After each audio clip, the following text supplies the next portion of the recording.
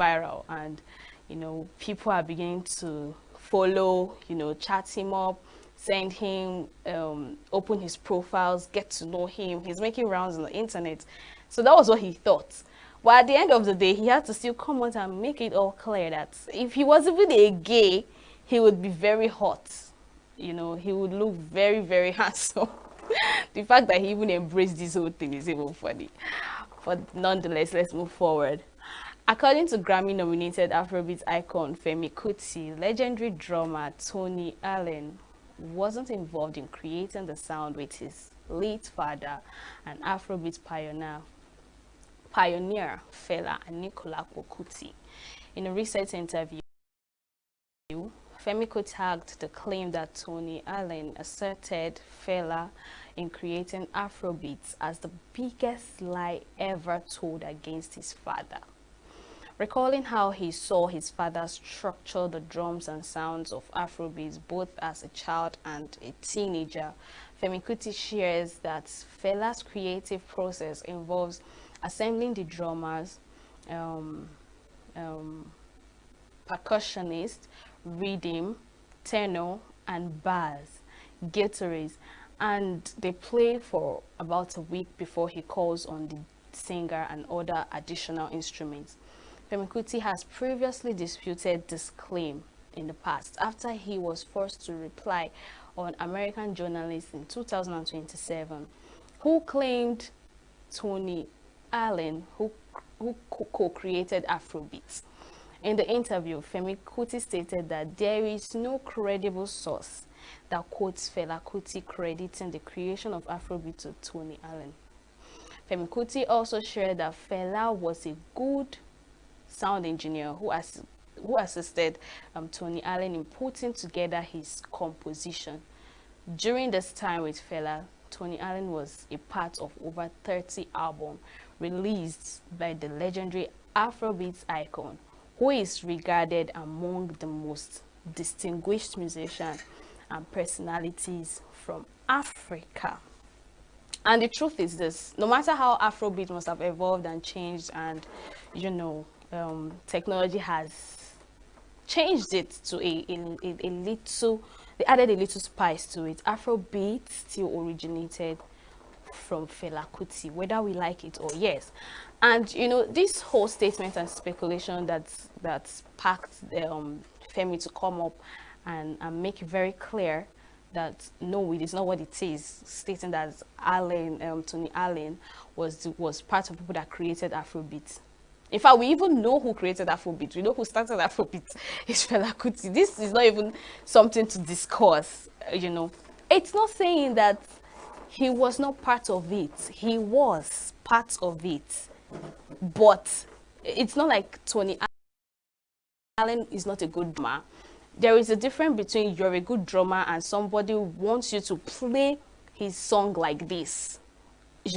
So it then looks like, oh, because he's a good drummer, he created the Afro beat for Fela Kuti. No, they worked together. Like he said, they worked together with the guitarist, the tenor, the bass, the piano, and the rest. They work together for 1 week. He teach them the sound he wants them to play for him, because he's a very good sound engineer. So he teach them what he wants them to play for him before they invite the singers to do a final rehearsal of whatever they want to produce.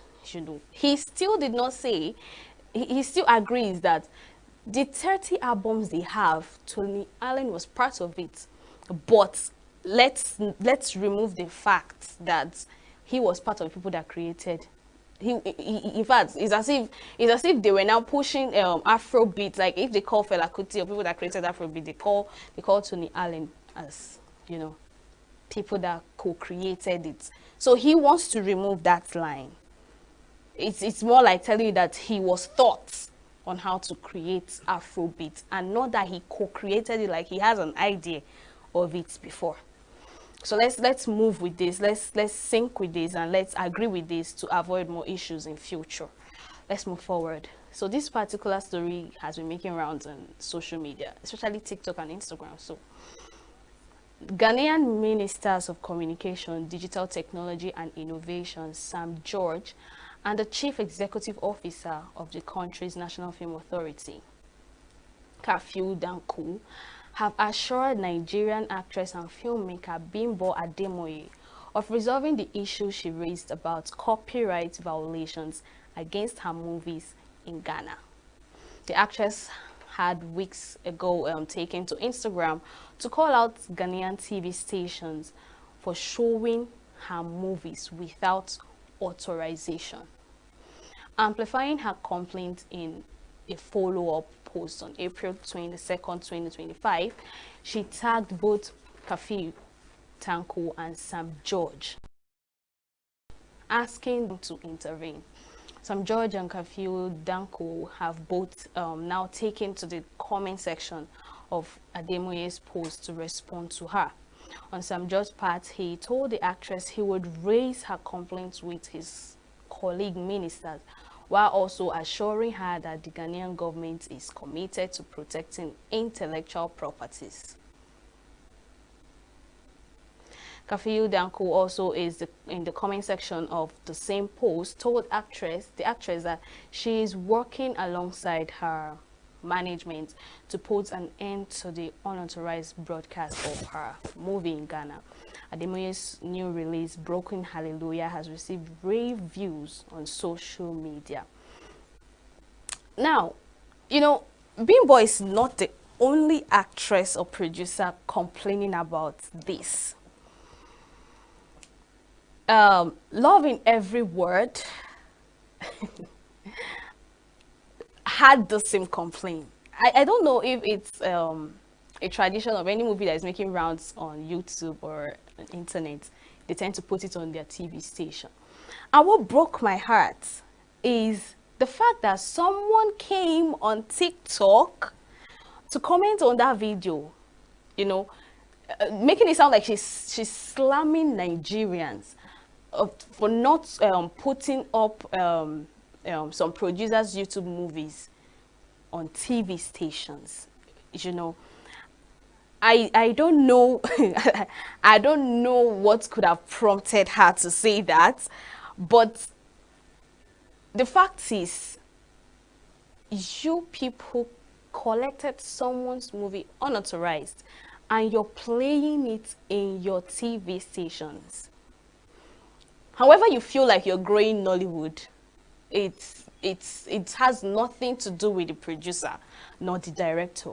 If you came to the person and say, please, we want to play your content on our TV station, I mean, there would be some negotiation and agreement, contracts to be signed for that to be done. Not you taking it without the rights to do that. I don't know how people see that. And she has, I don't want to use the word I want to use right now, but I don't know what prompted you to come on socials to reply to that. You're making it look like you're doing us some sort of favor to play our movie in your TV station in Ghana. No, you people are stealing. It is stealing.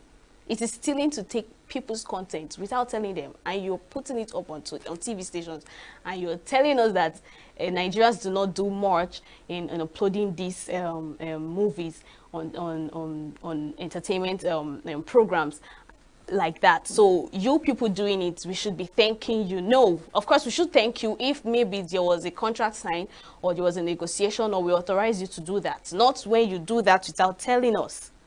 So this is the second person coming out to complain, but my happiness is they've taken stands on that. They've agreed, and they, in fact, their statement was very clear. If you go through the comment section, they said they're very sorry for disrespecting, and they would work on it. In fact, they are happy that Nigeria and Ghana are co-producing some certain movies. You know, they have this whole relationship together to do some certain movies, so they will try their best to put a stop to this. Now, I want to make some statements. I'm so proud of Nigeria with the kind of movies they've been producing on YouTube, you know, movies that had to do with love and faith. I think that's what is even making them to collect these movies. Movies that have to do with faith and, you know, the likes. So I'm so proud of them. We have Broken Hallelujah, we have Tehila, just so many of them actually. So I'm proud of that. They're taking a huge step out of just love and romance and money, and now they're talking about God and faith. So still on the same story, Juliet Ibrahim, a celebrated Ghanaian Nollywood actress and filmmaker, has joined a growing number of voices in the film industry condemning the illicit airing of movies by some television stations in Ghana. The conversation around media piracy reignited in March when Nigerian actress Omonyo Boli publicly accused Ghanaian broadcasters of showing her films without securing the proper licensing. More recently, Bimbo Ademoye expressed outrage after a station not only aired her work without approval, but also allegedly duplicated her film title and artwork. Adding her voice to the protest, Ibrahim took to Instagram with a detailed post outlining her personal experience with copyright infringement. She revealed that despite repeated attempts to address the violation, her film continued to be distributed without her authorization. The actress explained that some of her films originally and legally uploaded to her official YouTube channel, Juliet Ibrahim Studios, have been unlawfully downloaded and rebroadcast by unauthorized network, including PEMSAN TV. She added that her management and legal team had made formal attempts to resolve the matter, sending cease and desist letters and reaching out directly to the offending stations. However, their outrage was ignored. Ibrahim expressed solidarity with her Nigerian peers who have also spoken out against this exploitative act, asserting that the issue goes beyond national borders. So, you know, this is another person giving the same complaint. All right, let's move to the foreign scene. Time magazine held its 19th annual Time 100 Gala in New York on Thursday, celebrating Time's list of the world's best influential people, hosted by rapper and Time 100 cover star Snoop Dogg, who walked the red carpet with his son. The event featured musical performances by Ed Sheeran and Miles Smith, who were both honorees. Other honorees included actor Demi Moore, Blake Lively, Diego Luna, and athlete Serena Williams and Jalen Hurts. Journalist Gail Kings, who recently made history as part of an all-female crew that went to space. She said she didn't want to think about all the backlash following the space flight. The gala also saw the presentation of the Time 100 Impact Award to Simone Biles, recognizing her legacy of achievement, with the award presented by actor Christine Bells. Take a look.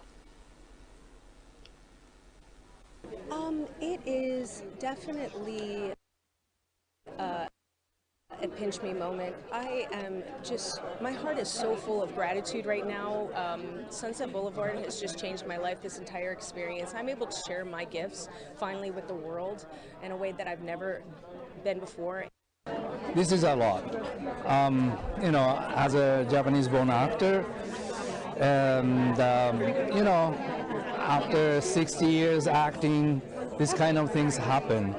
I'd love to say thank you for Shogun team, because you know, I put all my experience into Shogun, and Shogun brought me here, and then be a part of great, amazing people. This is a lot. Yeah, it is. I just can't feel exciting and celebration while there are still hostages in Gaza. Right now, when I'm here, I can't forget that a year ago I wouldn't know that I will make it out alive. So right now, to be here in this situation, I never thought that I will do something like that.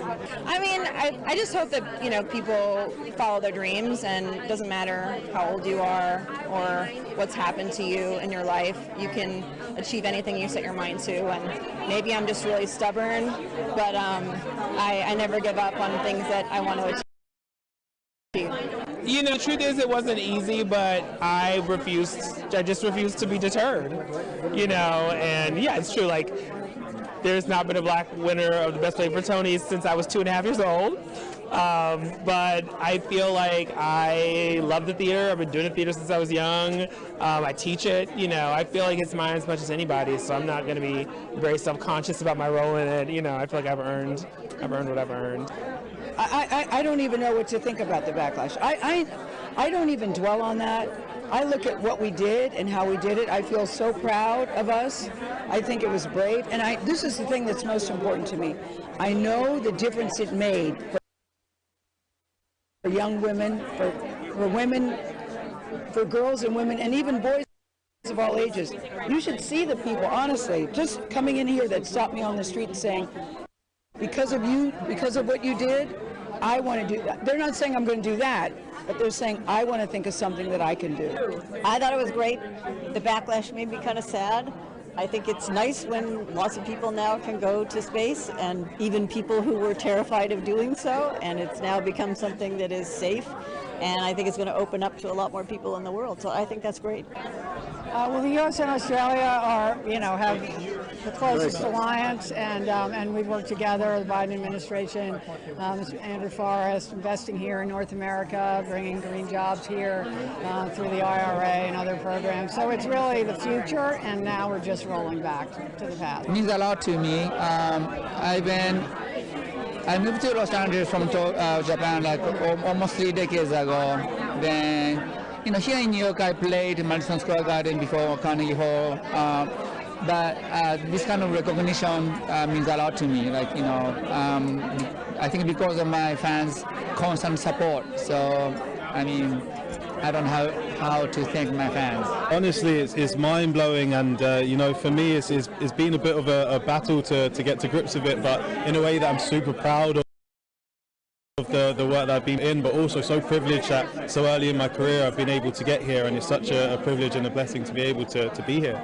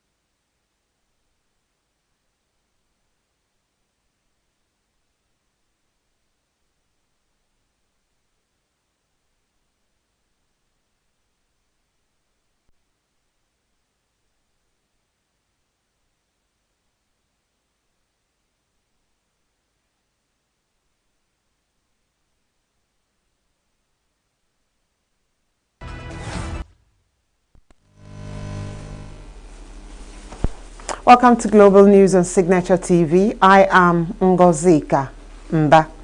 In the headlines, Deputy Speaker Carlo canvasses Southeast support for Tinubu's re-election. Azerbaijani president hopes to deepen educational exchanges with China. Details shortly. We are local. We are right now with the wife of the man that was why the main market is in chaos. People We are national. Those in support of this motion as amended, say aye. Aye.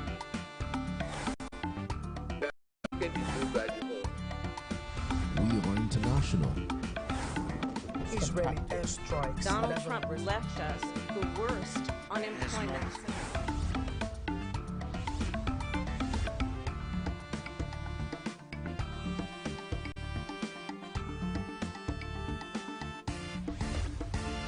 Signature TV, news in your pocket.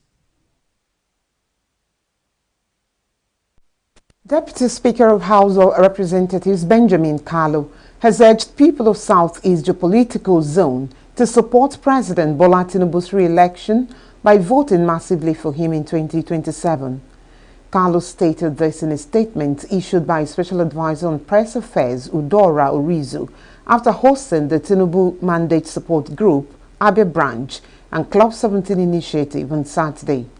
According to him, Tinubu deserves a second term, considering the successes he had recorded through bold economic, social and political reforms in the last 2 years. The chairman of Tinubu Mandate Support Group, Armstrong Okoronkwo, commended the Deputy Speaker for what he's doing as a representative in the National Assembly. Okoronkwo said that the support group was working assiduously to ensure Tinubu's re-election in 2027. Members of the Rivers State People's Democratic Party PDP caucus in the National Assembly have declared their support for the re-election of President Bola Tinubu in 2027. The Rivers National Assembly caucus made the declaration in a statement they all signed, which was read to newsmen on their behalf by Senator Barry Mpigi in Port Harcourt on Saturday. The caucus, comprising 2 senators and 7 members of the House of Representatives, said their position is based on the visible successes of Tinubu's agenda, which they described as working and on course. They called on those aspiring to contest for the country's #1 position in the next general election to shelve their ambitions, while lauding Tinubu's economic policies, saying they are aimed at repositioning the country's ailing economy. Among other achievements, they stated that Tinubu's renewed hope agenda remains the surest path to Nigeria's prosperity and progress.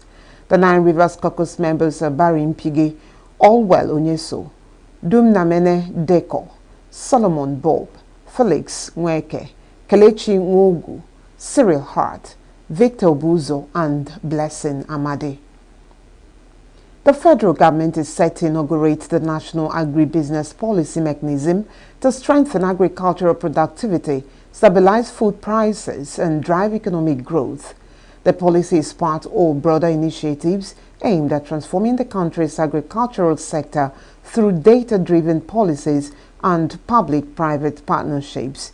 Speaking at a meeting of the Presidential Food Systems Coordinating Unit Steering Committee at the Presidential Villa Abuja, the Vice President Kashim Shettima said the initiative will align agricultural efforts across all government tiers through real-time data analytics. Shettima said President Bola Tinubu has approved 15 billion naira for the National Emergency Management Agency, NEMA, to prepare for floods as the rainy season sets in. Coming to fruition, and we have to get it right. Your Excellencies, Honorable Ministers, distinguished ladies and gentlemen, let's get it right. If we get it right, we have had many interventions in this country. So let's work as a team. Let's work as a family. That's our goal. This country has to work. And it all boils down to maturity in our conduct. We are not working at cross purposes. You are supposed, but the bottom line is At the end of the day, it's the ministries that should execute the programs of the government. So I want you to work closely. For the past 50 years or so, we are very good at organizing seminars and talking. But let's walk the talk. Because this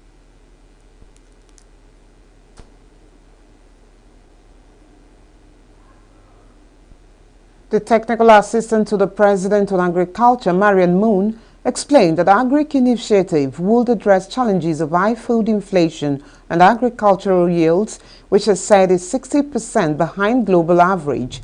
Moon disclosed that the pilot survey has been completed across 13 states with a full launch planned for June 2025 to tackle food inflation, inefficient subsidies, and outdated farming practices. Guidance, oversight, and governance of that project. We'd also like to recommend, or what we have tabled, is to set up a technical subcommittee where we can now include or incorporate other stakeholders like the Ministry of Livestock, the Ministry of Marine and Blue Economy, Finance, and other key MDAs that need to be able to support the GIP project. And the subcommittee, we have a TOR drafted that we could review and give any comments, but the subcommittee is an advisory to the GIP Council, which is the steering committee, to be able to ensure that this project is meeting the goals and deliverables that we have for agricultural transformation in Nigeria. So that's on the GIP. Moon disclosed that the pilot survey, Jigawa State Governor Umar Namadi said the initiative would improve food security in the country. Well, you see, the Presidential Food Coordination System Committee is a committee that has been established by Mr. President and chaired by the Vice President. So the aim of this committee is to ensure that there is food security in this country. So as at today, vital issues that will lead to food security in this country has been discussed. The GIP, the Green Imperative Project, which is very, very important, and by the time this project comes on board, certainly the boost in agriculture will be very, very good enough. So, and I think all the members have agreed that yes, the Green Imperative Project should, as much as possible, speed up the takeoff of the project, because the impact it will have on the food production in this country is going to be marvelous. So I think the major issue and the major takeaway that has been discussed today is the issue of Green Imperative Projects, and also the mode of coordination, but that will the steering committee, how to speed up the takeoff of the Green Imperative Project, and also other issues that has to do with the food security in this country were extensively discussed. And I think His Excellency the Vice President has really give a better direction on how these things will work effectively for the benefit of the people of Nigeria. The federal government of Nigeria has announced that the Akanu Ibiam International Airport in ENUGU will reopen for flight operations on April 28, following the completion of emergency runway repairs. The Director of Public Affairs and Consumer Protection Authority of Nigeria, Fan Obiageli, disclosed this in a statement on Saturday. According to Ora, the work was scheduled to begin on April 22 and concluded before reopening on May 6th. She apologized for the inconvenience, but assures the public that all actions were taken in the interest of safety. On April 18, FAN announced the closure of the airport for repairs due to a sudden and significant rupture in the asphalt surface at a critical section of the runway. The Southeast Development Commission, SEDC, says the allocation of resources to states and local governments in the region will depend on their readiness to embark on high-impact projects. The Executive Director of Projects for the Commission, Toby Ukechukwu, made the clarification while speaking at the Economic and Development Summit organized by the Ojiriva local government at the council headquarters. Ukechukwu stated that the Commission is committed to fostering sustainable development, economic growth, and regional unity across the Southeast through strategic investment and empowerment initiatives that would position the region as preferred investment destination in Africa by 2030.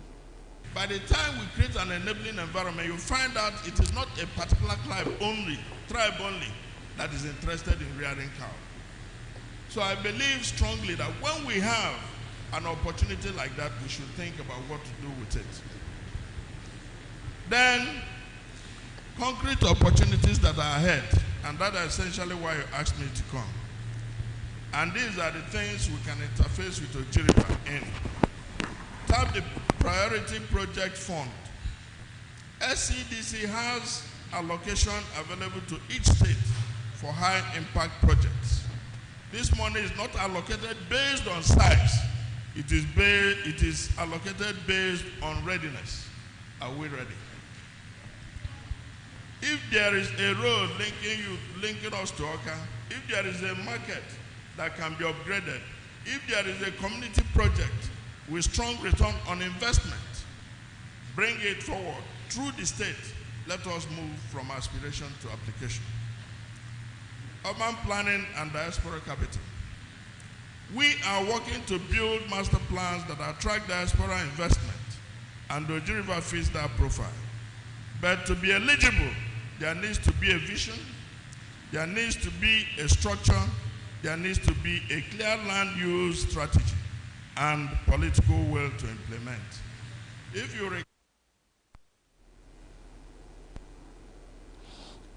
Okechukwu noted the strategic location of Ojiriba, which shares borders with Anambra and Abia State and close proximity with other major cities, urged the local government to tap into the immense opportunities bestowed on it by strategic location and natural endowments.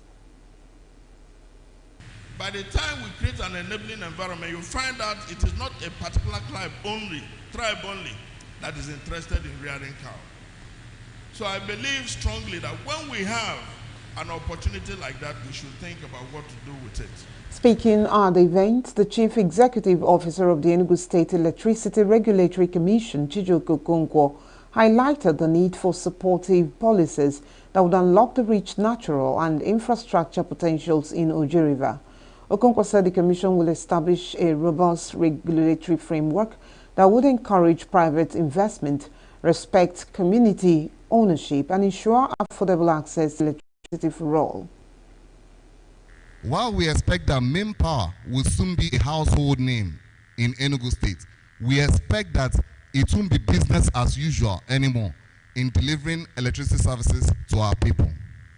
We deserve better, and we are here to make sure that you get better.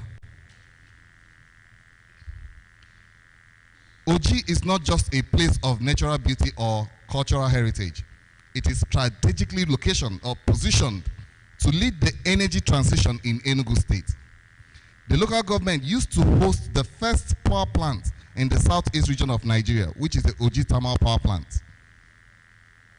And this administration is working hard to see that that particular project is revitalized for the benefit of not just Ndi Oji, but Enugu State as a whole.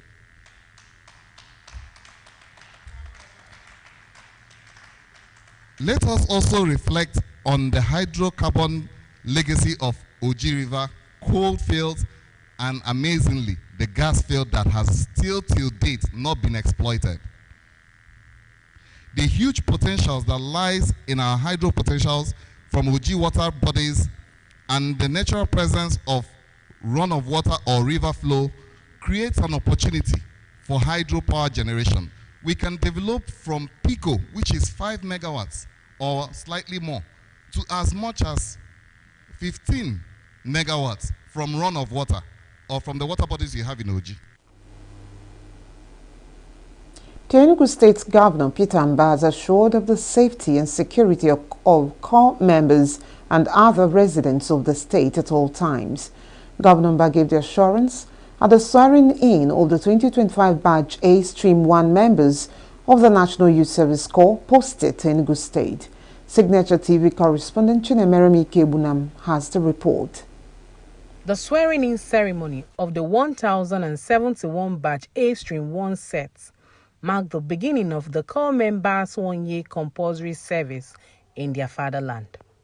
The ceremony, which featured parades and tug-of-war display by selected Corps members, showcased their team spirits and spirit of enthusiasm.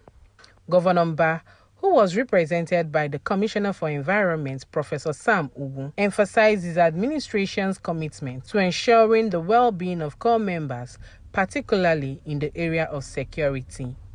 Mba urged the corps members to contribute positively to the nation building in their host communities, highlighting the importance of discipline and obedience to rules and constituted authorities. He encouraged them to participate in the NYSC's leadership scheme, skill acquisition and entrepreneurship development programs, which will enhance their skills and prepare them for future challenges.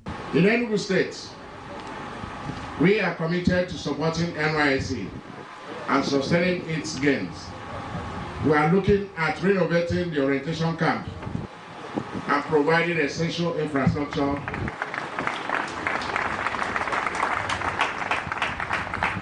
for a conducive training environment. I encourage you to fully commit to this orientation course. Learn your host community's language and participate in the skills acquisition and the entrepreneurship development program. These initiatives will equip you with discipline, leadership skills, and entrepreneurial knowledge for future success. On this note, I declare the 2025 Batch A-1 orientation camp open and wish you a successful and peaceful experience. The Chief Judge of Enugu State, Justice Raymond Ozemena, while administering the oath of allegiance, urged the corps members to make proper use of the opportunity to serve their country. Make proper use of the opportunity that this country has afforded you to prosper and contribute your quota to the development of Nigeria. The state coordinator of the NYSC, Oluwakemi Awolola, welcomed the corps members and outlined the objectives of the orientation program. She emphasized the importance of discipline and full participation in camp activities, warning that indiscipline would not be tolerated. With the assurance of security and support by the state government, the corps members are poised to make a positive impact in their host communities and contribute to the development of the state and nation at large. In Enugu, Chinemerem Ikebunam, Signature TV News. Come on the news. Police rescue 83 human trafficking victims in Ibadan. Kano government, UNICEF, others flag up 2025 immunization campaign. Stay with us. Every second, every minute, every day, news is breaking. Events occur and there are new developments. At Signature TV, we follow these stories objectively, bringing all sides without bias, explaining the complex issues, breaking down the numbers, and investigating the issues behind the news. Anywhere and everywhere, near or far, wherever the news is, we will be there. Signature TV. News in your pocket. The Joint Admissions and Matriculation Board, JAMB, has cautioned the public against spreading the falsehood that it assigns candidates to examination centers outside their chosen towns. This is contained in a statement issued to journalists in Abuja on Saturday by the board spokesperson, Dr. Fabian Benjamin. Benjamin stated that JAMB recognizes the importance of confidence for candidates and ensures they sit for their examinations in locations of their choice among available CBT centers. According to him, every candidate has a prerogative to choose their examination town, and JAMB assigns them to a center within that town. Benjamin appealed to the public to grant agencies the benefit of the doubt and to trust that they exist to serve the public interest in the best possible manner. He maintained that JAMB remains committed to the public good at all times. He advised candidates against harboring superstitious and baseless dreams of reaping where they have not sown. The Nigerian Army has dismissed an advertisement in circulation purporting recruitment into the Direct Short Service Commission and Short Service Commission. The Acting Director, Army Public Relations, Lieutenant Colonel Apollonia Anele, in a statement on Saturday said the advertisement was fake and did not emanate from the Army. Anele said the Army had not commenced recruitment or commissioning exercise and urged members of the public to disregard the fake advertisement. She said the public would be duly informed through official channels whenever such recruitment exercises were scheduled to begin. The Army spokesperson advised members of the public to avoid falling prey to fraudsters who exploit such fake information to deceive and defraud unsuspecting individuals and to report information about such fraudulent activities or individuals to the appropriate authorities for necessary action. The police in Ebonyi have evacuated the corpse of a man, Light Ngodo, and that of his son, Miracle, at Ebebe Junction area of Abakaliki Metropolis. The spokesman of the police command in the state, Joshua Okando, told newsmen that the evacuation was carried out on Friday, but that the command is yet to get the full details of what led to their death. Okando said the command has swung into action and launched investigation into the matter and would definitely inform the general public on completion of investigation. Viral reports have claimed that the victims died following consumption of food prepared by an unknown female said to be on the run. The Oyo State Police Command says it has uncovered a human trafficking ring in Ibadan, the Oyo State capital. In a major operation, the police rescued 83 individuals and a child from a house in the Orogun area of the city where they had allegedly been held for an undisclosed period. Preliminary reports suggest that the victims, believed to be nationals of the Democratic Republic of Congo, were lured to Nigeria under the pretense of being offered employment opportunities. There are also claims that the perpetrators extorted significant sums of money, reportedly in dollars, from the victims' parents and relatives as part of the elaborate scheme.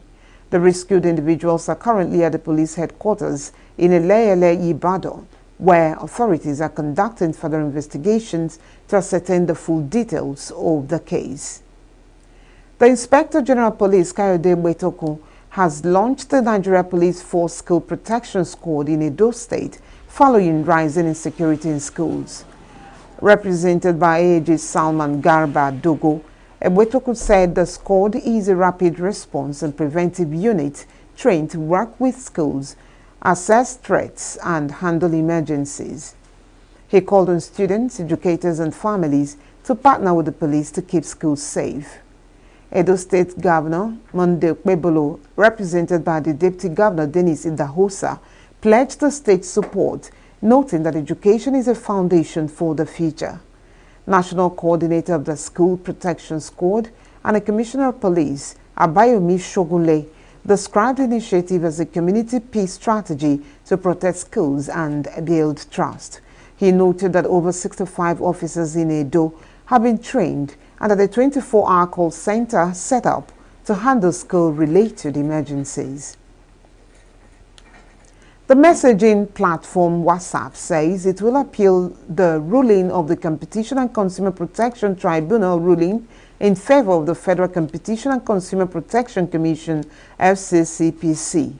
The organization said in a statement in Lagos Saturday that it would urgently apply to stay the order and appeal the Friday ruling, which upheld a $220 million penalty initially imposed on it by the Federal Competition and Consumer Protection Commission, FCCPC. The tribunal ordered WhatsApp and its parent company, Meta Platforms Incorporated, to pay a significant penalty of $220 million, along with an additional $35,000 to the FCCPC. The FCCPC had levied the fine against WhatsApp and Meta for alleged discriminatory data practices within Nigeria, but WhatsApp said it disagreed with the tribunal's order because it contained multiple inaccuracies and misrepresented how WhatsApp worked, saying it relies on limited data to run each service and keep users safe. It said it will be impossible to provide WhatsApp in Nigeria globally without the infrastructure of the parent company, Meta. The United Kingdom has deported 43 Nigerians as part of its latest move to tighten immigration controls, according to a report published on the official government website. Among those deported were 15 failed asylum seekers and 11 foreign national offenders who had completed their prison sentences. Additionally, 7 others voluntarily left the United Kingdom as part of the operation. The deportation flight forms part of the government's broader plan for change aimed at restoring discipline within the immigration system by ensuring that those without the legal rights to remain are swiftly removed. This marks the second deportation flight to Nigeria and Ghana since the last general election, bringing the total number of deportees under the new administration to 87. Officials highlighted the growing collaboration between the UK and Nigeria on immigration management. Since the current government took office, more than 24,000 persons have been deported, an 11% increase compared to the same period last year. Deportation of foreign national offenders have also seen a 16% rise, with 3,594 criminals removed. Authorities stress that all deportations are carried out in a dignified and respectful manner. Speaking on the development, the UK Minister for Border Security and Asylum, Angela Eagle, said the flight demonstrates how international partnerships deliver on working people's priorities for swift returns and secure borders. She also thanked the governments of Ghana and Nigeria for facilitating the deportations, describing it as a reflection of joint efforts to disrupt organized immigration crime and protect national borders. Still to come, Palestinian leader Abbas names likely successor in PLO Executive Committee meeting. Zelensky says talk with Trump rarely productive as he meets United Kingdom stammer in Rome. These and more will come after the break. Please stay tuned.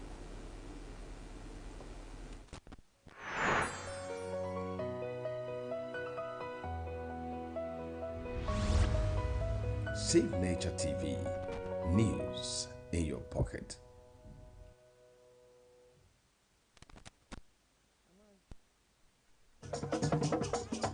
With a population of about 36 million people, the Southeast is awash with stories. Every day on Southeast News, we tell the peculiar story of the Southeast and her people. Our Southeast should be the Silicon Valley of Nigeria. Their successes, achievements, and daily challenges. Do you have a Southeast story to share? Community achievements and challenges, completed and uncompleted projects, bad roads, water scarcity, erosion, flooding, insecurity, or even disagreements? Bring it on. On Southeast News, no story is too big or too small. Southeast News. Let's tell our story. Showing on Signaturetv every weekday at 4 p.m. WAT, 1600 hours GMT. The process and pace of nuclear talks with the United States is satisfactory, Iran's Foreign Minister Abbas Araghchi said on Saturday, adding that both sides showed seriousness and determination in their now concluded third round of negotiations. I am pleased with the process and pace of the negotiations. I believe the process has been satisfactory. This time around the negotiations were considerably more serious. Eventually our discussions delved into more detailed and technical areas. The presence of experts was incredibly beneficial. We exchanged written opinions several times. You know, the negotiations are indirect. Technical discussions need slightly more specific attention. Therefore, views were mostly traded in written format. We slightly walked away from broad issues. But that does not mean that all disputes are resolved. No. Disputes remain over both broad issues and details. Further deliberations are expected in the capitals before the next session to explore ways to narrow these differences. The next round of negotiations will probably ensue again on Saturday. Details, like location etc., will be arranged by the hosting country, Oman, and communicated to both sides.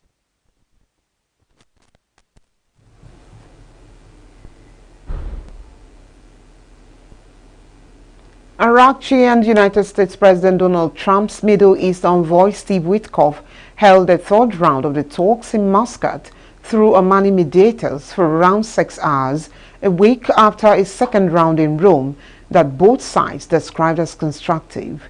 A senior U.S. administration official described the talks as positive and productive, adding that both sides agreed to meet again in Europe soon. Earlier, Omani Foreign Minister Badre Abbas Saidi had said talks would continue next week with another high-level meeting provisionally scheduled for May 3. Iraqi said Oman would announce the venue. Canada's Prime Minister Mark Carney and his main rival Pierre Poilievre on Saturday made a final pitch to voters on opposite ends of the country before Monday's federal elections that Carney says will determine how Ottawa can best stand up to United States President Donald Trump. Carney's Liberals are ahead of Poilievre's Conservatives in national opinion polls.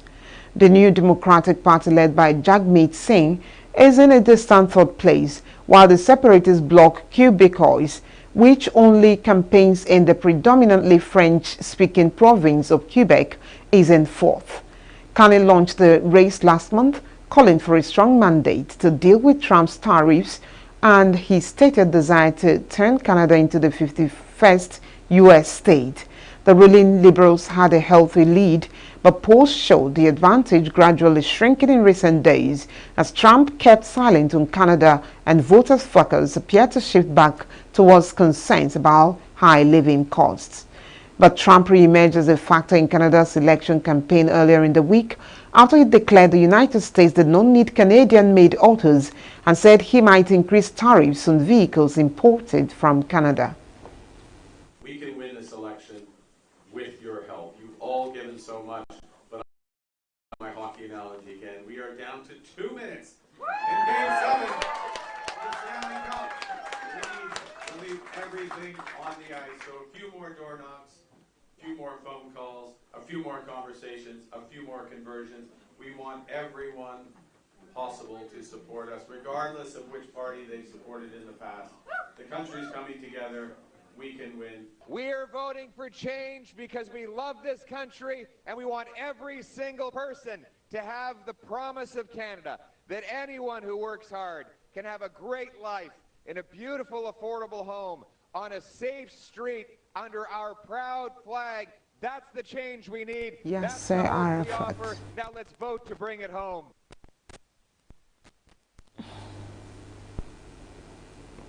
Palestinian President Mahmoud Abbas named close confidant Hussein al-Sheikh as his deputy and likely successor on Saturday, the Palestine Liberation Organization PLO said, a step widely seen as needed to assuage international doubt over Palestinian leadership.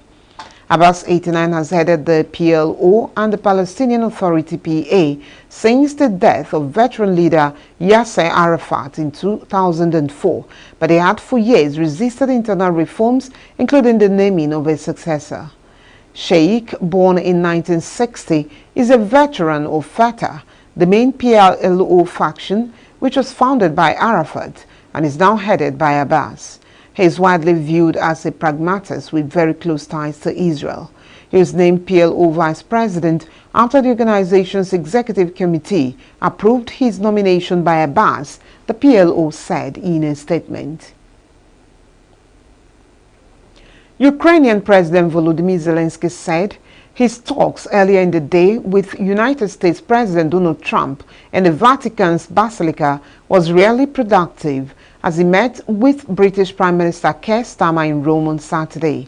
Zelensky and Trump met one-on-one in the marble-lined St. Peter's Basilica ahead of the funeral of Pope Francis to try to revive faltering efforts to end Russia's war with Ukraine. The two leaders leaning in close to each other with no aides around them while seated in the Basilica spoke for about 15 minutes, according to Zelensky's office.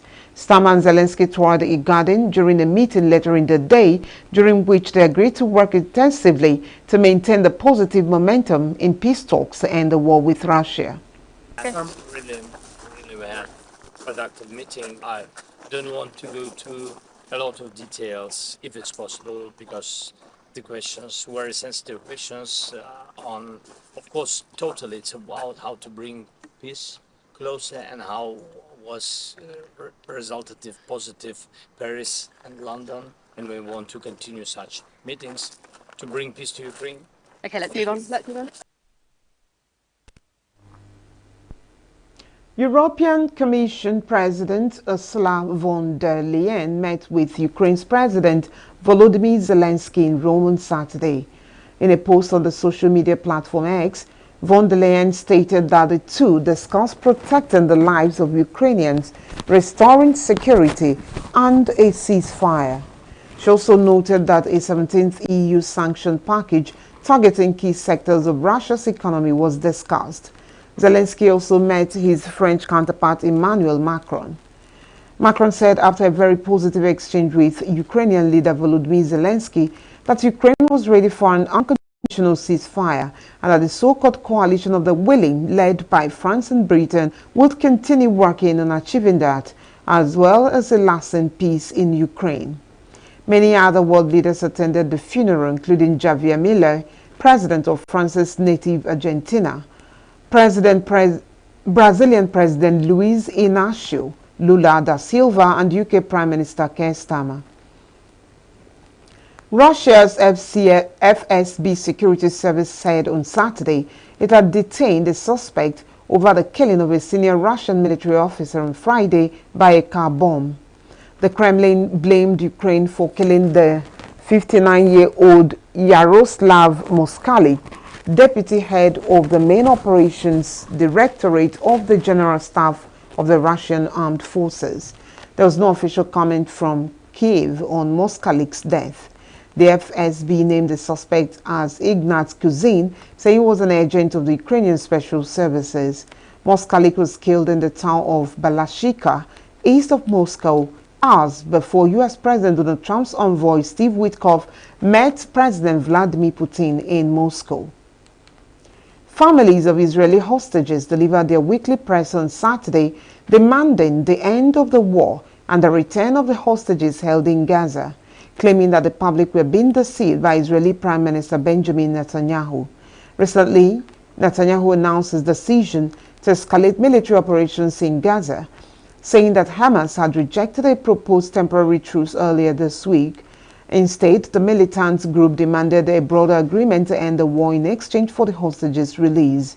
Hostage family members and supporters took to the streets, and thousands gathered in Tel Aviv's Hostage Square, calling on Netanyahu's right-wing government to make a deal with Hamas. End the war and free all the hostages, even if that requires Israel to fully withdraw from Gaza and stop the conflict. This week, the state of Israel yet again faced difficult days where names of fallen soldiers were released to the media.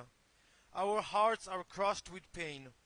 Soldiers are being sent to fight a war with no end, no purpose, and no discussion regarding the day after the war. An agreement can be signed tomorrow morning to bring back all our children. An entire nation has been deceived. They tell us that military pressure will bring the hostages back, when in fact all it does is kill them. But instead of ending the war, Netanyahu does us a favor by agreeing to maybe have another round of selections. 70% of the Israeli public is in favor of ending the war and bringing the hostages home. And instead of that, we get a war with no strategy and more fallen soldiers. We heard Netanyahu exactly 1 week ago. He said that bringing all our hostages home in exchange for ending the war is to surrender. A prime minister who sees bringing home hostages who were abducted under his watch as surrendering is a prime minister who is committing crimes against his people. Netanyahu is misleading and deceiving the public at the expense of the lives of our hostages.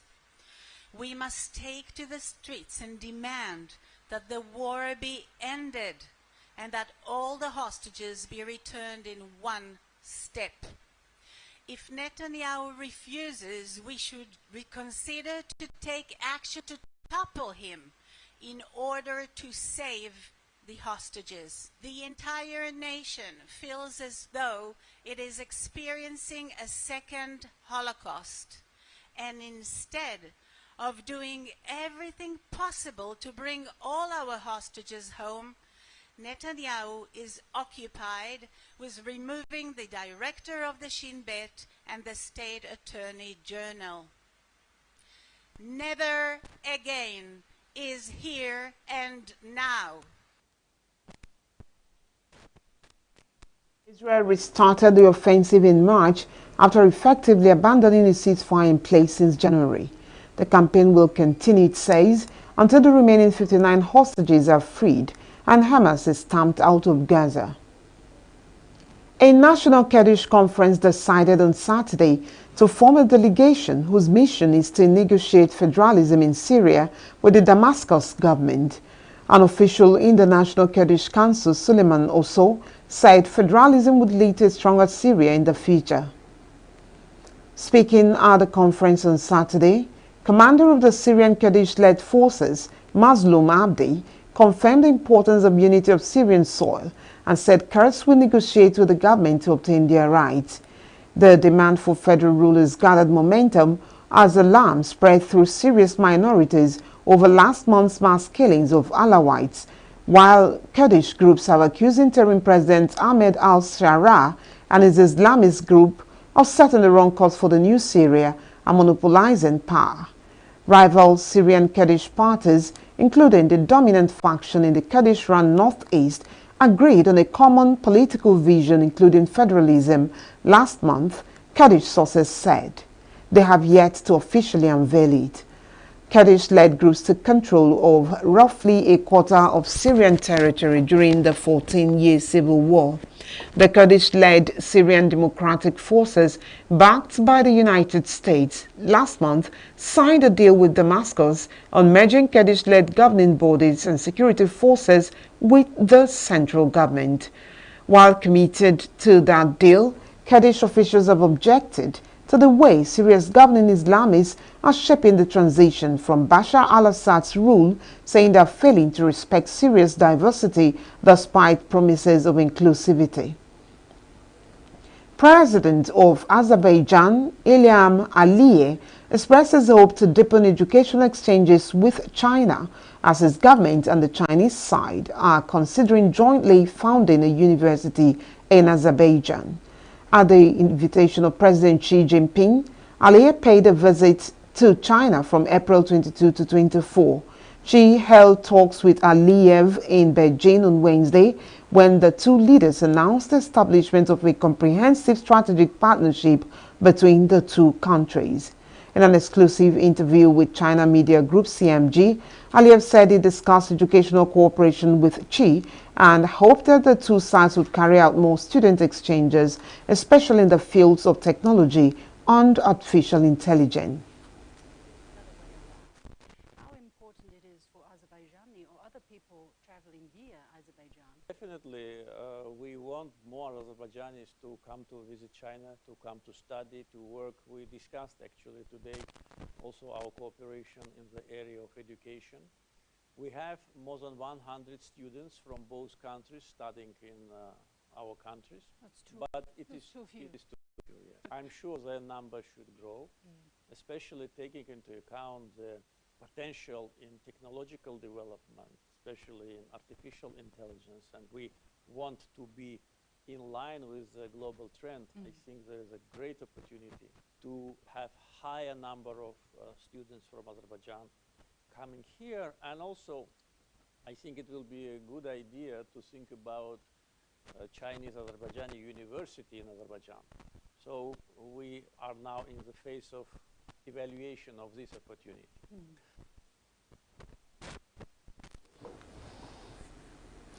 A huge blast, probably caused by the explosion of chemical materials, killed at least 5 people and injured more than 700 on Saturday at Iran's biggest port, Bandar Abbas, Iranian state media reported. CCTV footage released on Saturday showed a port exploding and being immediately engulfed in smoke as people ran in fear. Iran's President Masoud Pezeshkian ordered an investigation of the incident and sent his Minister of Interior, who said efforts were still ongoing to extinguish the fire and prevent it from spreading to other areas.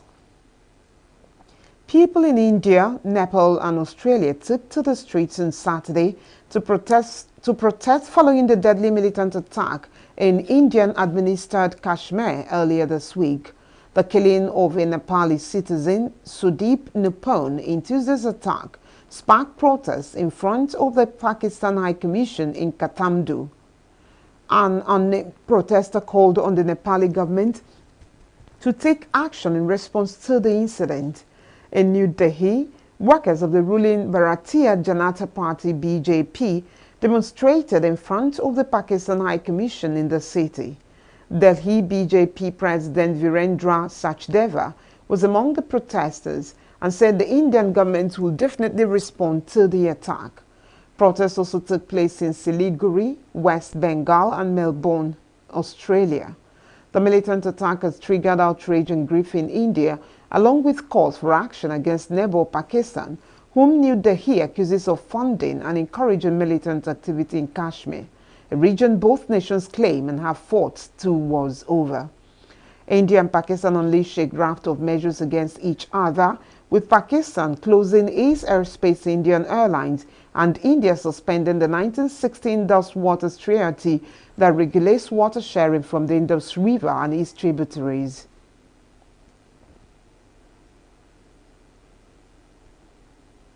And that ends the news this hour. I am Ngozika Mba. Thanks for watching.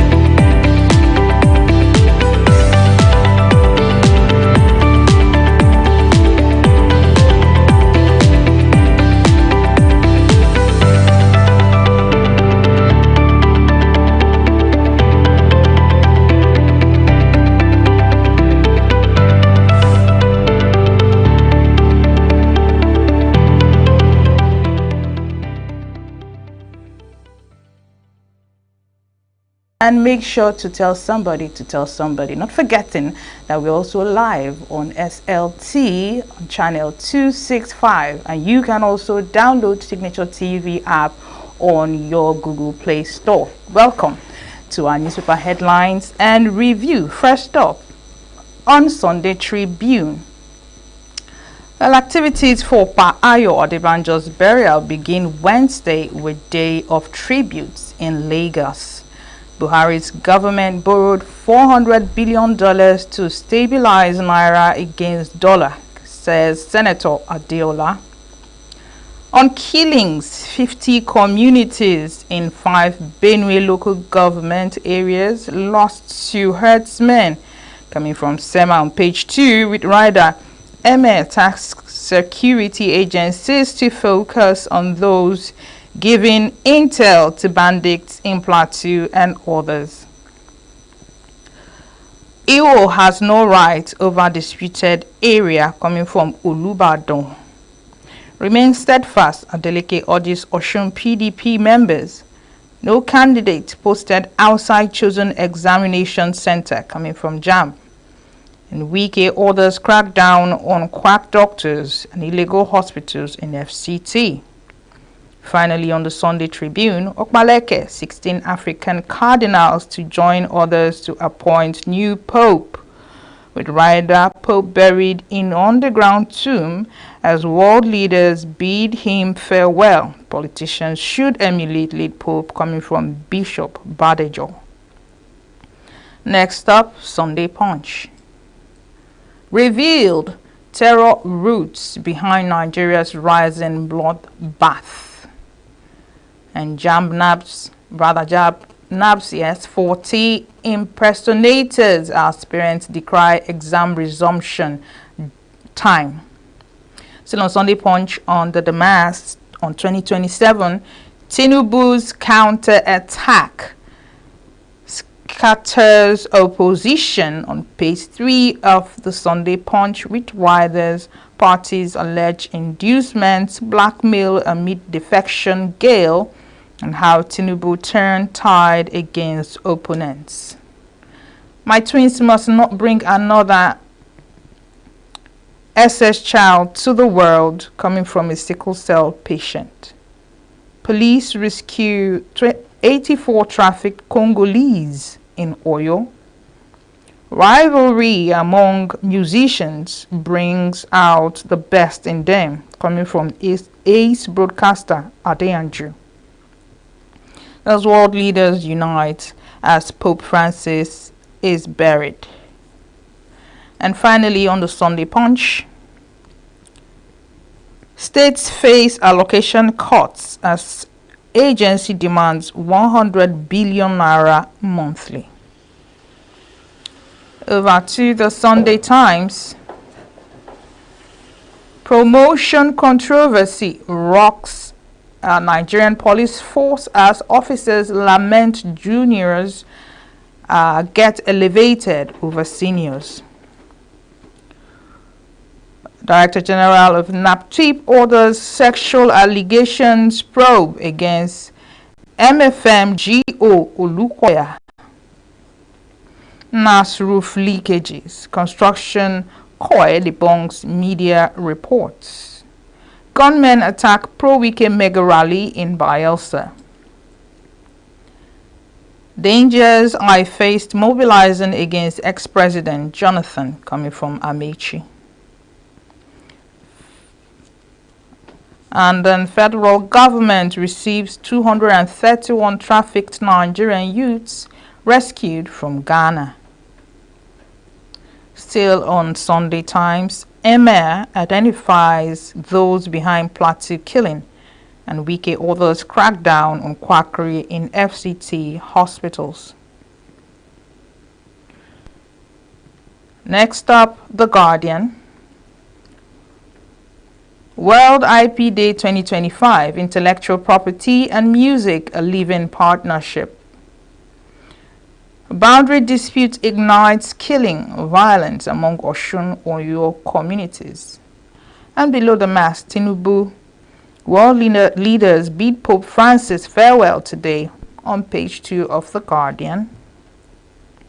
Alleged defilement, Ogun drops charges against school proprietor at Delaja. Abbas appears before Reps Committee, says Rivers still fragile. On Fawemi's property, Falano, Arogunda Day, others decry safety threats as developer ignores setbacks. All right. And that's the much we can take on today's newspaper headlines. And over to our review and our chief reviewer in the studio and in the house, Chris the Oracle Madoka, always at alert, always ready to deliver. Good morning, Chris, and thank you. Good morning, Chigi. Thank you for being here. Thank you for being being available. Glory for making us to be available today. Yes. Despite everything, all odds. Against all odds. Welcome to this morning. I was waiting for that smile. Thank you. I've gotten that smile. Now I'm happy. Thank you, Chigi. You hardly find somebody who sits here with you and not get a smile. Oh, that's so nice. It's coming from you. Take all the credit. So welcome everybody to this morning's. Well, we started with the Pope. Yeah. Probably the great man, the head of the Vatican, the Pontiff of the Vatican City, and of course the head of the Catholic Church nationwide, global. Yes. The president of his own capacity. I went to rest yesterday amid pomp and pageantry. And the world leaders gathered. The only thing I would just want to say, the newspaper said the Pope burial, world leaders unite. They gathered to. Is it a call for unity or? I don't know. It's a statement of fact. I don't know what punch means like that. Punch is always very punchy. Well, when he said it might be none of the leaders who sat there have any unity in them. They just sat there on their own. You can even see them on the television how they all sit, jittery of each other, forcing smiles, or if they manage to. But it was a solemn ceremony, that elaborate Roman Catholic procedure rituals of burying a man like Pope, But you can find the strong man from America and strong men from all over the world there. But our strong man wasn't there. He sent delegates. He talked about the delegates he sent to bid farewell to Pope. We are now saying, which of the leaders did the burial of Pope unite? Good question. That's it. So if I'm reviewing that topic, and I'm saying, which of the leaders who now, after leaving Rome, Vatican for the burial of Pope, now became more united, or peaceably disposed towards the tariff war? Have they settled the tariff war? Did he settle it? China and the U.S. now the high, the point, the crescendo. They are just at each other's throats. The tariff war. So, what did the Pope died peacefully? Actually uniting the church he had, and he has united with his Mecca. Whether the world leaders unite at his burial or not is left for history to decide. We still say farewell to you, Pope Francis. You came, you saw, you conquered. Indeed. And you are died a fulfilled man. You had element of longevity in your gene, and they ran through. But thank God for your life. Rest in peace, Pope Francis. What left behind are doing with what you see with your life is also left for history, because Isi Buka and Elia. And as it says, man die go, soldier come, soldier go. Barracks remains. But the world is still here. What you preached about the unity of the world and you preached against the inhumanity of man to man will still be there speaking for you. And we hunt those who do not want to follow such, good way of life. The good people, when they speak, they will serve in history to mark as judgment for those who still want to follow the negative sides. That's about that. Guardian also was shouting with the world leaders bid for if I were to pope, Times said promotion controversy in NPF. And I want to ask, must we have controversy in every aspect of our life? Now you see NPF at Nigerian Police Force, if people do not know. What Times says that there is promotion controversy in Nigerian Police Force, that some junior officers are being promoted against their senior. You know what that means? That's another way of bringing terror into a force that should fight terror. When there is no peace at home, among the people who are supposed to give us security. Do you think that there could be an ethnic side to all this? There could be. There must be something in Nigeria. Nigeria is happening to East Nigerian Police Force because Nigeria is a controversial nation that keep happening on itself and all the citizens. And no agency of Nigeria has not been happened on. So the Nigerian Police Force should not be. There are other things that has happened to Nigerian Police Force. But when it comes to, they have a junior, you be working in the field with all those risks that are associated with their life and their work. And you're sitting down there, somebody you came into the force will be promoted ahead of you for no reason. If it's not because you are of your religion, it might be because of your color or where you come from, then it's another time bomb. You know, some people quietly went there, put up a cold drum, and be pouring, you know, what they call it, gunpowder, they pour fuel, or gas, CNG, all the mixture, pour in a cold drum, hoping that it will not explode. It's only a matter of time. So, the Nigerian Police Force, go ahead, promote the junior over senior. Over time, a goat that is lying on the ground is lying on his skin. Then the history will watch out and see where Nigerian Police Force will get to that. Probably you use that to destroy Nigerian Police Force, and we start having Christian Madika Police Force, Chigi Police Force. That may be how Nigeria will get out of it. But this, what you are doing, is leading to something. Right, so good luck. What can we say? It's the wrong precedent. Pro-government and pro-wike rally in Bayelsa. And the last word I use here is whatever you sow, you reap.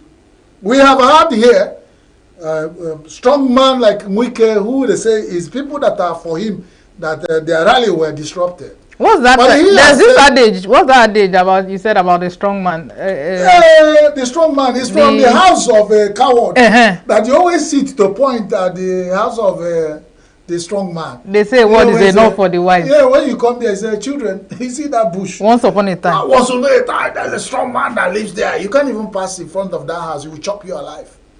So it is on a decay. It's coming out. You know, as you are doing juju, you'll be testing to see how potent it is. So whatever. Wike, my friend, has been quoted to say that if you cause fire, I give fire for you. If you step into whatever is happening, I set fire in your state. Now, he has carried fire to a neighboring Bayelsa. And what did he get? Daily Times, of all newspapers that report, not me. It's a government pro-Wike rallies in Bayelsa. The government disturb pro-Wike rallies. You don't carry fire. Bayelsa is near the water. It's almost lying on water. So you carry fire, go there. They quench them. Emma identifies those behind Plateau killing. And what are the security force waiting for? This is information that is very necessary. For a man like Emma, in his capacity, having identified, so a problem identified is half solved. So what are we waiting for? Let the SSS invite him, you know, let him come and appoint at them, because provide his evidence. Yes, evidence when we were in secondary school those days, you know, I will tell you a very funny story. It was not funny. The students, a boys' school I attended, it's not today that things start happening. They went and a neighboring house of the boys' school had a woman who cannot talk a dumb woman, a dumb young girl. So the students went and gave belly to the impregnated. So the parents, yes, and the parents of the girl went and reported to the principal. So during that day morning assembly, the parents of the girl And the principal arranged the girl in a hidden position. After the assembly, the teachers rounded up the school assembly. There's an elevation where the teachers come to the school. They went with the big cane, brand new canes imported. They rounded up the whole students. All the students, teachers were. So they brought out the girl to identify who gave belly to her. And you know she's a dumb person. So she only, if you pass, it says, you are free. So when it gets to the ones who say, you say, but the funniest thing is that as the identification parade was going on, it got to the point where of somebody who has been there many times. So the dumb girl almost spoke that day. When it got to the person, it was like, it's not a funny story. I don't know why I'm laughing. So the emir has been identified. So maybe they will come for parade, and the emir will say, but there must be evidence. There must be evidence. Of course, if he can like start a you among stay here, and the police force, all the security forces, I follow, get prize, I don't follow. And I think he also said something that there are moles in Plateau State that are giving bandits information. Whichever, there's always. The case of Okeno, yes, the rat that is at home has always told the rat in the bush, there's meat across the fire. So that one is then in Punch. The terror roots is linked to what the mayor is saying. The terror roots and what's happening in Nigeria. The Punchy Punch said, revealed terror roots behind Nigeria's rising bloodbath. This linked to what Emma had just said, that those are known. And Nigerians, this is not the first time we are knowing the people have come up to say, we know. What happens to them is what they kept silent on. Or do we know them that because so big that they keep nibbling and, funding or supporting people who are killing Nigerians and nothing can be done to them. If the Nigerian government cannot do, then as they have started calling on Nigerian citizens to defend themselves, I think they should come with strong mouth, not talking from. Come out, tell Nigerians, defend yourself. Let the federal government announce it. Let the IGP.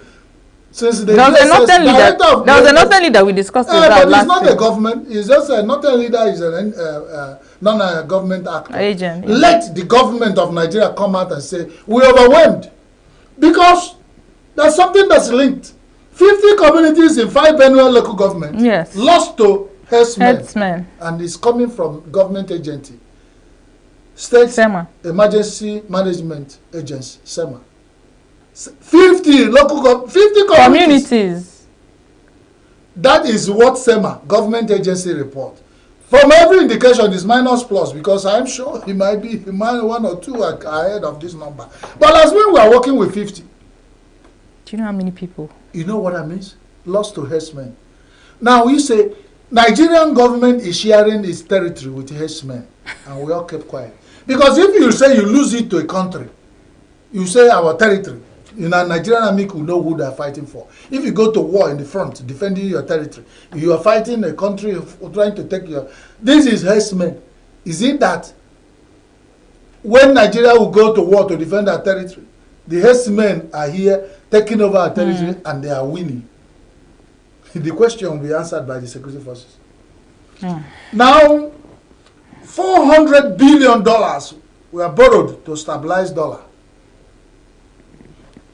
Hey, 400 billion to stabilize dollar to remain at 1,600 or 6.5, 1,650 per naira. That is $1 to 1,650. Or about that, if you go to black market, it's 2, 4, 3, rising and falling. Well, let's use an average of 1,600 naira. Now, if this amount is used to stabilize dollar at that rate, you ask yourself, if you use $400 billion to carve your teeth, when you smile,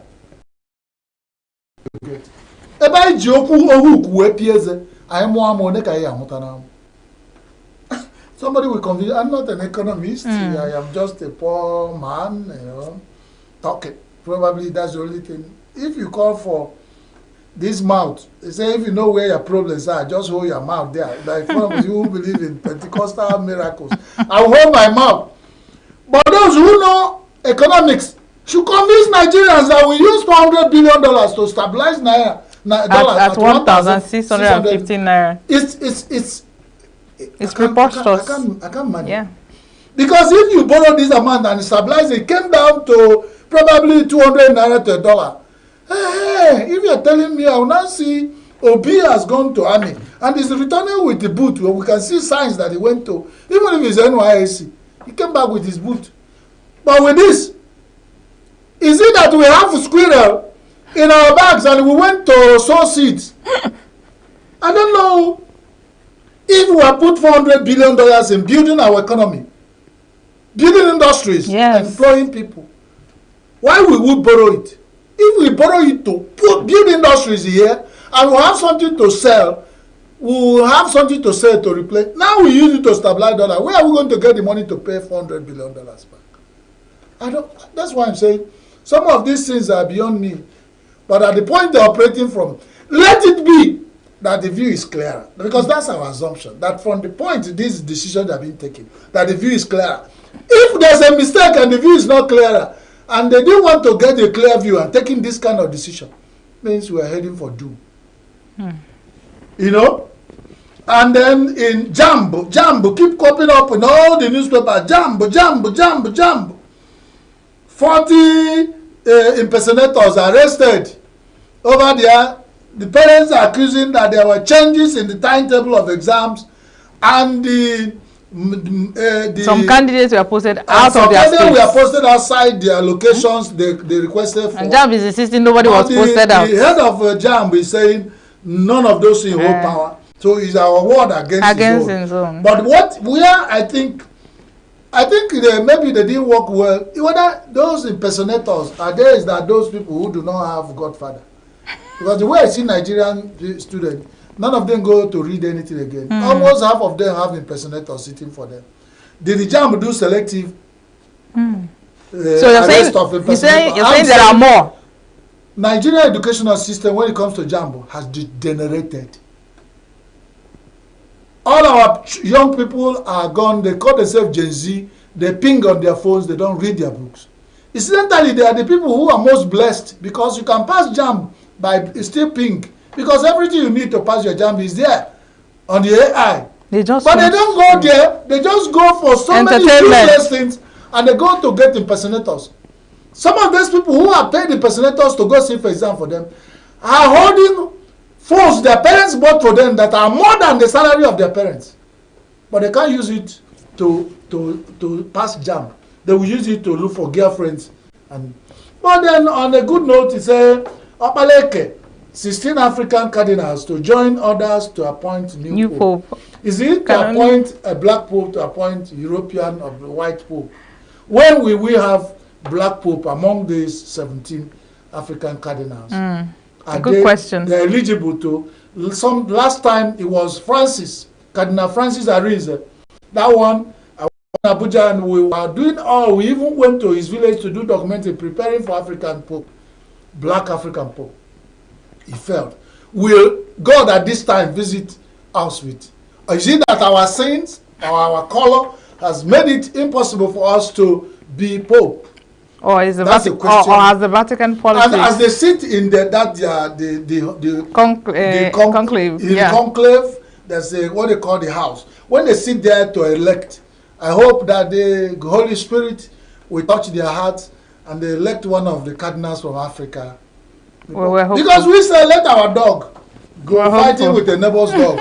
If he bites that neighbor's dog to death, we'll be willingly pay. Let an African cardinal be a pope. We gladly. That would be a good way to go, really. Yeah. And a good way to end today's review. Thank you. I would advise you then, I would advise you to produce a book of Igbo adages. Because they don't seem to dry out from your mouth. I'm working on that. But I'm serious you know that Adapu Milinono will have to work. Another one. Exactly my point. Exactly my point. Thank you so much, Chris, for your time. Thank you. All right, do stay tuned. New Day continues right after this break.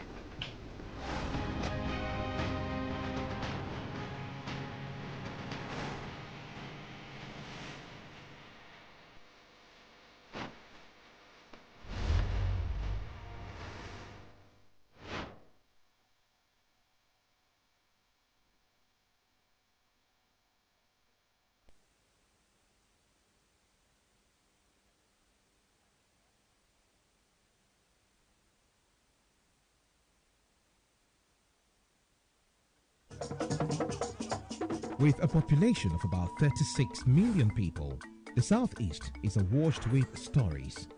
Every day on Southeast News, we tell the peculiar story of the Southeast and her people. Our Southeast should be the Silicon Valley of Nigeria. Their successes, achievements, and daily challenges. Do you have a Southeast story to share? Community achievements and challenges.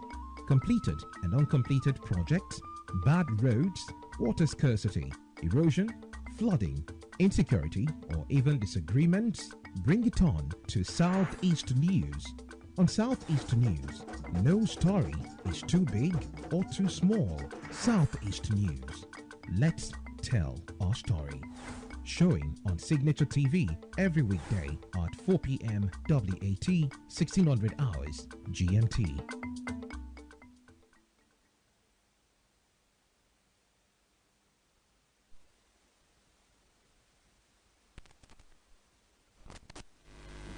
Well, many thanks for still joining us and still staying with us on New Day today, the 26th of April, 2025.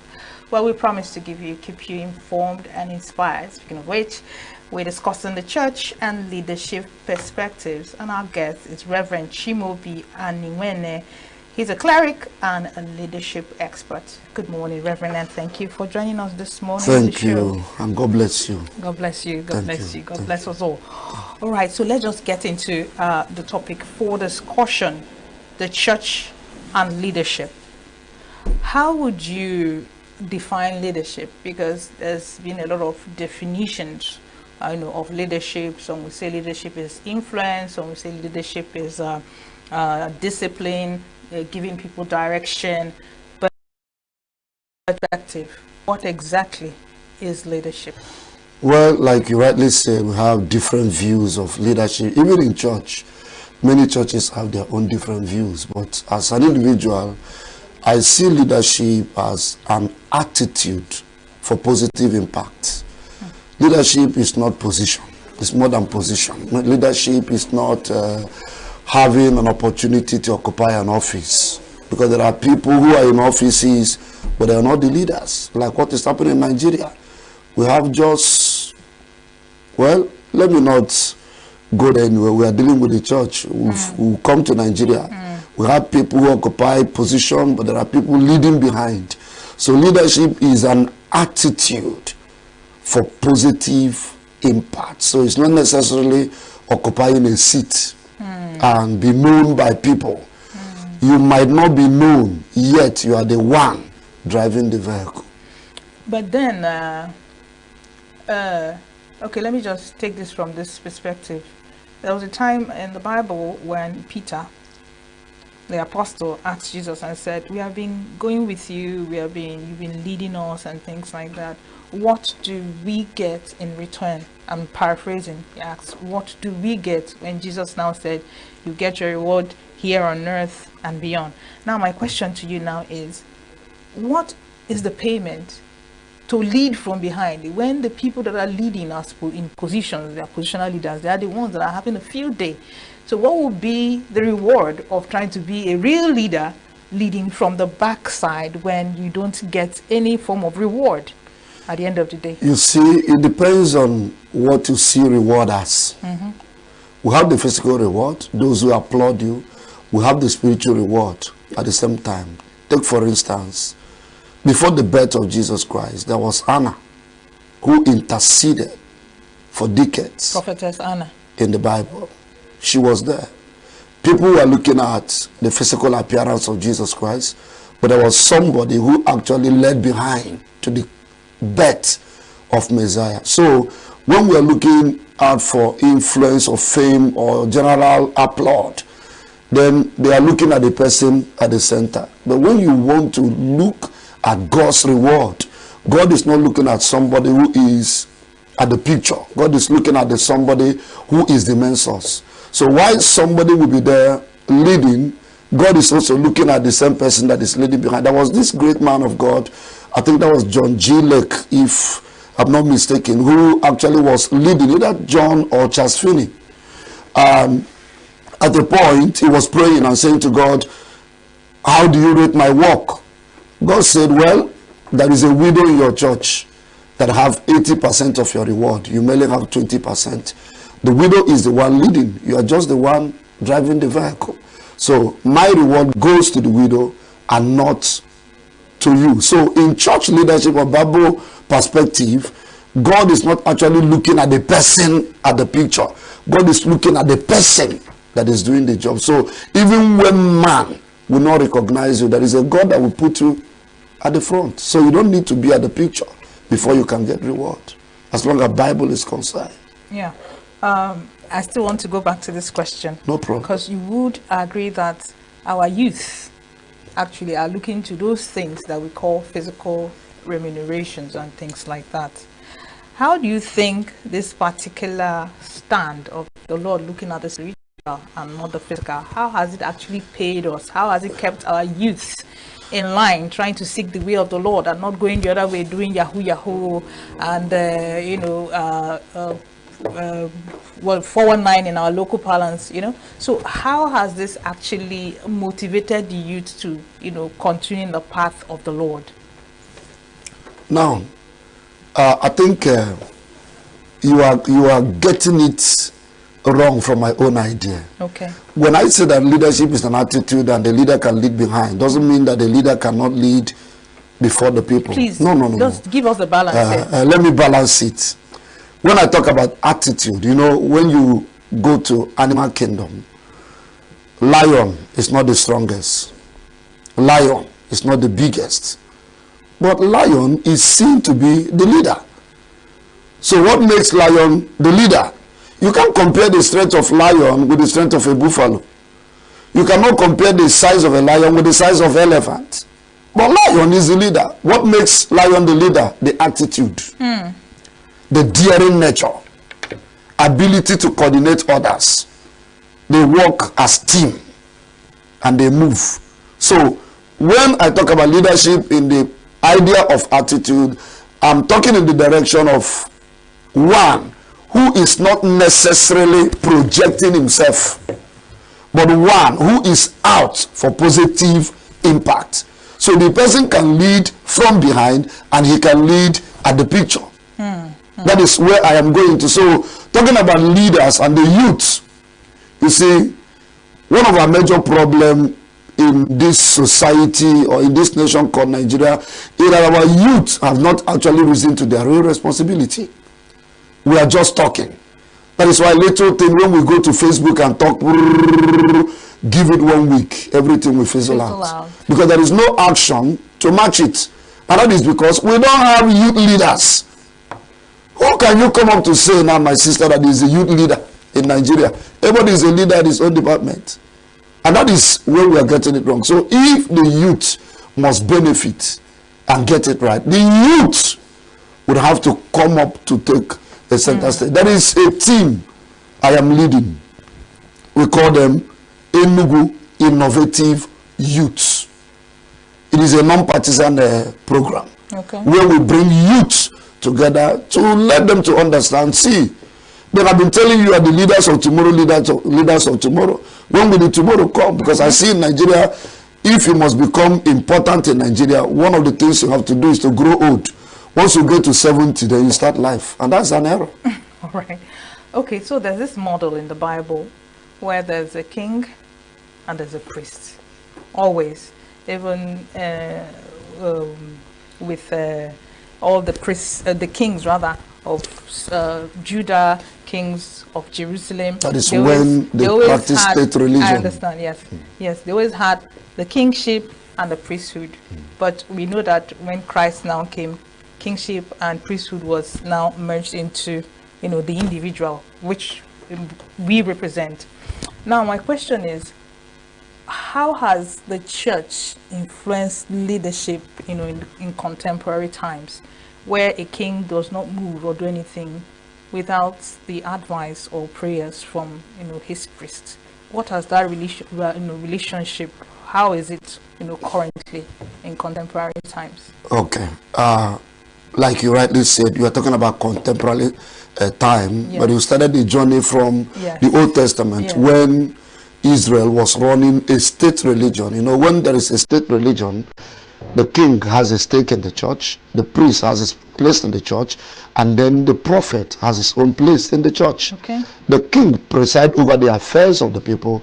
The priest takes care of the sacrifices, sin sacrifice and all those things, while the prophet produces direction. And that is why they have synergy and they produce a lot of positive results. But in the contemporary society, using Nigeria for an example, we are not running a state religion. So most of the times, there is a king that doesn't believe in the church. There is no synergy between the king and the priest. Take for instance, in ENUGU state, the governor is like a king. In the Old Testament, as a king, there must be a prophet behind him, and there must be a priest. That is the structure of church leadership. The king, the priest, the prophet. But in this society presently, we don't have that synergy. So a pastor sees himself in a church as the king, as the priest, as the prophet. And until power is dissolved and shared, of course there is going to be a lot of errors and criminal activities, because you are the one that judges everything, you are the one that sees the vision, you are the one that does the sacrifice, you are the one that presides over everything. And that is why we have a lot of crisis in churches today, because power is not shared, the structure is not well captured. So I would say that there is no positive influence in present day society, because everybody is on his own. And may it interest you also, as a pastor, we've come to a level where, even to an extent, government hardly recognize the role of a priest. They can prefer talking to a traditional leader than talking to a priest. But one thing they don't understand, that as a priest, you have access to people's mind more than the ego of the community. That is why, as a priest, if you want to lead a group, a war, what you need is just one word. There is a way you buy into the conscience of the people, and then things will begin to happen. There will be explosive war everywhere. All right, Pastor, you've established the fact that there is little or no synergy between the church leadership and political leadership in contemporary times. What is the relationship like with traditional leadership, between traditional leadership and church leadership? Is there any synergy at all, even if it's minimal? The synergy, let me say, is like 60%. It depends on the leaders involved, the traditional ruler and the understanding of the pastor, because sometimes we pastors can be arrogant. We wouldn't want to go through the leadership of the community, because by right, when a church enters into a community, you need to synergize with the traditional leader of the time. You have to pay him a visit.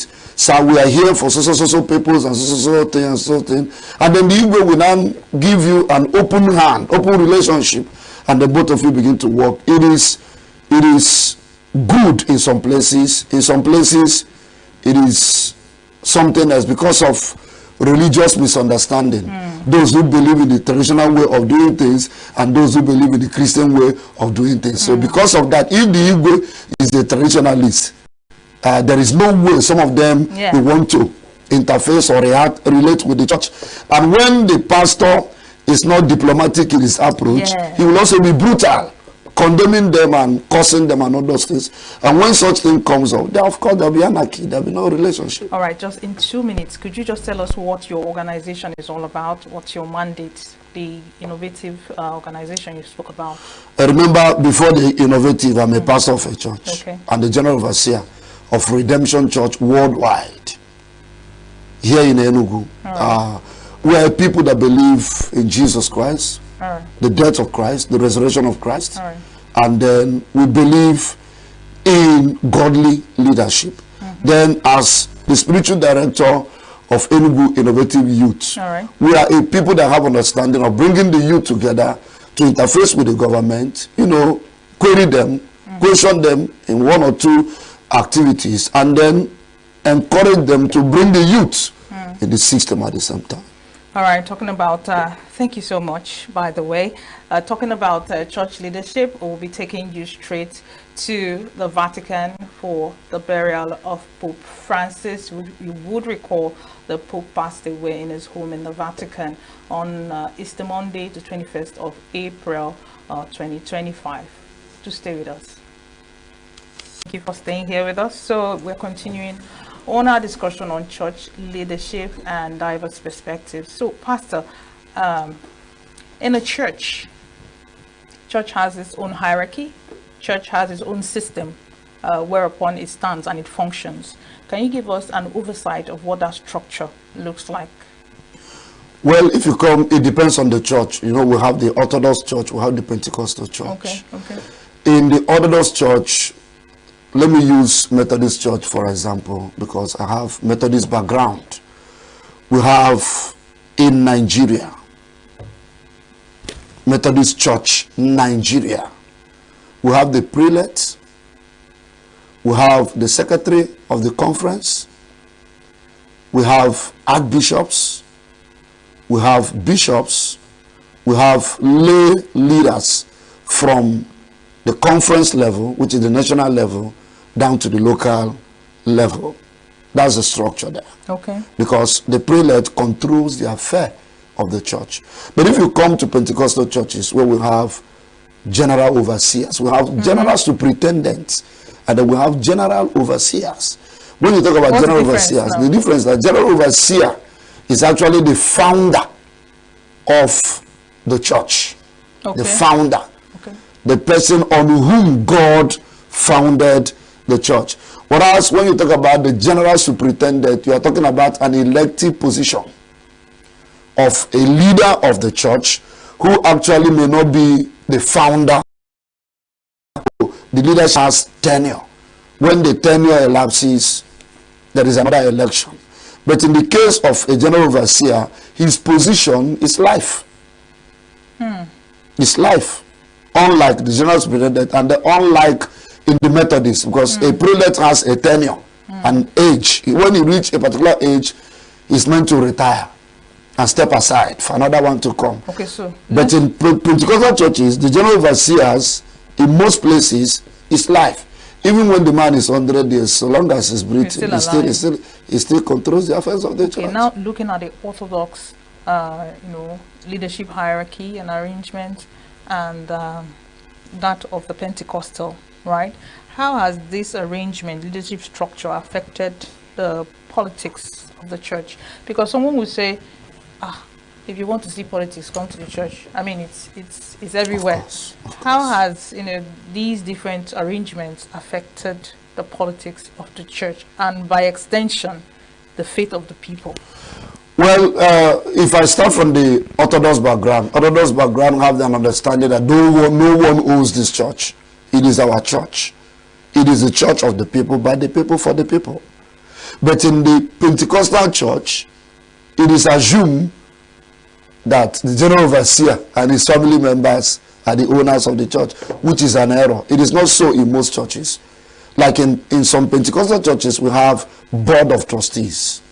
And in that board of trustees, we have lay members.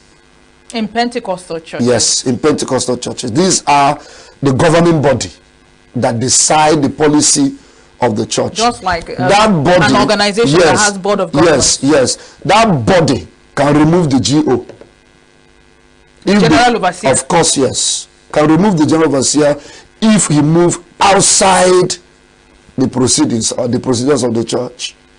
Now, but the implication is that there are some general overseers that have become so powerful, intimidating the people, that even when they are about to retire or they die, they hand the church over to their children, which is an error.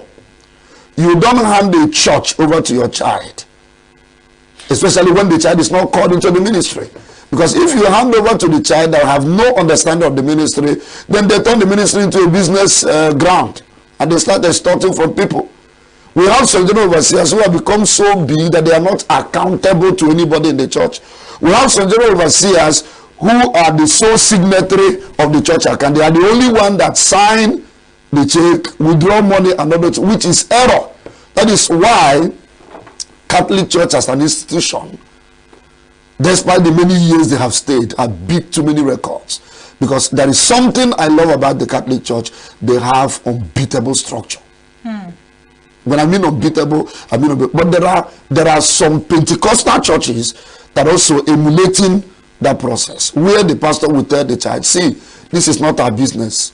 Every property was bought in the name of the church. The account is in the name of the church. And then the signatory must be at least 3 to sign. So, Oga son, if God have not called you into this journey, don't see this as your father's business. Church should not be any man's personal business. Church should be God's business. All right, tell us, take us through some of the regulatory oversight of organizations like the CAN, the Pentecostals have their own association, PFN. Yes. What are some of the regulatory oversights that ensure that some of these excesses are curbed? And if you have experiences to buttress this point, please take us through. I love this your question, because in the actual sense, one of the major problems we are facing in Nigeria, I don't know how many people listening to me today, but if you want to be frank, you will understand that the major problem of this nation and the killings we are seeing in Port Harcourt, in Benue, in Jos and all those things, killing Christians anyhow, the major problem is that we don't have the body of Christ. What do you mean by the body? Everybody has it. CAN was meant to be body of Christ.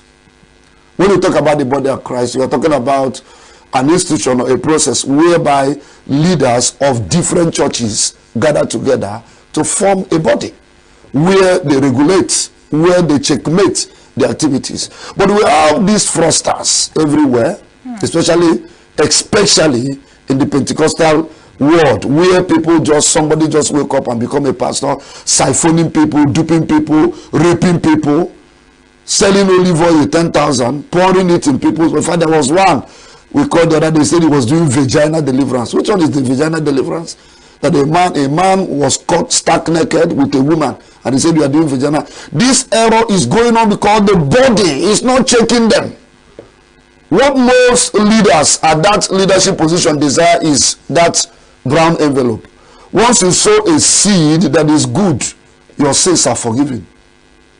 And then the error is going. That is why, if we will, my sister, the church should be the last hope of every man in this nation. But the reverse is the case. Where you carry your problem, you run into some churches, you will walk in there with one leg. By the time you are coming back, the remaining leg is already amputated. It becomes worse. Why? Because the body itself, they are not overseeing the activities of some church leaders. And because they are not overseeing the activities of some church leaders, some people believe, because a person knows that I cannot be suspended, I cannot be disowned. They do everything according to their will. But if this body is actually working, they should question the nation. They should query Nigeria. Why this killing? Why Christians? What is our offense? Somebody once said Christians are killed so that they go to heaven. No, in John chapter 17, Jesus said, you didn't call them to waste them. You call us to be the light in the world. We are not meant to die like chickens. But the problem is that some of the so-called leaders have relationship with the powers that be. And once you are called and something offered to you, everybody calms down, which is an error. It's affecting the church. It's affecting the population of the church. It's wrong. So this body, in actual sense, I will call them also political church body. They are not actually doing, in my own understanding. Somebody may have a different view, but this is how I see it. Because why do I see it like that? You can't have that kind of killing without the church in Nigeria gathering together for a protest. Either we take it to Abuja or we take it to National Assembly to demand for justice. Because these people that are killing, everybody knows them. But the problem is that the power that we move the force is not there.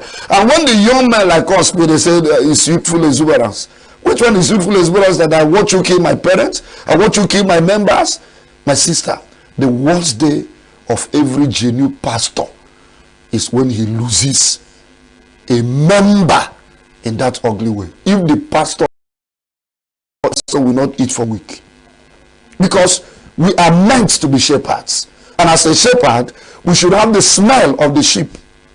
We should have a relationship with the sheep. We should care about them. We should not just care about their pockets and what goes from their pocket to our pocket. We should care about their soul. We should care about their well-being. So the church should come out and condemn this evil, and then not just condemning it in a press conference like this. There should be a commensurate action to back that this evil we have to stop in this Nigeria. Nobody owns Nigeria.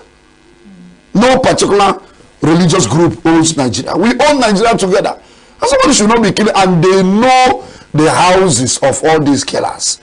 In this killing in Nigeria, it is political.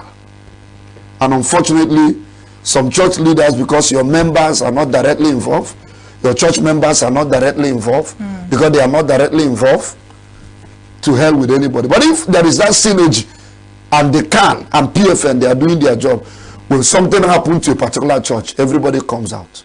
But if something happens to you and you don't have a personal capacity, that one will be an issue. Wow. So the body, to my own understanding, they may be working, but their work is not impressive.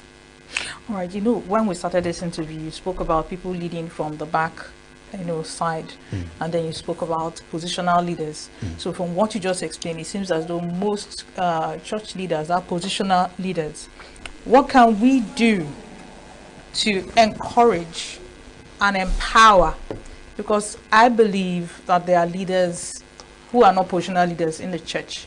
How can they be encouraged? People like you maybe, to do more, to speak out more. What can we all do? Because we are all the body of Christ, in your view. We all are the body of Christ, like you said, but we have a governing body where you have to be elected to function in that department effectively. One thing I know about the old-time revival in Nigeria is that the layman will have a say. Let us change some preachings we are doing at the altar. Because the messages preaching at the altar is actually what is causing some of the crises too. Like Soludo will say in Anambra, let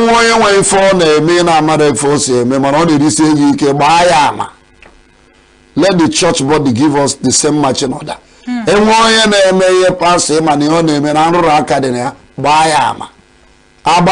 This error will stop. Let us encourage, let us listen, let us have open interactive section where the church leaders gather together to rub minds together. Let there be meeting off and on, off and on, off and on. Not only a schools. Let us come to a point where we call a large body of Christ, expanded meeting. Let this church bring this number of people, let this church bring this delegate. Let's meet at this point. Let's rub mind together. Because by so doing, you have some understanding of things you never knew that was in existence. Any leader who is leading without leading through his people will certainly not know too many things that is going on. We're still talking church leadership perspectives. Now, let's discuss channeling of grievances in church. Because, well, quite recently, the media, social media was awash with accusations, counter-accusations, gospel singers, pastors, trading words. In fact, there was a time in this country where a particular Orthodox church had leadership issues. Lawyers were called in, people that used mercenaries and things like that. What do you have to say about all this? Because Jesus didn't preach such. I can't quote the Bible correctly where it is, but I didn't think that if someone actually defamed Jesus, he would take the person to court. Except there's something we're missing. So what are your thoughts on this? Well, you see, our generation now is different from Jesus' generation. That is true. They have their own system. They have their own structure. I remember as at the time when Jesus was still on earth, he was a Jew. And that was state religion that they were practicing. taking the church to court has to do with the constitution of the church. But in my own understanding, you know, church is not meant to be a democratic leadership something. It should be theocratic. What does that mean? God taking the supreme control of everything that happens in the church, which was happening in the old church, in the ancient church. But why is not possible in today's church? Because those days we have confirmed prophets who have credible characters, who, when matters like this comes up, the church gather to pray to know what the Spirit of God is saying. But today, some people have chased the Spirit out of the church. People now prophesy the way it will suit them or the people they are representing, which is an error. But by right, there should be a disciplinary procedures in the church where grievances should be channeled to this level, channeled to this level, channeled to this level. That is, it can only be possible if we empower the lay. But the problem is that there are many intruders in the church. Church is the best place to be when you get a good, genuine pastor that have conscience. I'm telling you the gospel. But the problem is that there are too many evil houses they call church, where people have personal businesses. So today, most churches, it is not the Holy Spirit talking. It is the pastor and the wife talking. Or sometimes some influential members that have money. That is why you see an influential member that has money but doesn't have character. What are indicators lay people can look out for to know whether this is genuine, this is not, very quickly? Number one, look at the message of the pastor. Number two, dig into the personal life of the pastor. Number three, see the activities of the pastor. There is no evil pastor that will stand on the truth for long, because the truth you speak will come after you. So when the pastor preaches the truth, the members' eye will open to check the life of the pastor through the message. The Bible says, by their fruits we shall know them. So let's check their fruit at the same time. And you can do nothing against the truth, but for the truth. Thank you so much, Reverend Chimobi Aniwene, leadership expert, speaking today on the church leadership and perspectives. Your day continues right after this break. To stay with us. Every second, every minute, every day, news is breaking, events occur, and there are new developments. At Signature TV, we follow these stories objectively, bringing all sides without bias, explaining the complex issues, breaking down the numbers, and investigating the issues behind the news. Anywhere and everywhere, near or far, wherever the news is, we will be there. Signature TV. News in your pocket.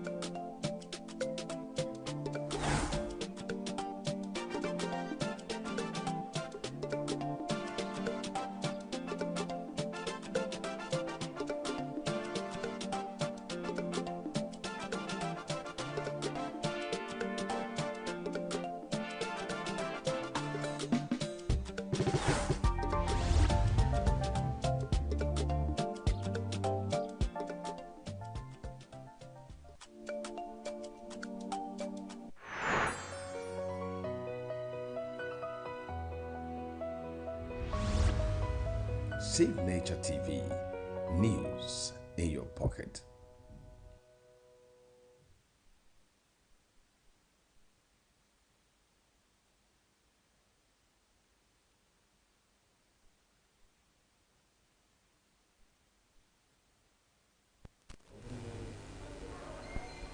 I'm sure you enjoyed that conversation, and that was Pastor Aniwene giving his perspective on church leadership perspectives.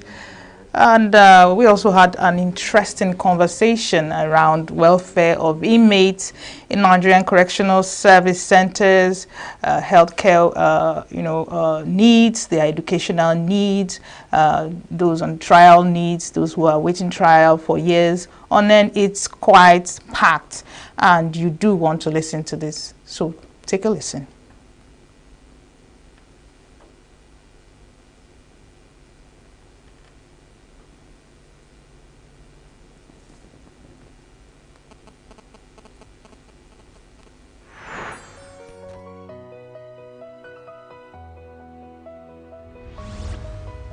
Signaturetv, news in your pocket.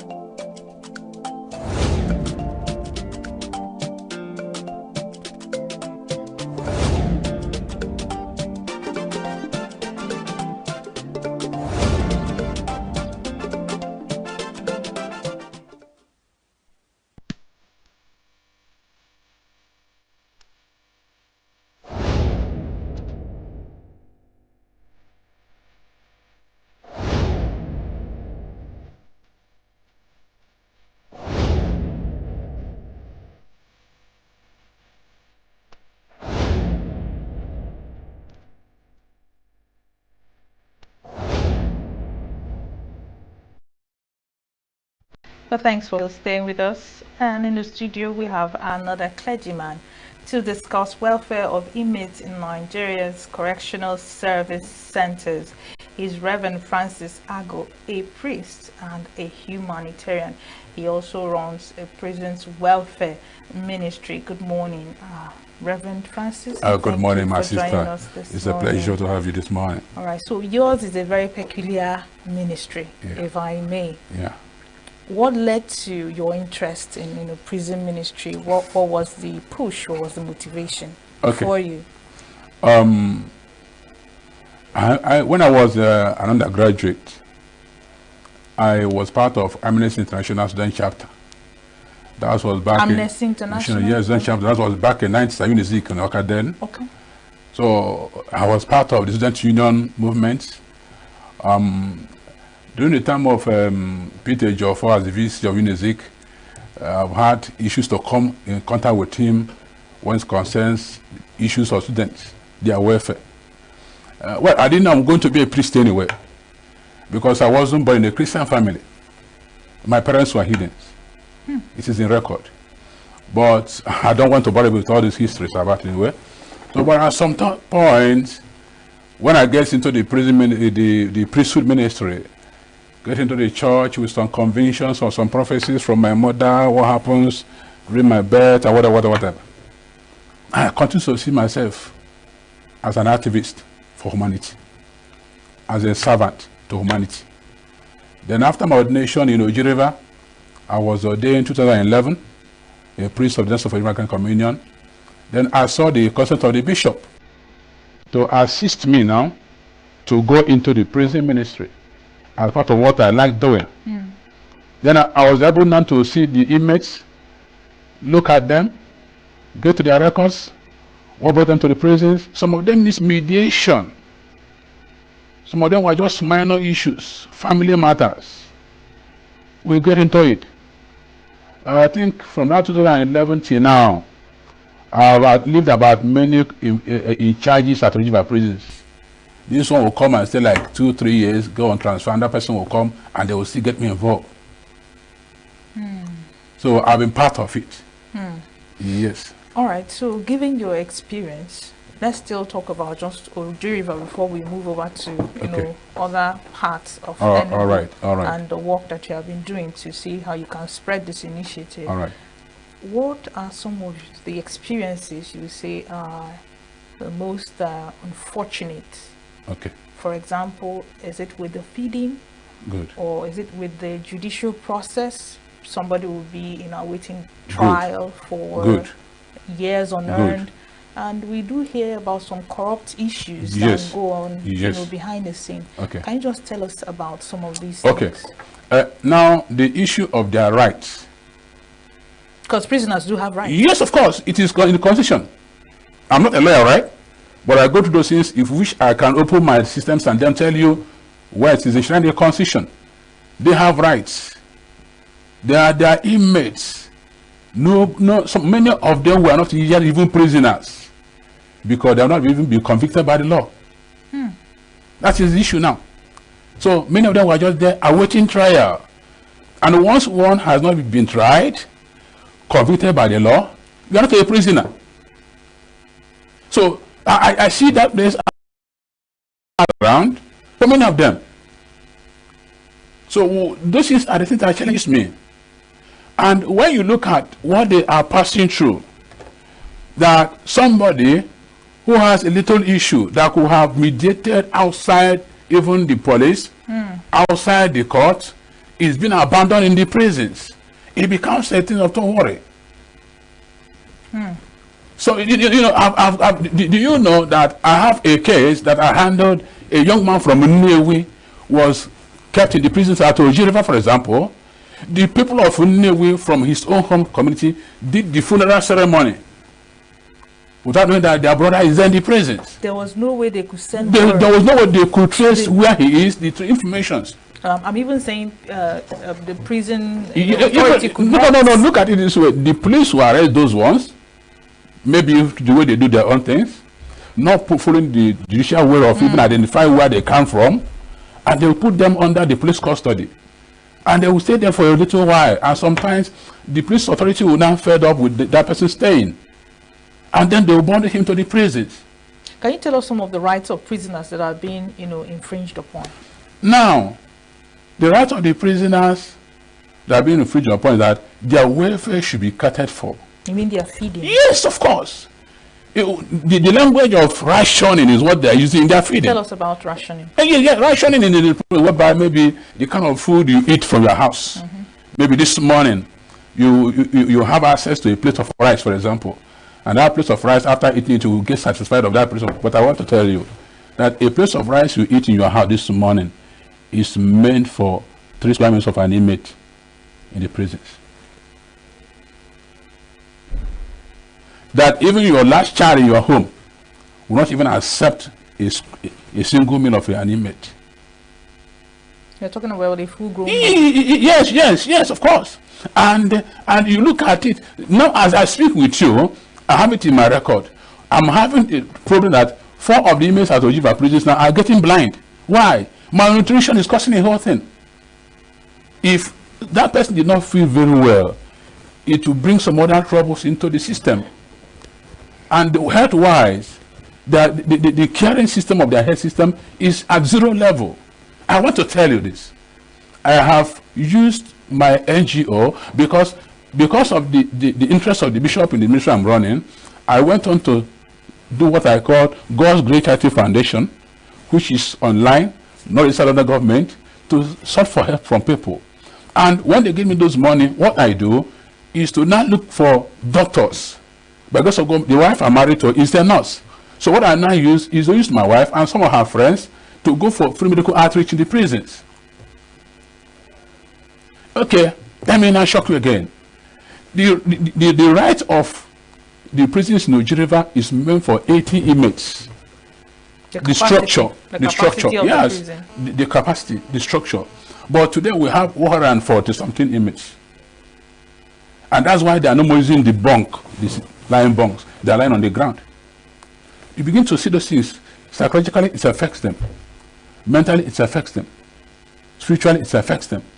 Emotionally, it's affecting them. So what I am doing is bridging the gap. Okay, so a couple of things I've need to understand. You have intervened in the area of healthcare. Yes, of course. You are intervened in the area of their feeding. Yes, of course. Let's talk about those with on awaiting trial on end. Okay. Do you work with any lawyers? Of course, yes, of course. Is there any success story? No, many. Let's hear many. about Now, when Senator Ajung won election at the center of ENUGU West Senatorial Zone, to tell you how crazy I am to this ministry I'm running, I wrote a letter to him. When Ike Ekwuremadu was the senator, I wrote to Ike Ekwuremadu, but there was no response from Ike Ekwuremadu, so I allowed it to be that way. I have some of my friends who are lawyers. I will get into the case files of those inmates, submit to them, plead with them. So they allow you have access to of course. No. They have come to see me as part of them. They have come to see me because I preach conscience. I preach conscience to the officers. No. Do you know one thing again? Those ones that we call prisoners, they are our brothers and our sisters. They are human beings. Now, what might have caused what they did may be something that is minor, a minute incident. Or a civil case. Yeah, exactly. So, but the way it was handled at the end of it, they brought them to the prisons. Now, let me shock you again. You know, there was a guy from Aniri, a small boy of less than 20 years. Because he went into a woman who had her pot on fire, cooking yam, grabbed the whole thing to the bush. A pot of fire, of yam. And the woman shouted. The neighborhood watch people came, pursued the guy, ran on him, caught him, had him over to the police. The police now were demanding 50,000 for the bailout. Now you begin to imagine. A boy that stole a yam. Good. God bless you, my sister. Out of hunger. So how do you now begin to quantify the two things? A pot of yam that may be less than 10,000 naira, 5,000 naira, and 50,000 naira bailout. I went into the case. I have the evidences of it. Those vigilantes, I won't condemn. One of the things that God has done for me in my life is that I move in between those evil criminals. They know me. I'm still free to work on them. They know me. There was one incident, somebody was sick. The person was brought to my house, my wife to take care of because my wife was a nurse. Then the thing gets escalated somehow. I have to drive from my house to 90 miles in the night around 1 a.m. I saw some of the bad boys on the way. They said, this man is our organ for prison. Yes. So what I am doing is sacrifice of my life. Because if that did not bring them to that prisons, all of us are in the society. So abandoning them or giving them that death name is not the best thing. The best thing is, how do we now bring them into reorientation? Let them feel being part of us than being felt rejected. But the way government is doing it is that government is trying to do it in a way that those guys are being felt rejected. I discuss with them inside the cell. Some of them will tell me, if I come out from this place, that's my uncle. I can never forgive him. You see that level. And I begin to tell him, you need to forgive your uncle now. He has done it wrongly or rightly. But look at it this way. Are you not a Christian? See.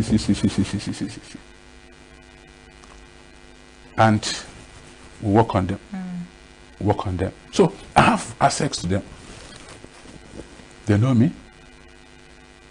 And every time of my life, what I preach is human rights, especially the inmates.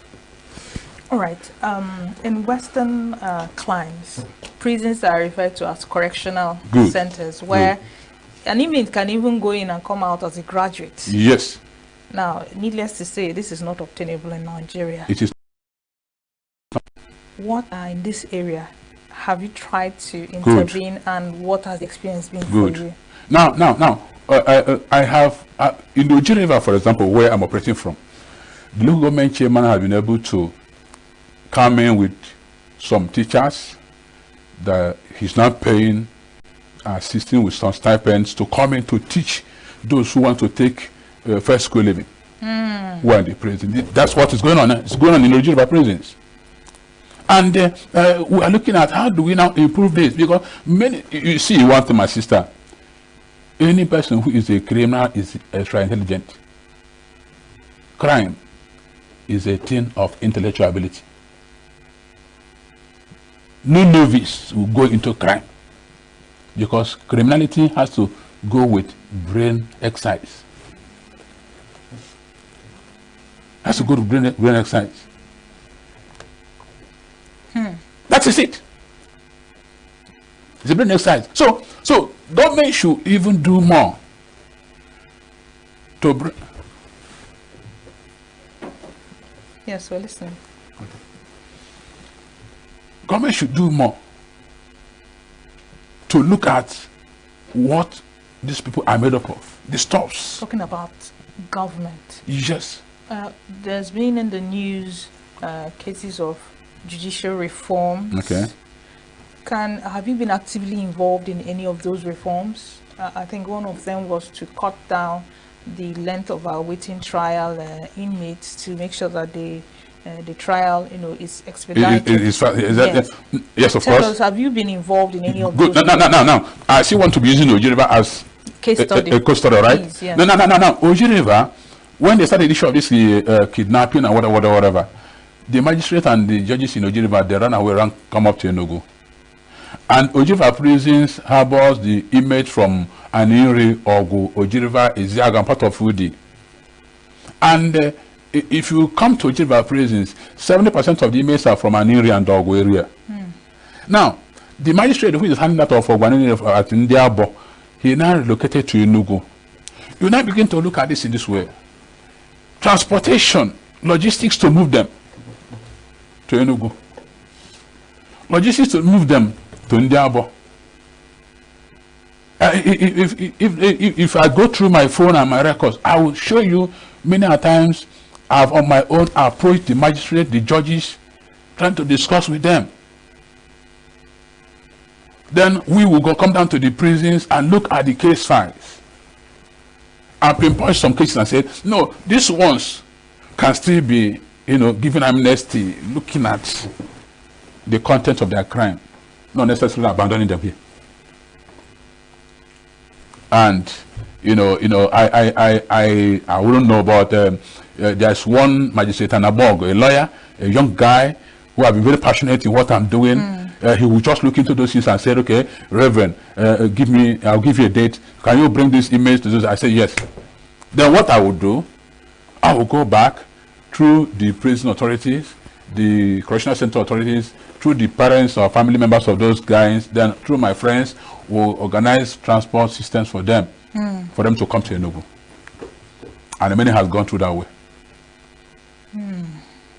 Interesting. Are you getting, boy? Yes, yeah. Yes. Now, are there systems or situations where an inmate probably enjoyed one of your initiatives and another that is still behind the walls of the prisons is saying, how can I access this? Is there a system through which they could write or petition?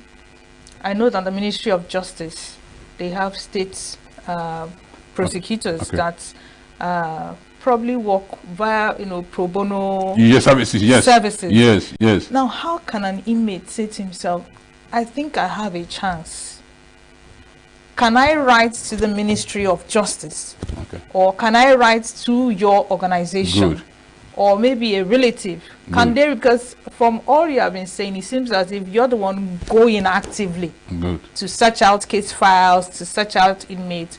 Can an inmate, voluntarily on his own? No. See, I start the process by writing you or writing the Ministry of I do Justice. organize what I call non-denominational service to them, for them every Sunday's church from 8 to 9. Now, because I have other places I'm handling as a priest now, what I do, there are some Sundays when I come up, once it is 9 o'clock, I'll end up the service and we sit down. All of them who wants to see me, they will come out from the cell, from the detention point, and we'll be discussing. And, I see their feelings, see their yearnings, see their interest. Then, like I told you, I have some lawyers. What we will now do is to write through those lawyers to the Ministry of Justice. Good. All right? To the Ministry of Justice. But much of the times, it takes time for the Ministry of Justice to react. it takes time for them to react. The basic one that has been easy for me doing is mediating through the person who is the complainant. That's another route. So most of the times, the complainant gives me more landing space better. That when I approach to them, we will now discuss on what do you want? So that you can close the case. Exactly. What do you want now at this point? And because that they know me, they see me as a clergyman, so they don't demand. They say, okay, now because you're involved on this matter, that I don't want to say. I say, okay, please, can you come with me? Let's go to the court. Tell the court that you are not interested on this matter.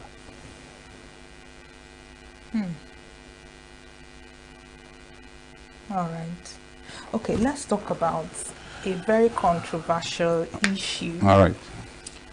It's an allegation that inmates who have stayed for quite some time could be exchanged, could be exchanged and probably executed in place of another.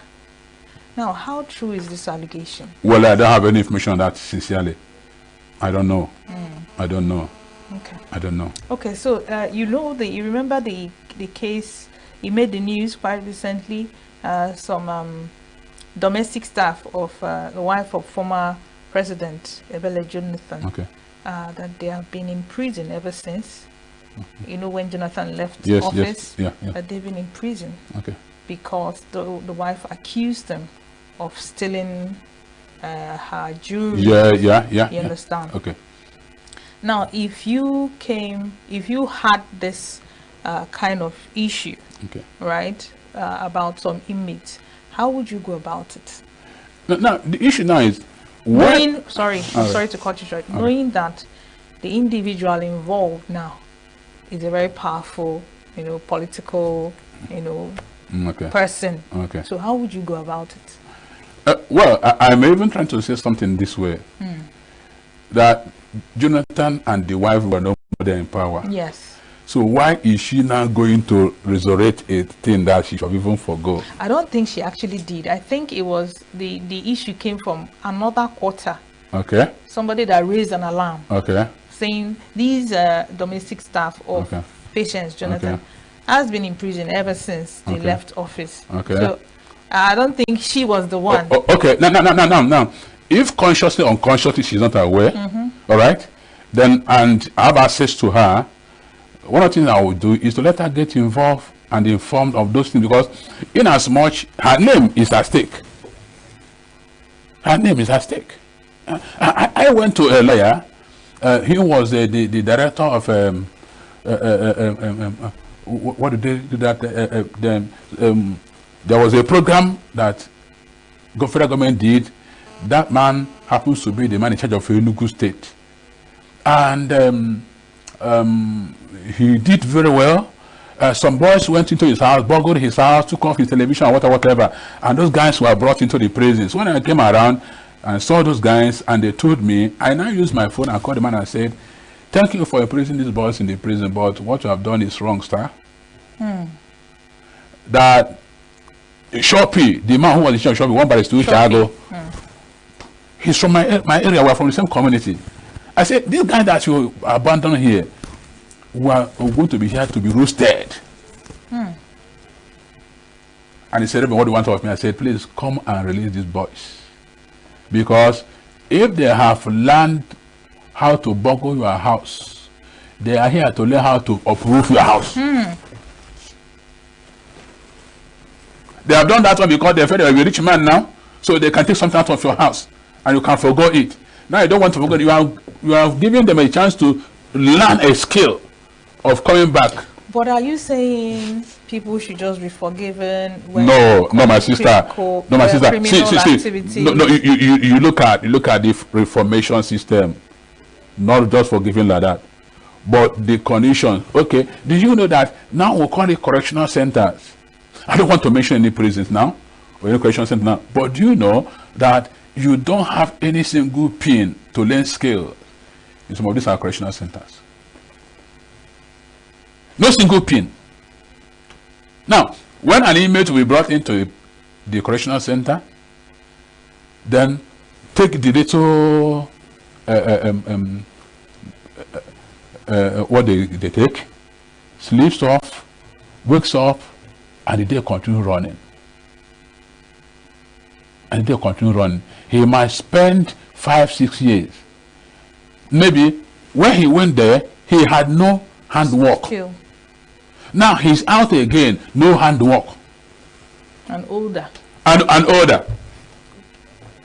And older. Now I have a case of the oldest man in Ojibwa prison is from Ogu area.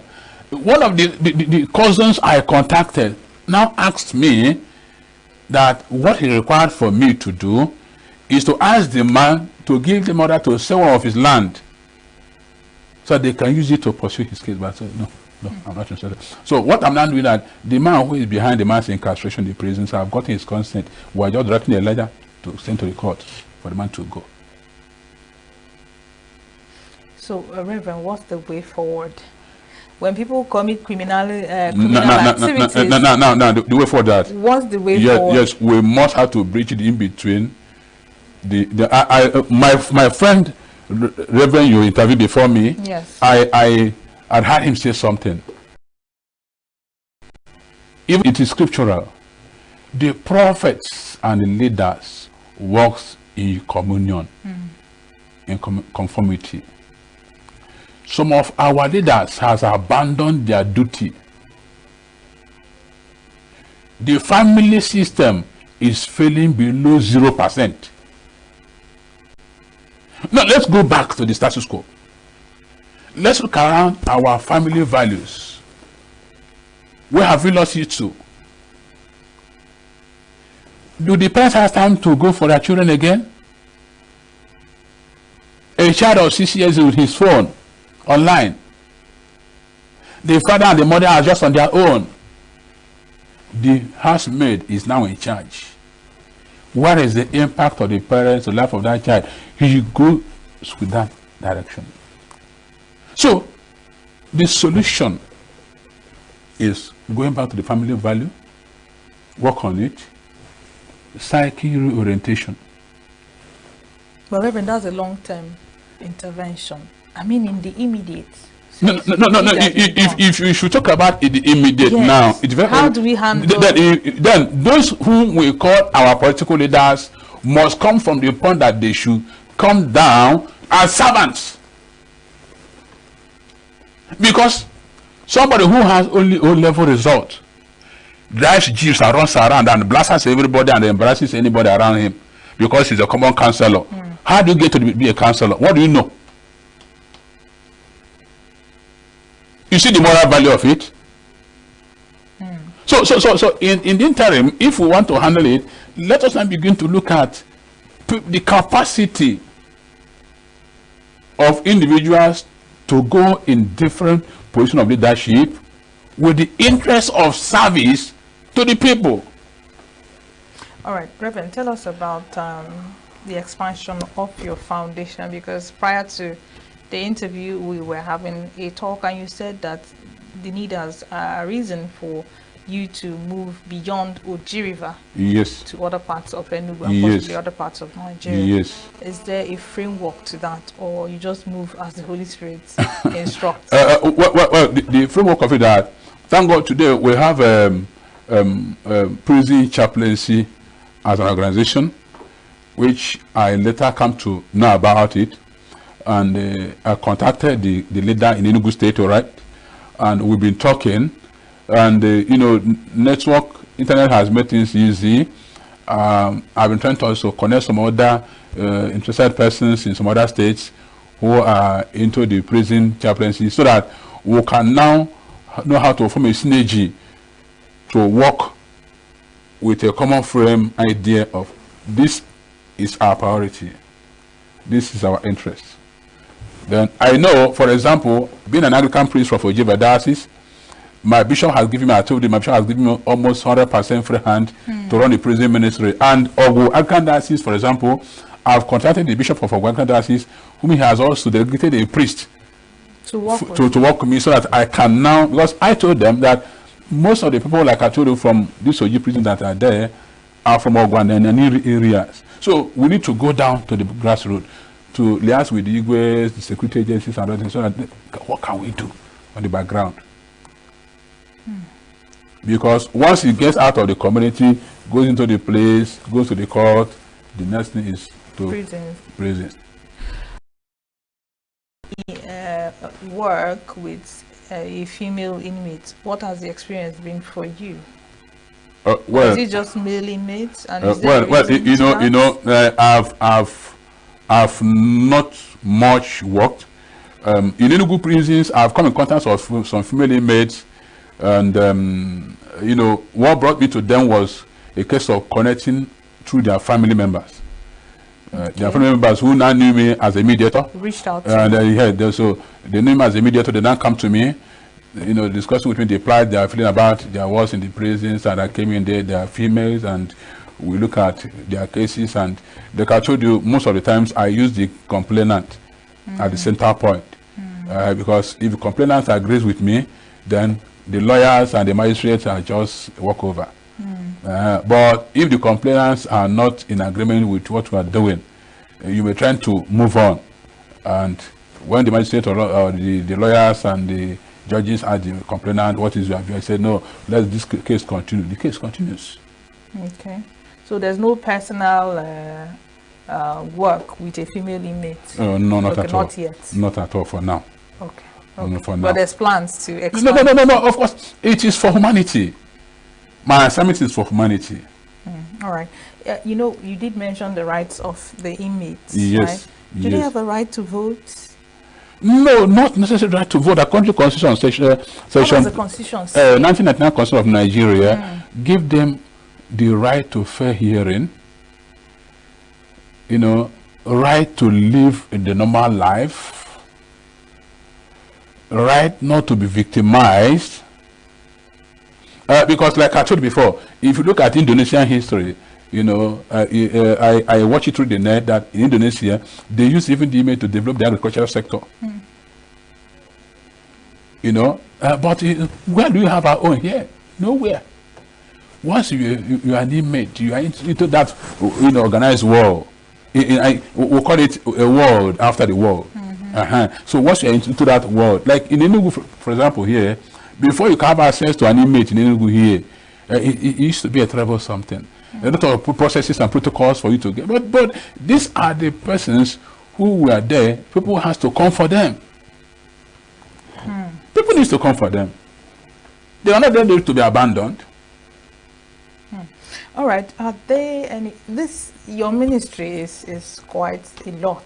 Yes, of from course. The education, the health, awaiting trials, trying to reach out to the accusers and things like that, mediation, arbitration. Is there any room for maybe post-prison rehabilitation and integration? Good. Do you do that too? God bless you. And bless you too, sir. God bless you. God bless you. I am. You see, I have been able to, by grace of God, assist in releasing of some of those inmates, whereby we have an agreement on what you're going to learn after here. And some of them will say like mechanic and whatever. I'll go on my own to do the agreement with the mechanic, the engineers. Do they stay? Some stays, some flies away. But the way I handle them make that some of them stays, because I don't give them to a person who lives outside the Oji River. I visit. You have oversight. I come around you. Even the Capio organization of the Roman Catholic Church in Oji, they have also such things with the Reverend Father of Capio, and there were some inmates that were released in Oji and were sent to Capio to learn some skills. But those guys are from the north. And one of them is dentally ran away that he can't stay. But there are some who are still there. So those follow up, and because we are running some of these things empty-handed, that's why I'm having a problem. That's where I'm now calling on the politicians to come and assist, because it's not necessary using them in the time of election to win the election. How do you mean use them? Yes, of course. But you say they don't have any right to vote. No. I mean those boys who becomes prisoners afterwards. Oh. Yes. Those boys we thought that they are nuisance in society. Instead of now our politicians to work on them, to create room for them to now be reorganized in their mental frame. Now they will be looking for opportunity to use them to carry ballot box and whatever. And at the end of the day, when they'll be arrested to be imprisoned, they'll just be there. No, I told you I go into them. One of them told me, I'm not going to mention him now, how he was paid and was used on election day, and after the whole thing, he was abandoned.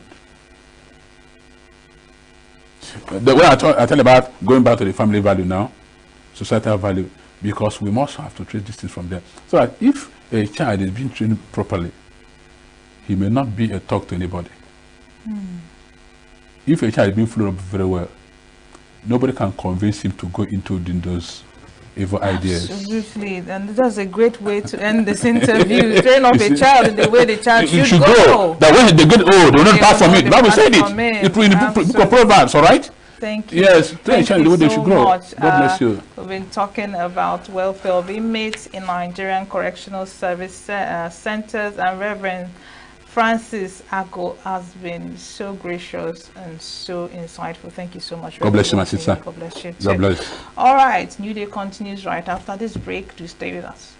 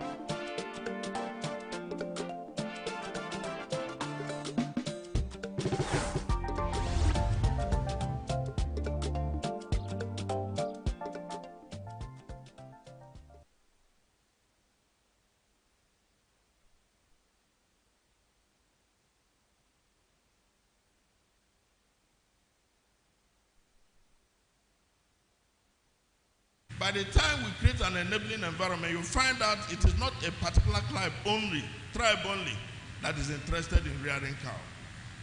So I believe strongly that when we have an opportunity like that, we should think about what to do with it. Then, concrete opportunities that are ahead, and that is essentially why you asked me to come. And these are the things we can interface with ENUGU in. Tap the Priority Project Fund. SCDC has allocation available to each state for high impact projects. This money is not allocated based on size. It is allocated based on readiness. Are we ready? If there is a road linking us to Oka, if there is a market that can be upgraded, if there is a community project with strong return on investment, bring it forward through the state. Let us move from aspiration to application. Urban planning and diaspora capital. We are working to build master plans that attract diaspora investment, and the ENUGU fits that profile. But to be eligible, there needs to be a vision, there needs to be a structure, there needs to be a clear land use strategy and political will to implement. If you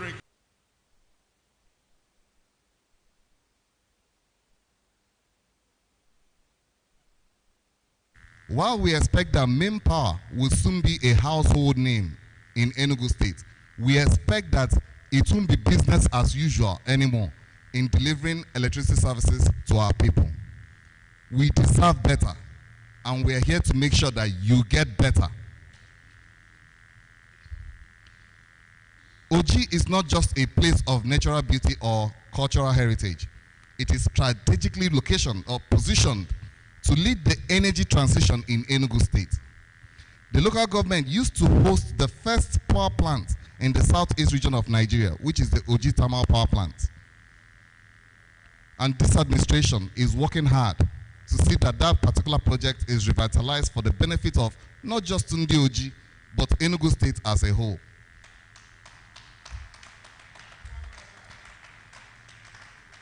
Let us also reflect on the hydrocarbon legacy of Oji River, coal fields, and amazingly, the gas field that has still to date not been exploited.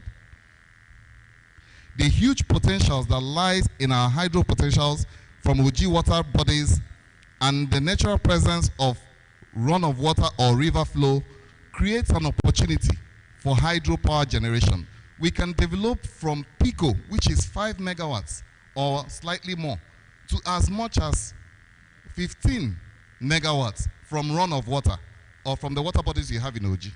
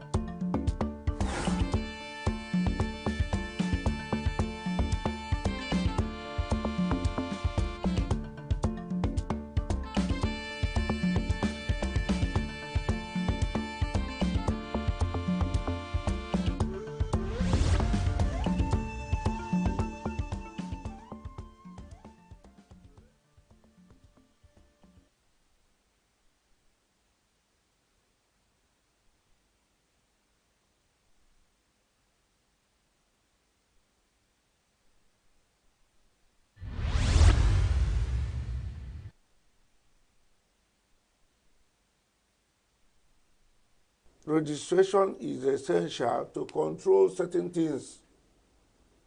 So if you volunteer to be a limited liability company, you cannot be feeding, from the company, defrauding the company, using the company to cheat people. That's one of the essence of registration. You pay tax to government, and CAC is the body that will tell you, go and pay, you have not paid. If you don't pay, you will not, your books, returns, what is when you update your books, annual returns will not be accepted, or even you pay in arrears. But with reference to POS and CAC, CAC says you must register. They have that authority. For you to do a business, you must register.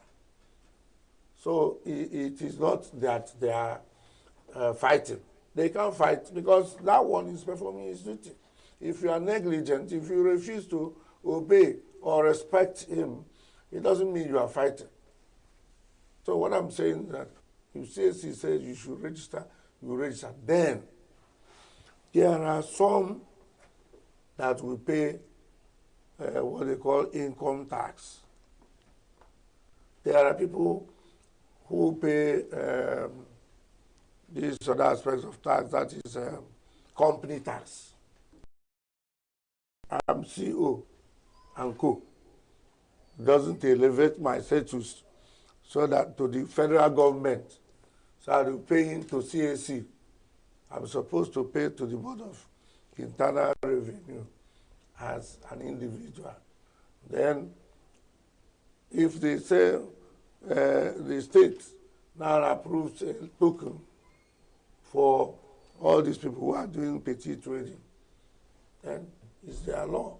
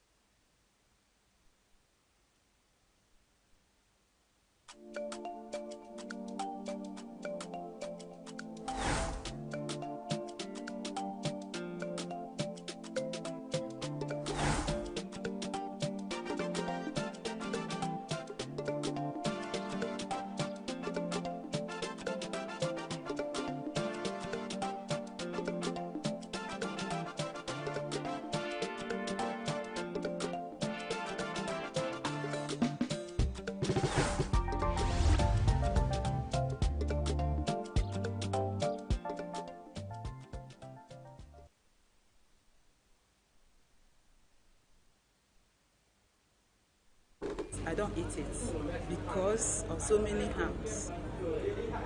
First and foremost, the preparation. Most of those foods are not prepared well.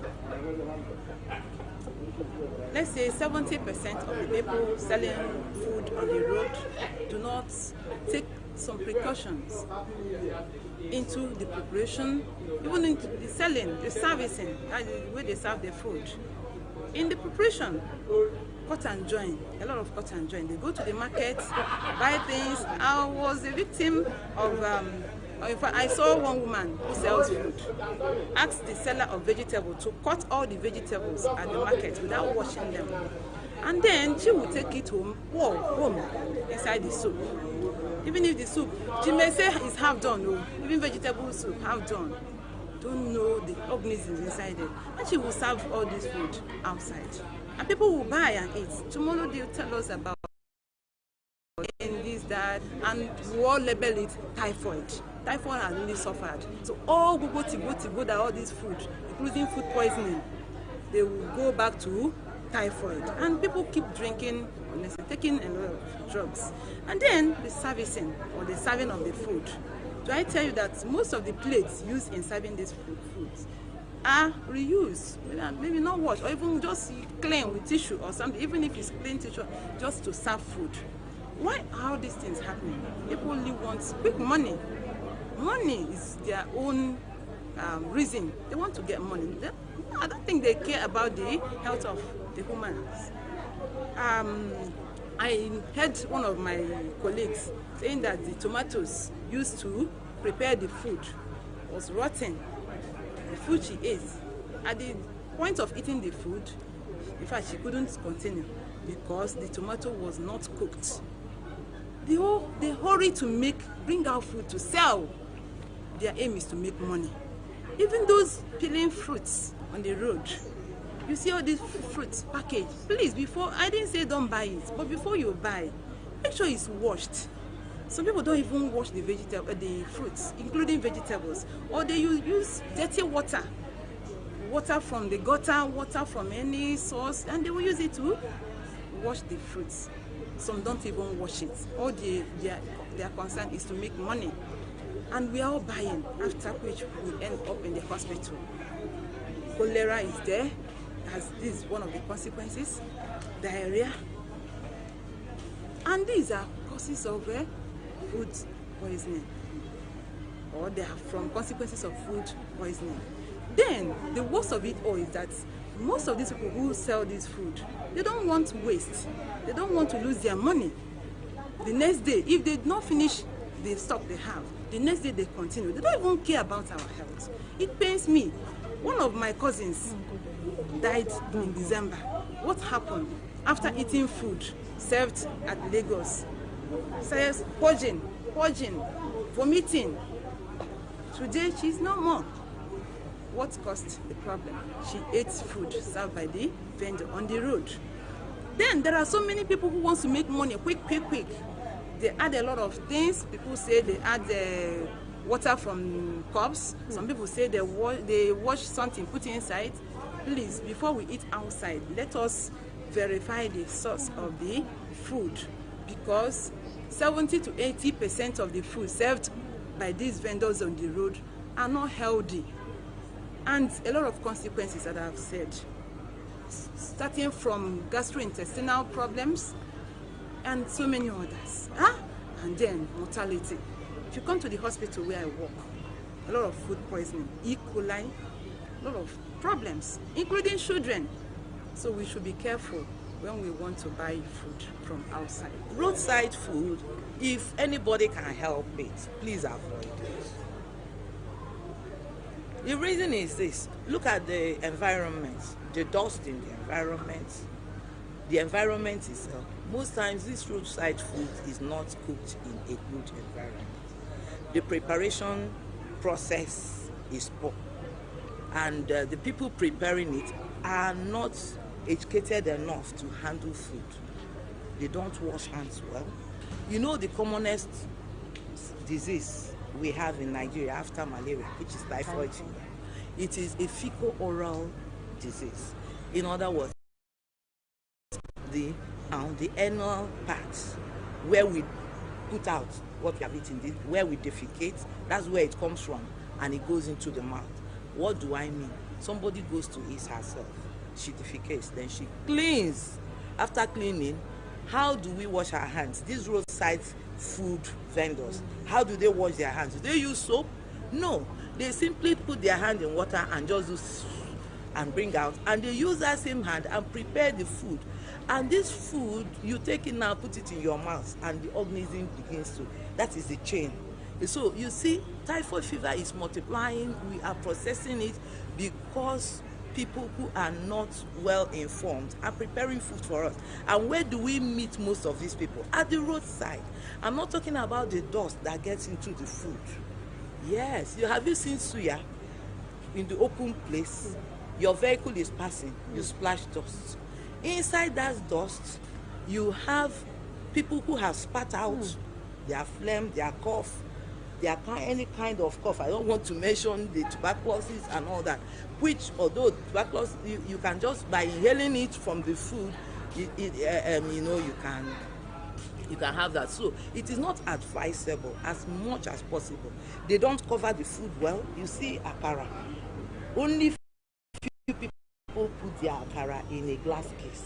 Others will keep it in an open basket. Anything that can fly around goes into it. And that same akara, how you will know how clean the food is? Take a piece of a white handkerchief and keep beside that on that table where the akara is, and give it 10 minutes. That hanky will turn brown. It is the same dust that fell on the hanky that has been falling on the akara and the yam that is fried there. So roadside food is not the best, but the poverty in our country cannot help us because they appear to be cheap. And the reason they are cheap is because they don't go through, they don't go through the normal process of processing that food, of cooking that food. I don't consume roadside food. The reason is the way I was brought up by my mom and my family. We don't, because if as a student now, you know how to cook, and maybe you go to the market and buy foodstuffs and ingredients and cook, you find out that you eat more healthy than roadside food, because most of the ingredients used in cooking roadside food are not actually that healthy. Because all these, if you go to market now, there's a video I watched once about a tomato that used to have froze on it. The man in the video said that tomato was made by snakes. That if it's punctures it, the venom enters, and if you use it to cook, it can be really dangerous to the health. And the money you use that you could have used to buy a more quality tomato, now you add more and start treating yourself of some illness you don't even know about, or that you just cost upon yourself by consuming roadside food. And you can't actually blame the vendor or the people that cook roadside food, because everybody's trying to make a living. So if they see something cheaper, of course, definitely they have to go for it.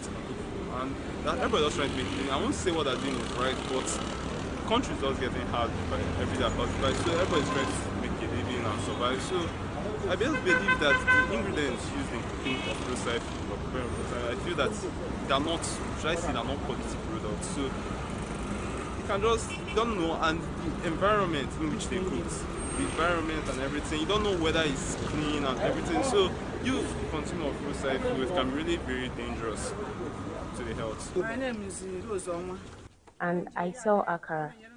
The reason is to help out, because akara is the only common food that anyone can purchase with at least 500 naira. Even with the smoke and stress that comes from it, I choose to sell akara because I use it to help people out.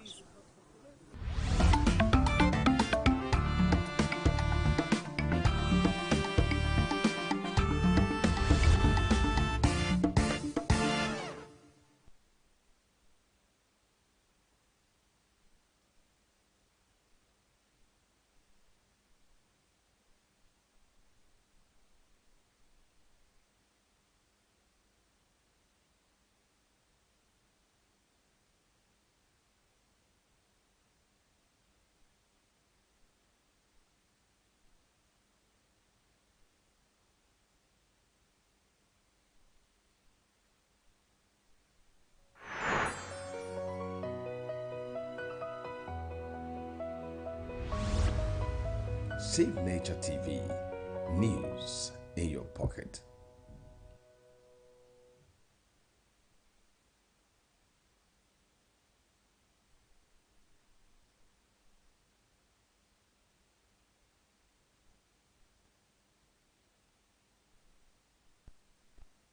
Thanks for still staying with us on New Day on Signature Television. Well, we're going to beam our searchlights on a very pressing conversation around state policing and its, of course, potential impact on national security. You would recall that the National Executive Council had postponed all discussions around state policing amidst, escalating, security concerns in the country. Well, joining us this morning in the studio to talk about the quests for state police and expected impact on national security is His Royal Highness Igwe Sunday Ora. He's the chairman, Achi Traditional Rulers Council. Igwe, you're welcome to the studio this morning. Thank you very much, and good morning. Thank you for coming. I missed your very tight schedule. Yeah. We appreciate that. Thank you. All right, so in my introduction, I did mention that NEC, National Executive Council, suspended all discussions concerning, national state policing, rather. Why do you think they are so averse to state policing? Well, first of all, you could just give us a little bit of definition of what state policing means and why you think NEC is averse to state policing. First and foremost, thank you very much for inviting me. And then we're talking about security. And security has to do with freedom when you're being exchanged one way or the other. When you're not being allowed to operate freely, then you see security is being compromised. So first and foremost, we must have to define what is security. Okay. So having said that, security is very, very large word. But if we want to trim it down to the basic meaning of security, it has to do with, you have all kinds of security. But the challenges we have in Nigeria is more pressing because it has to do with human beings. You have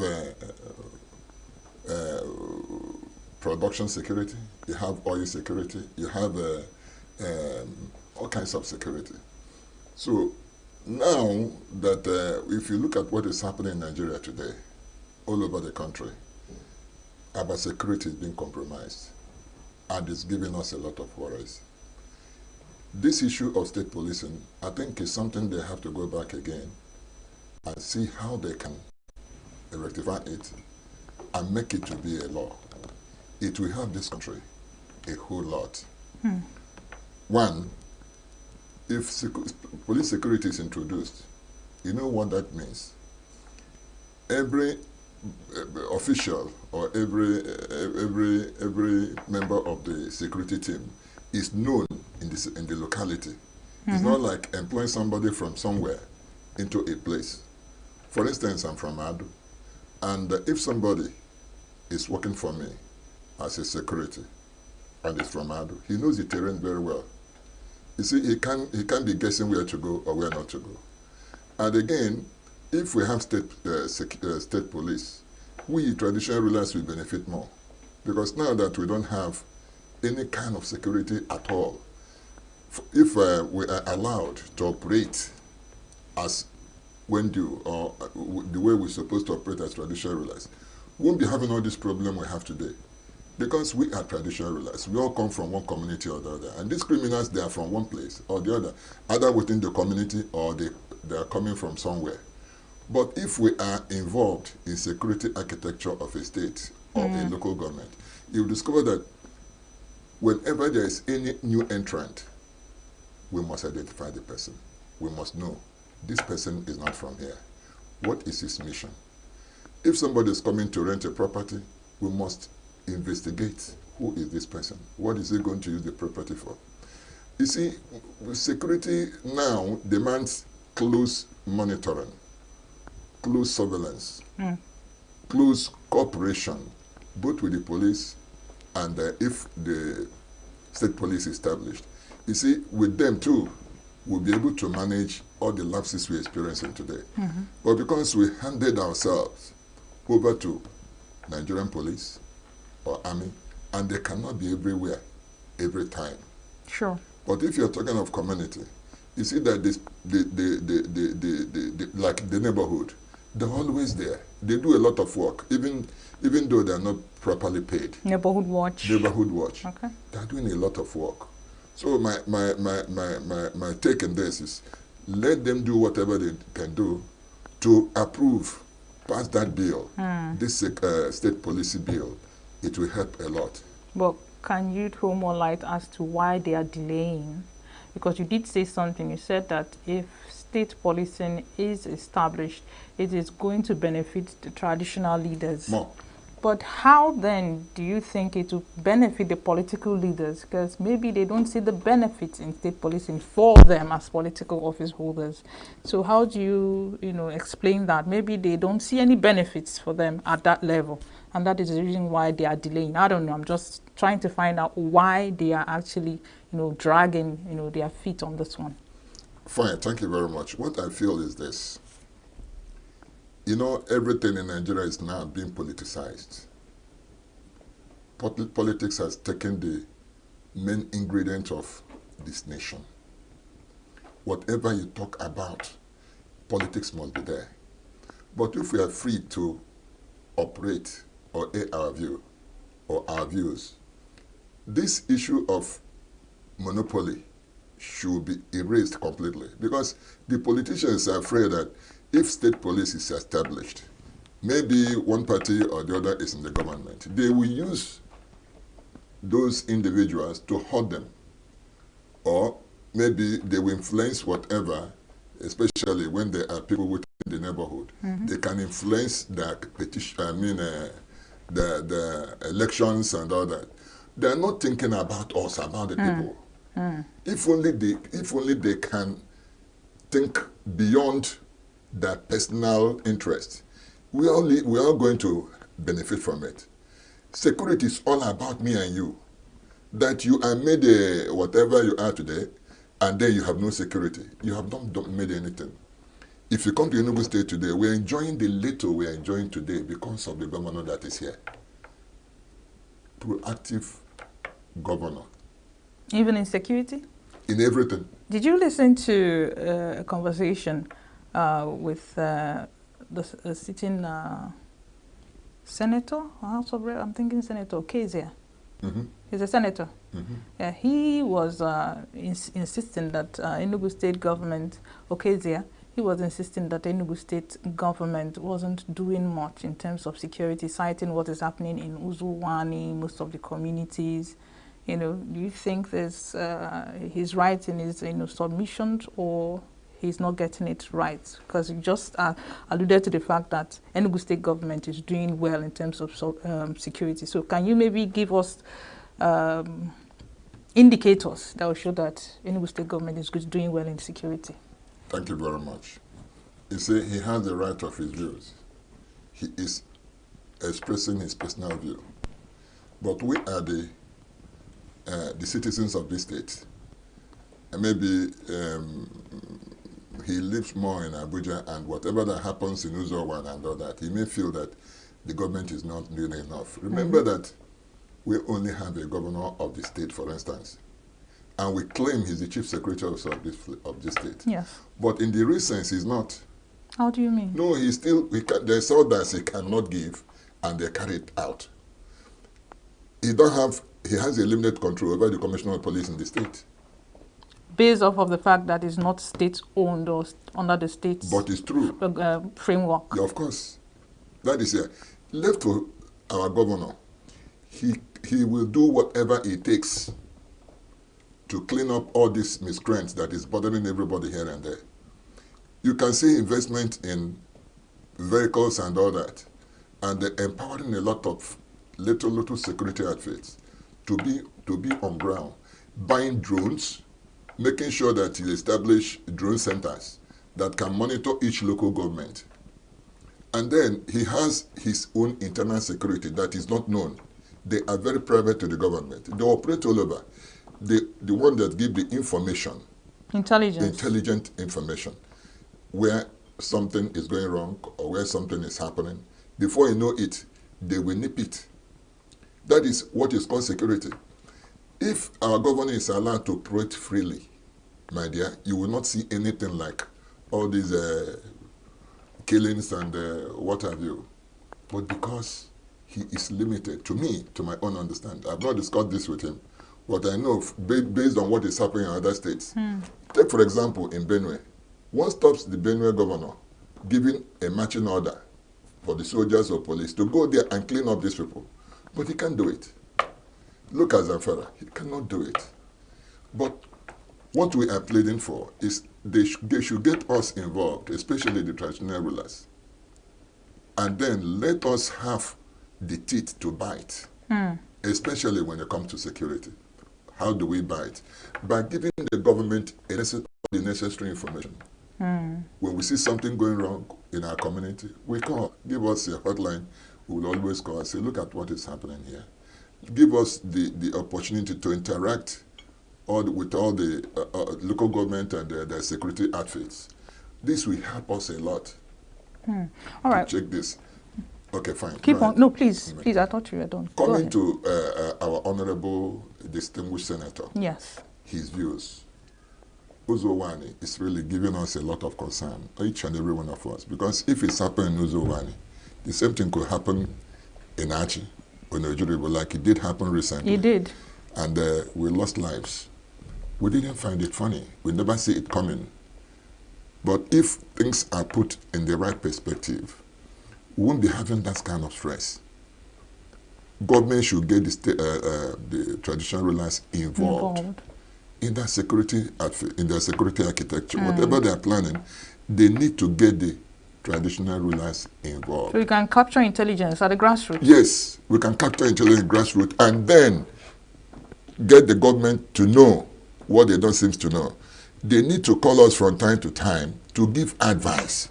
We have a lot to give to the government, but nobody's tapping the resources we have, but as traditional rulers. They just left it like that. It's not going to work. Oh, but there's one thing, Igwe, there's one thing I noticed about the Nigerian state and how things play out. Government doesn't just throw things or place things on your laps on a platter of good. There must be some kind of pressure or advocacy. Now, has there been some kind of advocacy from traditional leaders to the government in view of state policing and getting the traditional leaders involved? Has there been any push or coalition or advocacy, pressure group, come together to go mount pressure either through the legislature or through whatever platform to say, we need this to happen this way? Has that ever happened? Thank you very much. Now, this brings me to our state chairman, traditional ENUGU State Traditional Rulers Council chairman, Sodu.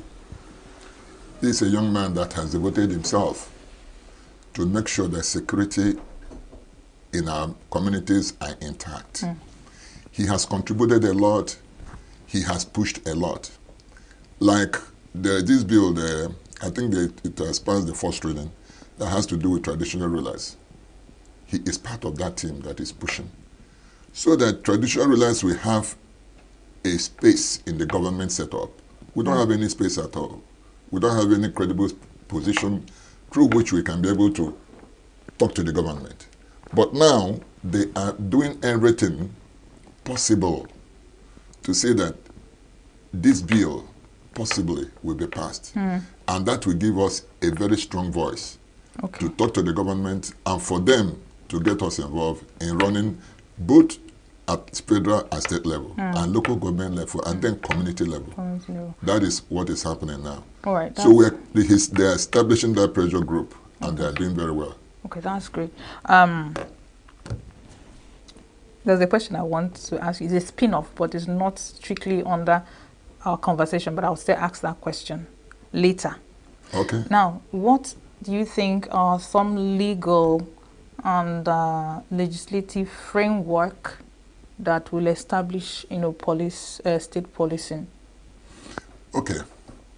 Now, I think they have formed a committee to look into this issue of state policing. That is that state policing? State policing, yes. Now, was it before National Executive Council postponed the discussion or after? This committee. How recent is this committee? Very recent. That is, this is happening maybe last week or thereabout. Okay. It's very, very recent. But the fact that they never allowed this in to see the light of the day, the problem I don't know. If we are asked or if we can take a vote on this, you will see that a lot of people will surely prefer for us to have a state police. And then most of our leaders, especially the people in the Senate and the House of Representatives, majority of them favor this issue of state police. But the power that be, I don't know their problem, I don't know what I'll say will be, I don't know what actually is stopping them from pushing for this state police. Rather, what they're doing is to see that it doesn't come up. Which, of course, somebody said he wants to take care of himself, security-wise. Why stopping the person? Given the fact that there are heightened security issues all over the Federation. But you see, we are looking at them. We know we are limited to what we can do, say. But we're ours. That's why we're crying for total involvement, so that when we speak, government will listen. That is what we are begging for. That is what we are crying for. All this security thing you are seeing going on, I mean, all these killings and all that, if we are allowed to get involved, we have so many ways of taking care of this. This thing we are talking about, this security we are talking about. But because we are not involved, they will go today and kill people in their numbers. We only cry and complain. Next time, it will repeat itself. All right. All right. Igwe, I still have more questions for you. We're still talking quest for state police and expected impact on national security, but we'll go on a short break. New Day continues right after this break. Stay with us. Every second, every minute, every day. News is breaking, events occur, and there are new developments. At Signature TV, we follow these stories objectively, bringing all sides without bias, explaining the complex issues, breaking down the numbers, and investigating the issues behind the news. Anywhere and everywhere, near or far, wherever the news is, we will be there. Signature TV. News in your pocket.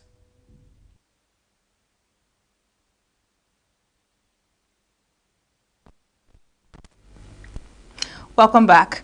Well, if you're just joining us, don't forget we are talking quest for state police and expected impact on national security. And Igwe Sunday Ora is in the studio doing justice to that topic. So Igwe, before we went on that break, I was trying to get to understand the frameworks, because there are frameworks that establish, things, for lack of a better word.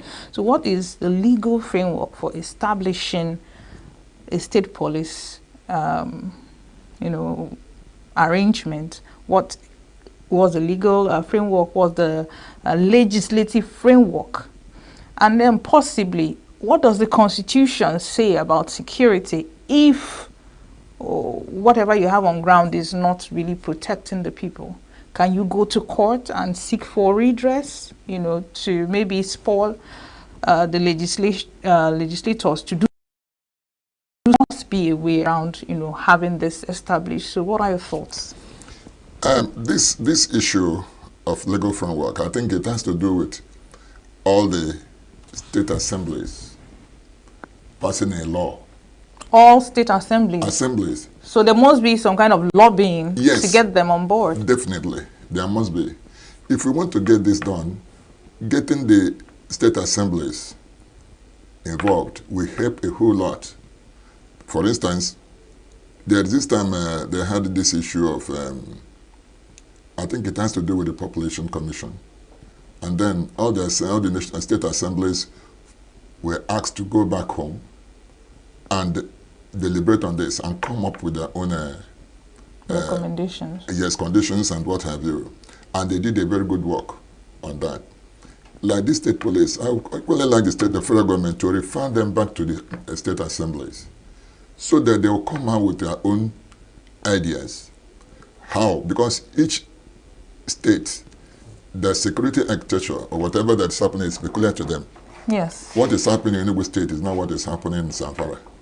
But if all of them can come together and share interests, discuss issue of security, you will see they will know the importance of police, for instance, state police.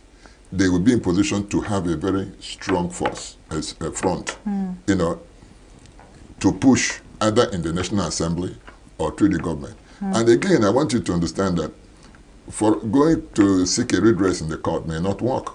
You understand? Looking at what is happening in Nigeria today, the voice of the people may not matter. It's what they want to do, they will do. So all this issue of seeking a redress or not may not even be necessary. You can only do that where things are done the way it's supposed to be done. So we have a lot of other ways we can address this issue and get a better result. Okay. If only we have a federal government listening ear. I think that will give us a very big... But given the fact that, like you just said, federal government is not giving in a listening ear, it's not giving a listening ear, do you think the pushback that we are getting on this issue is probably based on the fact that Nigeria doesn't really practice true federalism? So it will be difficult to actually tell states to manage their own, policing. Would you think that is an issue? And then, are there precedents, maybe in other African countries where this worked out, countries that practice the same governance as Nigeria does? So are there precedents to this? And then do you think the reason why it's not working out is because Nigeria is not really practicing true federalism? Thank you very much. You see, this question is very complex in the sense that I wouldn't say Nigeria is not practicing true federalism at all. They're not practicing federalism at all. At all. To my own understanding, from my own point of view. if you look at what is happening in this country, you will see that everything has gone so bad that people are beginning to lose interest in the government of the country. If we are serious about so many things, we must allow states to dictate their own welfare. But isn't that a constitutional matter? It's not something somebody can just wake up and just declare. It's a constitutional matter. Okay. You don't just get up and things. You will run into crisis. You have to go through that system, whether you like it or not. So should we go through a constitutional amendment to have state policing established in Nigeria? Of course, if I think they should go through. Let me tell you something. The governor of Zamfara State is now asking for self-defense. What does that mean? That people should be allowed to defend themselves. It has gotten to that level.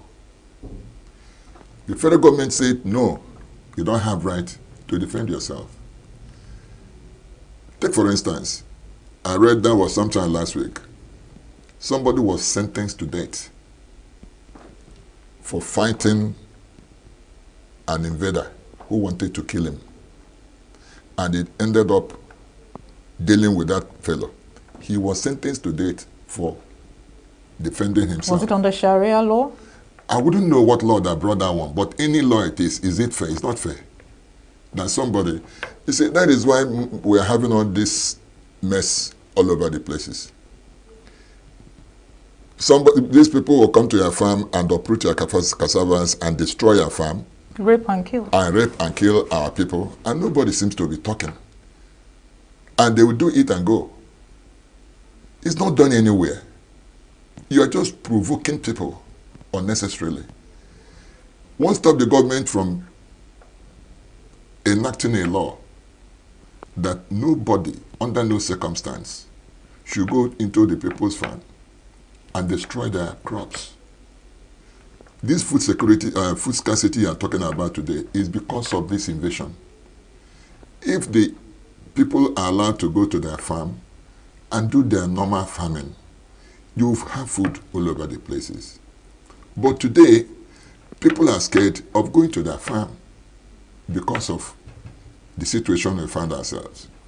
So to me, I think whatever it takes to get this law passed, this state police, is very, very necessary.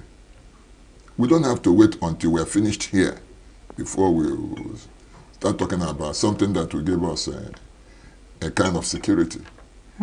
So that is just the position. Okay. Like I told you, there was a follow-up question that is not really around this, and I wanted to ask you because you did say something. You said that there's a push from traditional rulers to get more involved in not just the security architecture, but in governance. Now, do you think the reason, or have you looked into the root cause of why traditional rulers are not really given the place that they used to occupy? Do you think it's because, I remember there was a time there was a proliferation of autonomous communities and almost every family had an Igwe and things like that. Do you think that's a major cause of, this relegation? I don't think so. Okay, what do you think is the cause of the relegation? Government, they have not paid any attention to that. For instance, our governor here, he's doing a lot of work in security. He has not, I think, it has not occurred to him to deal with the traditional aspect of the security setup. Because I know the kind of person he is. Whenever he picks interest to get this done, he will get it done and done very well. I believe that in no distance time, the governor will assemble all the traditional rulers and advise us on this security. He should advise us and he should not delay further because things are really getting out of hand. We have what it takes, the traditional rulers, to deal with our security in our environment, in our communities. Are you aware that even in some communities, they know the criminals? Yeah. Do you know in some communities, they harbor these people that go to create problem here and there. But because they're afraid of them, they don't want to give the government that kind of information. But if you see, if an Igbo has, with any kind of information that some Marudas are residing somewhere, with the help of the government, he can be able to attack and remove them from there. But they will not do it because they are not sure of their protection. And once they go out there and do what they are not supposed to do, not allowed by the government, they have problem. So that is one. And I believe that our governor definitely will assemble us any of these anytime soon, so that we can deliberate and discuss on this security issue. Before we get to the incident in Archie, that happened in Archie where some policemen were actually shot and killed, let's talk about the other parts, because I believe that where there are advantages, there could be disadvantages. The only thing is that you just weigh the pros and the cons. Now, what are some of the disadvantages or the cons of state policing? Is there a way to make sure that states, you've seen some state actors that have actually become larger than life in Nigeria. Imagine if they had a state police under their command. Is there no fear of, state police being used for political purposes by some state actors? Is there a way of applying checks and balances to state policing? Very interesting. Thank you very much. The incident that happened in Archie is very, very unfortunate. And we, within that local government, we are trying to see how we can restructure our security architecture. And we've done so well.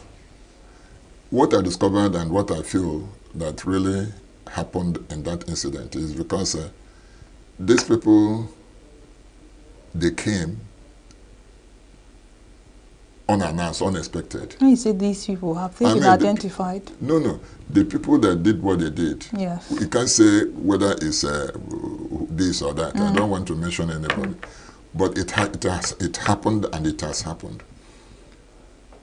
If, for instance, if I'm involved in that kind of security outfit, I would rather suggest to the police not to be stationed at any point.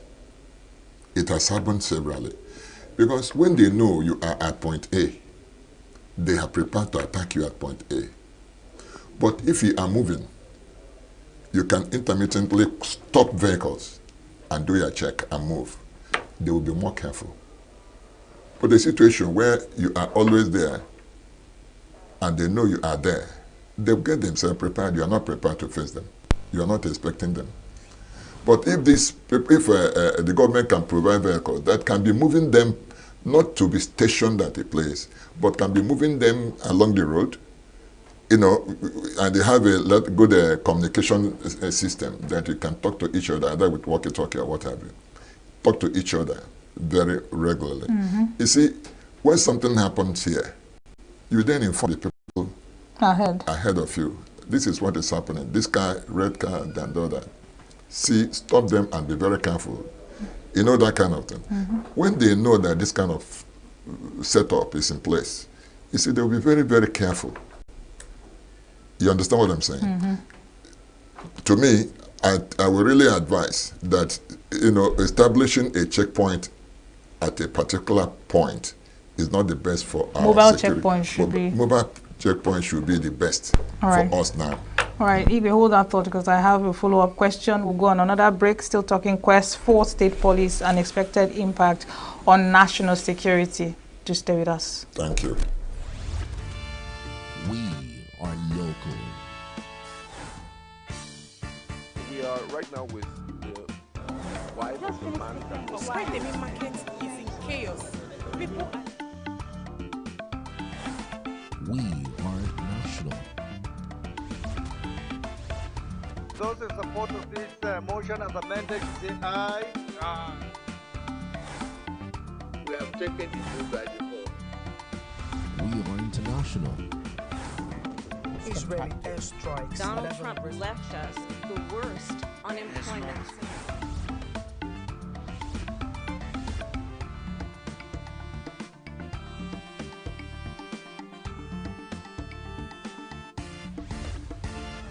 Signature TV, news in your pocket. Welcome back.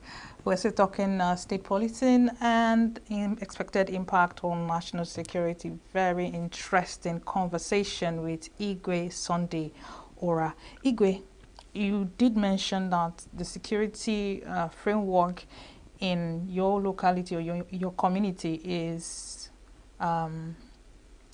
quite impressive, right? So in this case, in terms of what happened to the policemen, I'm trying to see how they are policemen. I mean, they are the last line of defense, if you ask me.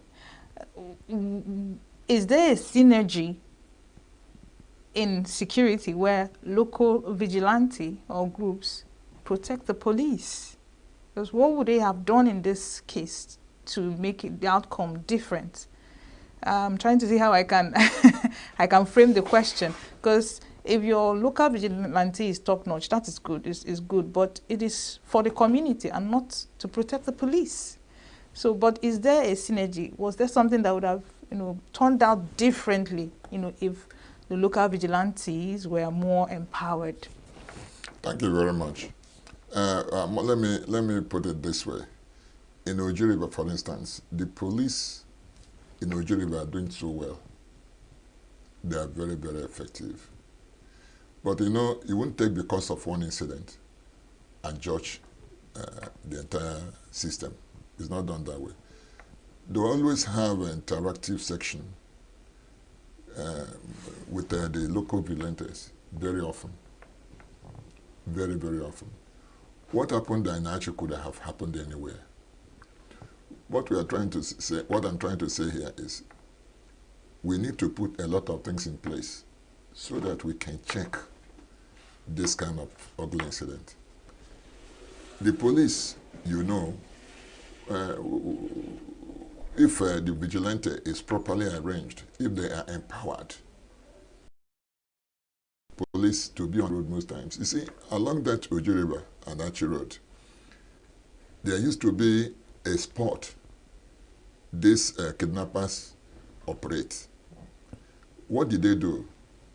They asked the vigilante people to be stationed there, not the police. And they were there for a very, very long time. And the kidnapping dropped in the entire zone. Now, the local government chairman is another person who has the interest of security of Oju local government had. They have acquired drones. All the road networks, they are trying to connect them to make sure that there's free of movement so that they can check if there's any incident anywhere. With the drone, they can check and have a faster way of moving to that location. That is very, very important. They spend more money in security now in Oju River than before. One, because we are neighbors to, for instance, Anambra. His Excellency Soludo is doing so well. He's moving them out of Anambra, and most of them are being flushed into Enugu State through the border. We have a common boundary with also Abia State. So most times they operate from there. They come to Oju River. But local government chairman is now trying to see how he can establish military presence in most of those areas, especially all these red spots. Military presence? Yes. Is that the job of the military? No, it's not their job, but what can we do? There's nothing, they are the people that even helping us to get certain things done quickly. In Inyi, they are there, they are stationed there. And their presence there has made a lot of things to calm down, security-wise. Now, if only the government can empower the neighborhood watch, they can do great work. You see these neighborhood people, at times I work with them till 2 o'clock in the morning. I go out with them 2 o'clock. What does that tell you? It shows that there is a kind of awareness in the communities. And what I'm doing is what other traditional rulers are doing in their respective communities. So Oji River for me is not they are not porous, if I may use this word, for the criminals to always come in and operate and get out from there. We have learned our lessons in a very, very hard way. That's why we have our own security in Achi. They are paid every month. They are many. And we give them vehicles to operate. But we need government help, assistance, to be able to maintain them. You can't be maintaining about 24 security men, paying them from the local, from this Achi post for the past 2 years. It's giving some problem. But government's supposed to appreciate that and get involved so that we can strengthen their work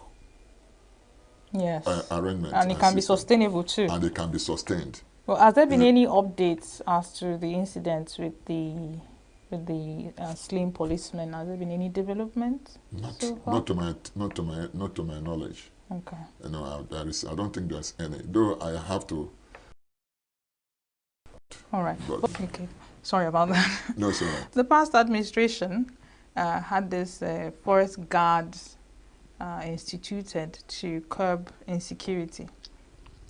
What has been the experience for your community and maybe neighboring communities? Are they still operating? How effective are they? Are they synergizing with local vigilantes on ground? What has the experience been with forest guards? When this forest guard was formed newly, they were very, very effective. Very, very. Because they go to the farms and trying to do their work. But as time goes on, they continue they are fading. They are no more as effective as they were when they were first inaugurated. We still have their presence, but it's not that effective. What the government need to do is to always ask them to come, assemble them, and energize them, try to put a new life into them so that they will know their job and they will be able to do what they need to do and know that their job is in the forest and are paid to be in that forest. Not, if I may say, not always, but most times they're supposed to be there. But in recent times, I don't see them again in the forest. Some of them, especially from my place, I don't see them. Recently, they complained that these headers are there in the farms, uprooting their product. The crops. Their crops, and then facing all kind of threat. So, if the forest guards are there, we don't need to experience this again. They're supposed to drive them away. But now it is us, the villagers in my community, we ask them to go to the farms and make noise so that if they are very close, those people who can leave, not to hurt them, not to find them, but to scare them away. This is where we find ourselves. So that is the situation. We need to empower the neighborhood watch, the forest guards. We need to empower them. We need to recruit more of them. If they are there, you should know that in security, they're acting as forest guards and as security at the same time for the people. Wherever they are, they're security officers. They are not, for the fact they go to the farms, does not stop them from doing other security jobs. Activities. That is it. Now, if the forest guards are empowered and the local vigilantes are empowered, what there will be the gap that we will need the state policing to fill if these outfits are empowered? No, you see, to me, if they are empowered, by the time this state police is in place, we can always recruit those ones to the police because they've gone through a lot of process and training.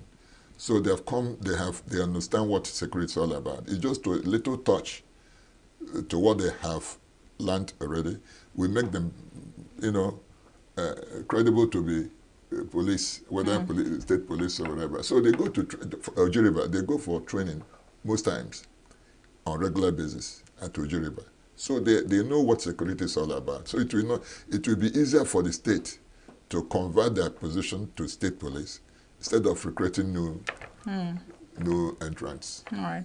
So aside improvements in security of lives and properties, now do you see any economic security that comes from state policing?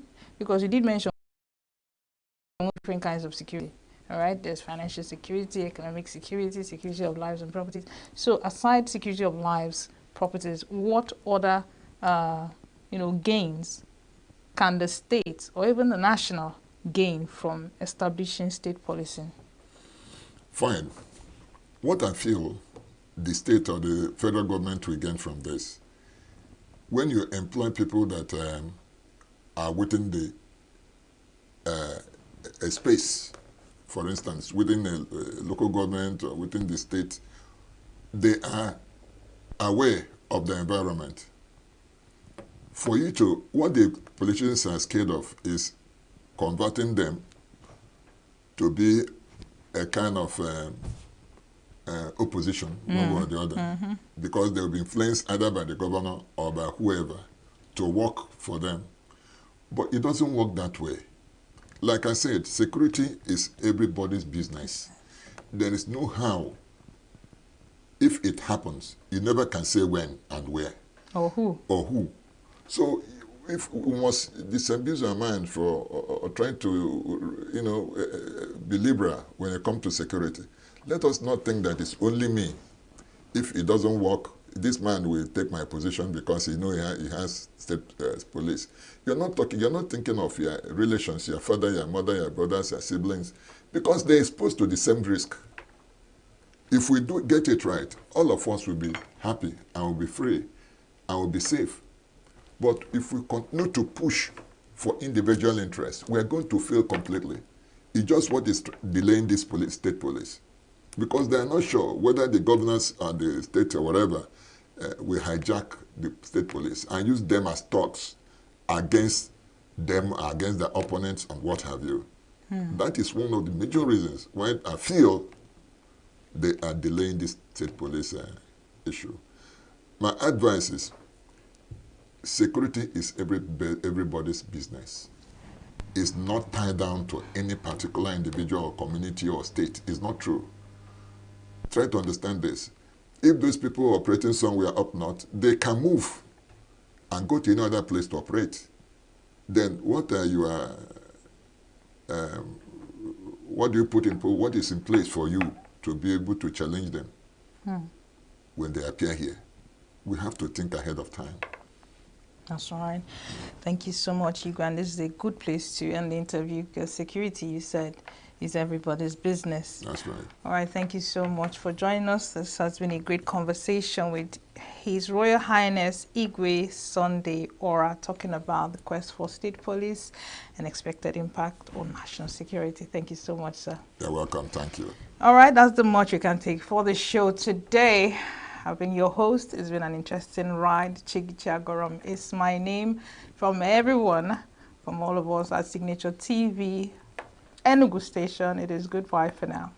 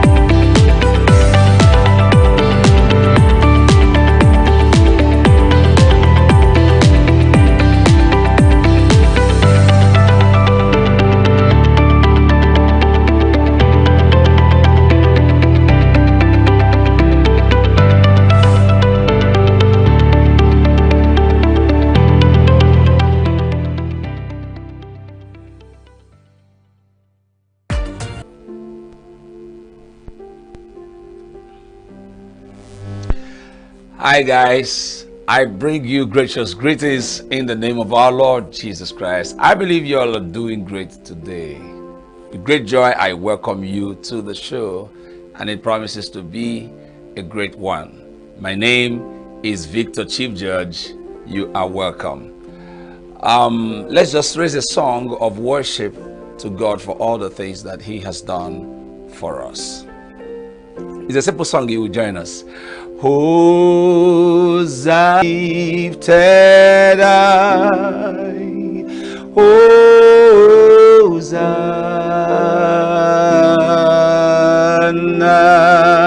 sing Hosanna, Hosanna,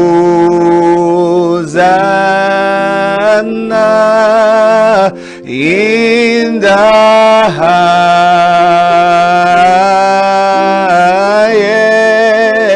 Let the King be lifted high. Hosanna.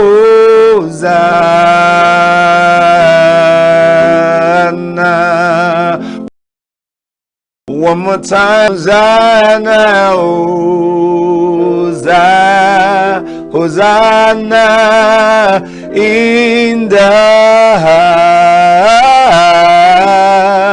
highest. Let the King be lifted high. Hosanna. Let my King be lifted high. Hosanna.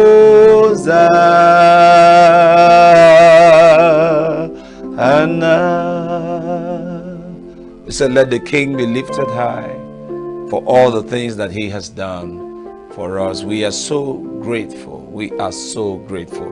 Thank you, Lord. In Jesus' precious name we worship. Amen. All right, a great scholar, Brian Tracy, said, your life is a reflection of your thoughts. If you can change your thinking, you can change your life. And Mika and Marco said, reflecting on where I came from helps me to appreciate and balance what I have. In this segment of reflection, do well to open up your heart to receive words that are capable of repositioning you for a better life ahead. I will be right back to continue the show with you. Right, you're welcome back. This is Gospel Lounge on Signature TV, and I know you are blessed by that session of reflection. Please do well to do the needful with all that you have received. Quickly, I'm going to be introducing my guest today. He's a very great man of God in the city of ENUGU. But there has been great issues on agreeing or settling on doctrines, especially within the religious circle. Our conversation today will focus on doctrinal difference, faith in this state and nation at large. He is the president of Miracle World Christian College and Seminary, an affiliate of University of California, USA. He is also the lead pastor of World Power Christian Outreach and also a member of the Theological Association of Theologians, Nigeria. Ladies and gentlemen, please help me make welcome Reverend Dr. Emmanuel Akuma. Daddy, you're welcome, sir. Thank you very much. Good to have you on the show. Thank you very much. I'm glad to be here. Yes, sir. Thank you. Quickly, my first question is going to be in two folds. Okay. One, what is doctrine? And then as it has to do with the Christian faith, what is the doctrine that should guide the Christian faith? Thank you very much for having me. When it comes to doctrine, simply stated to a layman, doctrine simply means teaching. Okay. To a layman. Okay, and going beyond there, doctrine has to do with the belief and the teachings of a particular organizations, something they have believed and they teach about it. Yeah. And their life revolves around that which they teach. Yeah. But when it comes to the Christian faith, that's a different issue. Okay. when we talk about doctrine in Christian faith, it has its core center in the biblical truth. In the biblical truth, what the Bible states and what the Bible teaches. So the Christian life revolves around the Bible itself and what it communicates. So that's the teaching of the scripture. That's the doctrine of the Christian faith. Okay. Yeah. You know, all over the world today, even making rounds on social media, a lot of arguments and misconceptions flying everywhere. I want to ask, how would someone know the right doctrine?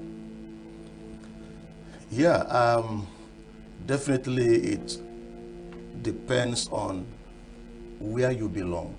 Okay.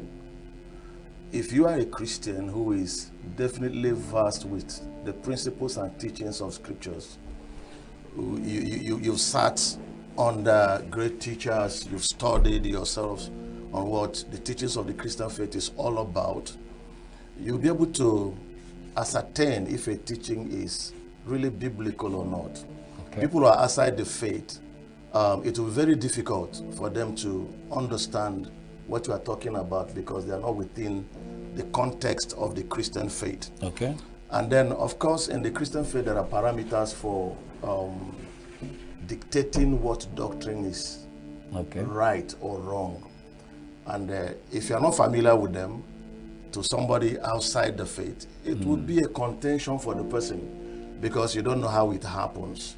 So, but I think that if you want to know what the true Christian faith is all about, there are certain things used in measuring it. Okay. Every Christian doctrine has to be true to its historical background, its social background, okay, of that particular teaching, where it is coming from. Yeah. If you don't understand the context of what is being taught, and then what the original communicator intended in communicating that teaching, you cannot handle or understand what is being communicated. Yeah. Because that's what we call hermeneutics. Okay. It's a teaching of the interpretation of scriptures. You see, people today who talk about doctrine or who want to discuss scriptures, who are not learned in scriptural matters, they can lift up things out of context. They just pick a scripture out of context, not understanding the environment where that thing is coming from, not understanding the original hearers of those words, what it meant for them, and how you can pick it from that point and make it existentially meaningful for somebody who is hearing you in our time. So that brings a whole lot of complications and a lot of misunderstandings and all these hair-splitting teachings today that people are busy vomiting out in the social media without really understanding what it takes to understand the core principles and teachings of the scripture. So it would be difficult for them. Okay. So I wouldn't blame them when they're talking about what they don't understand.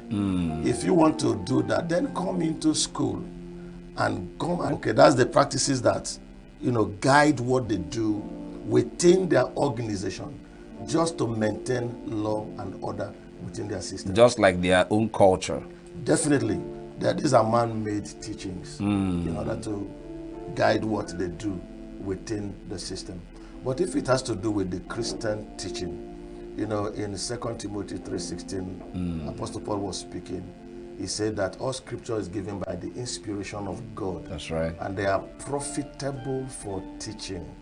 Did you see that? Yes. So when we talk about the Christian doctrine, it encompasses the entire scripture, the Old Testament and the New Testament. And if also you are going to teach the Old Testament and the New Testament, there are certain things you must understand. You must understand dispensationalism. Okay. Okay. So, and there are dispensations that we have passed. There are things that were just a shadow of the things to come. To pull them into the contemporary situation we are in now, will be modeling issues, because most of the things that Jesus did sorted those things out. Yes. So if you are not versed in it, then you will complicate issues. Oh my God, this is mind-blowing. Friends, I know you are learning a lot from this. You can do well to call your friends and your family together, tell them today's conversation is so wonderful, and we're going to be continuing with this wonderful conversation after this short break. Welcome back. This is Gospel Lounge on Signature TV, and we are discussing doctrinal differences, and Reverend Dr. Akoma has been giving us wonderful insights on what doctrine is and how to know the right doctrine, especially as it has to do with the Christian faith. Sir, you mentioned something earlier in your response about the systems, maybe coming to school, someone to be educated. Now, a lot of people he needs to teach. Definitely. Is there any system in place to help train people so that they can do well in preserving the doctrines, especially as given to us by the scriptures? Definitely. You see, when we talk about learning, yes, people need to understand that in the world where we are now, if you want to be a doctor, you don't just sit down out there and say, well, I want to be a doctor. And then probably you just go through trying to learn from somebody outside the system. For everything you want to become, there is a curriculum. Okay. You go through it for 7 years, and then you go through the housemanship, you go through the youth corps, and then you become a doctor. Yes. You see, the same thing is applicable to whatever discipline you want to get into. Yes, sir. But when it comes to the Christian faith, people think that it's something you can just sit down and study and read in order to be a teacher or a preacher. And some people will tell you, well, that the Holy Spirit will also teach them. Are you understanding? Yes. It? But you also know that the discipline of theology is also an academic, a program. Yes, sir. Okay, so people will need to go through it and be trained, because you see, if your theology is wrong, then the life of the people will also be wrong. That's right. If your theology is wrong, your teaching will be wrong. You produce people who are faulty, whose life are not in consonance with scriptural principles. Yes. That is definite. And then and the Lord warned us we shouldn't be so many teachers. Are you getting it? Yes. Okay, there are few teachers. The Bible said there are many teachers, but there are few fathers. So God expects us to study. Apostle Paul was speaking to the son Timothy. He says, study to show thyself approved unto God, a workman that will not be ashamed, who will rightly divide the word of truth. Now, the word there is rightly divide. The Greek word there means to cut straight. Cut straight. In other words, you don't cut in zigzag. You have to cut straight. And what it simply means is that you need to be able to cut everybody who comes to listen to you. Need to have a portion. You have to rightly divide and give everyone a portion. Are you getting it? Yes. So if you don't know how to cut accurately and how to cut correctly, you'll be apportioning people what is not right. And when it is not right, their life will not be right. True, like I was telling you that, you see, when true doctrine is taught, the Bible says it's profitable for teaching, for correction, for instructions in the right way of living. Because at the end of the day, you want to test the reality and the values of what you are teaching, whether it is producing love, it is producing passion for God, it is producing transformation in people's life. You will now know you are teaching the accurate and right doctrine. And that's very, very important. Yes, and that's why I said people should sit down and study. You need to be taught. Yes.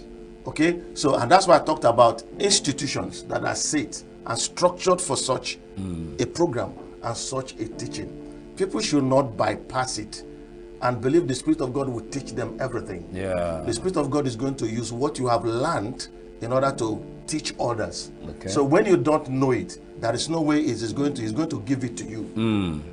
It doesn't happen that way. It's just like people going to school and you're a Christian and then you've not studied, you just pray, the Holy Spirit just help me, give me answers to situations. The Holy Spirit cannot do that. It can't give you expo. Yes. So you need to follow through a laid down principles and study to show yourself approved unto God, a workman that will not be ashamed, that can rightly divide the word of truth. Yes. So people can read books, people can read materials that are written by other people, but there are certain things you may not be able to derive. Okay. There are certain principles and rules you wouldn't learn on your own. You need people who have gone through that and understand what it takes to also help to teach you and tutor you, mentor you, so that you now understand the key principles to use in unlocking certain scriptures. Outside that, you will mess up everything about. And talking about this system, a lot has happened, not just within the state, but all over the world. Definitely. Because people are not trained. Yeah. The other time, I was listening to a video and someone was saying a lot of things about creation and said that God did not create the rain. It was a problem for me. I was like, what is this? And you know, in my own little way reading my Bible, the studies I've made, I know these things were created by God. So that for someone to come up and begin to, you know, say one or two things, and you know, when this happens, people that are not Christians, or maybe people that are not so okay with the Christian faith, they find some things to hold on to attack the Christian faith and all that. What are we going to do to check these errors? Thank you very much. You see, in fact, it takes truth to counter error. Okay. Are you getting it? Yes. It takes truth to counter error. Now, when people teach things like this, the only way we'll reply them is to produce the truth. Okay. Jesus says, you shall know the truth, and that truth will set you free. Yes, sir. If somebody says that God didn't create rain, in the first place, you ask yourself a question, it would take the creation of the earth, the cloud, the sky, everything, for even rain to exist. Yeah. Okay? So somebody saying that is just trying to, you know, posit his own kind of thoughts. People have right to their own opinion. Yes. But if you are going to counter that, you must present the fact. You must present the truth. You see, today we have in social media people teaching all kinds of things. Imagine, for example, somebody's teaching that we shouldn't talk about marrying one wife. We don't understand scriptures. That the patriarchs, like Abraham and the rest of them, they married multiple wives. Yes. Why would somebody say that? But you see, there are things that happened that is not doctrinal in nature. Yeah. First of all, you have to go to the model, the original. God made them male and female in the first place. So for you to start telling us that these people married this, you see, these are the things that were prevalent in their culture. Yeah. That is not a scriptural injunction to be obeyed. Are you getting it? Yes, sir. The Bible wrote experiences of people the way they are. Are you getting it? Yes. But that's different from what God has established as a principle to be taught. You go to the book of Psalms. Most of the things spoken in the book of Psalms are expressions of people's feelings. People go through some troubles and challenges and they express what they go through. Psalm 35 said, fight against them that fight against me. That's an expression of a man who has been wounded by people. Yeah. It's not meant for doctrinal teaching because it's not the foundational scriptures. Yeah. No, there are bases for which you can establish something that can be used as a doctrine. At the mouth of 2 or 3 witnesses, the truth shall be established. So when people don't know this, they can lift what we call out of context, or they take something out of the environment where it is spoken, and then they just say it. That's terrible. That's horrible. Very terrible. Very okay. terrible. So and that's why we are saying that when people teach such things, you don't fight them. Okay. You go back to scriptures and bring out the truth of scriptures, and this is what the Bible teaches. Verify, study it, and find out. Okay, so that's the only way to counter them when they teach all this error. Jesus said you will know the truth, and then the objective of the truth is to make you free. So if you are not free, what you have is not the truth. The truth. It's as basic as that. Are you getting it? Yes, sir. So that is just the way to set up structures. That's why we have teachers today. We have mentors.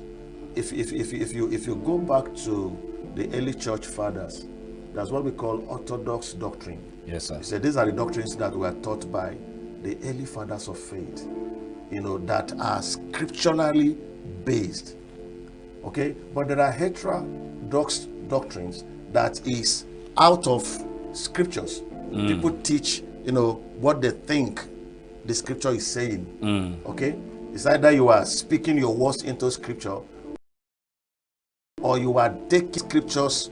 You are taking the right truth out of the scripture. We call that exegesis. Yes, sir. Okay, you can say your own words into scripture. Eisegesis, which means you're saying your own words into scripture, or you are saying what the scripture is saying.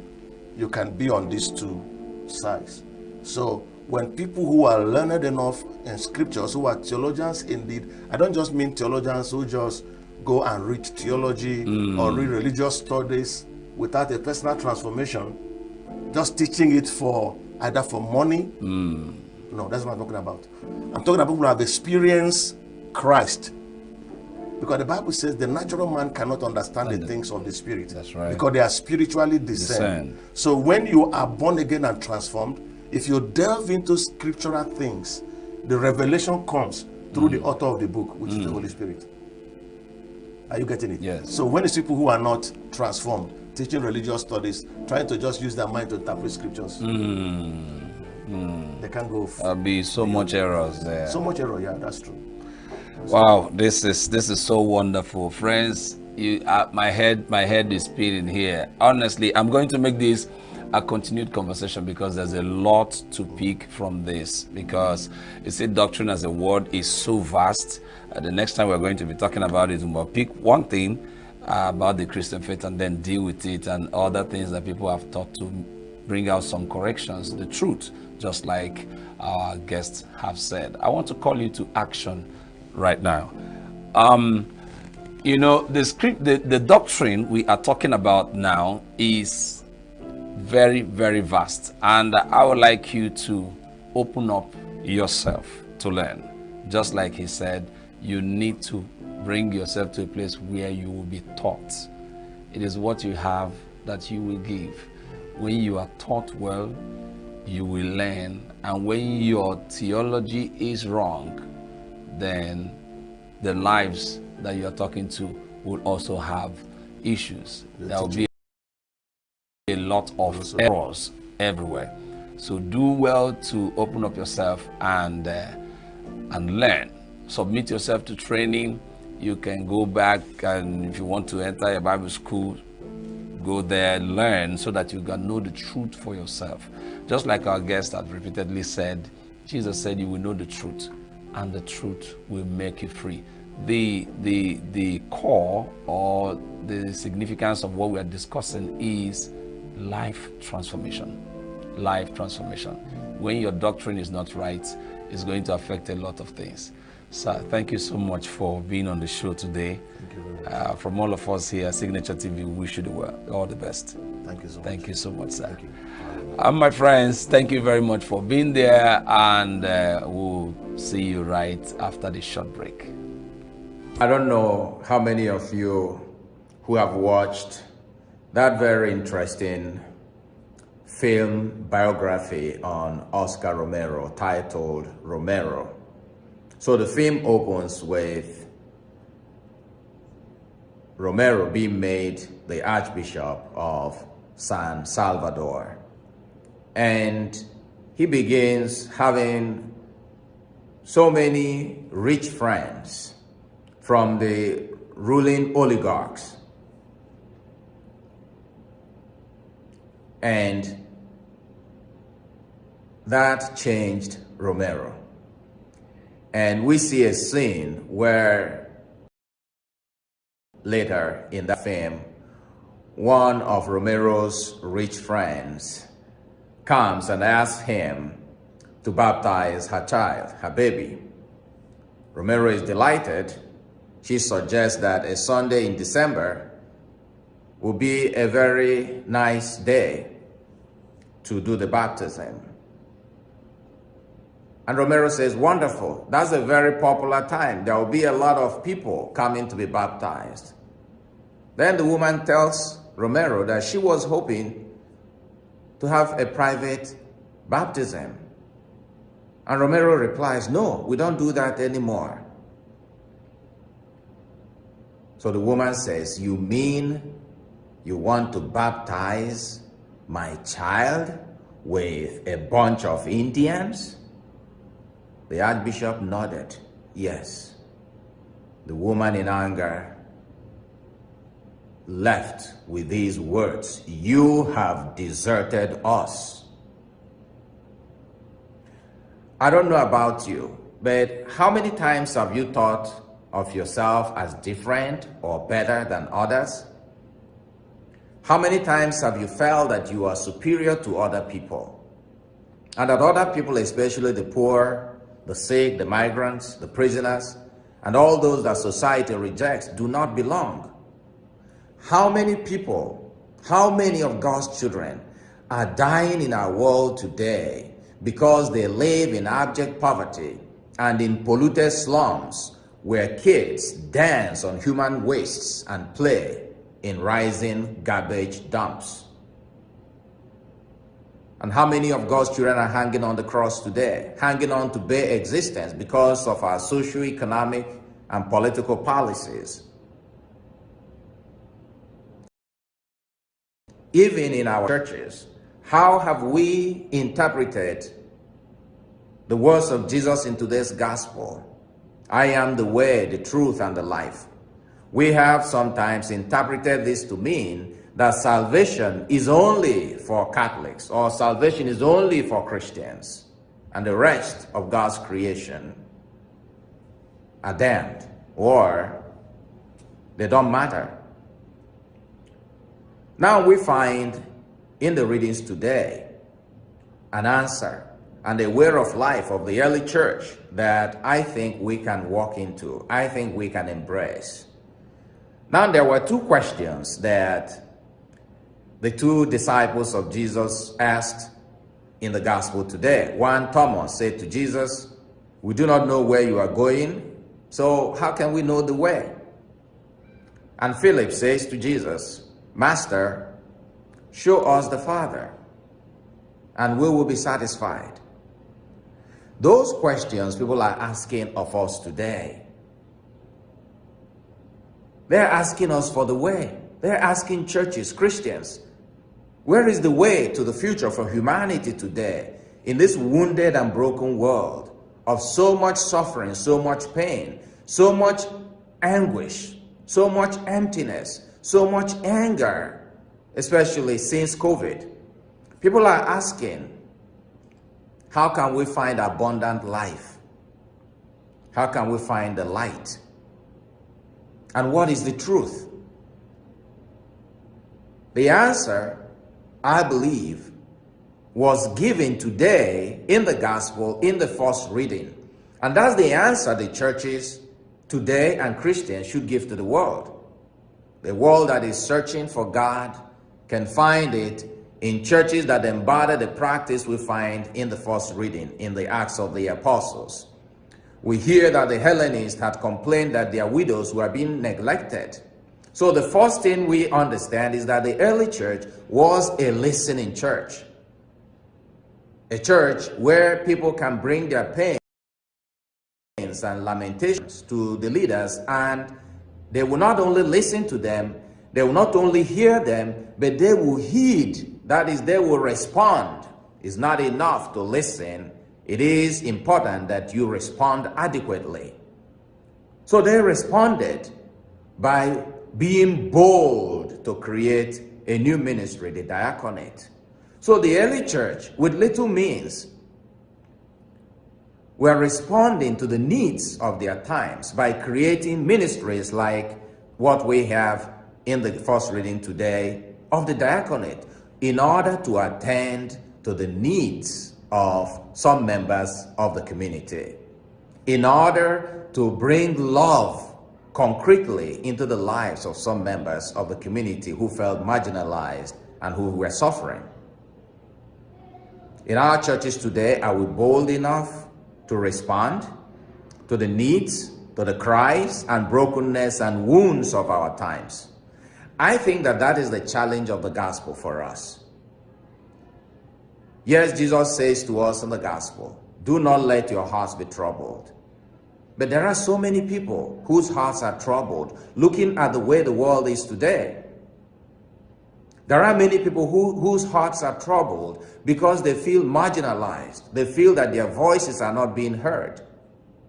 There are many people who are troubled today because of their sickness, because of their situation, because of the general emptiness that they feel. Some feel lonely, some feel abandoned. How can they be healed? How can they meet Jesus today? They will meet Jesus when they encounter a church that is open, a church that has an open heart to welcoming them. When they encounter Christians that are moved to do something, to love. Love is the answer that the early church gave to the sufferings and pains and tragedies of their times. And they had nothing, but they were bold. So, in our times, the church must recognize, and all of us as God's people must recognize, that we must be the sign of God's presence in the world today. We must find new ways of being a church of love, a church of compassion. And St. Peter tells us of who we are, our identity in the second reading. You are a royal priesthood. You are a consecrated people. You are a chosen race, set apart to sing the praises of him who has called you out of darkness into his wonderful light. St. Peter reminds us that we are built on the foundation of Jesus Christ, who is the pillar. And because we are built on this foundation, we have a deep and intimate relationship with God, a close connection.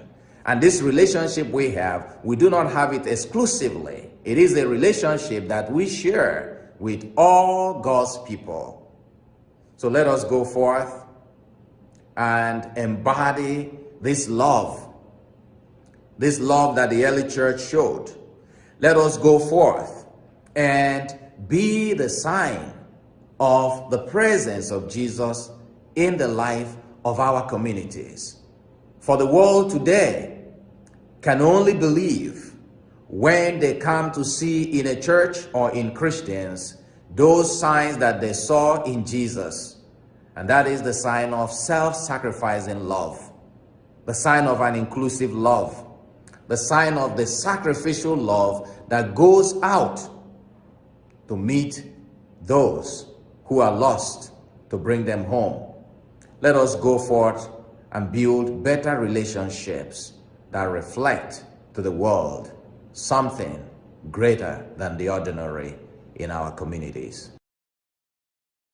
All right, thank you very much for still being there with us. This is Gospel Lounge on Signature TV, and I just finished a wonderful conversation with a great man of God in this city and beyond, Reverend Dr. Emmanuel Akuma. It's a very wonderful thing to talk about doctrine because it affects every part of our lives. It has to do even with our Christian faith, our work ethics and all that. It's so vast. We are still going to make that a continued conversation so that we can really explore and get more that we can get in this very wonderful topic. But just going forward, I just want to share a thought with you, my friends. A lot of pressure is in the air now, if I'm going to use that. A lot of pressure is in the air, and I want you to please resolve within yourself not to respond to these pressures in a negative way. Please, it's very, very important that I share this with you. It's just a heart-to-heart that I want to have with you before I let you go. Please, friends, look out for the truth. Look out for the truth. My guest said something very profound. He said that if your doctrine is wrong, then the people you are talking to will be wrong.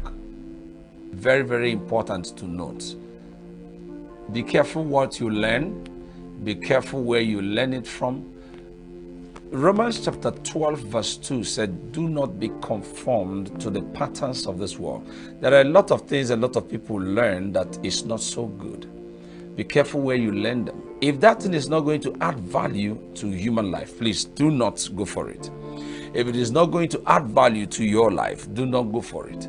If it is not going to contribute to nation building, making our environment better, please don't go for it.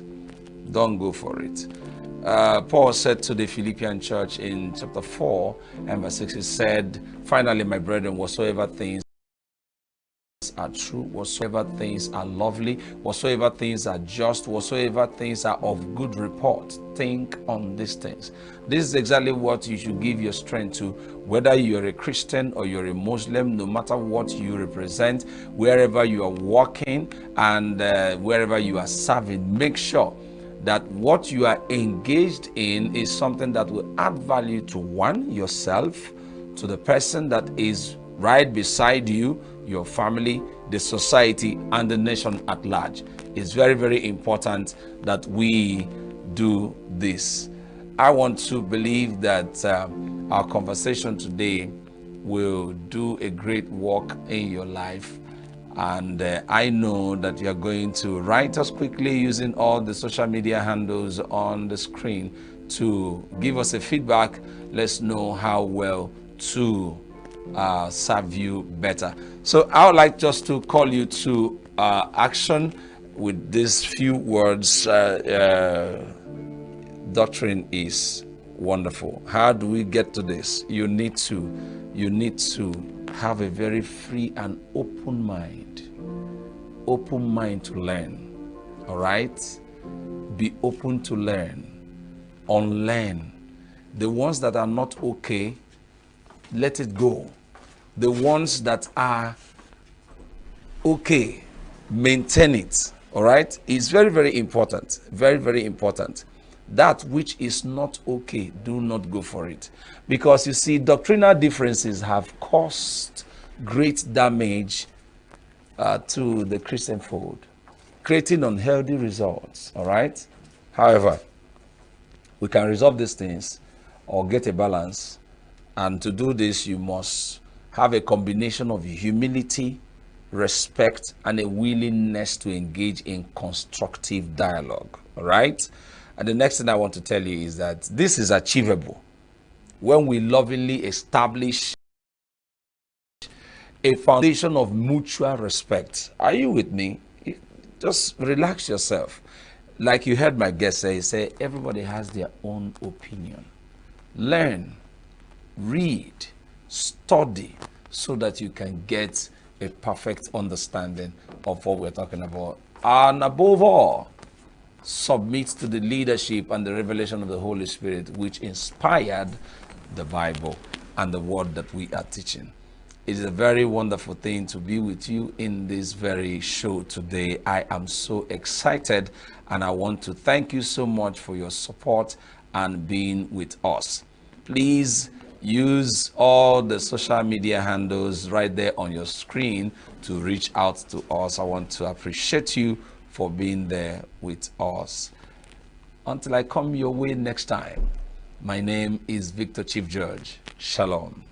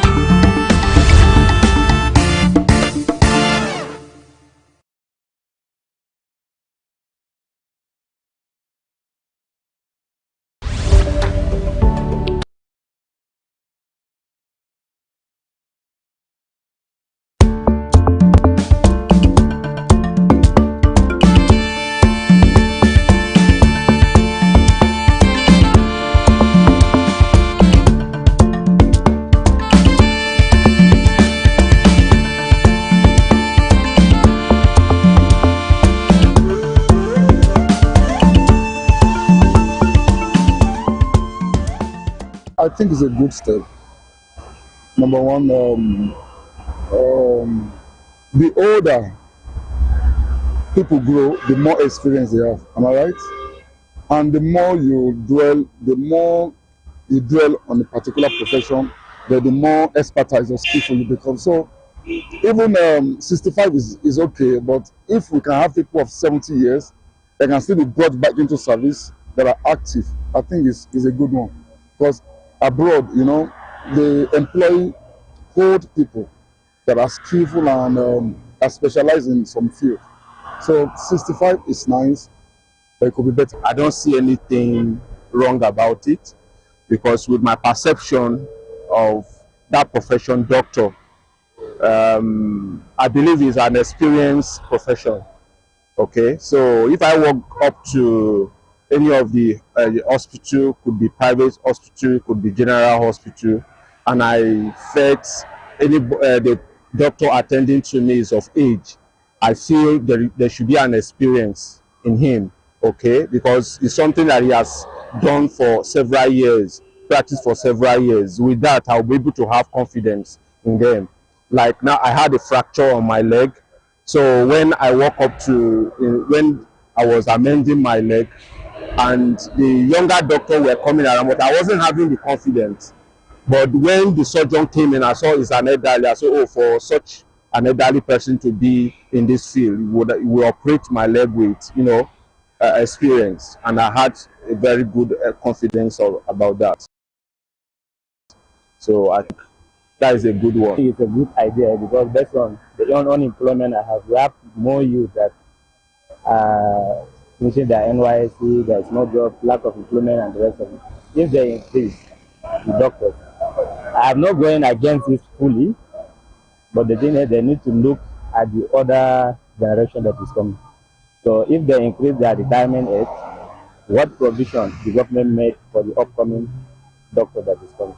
So is there any job for them, and all this we need to look at it. Nice indeed, nice, because you know one of these days I saw something in YouTube. A doctor want to undergo some operation like that, and he was watching a YouTube tutorial before he undergo that kind of a thing. You know, they are quite doctors these days.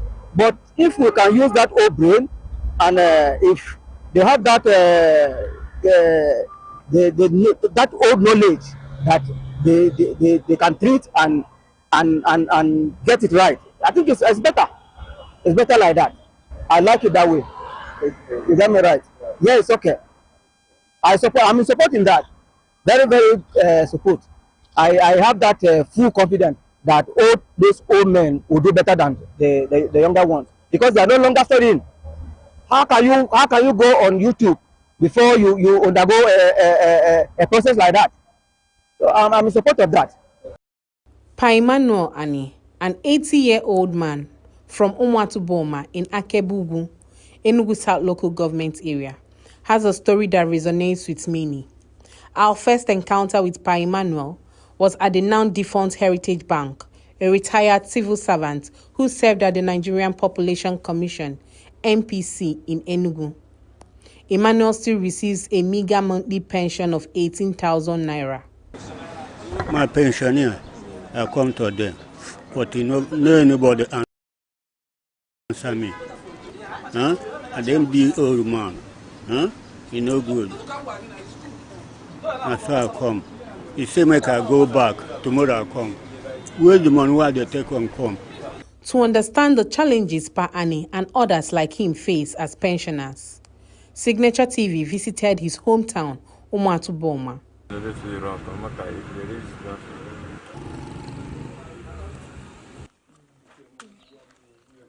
We are here with Mr. Ani Emmanuel, a man whose resilience and dedication has been tested.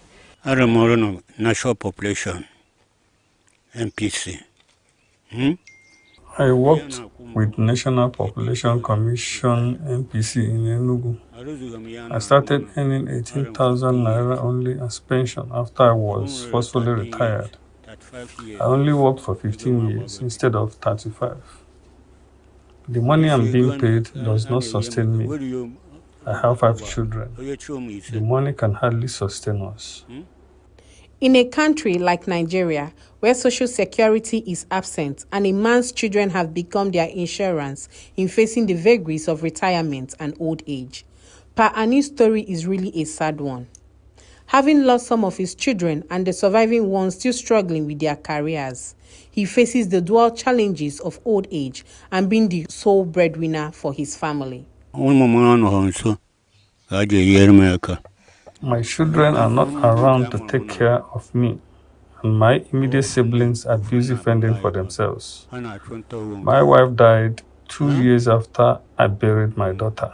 What I'm struggling for now is how to get money to buy snuff and sell.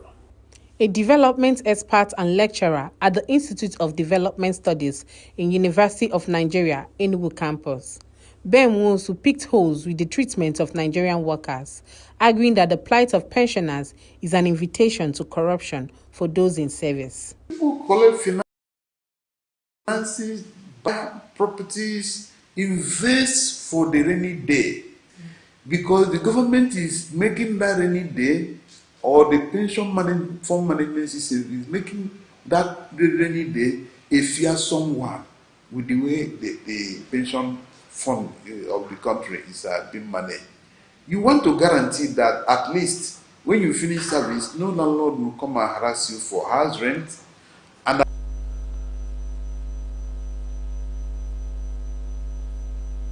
the federal government of Nigeria has announced that the Akanu Ibiam International Airport in Enugu will reopen for flight operations on April 28 following the completion of emergency runway repairs. The Director of Public Affairs and Consumer Protection, Federal Airports Authority of Nigeria, FAN, Obiageli Ora, disclosed this in a statement on Saturday. According to Ora, the work was scheduled to begin on April 22nd and concluded before reopening on May 6th. She apologized for the inconvenience, but assures the public that all actions were taken in the interest of safety. On April 18, FAN announced the closure of the airport for repairs due to a sudden and significant rupture in the asphalt surface at a critical section of the runway. The Southeast Development Commission, SEDC, says the allocation of resources to states and local governments in the region will deepen on their readiness to embark on high-impact projects. The Executive Director of Projects for the Commission, SEDC, Tobi Okechukwu, made the clarification while speaking at the Economic and Development Summit organized by the Uju River local government at the council headquarters.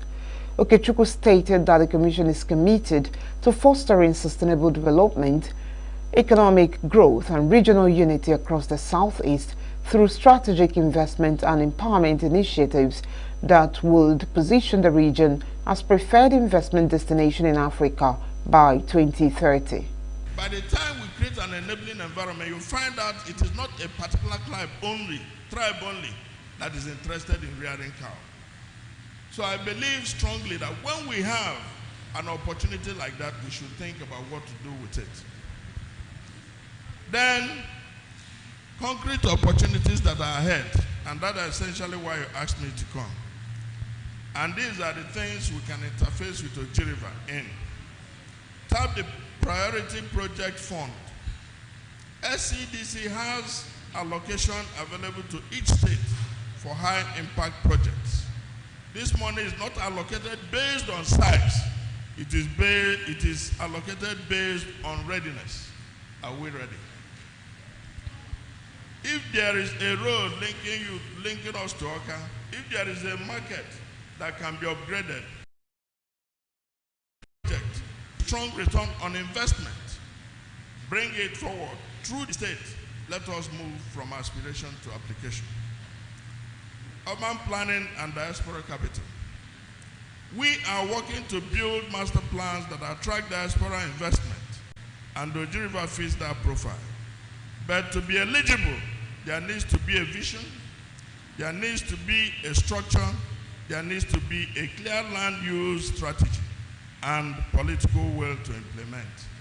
If you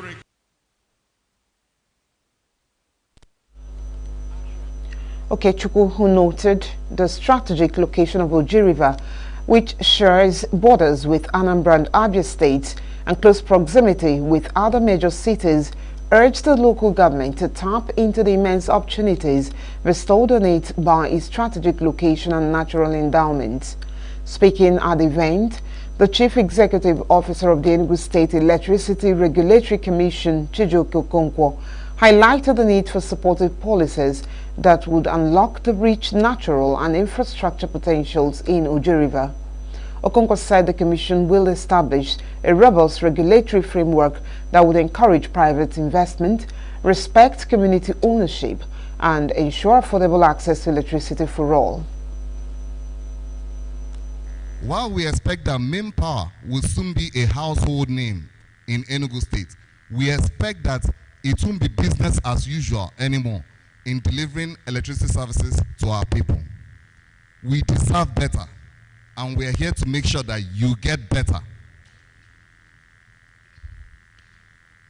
Oji is not just a place of natural beauty, and this administration is working hard to see that that particular project is revitalized for the benefit of not just Ndi Oji, but Enugu State as a whole.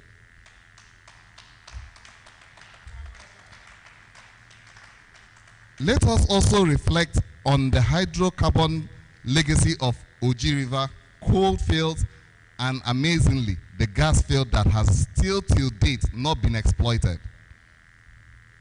The huge potentials that lies in our hydro potentials from Oji water bodies and the natural presence of run of water or river flow creates an opportunity for hydropower generation.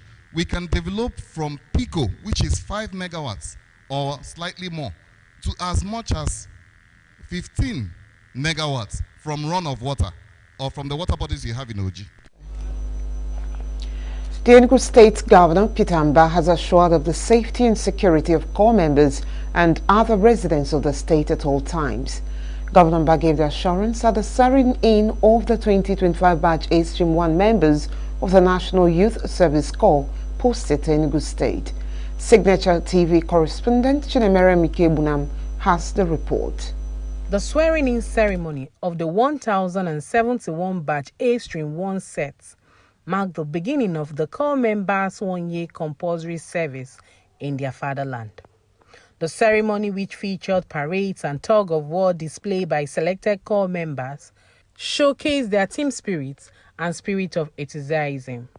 Governor Mba, who was represented by the Commissioner for Environment, Professor Sam Ugu, Operations Committee to ensuring the well-being of corps members, particularly in the area of security.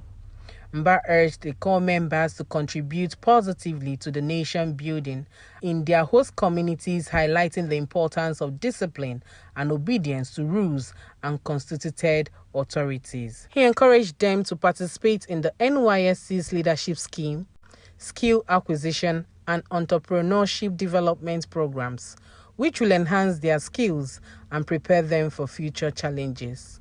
In Enugu State, we are committed to supporting NYSC and sustaining its gains. We are looking at renovating the orientation camp and providing essential infrastructure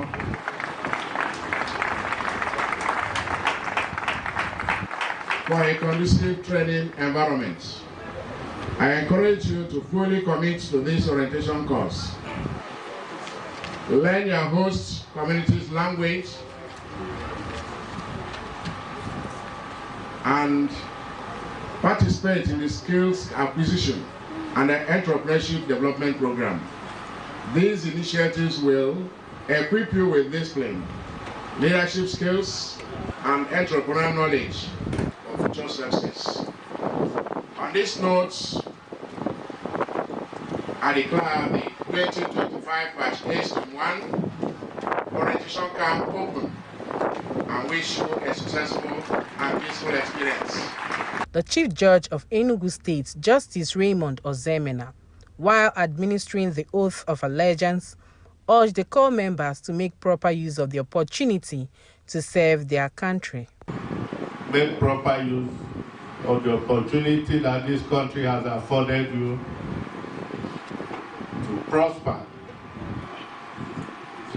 and contribute your quota to the development of Nigeria. The state coordinator of the NYSC, Oluwakemi Awolola, welcomed the corps members and outlined the objectives of the orientation program.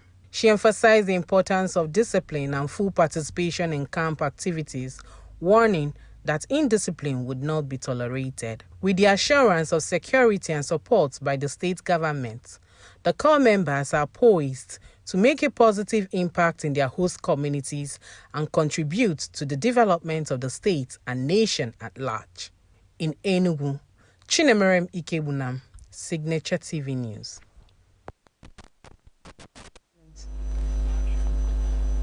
Governor Alex Otti of Abia State has dismissed reports suggesting that he is planning to defect to the All Progressives Congress from the Labour Party, describing the claims as false, baseless and unfounded.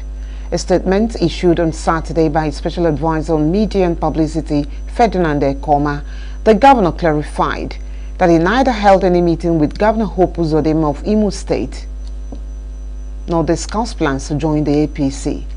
He explained that following the National Economic Council meeting on Thursday, 24th April, Governor Otti, alongside a few of his colleagues, had attended the birthday celebration of Governor Uzodinma's twin daughters, a purely social event unconnected to politics. Ekoma stressed that any major political move by Governor Otti must be justified and demonstrably in the overriding interest of the Abia State people. He further noted that while political activities for 2027 appear to be gaining momentum, unfair to the electorate if governance were to be overshadowed by premature political calculations. Deputy Speaker of House of Representatives Benjamin Kalu has urged the people of Southeast Geopolitical Zone to support President Bola Tinubu's re-election by voting massively for him in 2027. Carlos stated this in a statement issued by Special Advisor on Press Affairs Udoro Rizo after hosting the Tinubu Mandate Support Group Abia Branch and Club 17 initiative on Saturday. According to him, Tinubu deserves his second term considering the successes he had recorded through bold economic, social and political reforms in the last 2 years. The chairman of Tinubu Mandate Support Group, Armstrong Okoronkwo, commended the Deputy Speaker for what he is doing as a representative in the National Assembly. Okoronkwo said that the support group was working assiduously to ensure Tinubu's re-election in 2027. Members of the Rivers State People's Democratic Party (PDP) caucus in the National Assembly have declared their support for the re-election of President Bola Tinubu in 2027. The Rivers National Assembly caucus made a declaration in a statement they all signed, which was read to newsmen on their behalf by Senator Barry Mpigi in Port Harcourt on Saturday. The caucus, comprising 2 senators and 7 members of the House of Representatives, said their position is based on the visible successes of Tinubu's agenda, which they described as working and on course. They called on those aspiring to contest for the country's #1 position in the next general election to share their ambitions, while lauding Tinubu's economic policies, saying they are aimed at repositioning the country's ailing economy. Among other achievements, they stated that Tinubu's renewed hope agenda remains the surest pathway to Nigeria's prosperity and progress.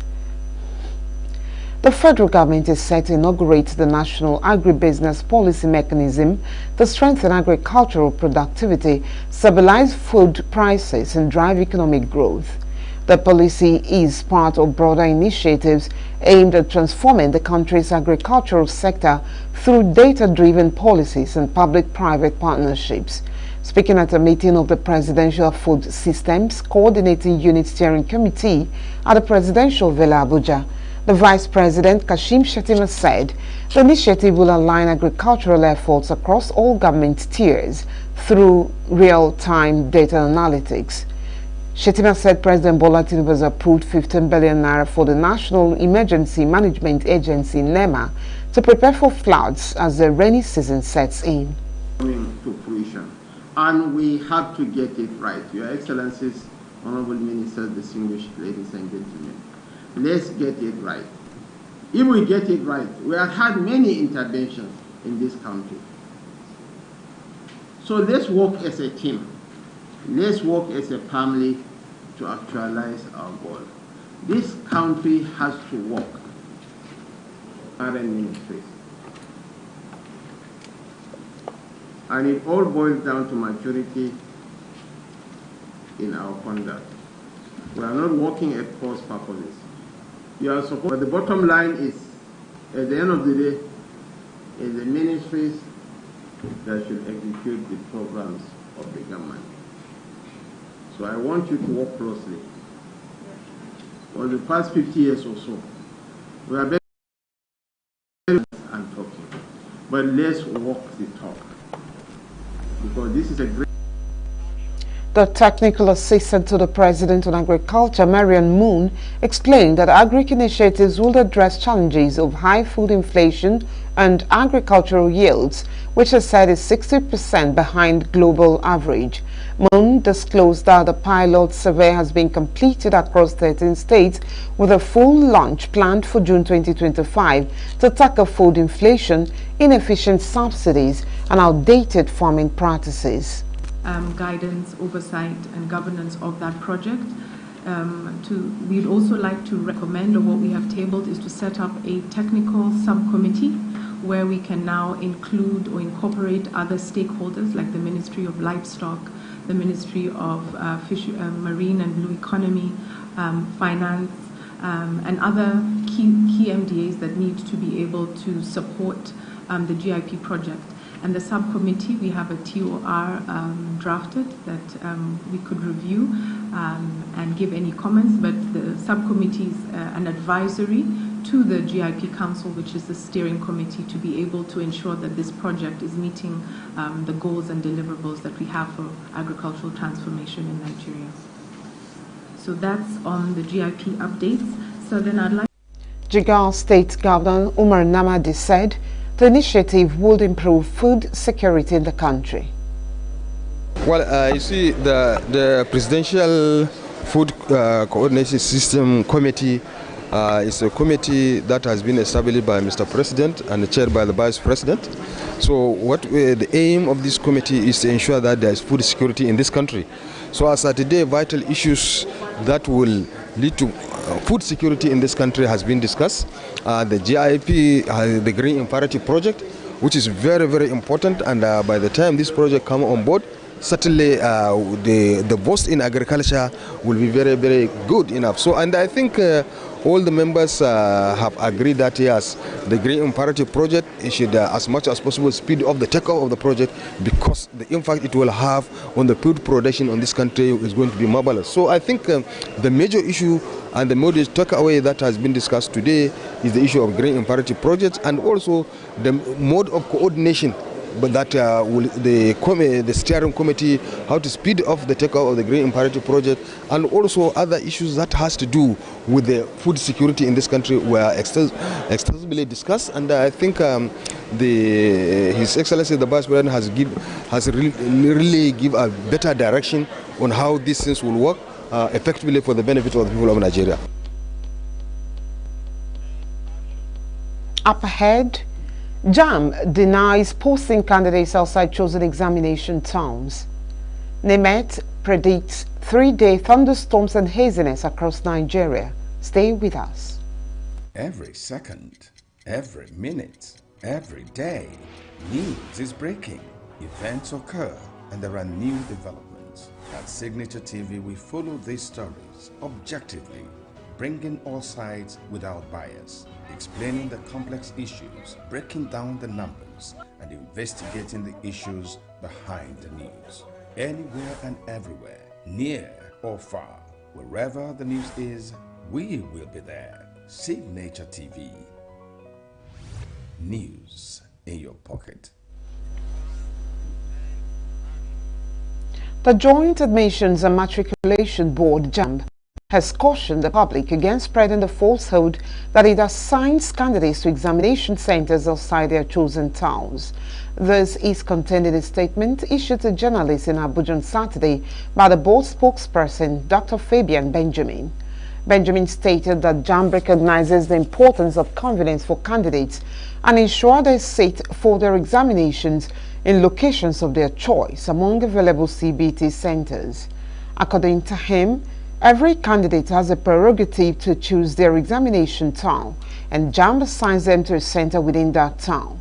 Benjamin appealed to the public to grant agencies the benefit of the doubt and to trust that they exist to serve the public interest in the best possible manner. He maintained that JAMB remains committed to the public good at all times. He advised candidates against harboring superstitious and baseless dreams of reaping where they have not sown. The Nigerian Army has dismissed an advertisement in circulation purporting recruitment into the Direct Short Service Commission and Short Service Commission.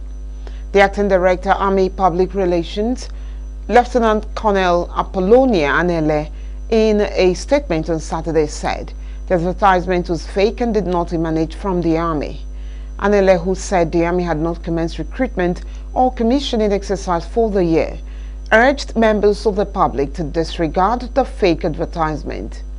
She said the public would be duly informed through official channels whenever such recruitment exercises were scheduled to begin. The Army spokesperson advised members of the public to avoid falling prey to fraudsters who exploit such fake information to deceive and defraud unsuspecting individuals, and to report information about such fraudulent activities or individuals to the appropriate authorities for necessary action.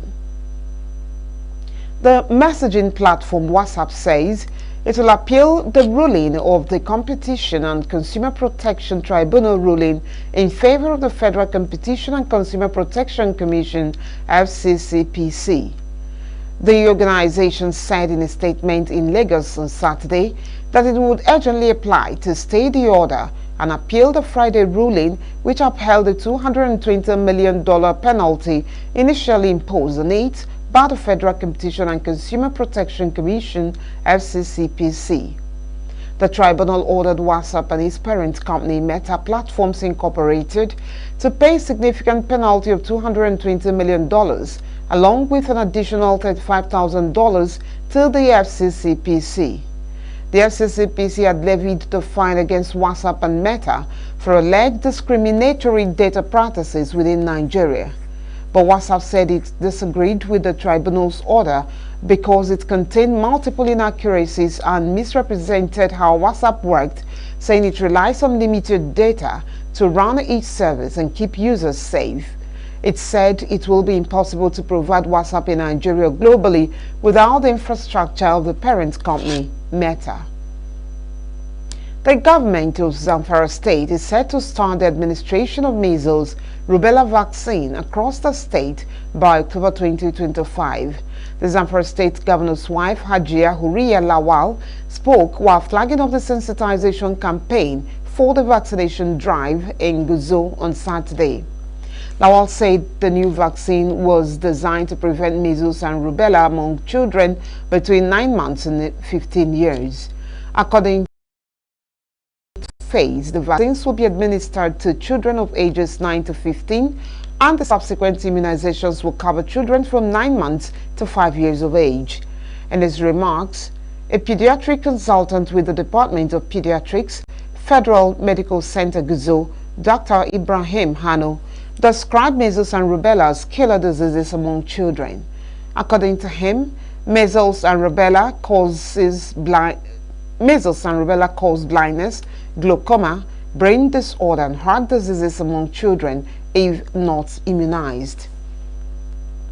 The Nigerian Meteorological Agency (NIMET) has predicted thunderstorms and haziness across Nigeria from Sunday to Tuesday. In its weather outlook released on Saturday in Abuja, NIMET forecasted moderate dust haze over Katsina, Sokoto, Zamfara, Borno, Kano, Yobe, and Jigawa states. It also predicted isolated thunderstorms in parts of Adamawa and Taraba states throughout the forecast period.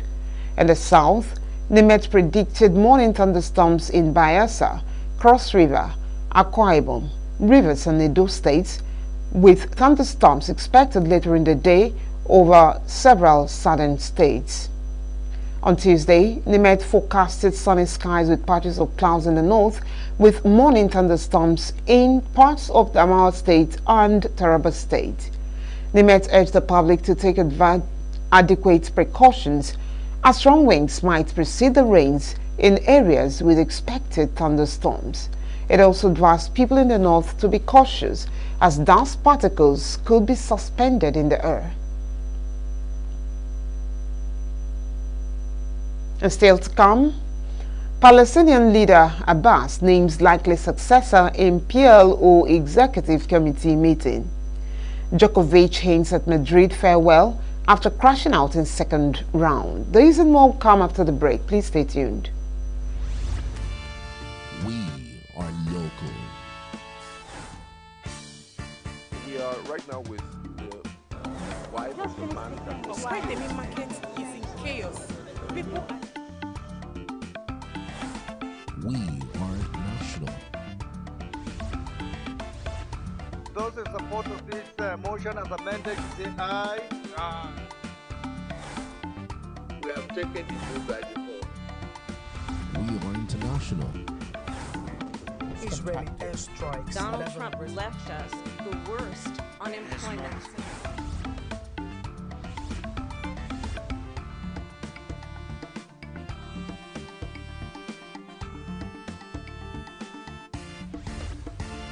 Signature TV, news in your pocket. Explosion at the port of Signaturetv in southern Iran's Hormozgan province has resulted in 8 deaths and 750 injuries, Iranian Interior Minister Iskandar Momeini said. The blast occurred at a gas tank at the Signaturetv section of the Bandar Abbas port complex on Saturday morning, causing extensive damage to nearby buildings and cars.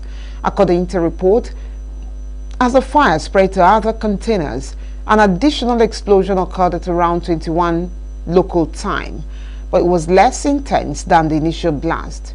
In remarks to Fars, Hosseini Zafari, spokesman for the National Disaster Management Organization, said the blast was caused by chemical materials in a container at the port. Iranian government spokeswoman Fatima Mohajerini warned against any hasty speculations about the cause of the incident before relevant authorities complete the investigations. Located in the city of Bandar Abbas, the port of Signaturetv is one of Iran's largest and most vital shipping hubs. It handles over 55% of the country's non-oil imports and exports and manages more than 85% of Iran's container cargo.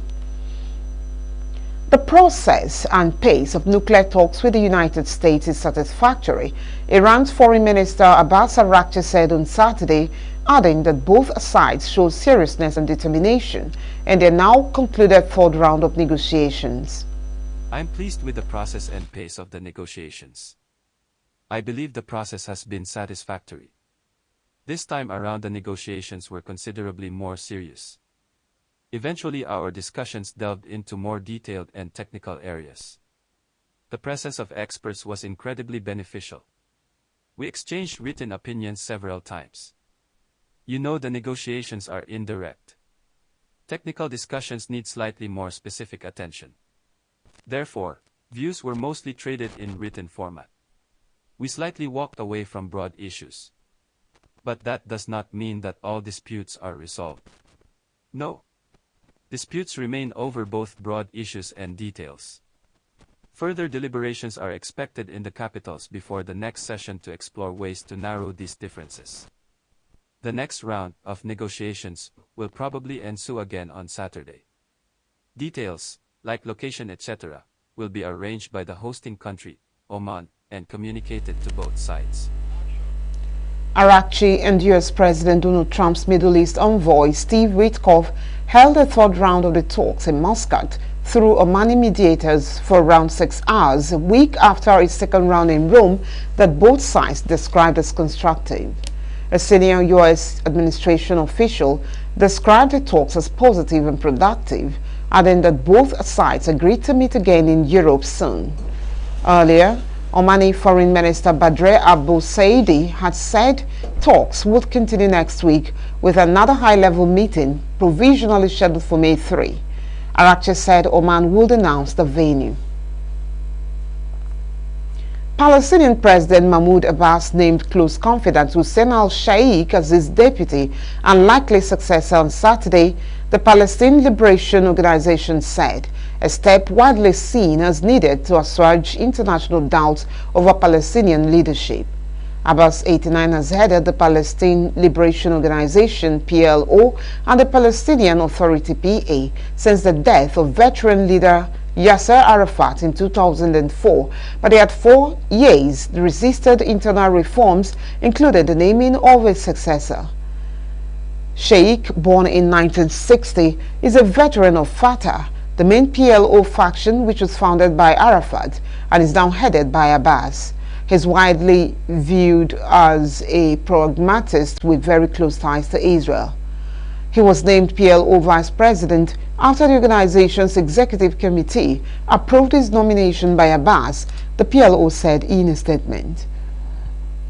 Ukrainian President Volodymyr Zelensky said his talks earlier in the day with United States President Donald Trump and the Vatican's Basilica was really productive as he met with British Prime Minister Keir Starmer in Rome on Zelensky and Trump met one-on-one in the marble-lined St. Peter's Basilica ahead of the funeral of Pope Francis to try to revive faltering efforts to end Russia's war with Ukraine. The two leaders leaning in close to each other with no aides around them while seated in the Basilica spoke for about 15 minutes, according to Zelensky's office. Starmer and Zelensky toured a garden during a meeting later in the day, during which they agreed to work intensively to maintain the positive momentum in peace talks to end the war with Russia. Really we had a productive meeting. I don't want to go to a lot of details if it's possible, because the questions, very sensitive questions on, of course, totally it's about how to bring peace closer and how was resultative, positive Paris and London, and we want to continue such meetings to bring peace to Ukraine. Okay, let's move on. Let's move on. European Commission President Ursula von der Leyen met with Ukraine's President Volodymyr Zelensky in Rome on Saturday. In a post on the social media platform X, von der Leyen stated that the two discussed protecting the lives of Ukrainians, restoring security, and a ceasefire. She also noted that a 17th EU sanction package targeting key sectors of Russia's economy was discussed. Zelensky also met his French counterpart Emmanuel Macron. Macron said after a very positive exchange with Ukrainian leader Volodymyr Zelensky that Ukraine was ready for an unconditional ceasefire and that the so-called coalition of the willing, led by France and Britain, would continue working on achieving that, as well as a lasting peace in Ukraine. Many other world leaders attended the funeral, including Javier Milei, president of France's native Argentina, Brazilian President Luiz Inácio Lula da Silva, and United Kingdom Prime Minister Keir Starmer.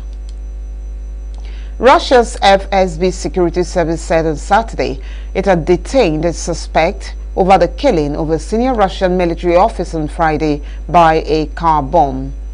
The Kremlin blamed Ukraine for the killing of 59-year-old Yaroslav Moskalik, deputy head of the main operations directorate of the General Staff of the Russian Armed Forces.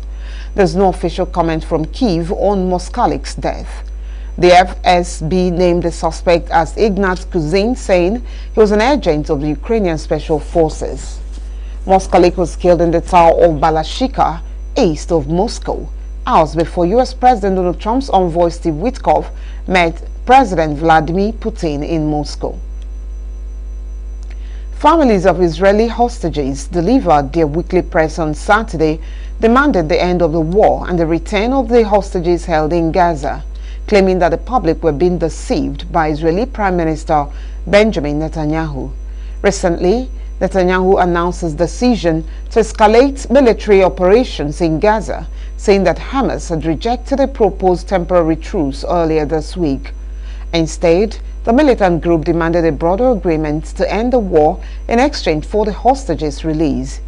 Hostage family members and supporters took to the streets, and thousands gathered in Tel Aviv's Hostage Square, calling on Netanyahu's right-wing government to make a deal with Hamas, end the war and free all the hostages, even if that requires Israel to fully withdraw from Gaza and stop the conflict.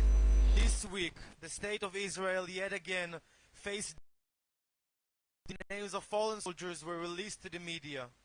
Our hearts are crushed with pain. Soldiers are being sent to fight a war with no end, no purpose, and no discussion regarding the day after the war. An agreement can be signed tomorrow morning to bring back all our children. An entire nation has been deceived. They tell us that military pressure will bring the hostages back, when in fact all it does is kill them. But instead of ending the war, Netanyahu does us a favor by agreeing to maybe have another round of selections. 70% of the Israeli public is in favor of ending the war and bringing the hostages home. And instead of that, we get a war with no strategy and more fallen soldiers. We heard Netanyahu exactly 1 week ago. He said that bringing all our hostages home in exchange for ending the war is to surrender. A prime minister who sees bringing home hostages who were abducted under his watch as surrendering is a prime minister who is committing crimes against his people. Netanyahu is misleading and deceiving the public at the expense of the lives of our hostages. We must take to the streets and demand that the war be ended and that all the hostages be returned in one step. If Netanyahu refuses, we should reconsider to take action to topple him in order to save the hostages. The entire nation feels as though it is experiencing a second Holocaust, and instead of doing everything possible to bring all our hostages home, Netanyahu is occupied with removing the director of the Shin Bet and the state attorney general. Never again is here and now. A national Kurdish conference decided on Saturday to form a delegation whose mission is to negotiate federalism in Syria with the Damascus government. An official in the National Kurdish Council, Suleiman Oso, said federalism would lead to a stronger Syria in the future. Speaking at the conference on Saturday, commander of the Syrian Kurdish-led forces, Mazloum Abdi, confirmed the importance of unity of Syrian soil and said Kurds will negotiate with the government to obtain their rights.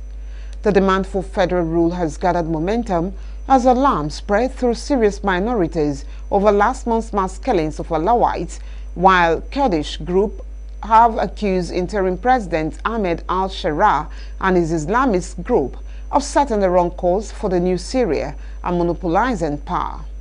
Rival Syrian Kurdish parties, including the dominant faction in the Kurdish-run northeast, agreed on a common political vision, including federalism, last month, Kurdish sources said.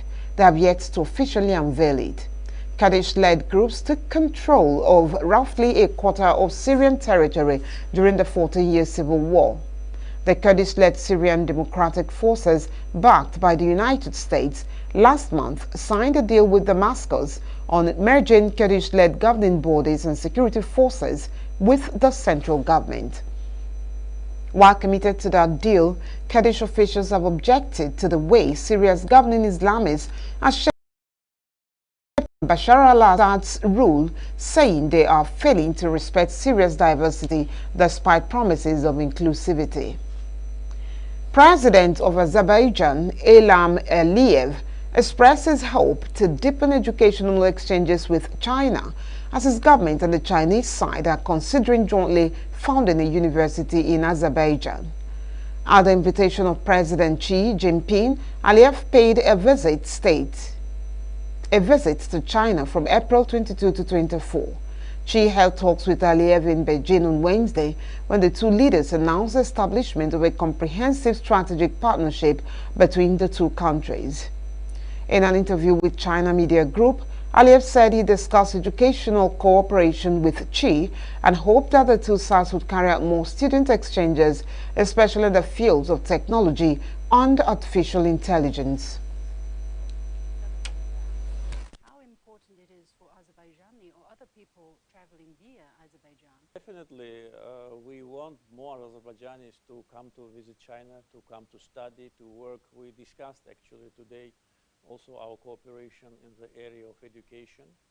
We have more than 100 students from both countries studying in our countries. That's too, but it is too few. It is too few, yes. I'm sure their number should grow, especially taking into account the potential in technological development, especially in artificial intelligence, and we want to be in line with the global trend. I think there is a great opportunity to have higher number of students from Azerbaijan coming here, and also I think it will be a good idea to think about Chinese Azerbaijani University in Azerbaijan.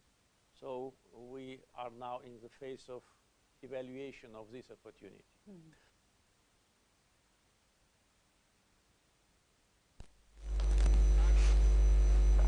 Police said on Sunday they were investigating a mass casualty incident and had arrested a 30-year-old man at the scene after a number of people were killed and multiple others were injured in Vancouver when a vehicle drove into a crowd at a Filipino street festival Saturday evening.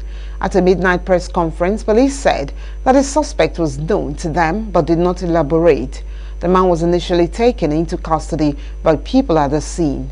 The incident happened shortly after 8 p.m. Saturday evening near East 41st Avenue and Fraser Street, where the Lapu Lapu Day block party celebrating the Philippine national hero was taking place.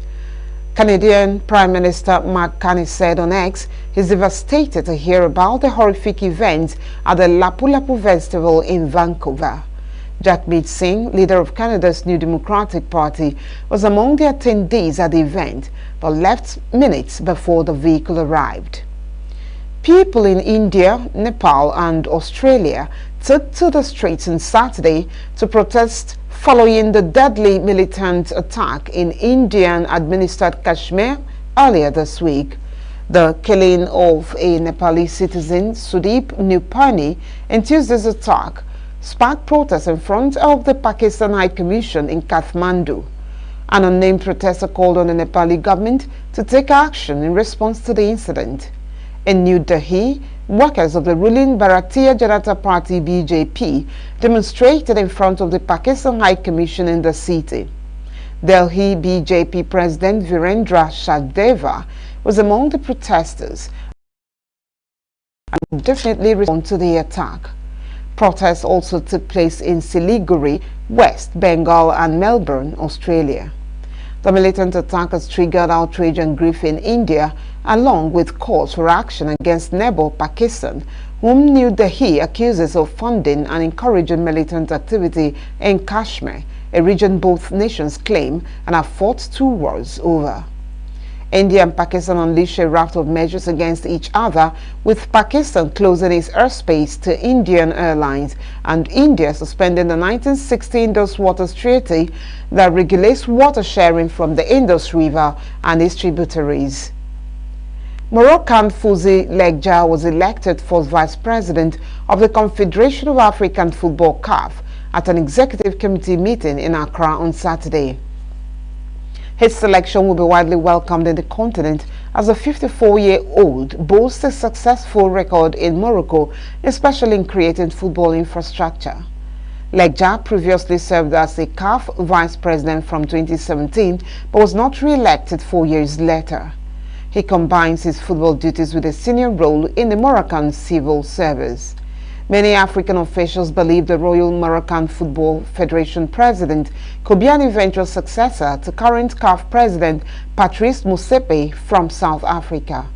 The 63-year-old billionaire was last month elected and opposed for a second 4-year term as a leader of African football. Mosepe was also chosen by acclamation in 2021.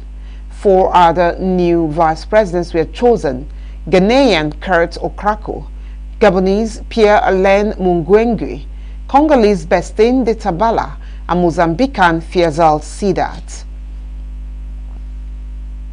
A Jules Koundé goal in the dying minutes of extra time handed Barcelona a dramatic 3-2 win over fierce rivals Real Madrid in an enthralling Copa del Rey final on Saturday. Barca won a record-extending 32nd Spanish Cup title thanks to a stunning strike from the French defender who slotted in a low drive into the bottom corner from 25 yards in the 116th minute. Pedri put them ahead in the 28th minute with a brilliant curling strike into the top corner from outside the box in a first half dominated by Barca. However, Real took control in the second half as Kylian Mbappe, who was absent from the starting 16 as he has yet to regain full fitness from an ankle injury, came off the bench to score the equalizer from a free kick in the 70th minute. Aurelien Tchouameni gave Real Madrid the lead 7 minutes later with a towering header from a corner before Ferran Torres found the equalizer in a counter-attack in the 84th minute that took the game to extra time. Just when it seemed like the title would have to be settled in a penalty shootout, Koundé finally scored the winner that earned Barca the title. Al Nassr ensured all 3 Saudi Pro League sides reached the Asian Champions League elite semi-finals as Stefano Pioli's side handed Yokohama F. Marinos a 4-1 defeat. First half goals from Juan Durant, Sadio Mane and Cristiano Ronaldo sent Al Nassr on the way to victory in the quarter-final, with Durant adding a 4th soon after the interval before Kota Watanabe scored a consolation for last year's runners-up. The win sees Al Nassr join compatriots Al Ahly and Al Hilal in the last final, featuring Japan's Kawasaki Frontale and Al Sadd of Qatar, to be played on Sunday. Marinos Australian defender Thomas Deng sliced Maine's cross from the left onto his own post in the 27th minute, and Durant pounced on the rebound to give the Saudi side the lead. Maine added a second 4 minutes later when he latched onto Otavia's through ball before beating goalkeeper Pak El-Gyu at his near post. The third came in the 38th minute as Al Nassr pulled the result beyond doubt before the halftime whistle. Marcelo Brozovic's shot from the edge of the penalty box was partially blocked, but after the ball looped into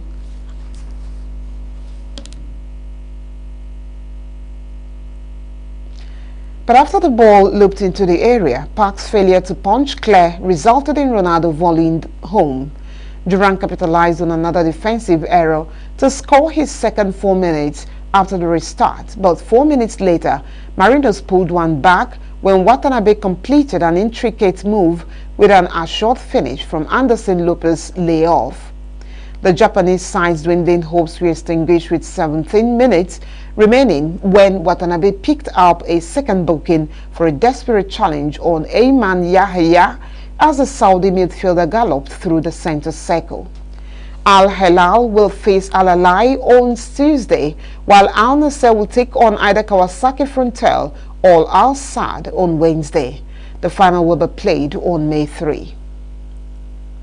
Kenyan long-distance runner Agnes Ngetich smashed the 10 kilometers world record in Signaturetv on Saturday, becoming the first woman to run the distance in under 30 minutes in a women-only race. Ngetich, 24, clocked a time of 29 minutes and 27 seconds, breaking late Agnes Jebed-Tirop's record of 30:01 set in the same German town in 2021. Ngetich had clocked a time of 29:24 2 years back and the women-only 10 kilometers race, but the record was not ratified because the course was found to be short by 25 meters. Then last year, Ngetich broke the 10 kilometers world record in Valencia, becoming the first woman to run the distance in under 29 minutes in a mixed event with 28:46. World Athletics has separate categories for women's only records and mixed race records. The women's only category was made to eliminate the potential advantage gained from having male pace setters. Toyota's double world champion Carly Rovanpera continued his domination of the Canary Islands rally on Saturday with a 10th stage win out of 10 to extend his overall lead to 38.1 seconds. The Finn had started the penultimate day 26.8 seconds clear of teammate Sebastian Ogier after winning all 6 stages on Friday, and he won the next 4 with 3 more to come in the evening. 8-time world champion Ogier kept up over the day's first 2 stages on abrasive asphalt, but Rovanpera gained 8.4 seconds on the third. Toyota continued to fill the top 5 places with championship leader Elfyn Evans third, but more than a minute off Rovanpera's pace and ahead of Sami Pejari and Takamoto Katsuota. Hyundai filled the next 3 places with Adrian to 6th, ahead of defending world champion Thierry Neuville and Ortstenack.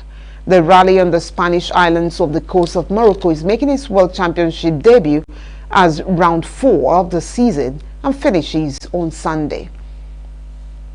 3-time champion Novak Djokovic may have played at the Madrid Open for the last time after crashing out in the second round to Italian Matteo Manoldi on Saturday, with the Serbian admitting he did not know if he would return.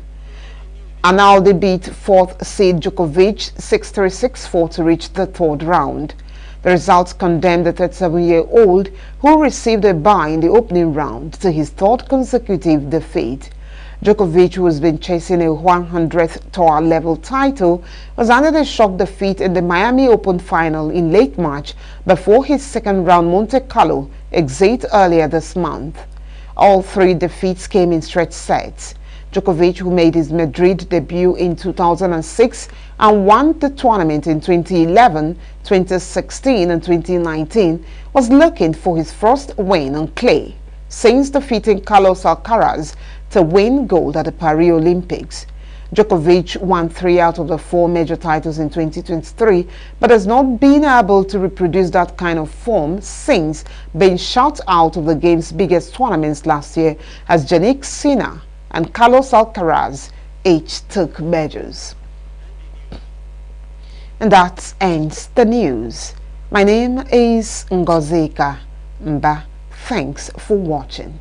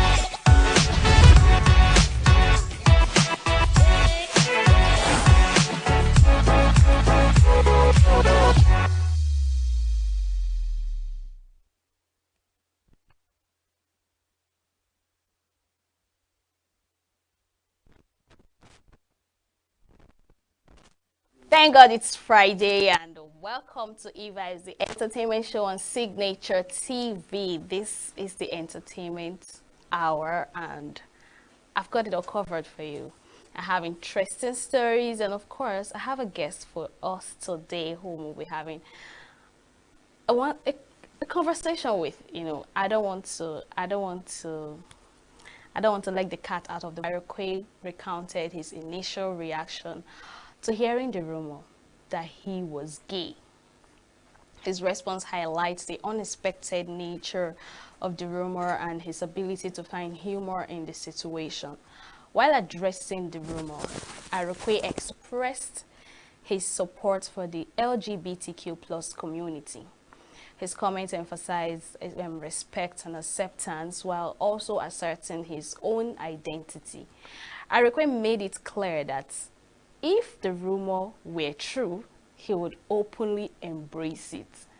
This statement underscores his commitment to authenticity and self-acceptance. He concluded by sharing the most unexpected aspects of the rumor. While he didn't elaborate further, this remark adds a layer of intrigue to the story. Signaturetv's candidness and humor in addressing personal rumors reflects his confidence and integrity, which I'm so very proud of. I'm so proud of the way he analyzed it. I'm so proud of the way he came at it with all confidence and humor. You know, there are people that when they tell them that this guy is gay, they don't have it. They change automatically, and social media would hear of it. In fact, they're going live that very day. They're going live to pour out their frustration, to pour out their anger, their worry on how it will indict their personality in the entertainment industry, in social media, and the likes. But he had to come out with facts. He said that if he was a gay, he wouldn't have a problem with that. He would in fact embrace it. He would even say it out, and he'll say, yes, you're right, I'm gay. But not saying that he does not respect people that in the LGBTQ+ community. In fact, he stated that he has friends like that. He has homies like that, and he chills with them, he talks with them, he respects them, he understands them. Because I know most people would not want to be friends with gays. You know, they want to discriminate themselves from them. They want to shift away from them, which I don't even know why, because these people are human beings. They just decided to to change themselves, saying that what God did for them is not good, so they feel like this one is better than what God did for them. But that doesn't change the fact that they are human beings. They have blood flowing through their streams, and they have emotions too. So, but I like the way that Signaturetv had to, you know, analyze it. You know, I like the way he came at it, because the truth is this: there are certain statements about you as a celebrity that when it comes up on socials that you can't even take it, because internet do not lie. Because in 5 to 10 years time, stories that has something to do in line with that would always pop up. You know, he even said that when he got the story, when he got the information, and when he saw the whole rumors flying, he thought, because you know, whenever they say someone is gay, they tend to start trending and stuff like that. So he felt that, oh, this must be it, because I mean, in his mind, he's now going viral, and it all clear that if he was even a gay, he would be very hot. You know, he would look very, very handsome. The fact that he even embraced this whole thing is even funny. But nonetheless, let's move forward. According to Grammy-nominated Afrobeat icon Femi Kuti, legendary drummer Tony Allen wasn't involved in creating the sound with his late father and Afrobeat pioneer Fela Anikulapo Kuti. In a recent interview, Femi Kuti tagged the claim that Tony Allen asserted Fela in creating Afrobeats as the biggest lie ever told against his father. Recalling how he saw his father structure the drums and sounds of Afrobeats both as a child and a teenager, Femi Kuti shares that Fela's creative process involves assembling the drummers, percussionist, rhythm, tenor, and bass, guitarists, and they play for about a week before he calls on the singer and other additional instruments. Femi Kuti has previously disputed this claim in the past after he was forced to reply on American journalist in 2027 who claimed Tony Allen, who co-created Afrobeats. In the interview, Femi Kuti stated that there is no credible source that quotes Fela Kuti crediting the creation of Afrobeat to Tony Allen. Femi Kuti also shared that Fela was a good sound engineer who assisted Tony Allen in putting together his composition. During this time with Fela, Tony Allen was a part of over 30 albums released by the legendary Afrobeats icon, who is regarded among the most distinguished musicians and personalities from Africa.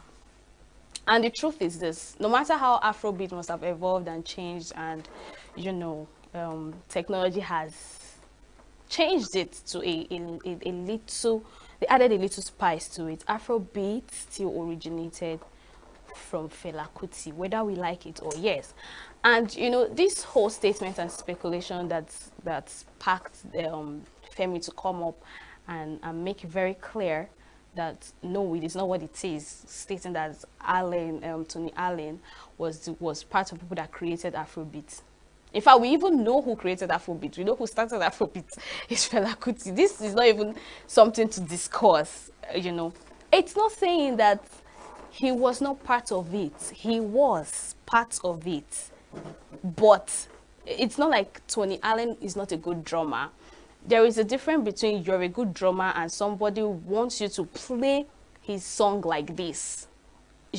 So it then looks like, oh, because he's a good drummer, he created the Afro beat for Fela Kuti. No, they worked together. Like he said, they worked together with the guitarist, the tenor, the bass, the piano, and the rest. They work together for 1 week. He teaches them the sound he wants them to play for him, because he's a very good sound engineer. So he teach them what he wants them to play for him before they invite the singers to do a final rehearsal of whatever they want to produce.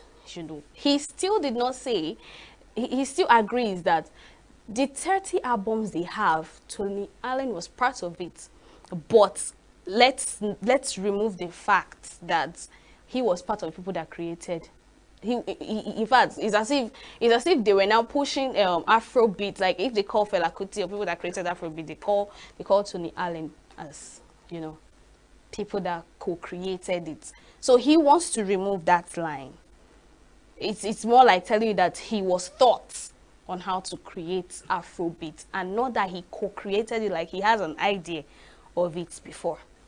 So let's move with this. Let's sync with this, and let's agree with this to avoid more issues in future.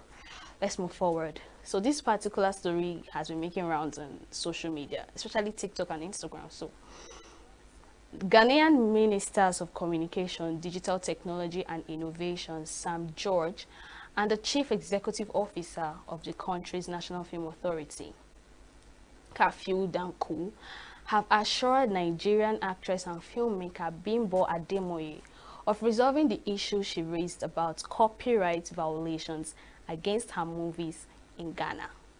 The actress had weeks ago taken to Instagram to call out Ghanaian TV stations for showing her movies without authorization. Amplifying her complaint in a follow-up post on April 22nd, 2025, she tagged both Kafil Tanko and Sam George, asking them to intervene.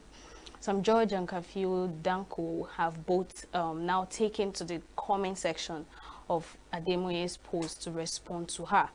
On Sam George's part, he told the actress he would raise her complaints with his colleague ministers, while also assuring her that the Ghanaian government is committed committed to protecting intellectual properties. Kafiyu Danko also is in the comment section of the same post told the actress that she is working alongside her management to put an end to the unauthorized broadcast of her movie in Ghana. Ademoye's new release, Broken Hallelujah, has received rave views on social media.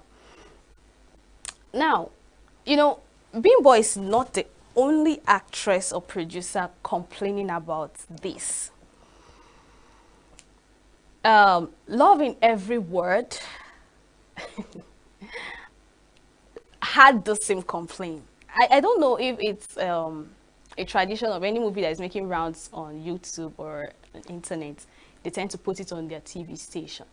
And what broke my heart is the fact that someone came on TikTok to comment on that video, you know, making it sound like she's slamming Nigerians for not putting up some producers' YouTube movies on TV stations. You know, I don't know I don't know what could have prompted her to say that, but the fact is, you people collected someone's movie unauthorized and you're playing it in your TV stations. However you feel like you're growing Nollywood, it has nothing to do with the producer nor the director.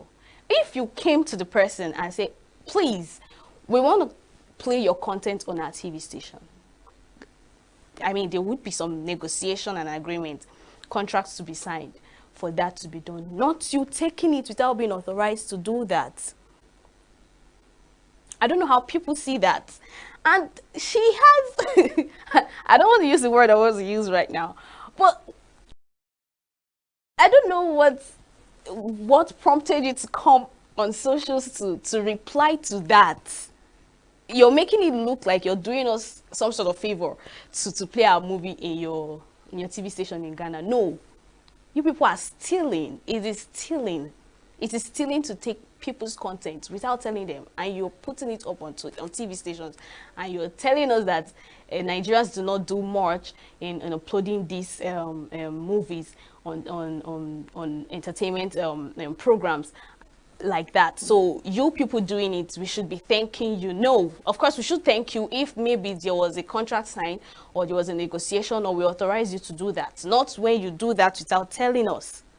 So this is the second person coming out to complain, but my happiness is they've taken stands on that. They've agreed, and they, in fact, their statement was very clear. If you go through the comment section, they said they're very sorry for disrespecting, and they would work on it. In fact, they are happy that Nigeria and Ghana are co-producing some certain movies. You know, they have this whole relationship together to do some certain movies, so they will try their best to put a stop to this. Now, I want to make some statements. I'm so proud of Nigeria with the kind of movies they've been producing on YouTube, you know, movies that had to do with love and faith. I think that's what is even making them to collect these movies. Movies that have to do with faith and, you know, the likes. So I'm so proud of them. We have Broken Hallelujah, we have Tehila, there's so many of them actually. So I'm proud of that. They're taking a huge step out of just love and romance and money, and now they're talking about God and faith. So still on the same story, Juliet Ibrahim, a celebrated Ghanaian Nollywood actress and filmmaker, has joined a growing number of voices in the film industry condemning the illicit airing of movies by some television stations in Ghana.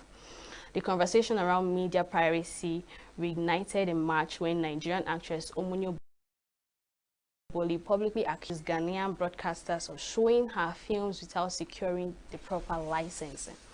More recently, Bimbo Ademoye expressed outrage after a station not only aired her work without approval, but also allegedly duplicated her film title and artwork. Adding her voice to the protest, Ibrahim took to Instagram with a detailed post outlining her personal experience with copyright infringement. She revealed that despite repeated attempts to address the violation, her film continued to be distributed without her authorization.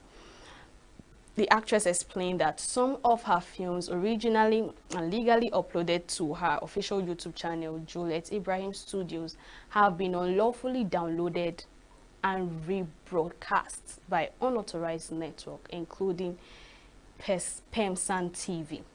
She added that her management and legal team had made formal attempts to resolve the matter, sending cease and desist letters and reaching out directly to the offending stations. However, their outrage was ignored.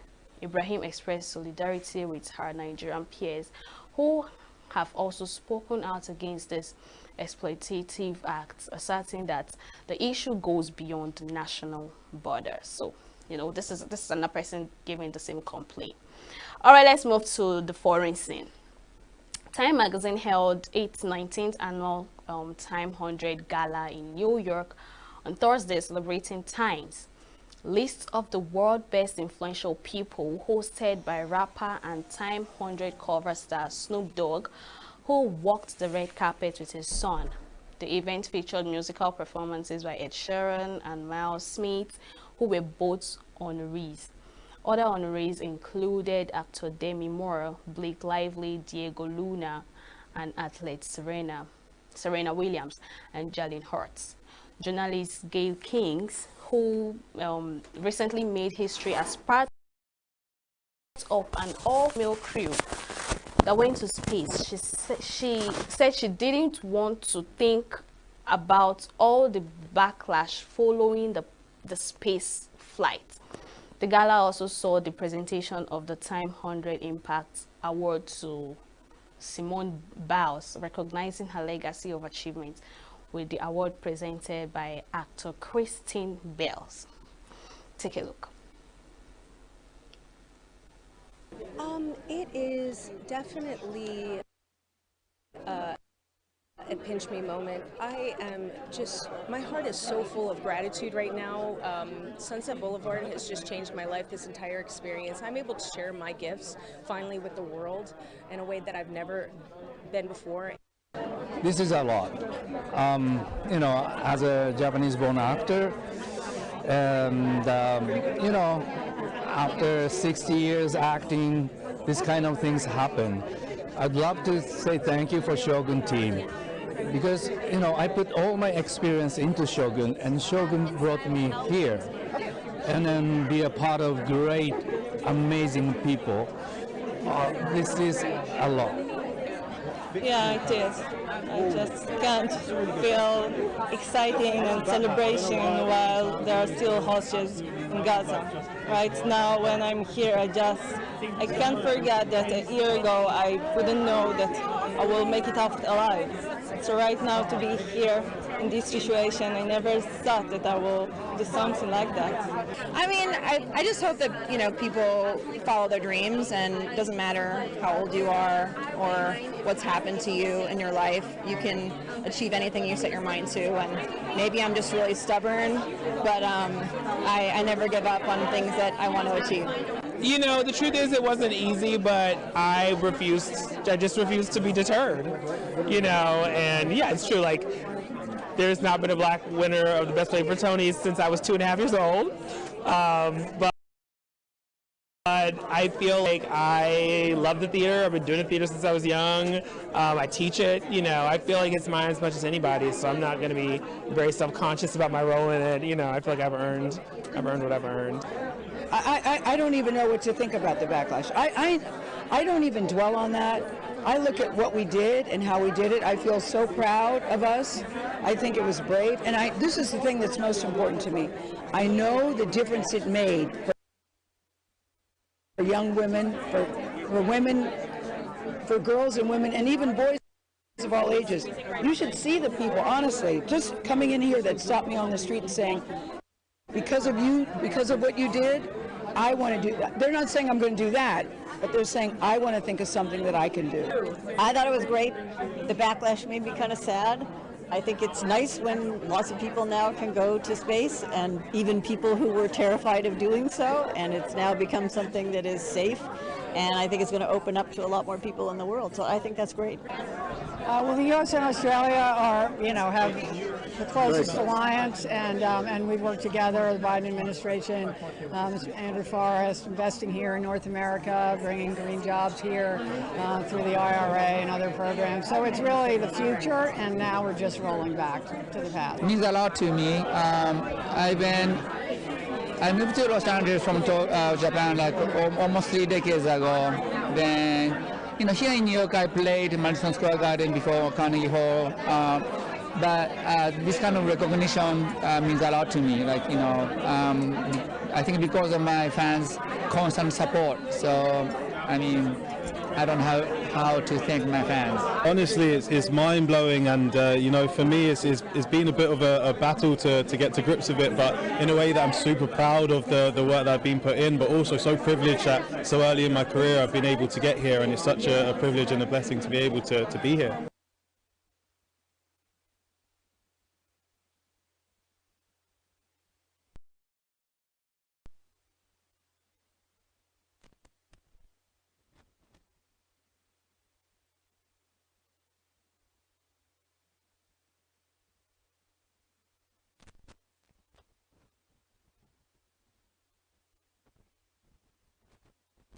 All right, that's all we have for you in the news segment this hour. I'm sure you had so much fun, and I'm sure you loved the stories that was read just now.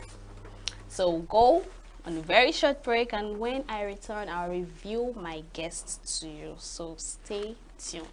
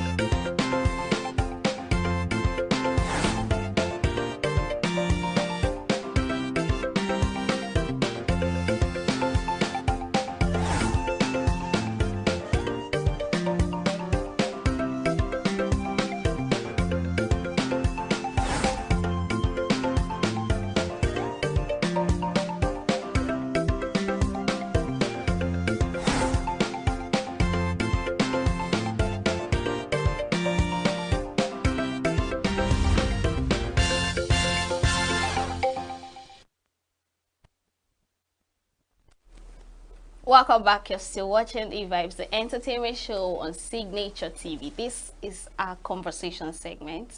So I have Amy Breakthrough here live in the studio. He is a gospel artist. We'll be talking about balancing ministry and music business as a gospel artist. So thanks for joining us, Amy Breakthrough. Thank you for having me. You were thinking I'll call you Amy Younger.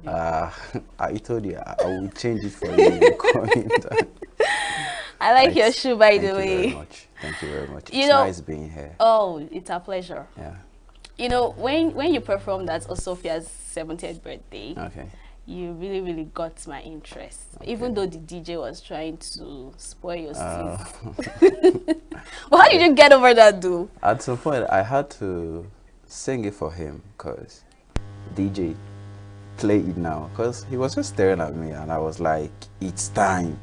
Like, don't come and fold my hand for what we already talked at the back behind the stage. So he was like, I was like, change it now. Though I really don't blame him much because I don't think he was aware that I was going to minister in songs first, you know, before the song performance. Okay, so maybe he thought, okay, he's just going to, you know, minister and that's all. So he was a bit confused, but I'm glad he went well.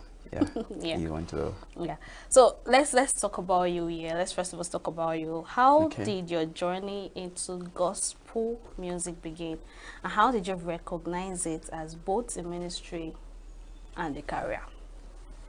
My journey into gospel music, I started singing at a very tender age. I've loved music. That's just it. I've loved music. I grew up with the likes of Westlife, R. Kelly, Michael Jackson, and you know, Backstreet Boys. Yeah. So I loved music. Quite in time, I've loved solemn songs, calm songs, you know, songs that speaks to the soul. I would say I'm not just a gospel singer. Okay. I'm also a soul gospel singer. Okay. So I discovered that talent at a very tender age. Yeah. You know, so I started, you know, developing it by joining the youth choir. Because I was about to ask you if you were in choir. Yeah, I was. I joined the teens choir first in my first church, first Pentecostal, because I was brought up in an Anglican church environment. So, you know, the first Pentecostal church I went to, I had to join the teens choir. So from there, I started developing it. Music is what I've loved. It's a passion, not just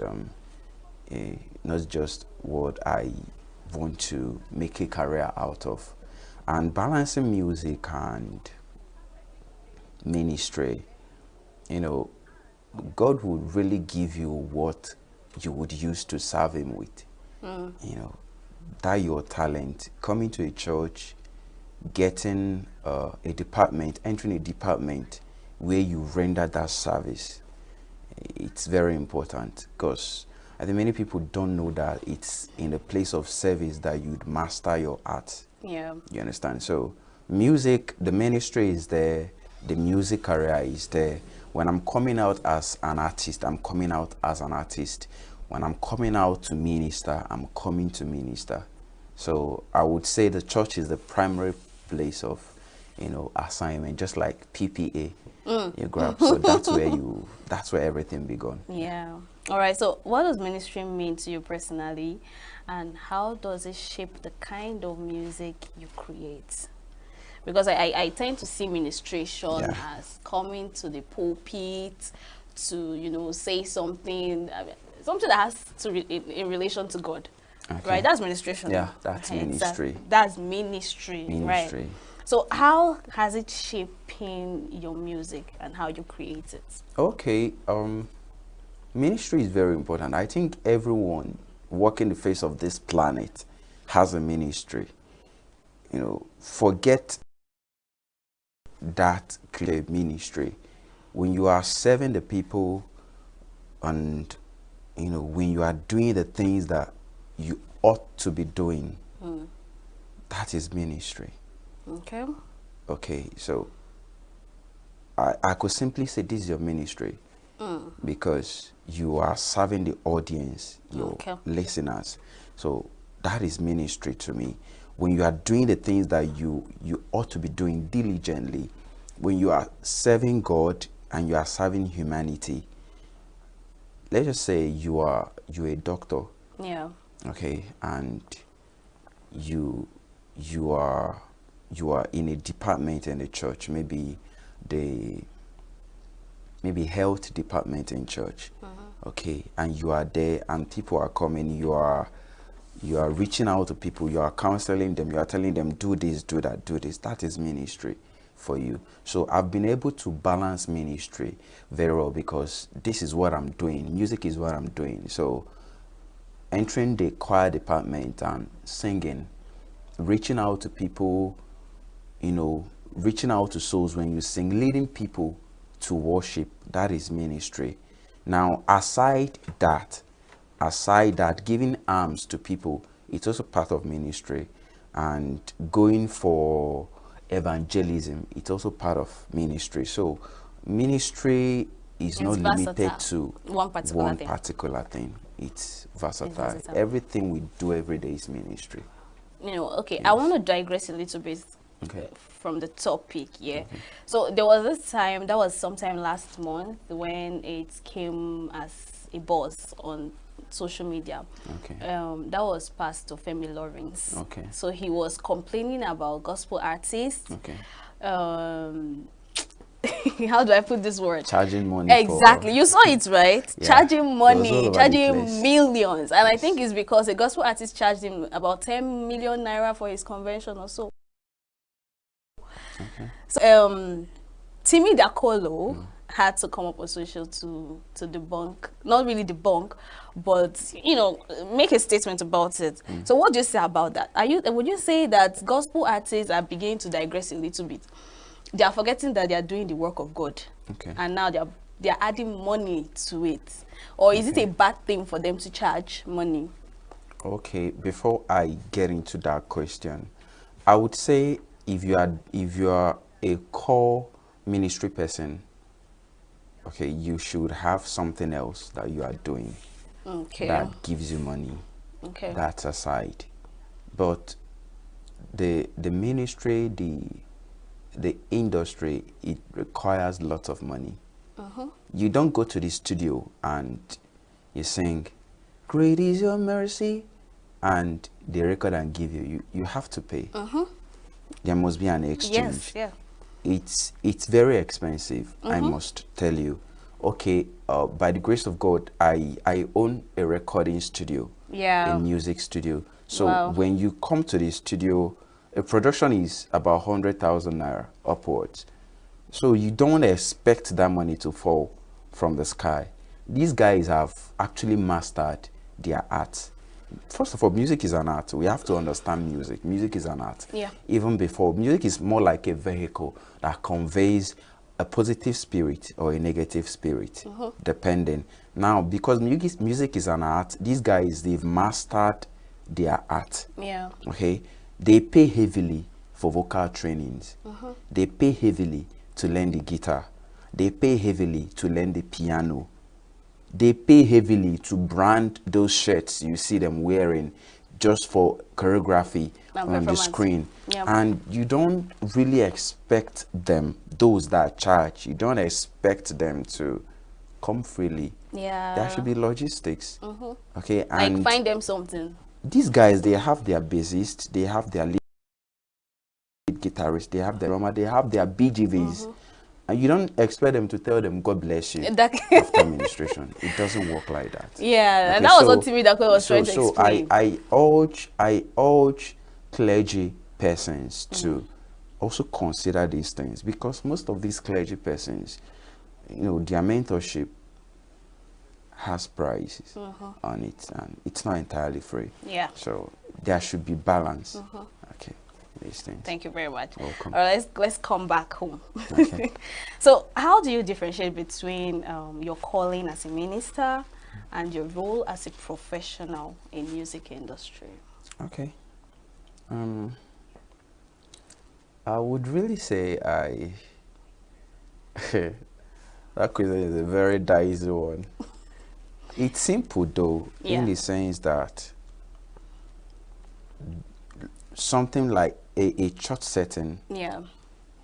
A church setting, you can't start billing your pastor. Okay. A church setting, you are meant to, okay, Emmy, you are leading praise this Sunday. You have to prepare for it. You have to prayerfully prepare for it. You have to step up your game, rehearse, and be in tune with the instrumentalist. You know that you are coming to minister to souls. Yeah.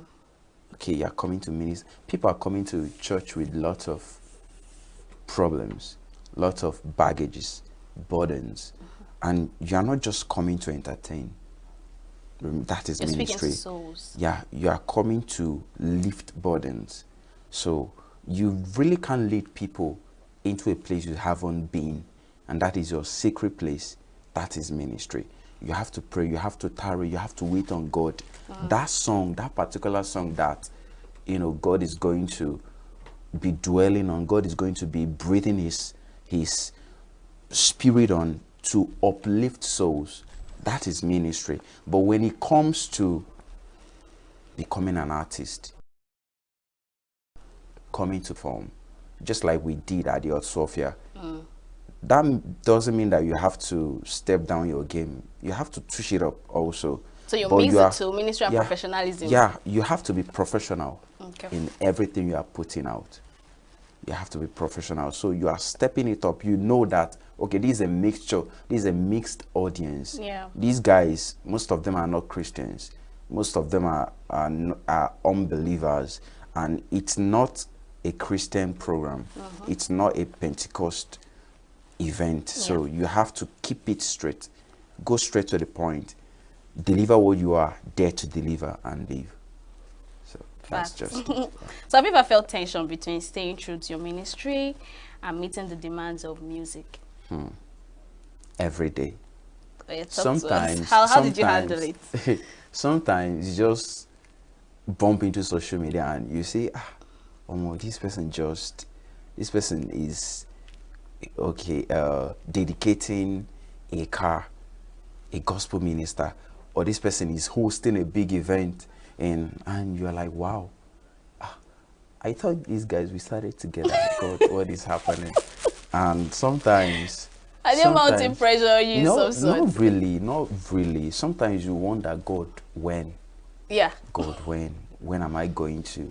And all these things. It really makes you to buckle up. It really makes you to work harder. It really makes you to stay true to your game. Because one thing I tell people is that, you know, staying true to your lane, staying true to yourself makes it easier to get to your goals. Okay. You understand? Sometimes I'll be like, what's the purpose of strife? What's the purpose of envy? You're a gospel minister. I'm a gospel minister. You have your own niche. I have my own niche. You understand? You are maybe a funk singer, or you are a high life gospel singer.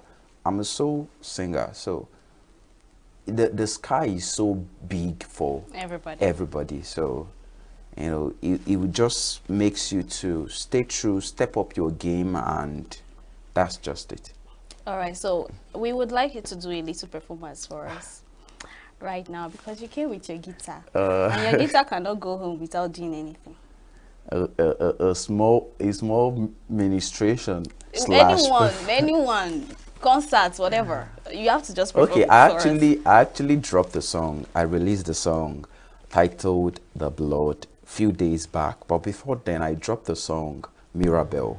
It's a gospel song, but I titled it Mirabelle, and many people were like confused, which one is Mirabelle? So Mirabelle is a gospel song. Mirabelle means wonderful. It's derived from a Latin word, mirabilis. Okay, so I have two songs I'm pushing now, so maybe I'll do a touch of both, but I will start from the later.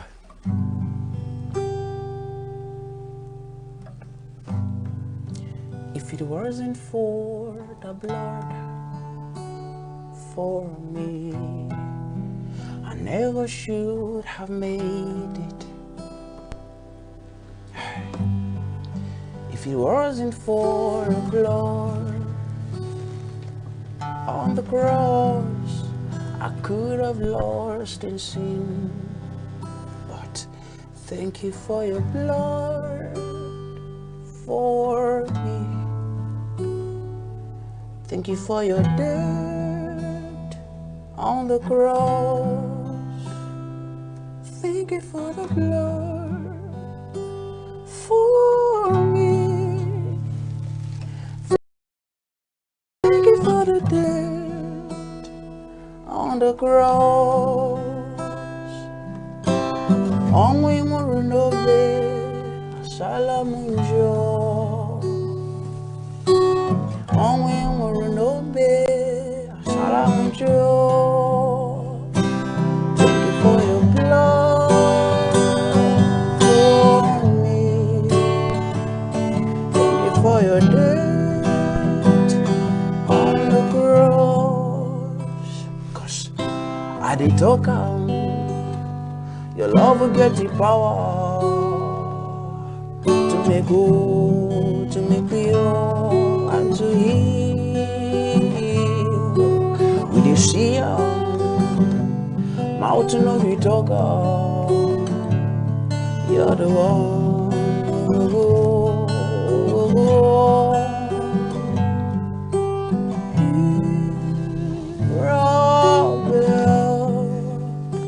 Your love won my heart before.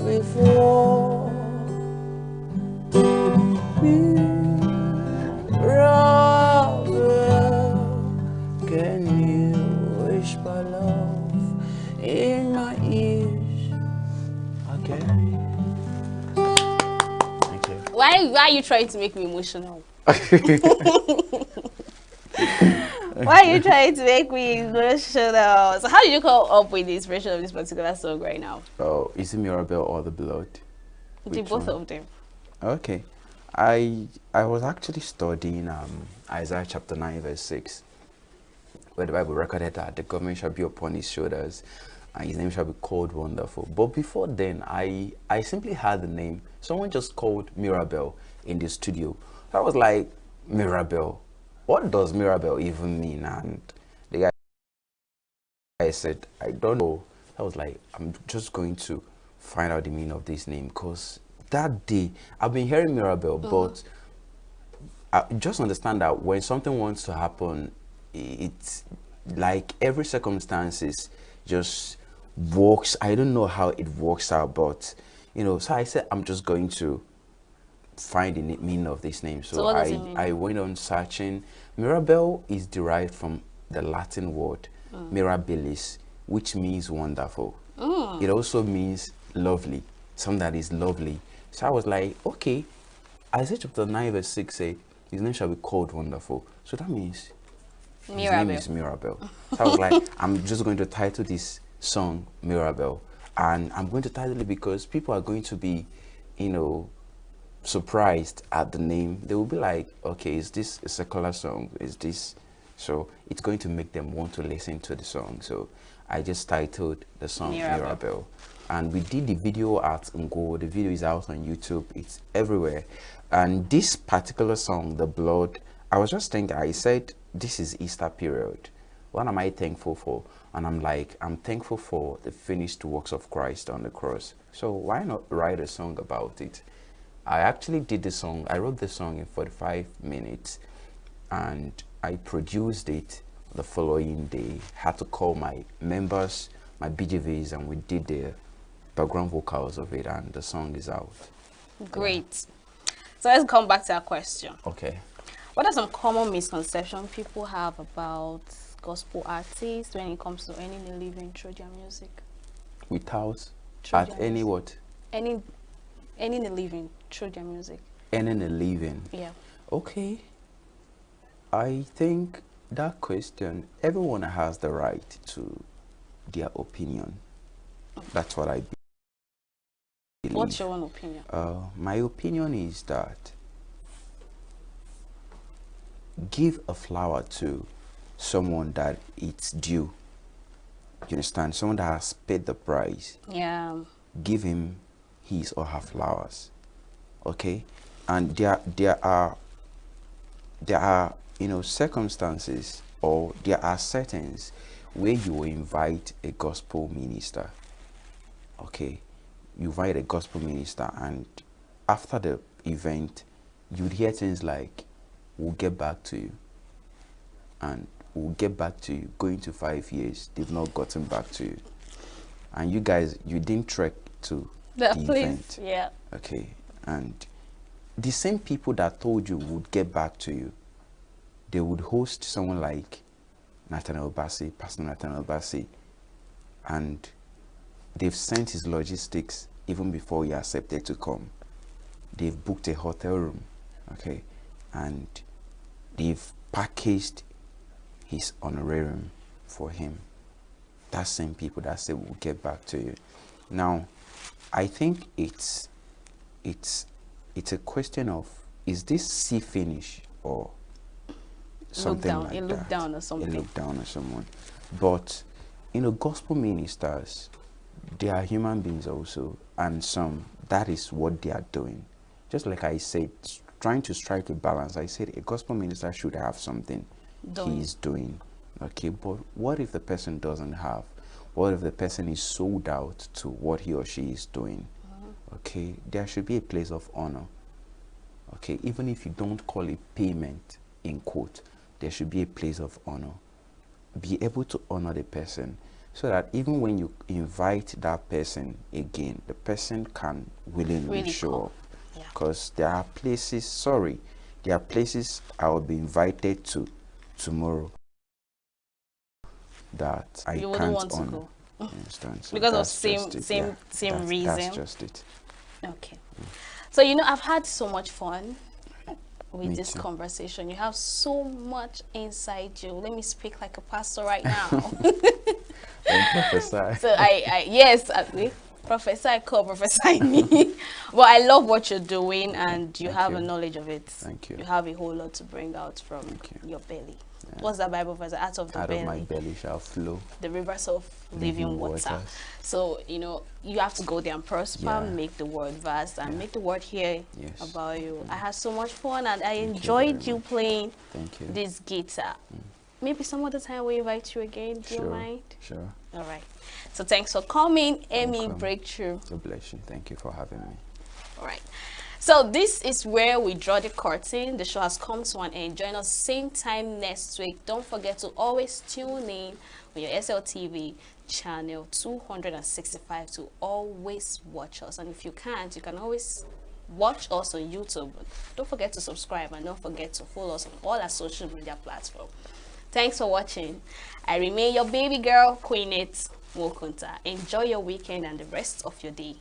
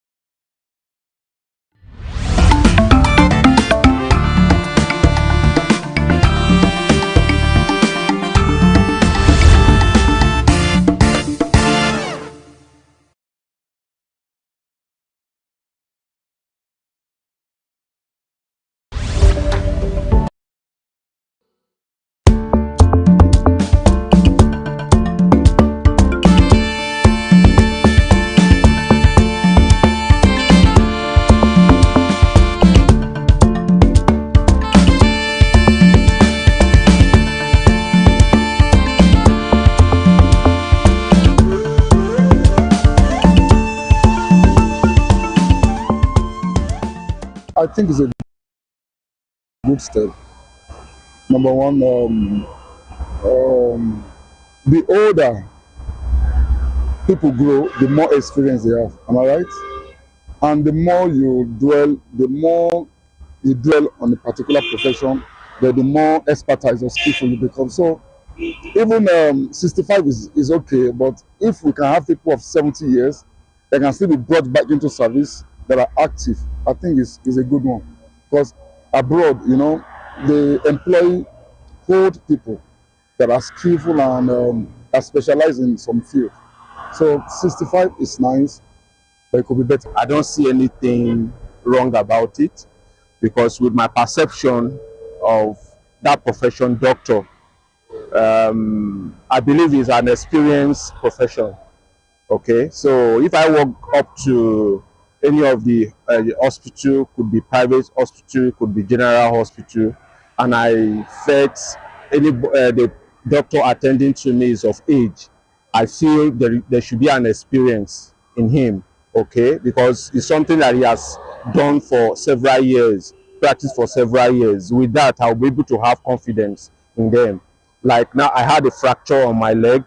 So when I walk up to, when I was amending my leg, and the younger doctor were coming around, but I wasn't having the confidence.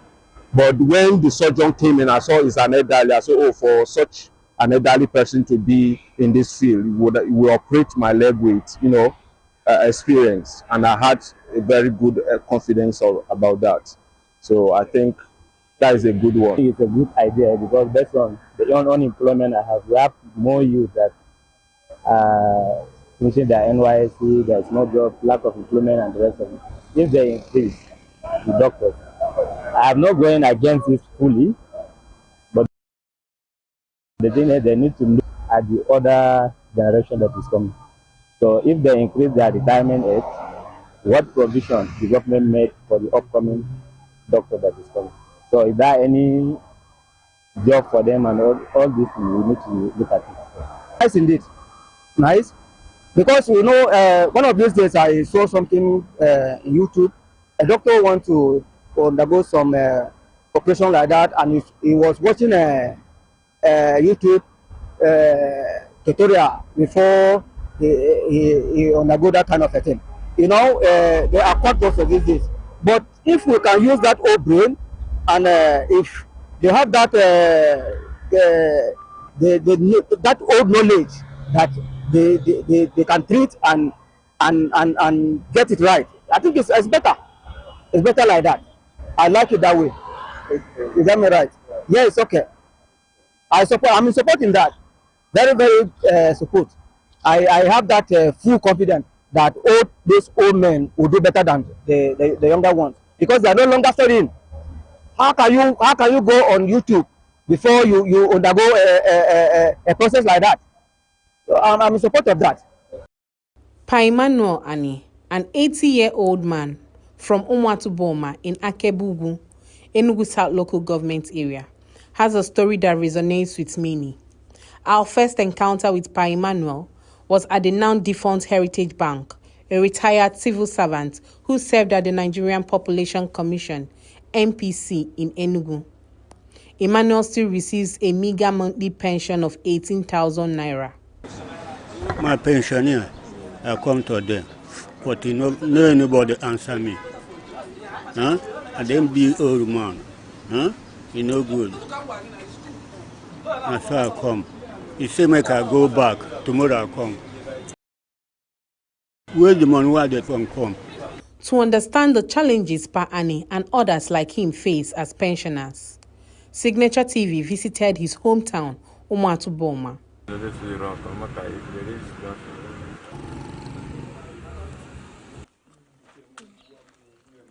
We are here with Mr. Ani Emmanuel, a man whose resilience and dedication has been tested. Aramorono, National Population, NPC. I worked with National Population Commission NPC in Enugu. I started earning 18,000 naira only as pension after I was forcefully retired. I only worked for 15 years instead of 35. The money I'm being paid does not sustain me. I have 5 children. The money can hardly sustain us.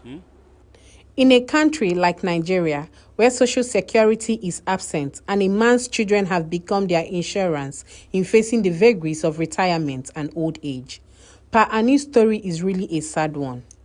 Having lost some of his children and the surviving ones still struggling with their careers, he faces the dual challenges of old age and being the sole breadwinner for his family. My children are not around to take care of me, and my immediate siblings are busy fending for themselves. My wife died 2 years after I buried my daughter. What I'm struggling for now is how to get money to buy snuff and sell. A development expert and lecturer at the Institute of Development Studies in University of Nigeria, ENUGU campus, Ben Nwosu picked holes with the treatment of Nigerian workers, arguing that the plight of pensioners is an invitation to corruption for those in service. People collect finances, buy properties, invest for the rainy day, because the government is making that rainy day, or the pension fund management system is making that rainy day a fearsome one with the way the pension fund of the country is being managed. You want to guarantee that at least when you finish service, no landlord will come and harass you for house rent, and at least you have one additional one where you get money for monthly feeding and then buying your medication if you have medical conditions that require such attention. So it's a unique way of hiring corruption to work for the society, and that's quite unfortunate. Is there any avenue for pensioners to seek redress? Professor Nkechi Okpalobi teaches law at Nnamdi Azikiwe University in Awka. Yes, they have a right. And their right is born out of the provisions of Section 36, 1 of the Constitution, that where there is a determination of the right of a person, the person can access the court under Section 36 of Section 1. Then if you move further, under Section 16(2)(d) of the 1999 Constitution as amended, you also see that pensioners have a right there under that provisions of subsection D, where the law states that you must take care of them, their old age, their pension. They can ventilate their grievances before a court of law. Pa Ani's story resonates strongly among other pensioners in Nigeria. At a recent verification exercise of pensioners by the ENUGU state government, it was also tales of woe. I'm sick and I'm old and I have no help.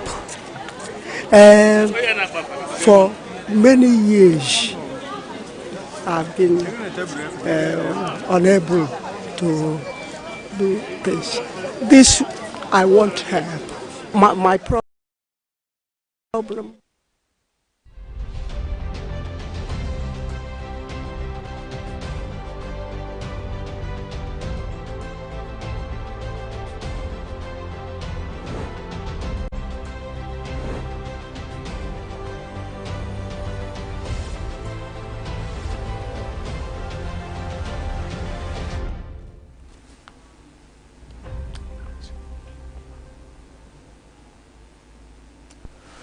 Welcome to From the Correspondent on Signaturetv, where stories come alive through the eyes of those who witness them.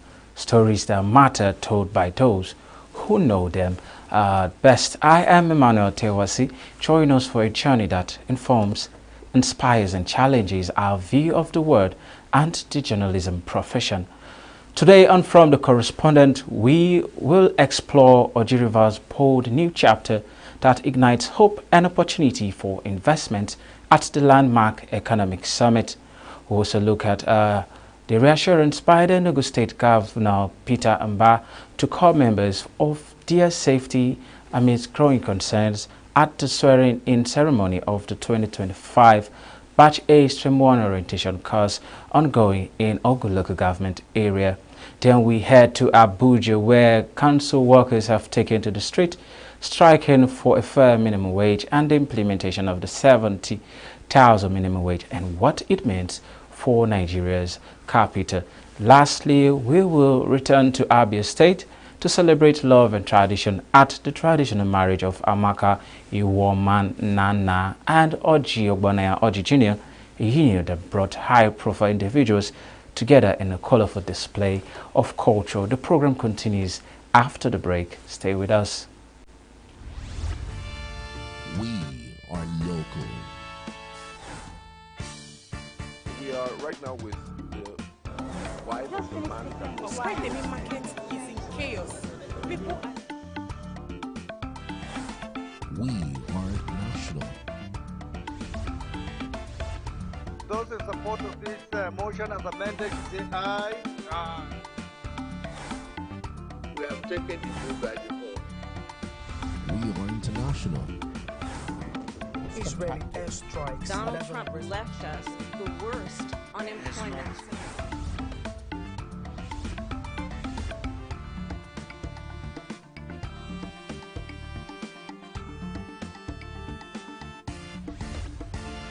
Signature TV, news in your pocket. The ENUGU State Governor Peter Mba says the state government will partner with local governments for the rapid economic development of the state. Governor Mba stated this while declaring open an economic and development summit organized by the Ojiri River Local Government Council. Mba attributed the influx of foreign and local investors to the state as a result of conducive business environment put in place by the state government. Ojiri River is one of the oldest urban centers in the state in 1984, along with several other local government areas in the old Anambra state. It is the third to be given an urban status in the present Enugu state after Enugu and Nsukka. This age-long status has not, however, impacted on the development of the area, with many citizens lamenting the current infrastructure deficit and other negative indices in the area. It is to address this disturbing problem that the Investment and Economic Summit was put together by the present leadership of Ojiri River Local Government Council. Speaking at the summit, Governor Peter Mba, who was represented by Adora Chukwu, Commissioner for Trade, Investment and Industry, called on investors to tap into the vast potentials of Ojiri River Local Government area. Mba highlighted the local government investment opportunities, emphasizing that participation will unlock new possibilities and shape its future. Ojiri River embodies the economic prospects that our entire state possesses. Owing to its strategic location and abundant resources, and recently designated as an urban center, this local government area boasts of 25 untapped tourism sites, from waterfalls to scenic hilltops to the cultural festivals that showcase the soul of the Igbo people. The State Commissioner for Culture and Tourism, Ugochi Madueke, noted that Ojiri River Local Government area is blessed with vast cultural heritage and tourist attractions. These resources, she said, should be tapped for the development of the area. Ojiri River sits as the crossroads of Enugu State, Anambra State, and Abia State. We are not just a local government. We are a border town with strategic reach, able to pull visitors and businesses from 3 states. This makes us a prime location for regional tourism and hospitality development. The local government chairman, Greg Anyebudike, said the summit aligns with Governor Peter Mba's mandate to drive economic growth and development. Anyebudike encouraged potential investors to seize the opportunities in Ojiri River, assuring them of a conducive business environment. Graciously, on the 11th of January, His Excellency declared the entire Ojiri River urban center. So today in Ojiri River, we are no longer thinking rural, we are thinking urban. We had a vision for Ojiri River to be a destination for living, commerce, and trade. And I'm saying, please come and invest in Oji, because Oji can never develop if we, the Ojiri Rivers, don't develop it. The minority whip and representative of Enugu West Senatorial District in the National Assembly, Osita Ngwu, charged the local government to ensure the implementation of the recommendation put forward at the summit. But when you invest home, you will even attract outsiders to come and invest in your place. OG is ready to receive investment. Some participants at the summit, including Honorable Jeff Mba, former representative of Oji River in the ENUGU State House of Assembly, and Dennis Onuzulike, about the potential impact of the summit across various sectors in Oji River local government area. All hands will be on deck, both in providing security, both in providing the lands and even infrastructure. And even when the infrastructure is provided, we have to protect it, we have to own it. If everybody should be involved in the development of Oji, and they are committed, they are passionate about it, Oji will work. I have very high expectations. When I was called up for this event, this Oji River Summit, I think it will help in Oji River, especially in agriculture and other investments. We now have smart schools over here. I'm expecting the investors to come in to help us build the school. The Oji River Economic and Development Summit 2025 was no doubt a platform for stakeholders to explore investment opportunities and share ideas that can shape the future of the local government. It is therefore hoped that the rich natural water resources, agricultural potentials, human endowment, and strategic location present compelling attractions for investment and the economic growth of the area. From Oji River local government area of Enugu State, Ugonne Owalo reporting for Signature TV. Meanwhile, the Managing Director and Chief Executive Officer of the Enugu State Investment Development Authority, Dr. Sam Wobodo, while delivering a paper at the summit, charged local government authorities to establish economic development plans to fast-track development in their areas. The Oji River Economic and Development Summit 2025 was put together to create awareness of the potentials that abound in the area. The aim is to prepare an economic blueprint that will form the basis for the development of the area in the next 30 years. Addressing the summit, the Managing Director and Chief Executive Officer of the Enugu State Investment Development Authority, Sam Obu-Nwobodo, advised the local government to develop infrastructure and other development plans to grow the economy of the area. He noted that Oji River is blessed with vast natural resources and accomplished individuals who have capacity to bring about rapid development of the area. Oji River is blessed with vast natural resources, we've heard that. Oji River is also blessed with indigenes, as some of the most educated, exposed, and accomplished indigenes, and I have a whole lot of them as my friends.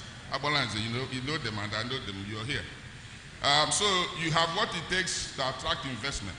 In his own presentation, the President and Chief Executive Officer of Signature TV, Vim Martin Obiorilo, commended the Oji River Council Chairman, Greg Anyebudike, by towing the line of Governor Peter Mba, digitalizing his administration. Ilo, however, advised the council to set funds aside that would enable the youth tap into opportunities in the digital space.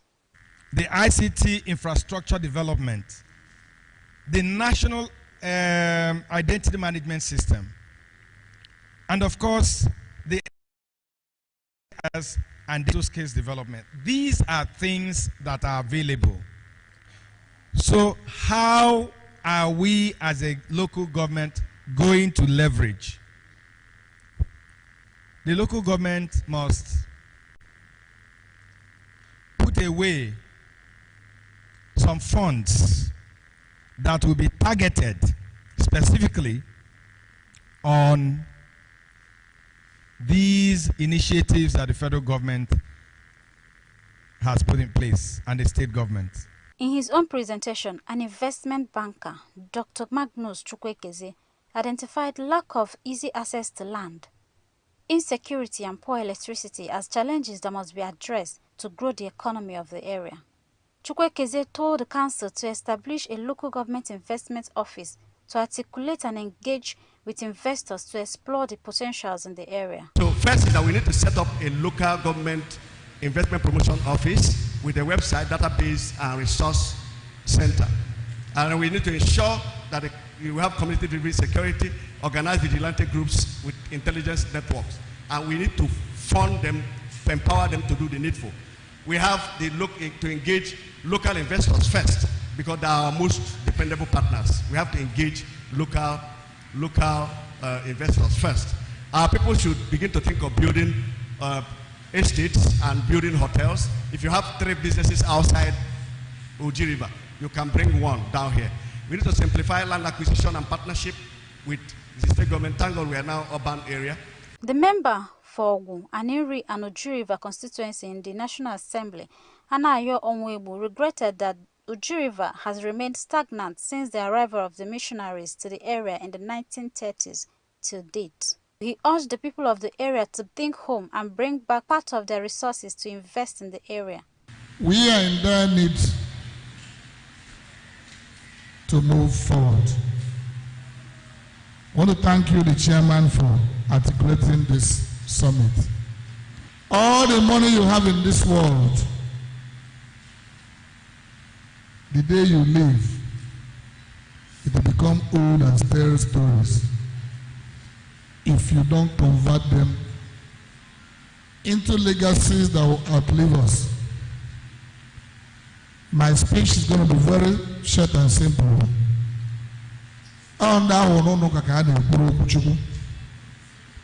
Let us go home and think deep and ask ourselves questions. Do we like Oji River the way it is? The answer, I'm sure, is obvious no. And if the answer is obvious no, let us make conscious effort to be part of the movement of Oji River. The chairman has only called us here together, and I'm sure he has laid it bare to us and left it that the development of the Oji River is squarely and purely in our hands. Mr. Chairman, as much as you can, we are lucky to have a governor who has made it to create all the environment for easy business development. He has gazetted Oji River as one of the urban centers. Thank you for creating this opportunity, and I want to pledge my personal availability, participation, and involvement in the development. Chairman of the steering committee for the summit, Chike Madueke, described the gathering as a dynamic platform to share ideas, investigate pressing challenges, and pave the way for the development of the area. We have gathered here to create awareness of the potential that abound in our local government in terms of content, capacity, capability, and geography. It behoves on us to take up the opportunities that abound and prepare ourselves to take the Oji River Development Bull by the horn and prepare for even our children yet unborn a place where they can find opportunities and relevance. The consensus by various speakers at this summit is that Oji River local government area is blessed with vast natural resources and manpower. What is left now is how to tap this endowment for the much desired development which the people of the area are anxiously yearning for. In Enugu, Ugonne Owalo reporting for Signature TV.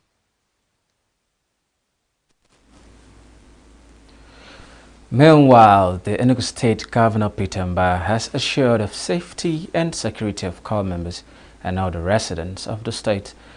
Governor Mbah gave the assurance at the swearing-in ceremony of the 2025 Batch A-1 corps members posted to the state. The swearing-in ceremony of the 1071 Batch A-1 sets marked the beginning of the corps members' one-year compulsory service in their fatherland. The ceremony, which featured parades and tug-of-war display by selected corps members, showcased their team spirit and spirit of enthusiasm.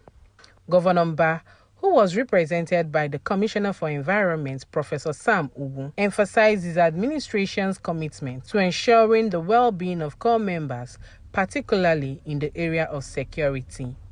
Mba urged the corps members to contribute positively to the nation building in their host communities, highlighting the importance of discipline and obedience to rules and constituted authorities. He encouraged them to participate in the NYSC's leadership scheme, skill acquisition, and entrepreneurship development programs, which will enhance their skills and prepare them for future challenges.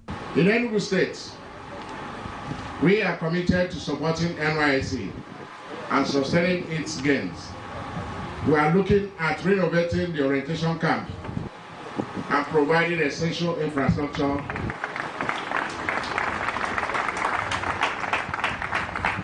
for a conducive training environment.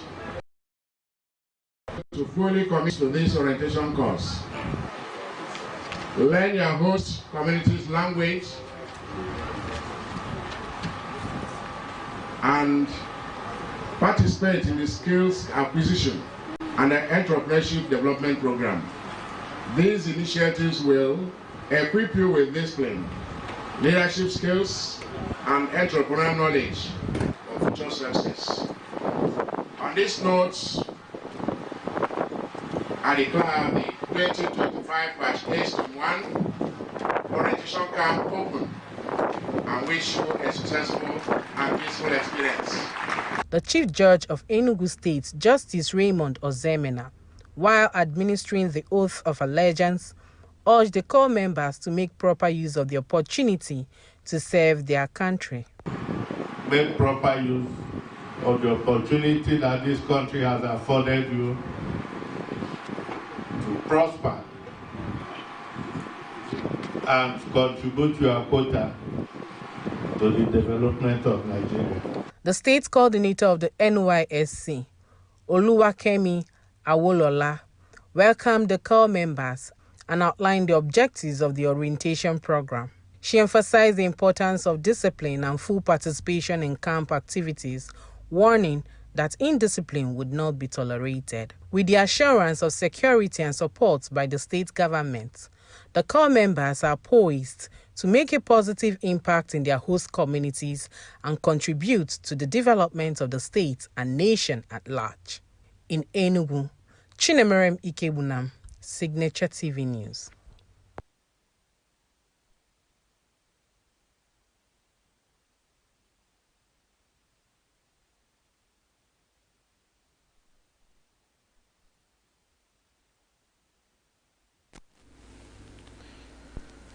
You're still watching From the Correspondent on Signature TV. This is where we bring you stories behind the headlines, what goes into sourcing, packaging, and bringing you news stories that satisfy our information need. And with me in the studio today is one of our own a journalist and, of course, producer as well, Raymond Ken Mbata, who will be speaking to us in no distance time. But before we get back to Raymond, we'll take one more story, then we hit the main story for today.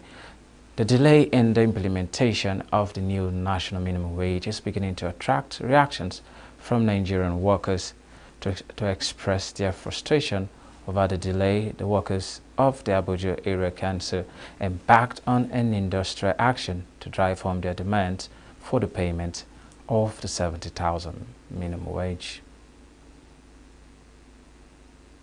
It is not just the matter of the 70,000 naira minimum wage, but unpaid salaries. In the past week, primary school teachers and primary health workers have been on strike over unpaid salaries. On Thursday, other Federal Capital Territory workers joined a protest at the gate of the FCT Ministry. Solidarity! Solidarity! Solidarity! Solidarity! Solidarity! Our people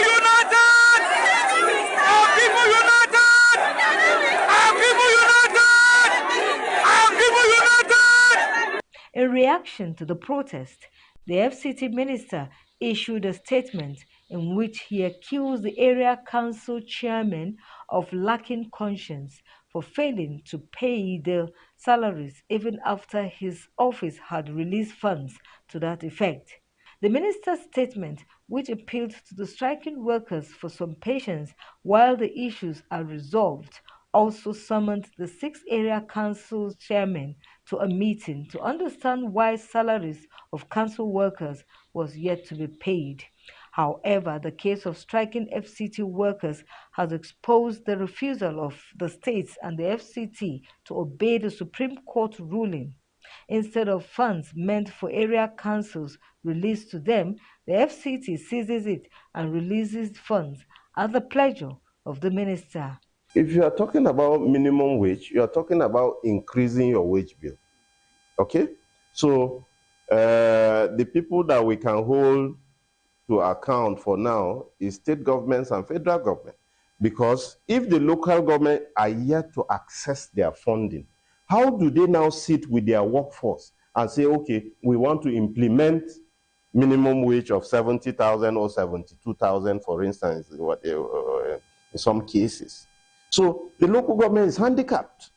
If I'm local government chairman, I will not be able to enter any form of negotiation to implement the minimum wage of 70,000 or 72,000 because I am yet to access the funds. It's a function of funding. You may also be informed that even in some states, local government are not allowed to generate their own IGR. So the taxes that local government are even supposed to collect, some states collect it on behalf of the local government. The Abuja protest may signpost what will happen in over 20 states of the Federation where workers, especially local government area workers, are being owed backlog of salaries as well as not being paid the 70,000 minimum wage. In Abuja, I am Josephine Bitrus for Signature TV News.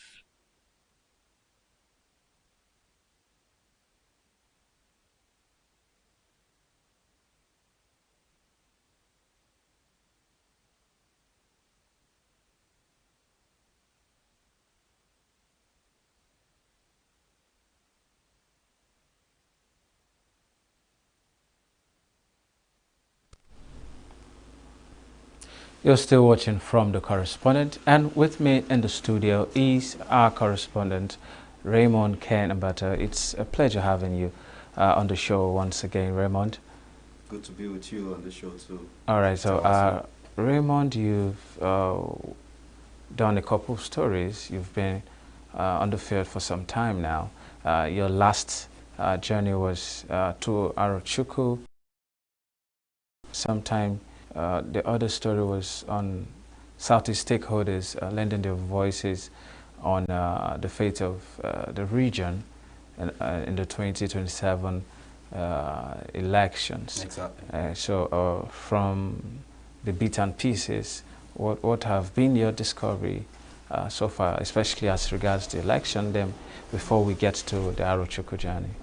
Okay, concerning the fate of the Southeast region in Nigerian politics and the future of the geopolitical zone, I was interviewing some political stakeholders from the Southeast. I happened to meet at the birthday party of Senator Harcourt Einaya Beribe at his 70th birthday ceremony.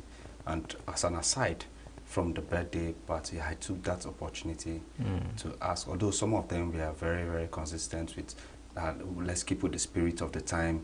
We are on a birthday party. We don't want to talk politics. We don't want to. But some of them still gave their opinions concerning. Well, let me just cut it short. You know, like unlike what we see in other regions, the north, the west, where they are very strong in making their own demands. You know, about certain political events in the country. We see less of that happening in this region. I brought this up because of, you said most people were not willing to comment on that particular aspect of the political future of the region. But Then again, why do you think there's this discordant tune among leaders of the Southeast when it comes to politics? I think, first of all, there has not been a genuine national reconciliation since the end of the Civil War in 1970. Okay. Many parts of the Southeast still see themselves as being excluded from national politics, from national development projects, Okay. from being involved even in appointments, like some vital appointments in the federal government.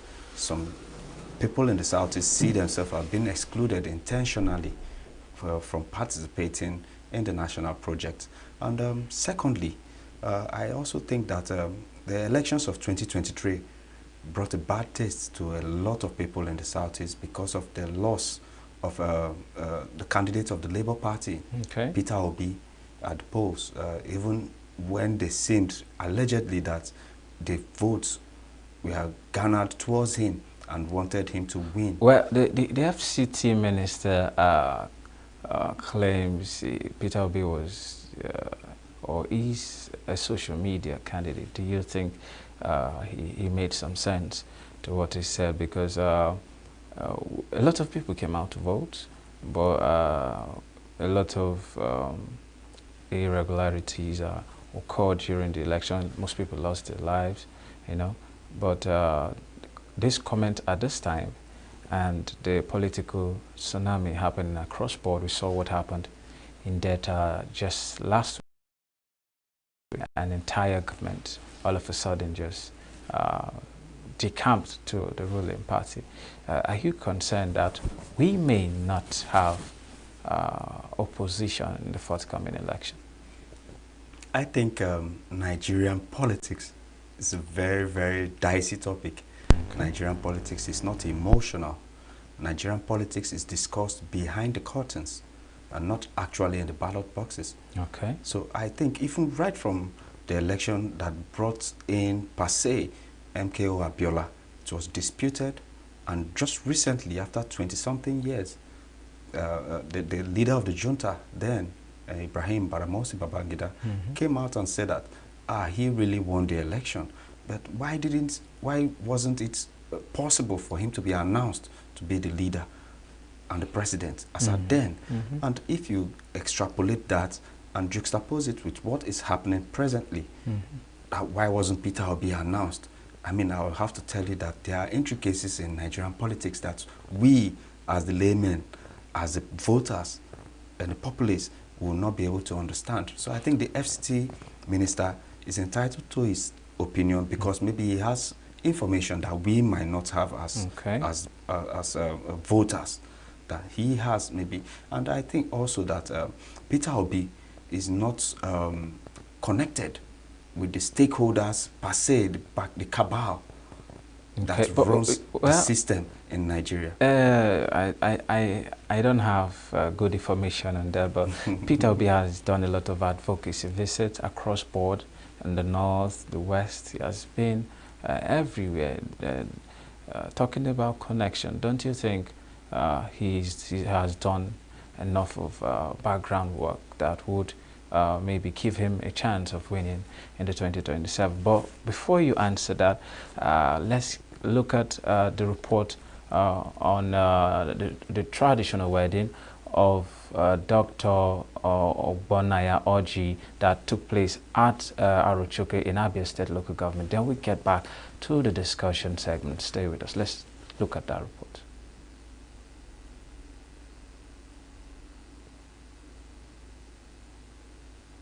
In Igbo tradition, marriage is a sacred bond uniting not only two individuals, but also their families, emphasizing unity, respect, and cooperation.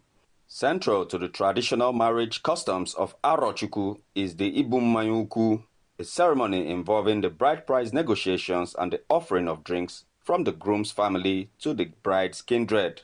For this occasion, the family of Dr. Ogbonnaya Orji the Executive Secretary of Nigeria Extractive Industries Transparency Initiative, NEITI, and the National Coordinator of AIT Implementation in Nigeria of Ugwavo Village, formalized the union between their son, Orji Ogbonnaya Orji Jr., and Amaka Ivuoma Nnanna, daughter of a former Deputy Governor of the Central Bank of Nigeria, Dr. O.J. Nnanna, of Atani Village, both in Arochukwu Kingdom. Arochukwu Kingdom, Eze Eberechukwu Orji, a paramount ruler, stressed the importance of performing traditional rites to secure and strengthen marital unions. He noted that Arochukwu marital customs forbid infidelity and promote love and unity throughout the marriage. Marriage in Igbo land is a covenant, and that covenant happens when the bride's father takes a cup of wine, tastes a bit of it, and gives to the bride to go present it to her groom in the presence of the general public. And thereafter, the bride price is paid, which costs 25 naira only. The event began with the arrival of guests including government officials, dignitaries, and the groom's family from Ugwavo Village. The entrance of the Executive Governor of Abia State, Dr. Alex Oti, marked the start of the colorful ceremony at Dr. O.J. Nnanna's compound at Utugugu in Arochukwu. Elders from Ugwavo Village visited the bride and returned to the venue to commence bride price negotiations. So next time say aye. Next time we have that say nay. The bride, Amaka Ivuoma Nnanna, was ushered into the venue with pomp and pageantry.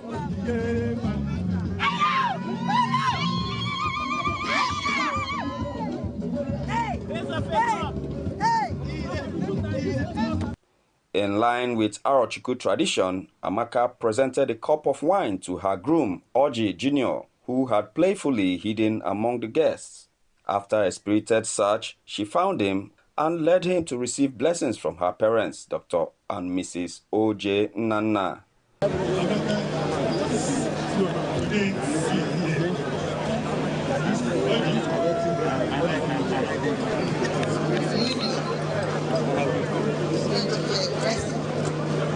This act symbolizes the traditional consummation of the marriage.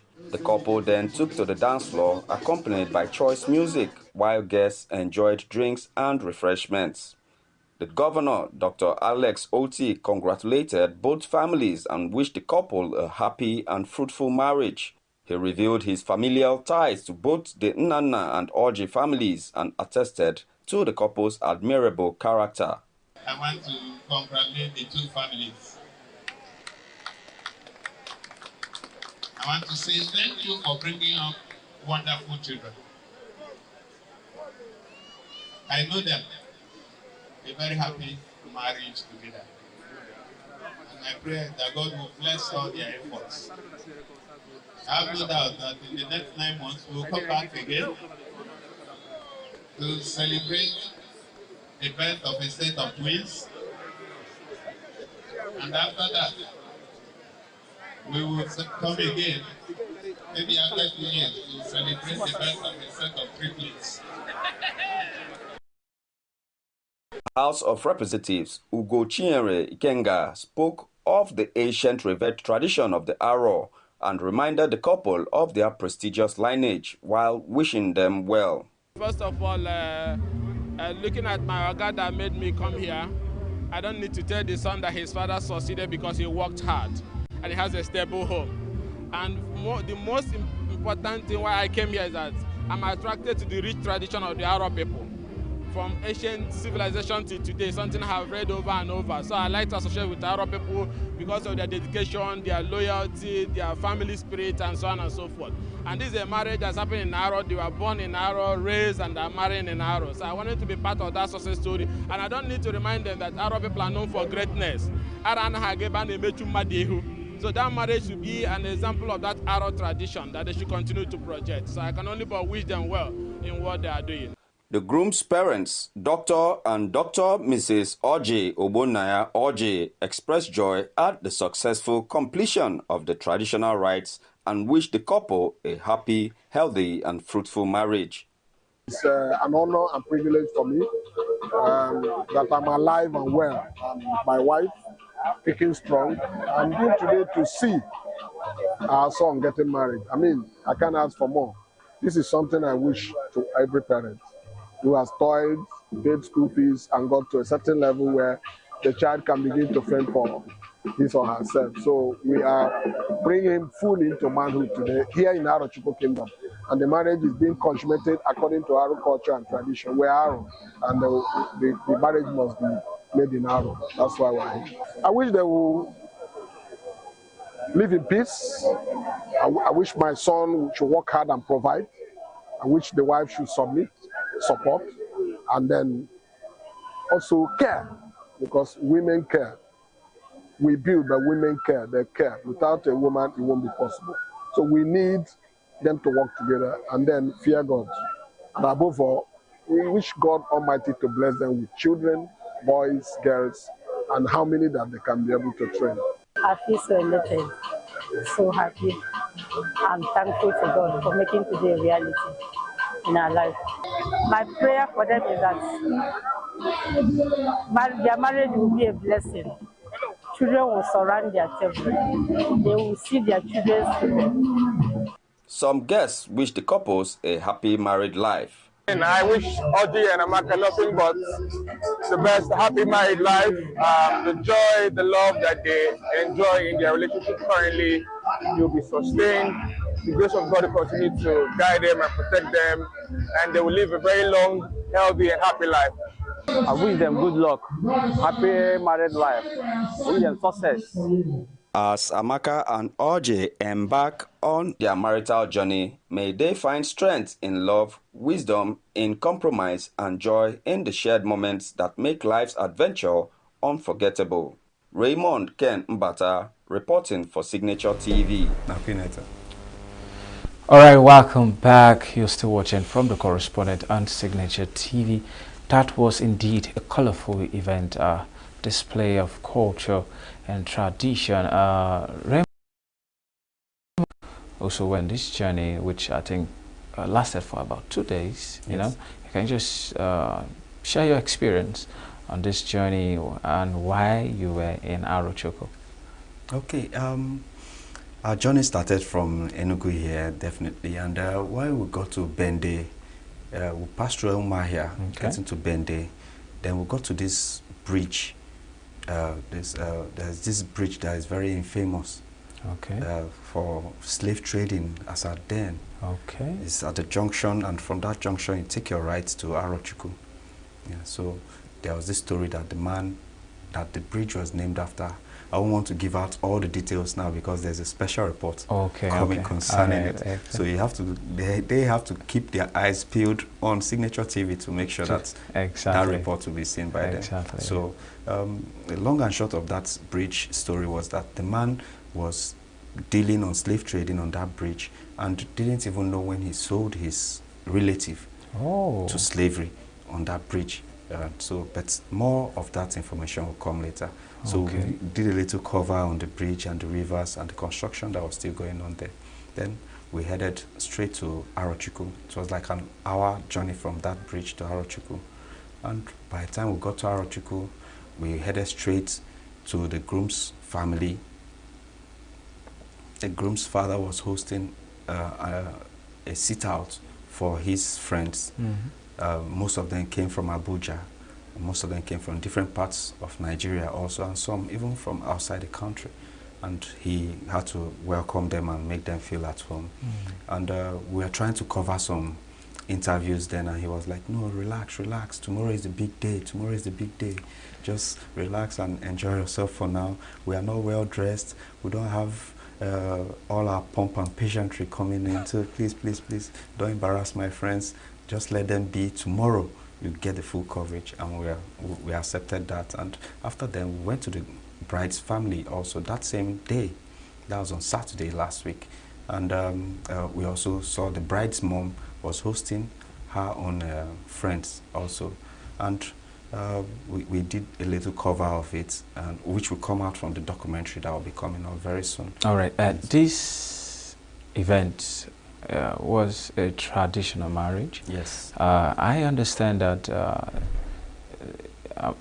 even within the Igbo culture, that there seems to be this differences in terms of setting rites or events, you know.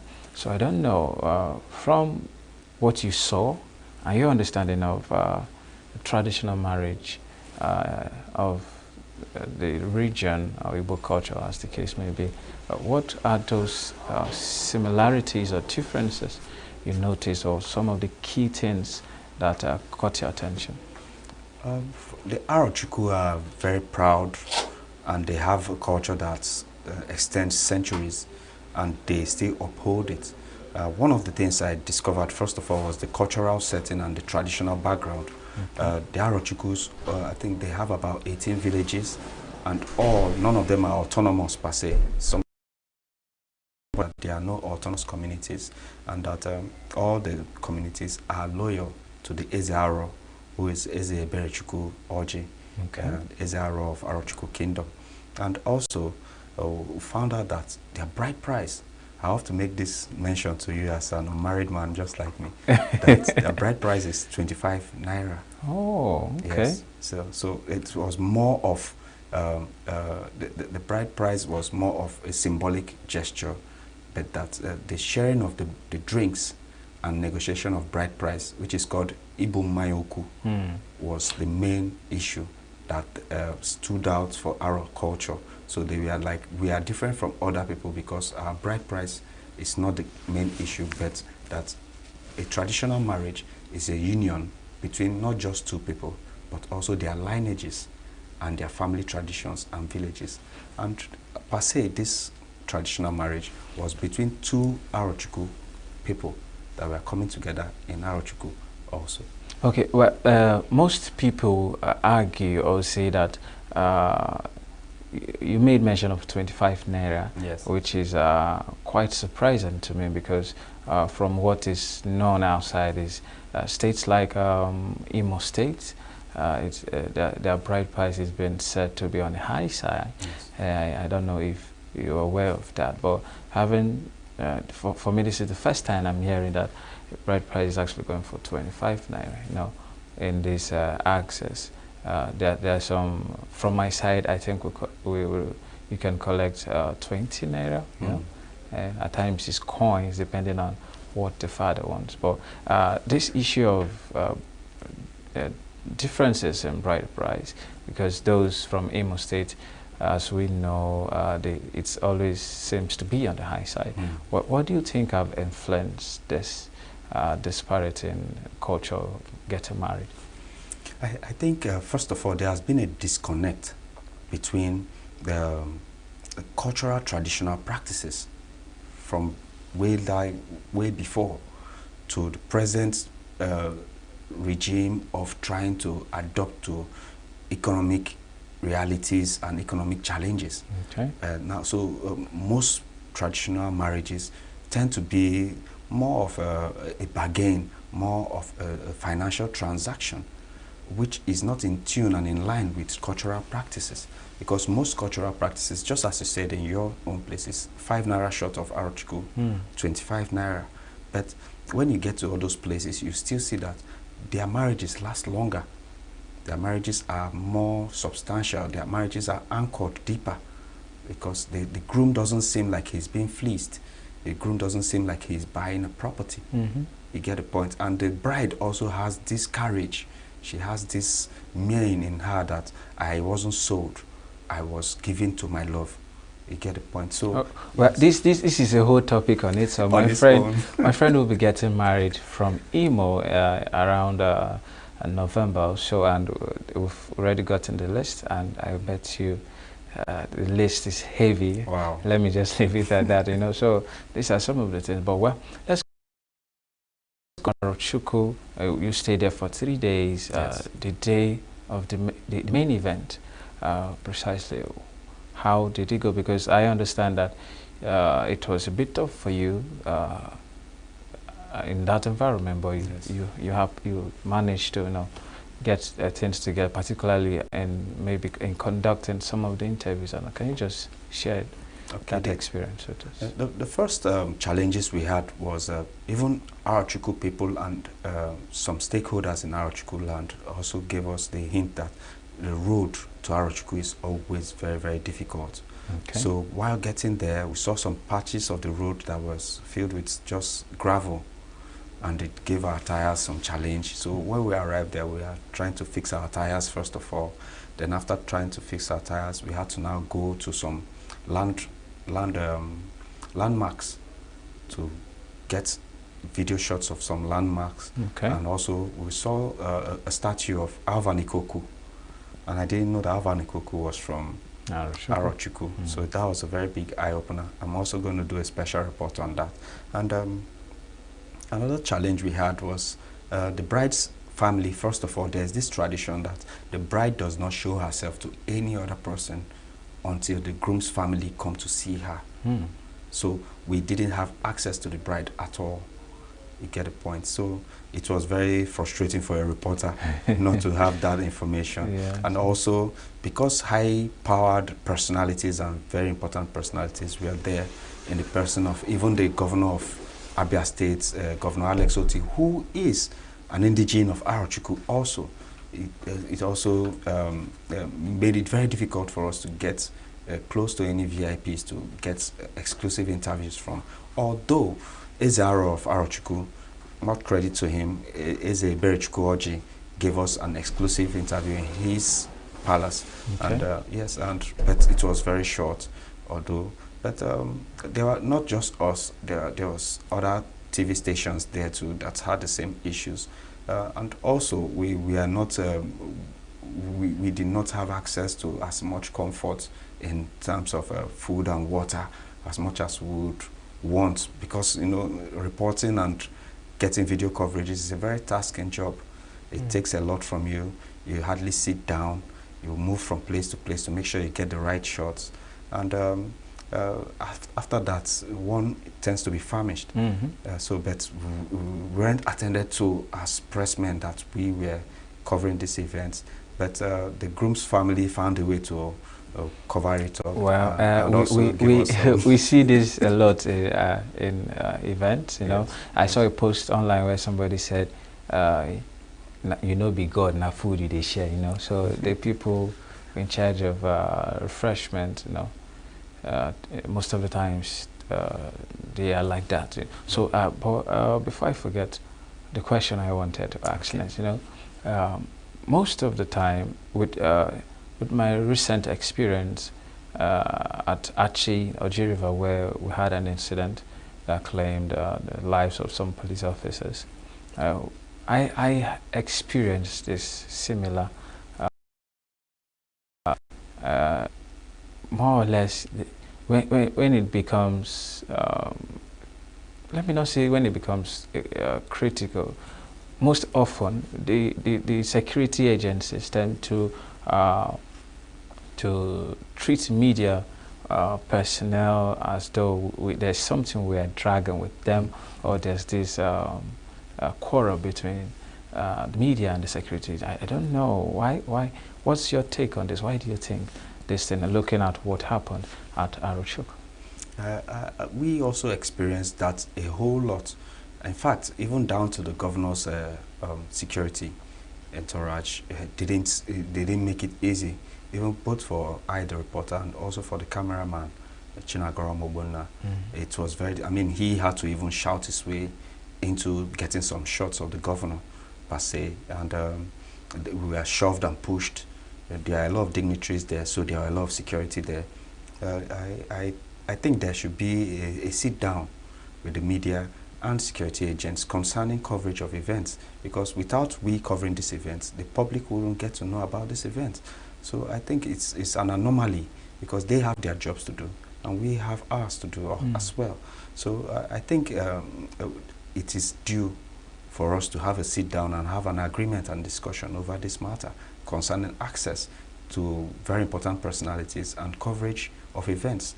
in the presence of security personnel, knowing that we have clearance as media, not impostors, not bloggers. We are not video bloggers or YouTube agents. We are a full-fledged mass media organization, and having that clout should give us full access to any VIP as well, because we are as well the fourth estate of Nigeria after the judiciary and the executive and the legislature. You have the media.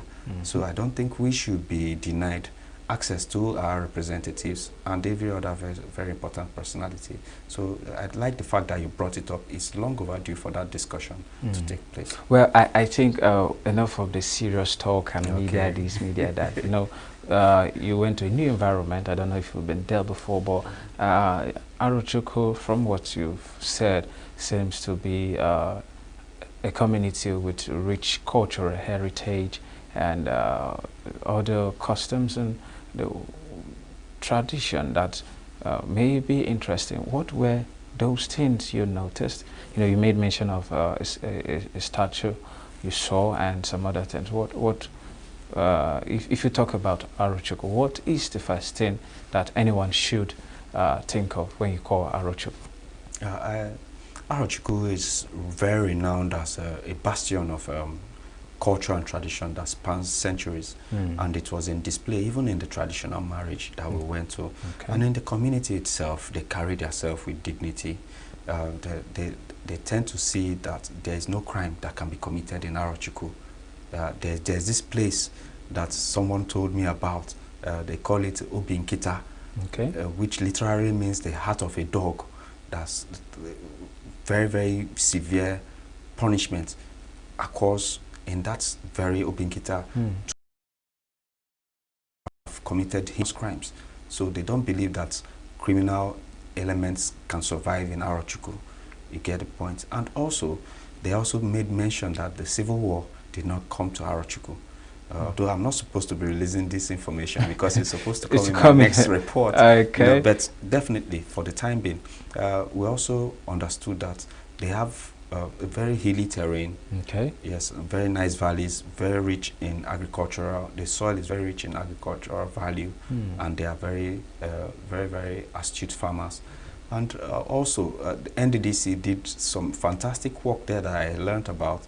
That the NDDC was able to connect from the waterbed to the houses in Arochukwu without having a pumping machine. Oh wow! So they don't need to pump their water. They receive water direct from the waterbed via some excellent constructive genius that took place there. And I wish it's happened in my place also. Okay, thank you so much, Raymond, for your time. It's been educative, informative, I must say, having learned about Arochukwu in just a few minutes. You know, we anticipate the series of reports. You said something about the bridge, which I'm particularly interested about. I hope to have you again when you're done with some of those reports, so that we'll go deep into this rich cultural heritage of Arochukwu. Thank you for coming on the show once again. The pleasure is mine, Matawaska. All right, we've been watching From the Correspondent, and I just finished talking to Raymond Kenambata, our reporter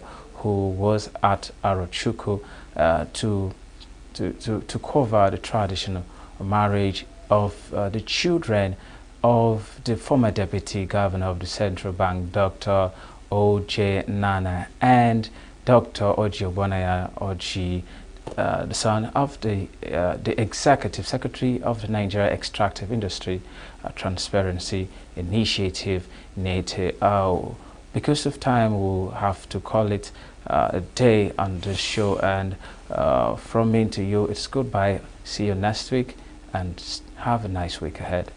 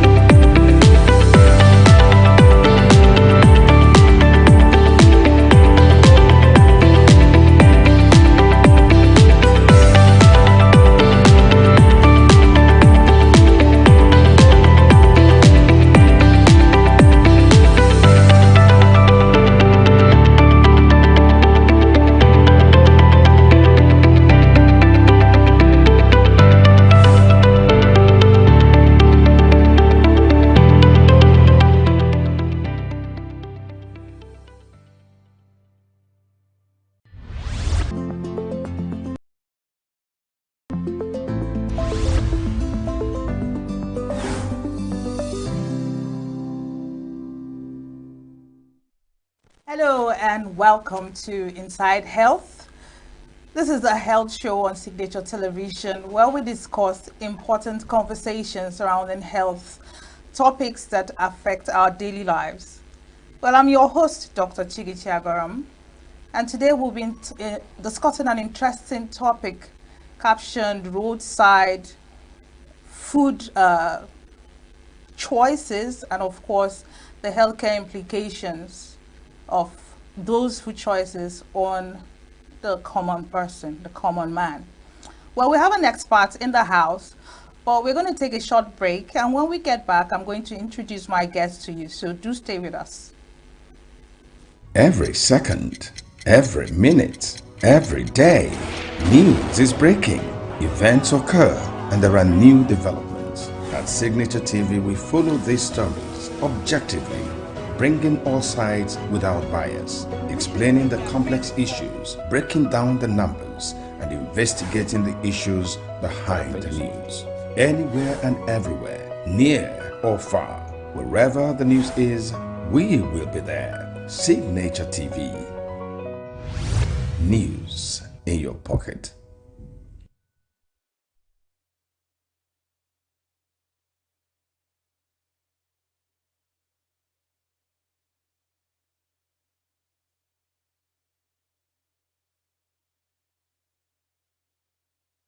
Welcome back.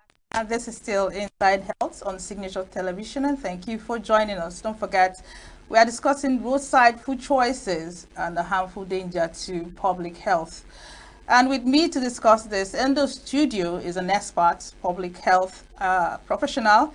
He is Dr. Uchenna Iluakazi Oji.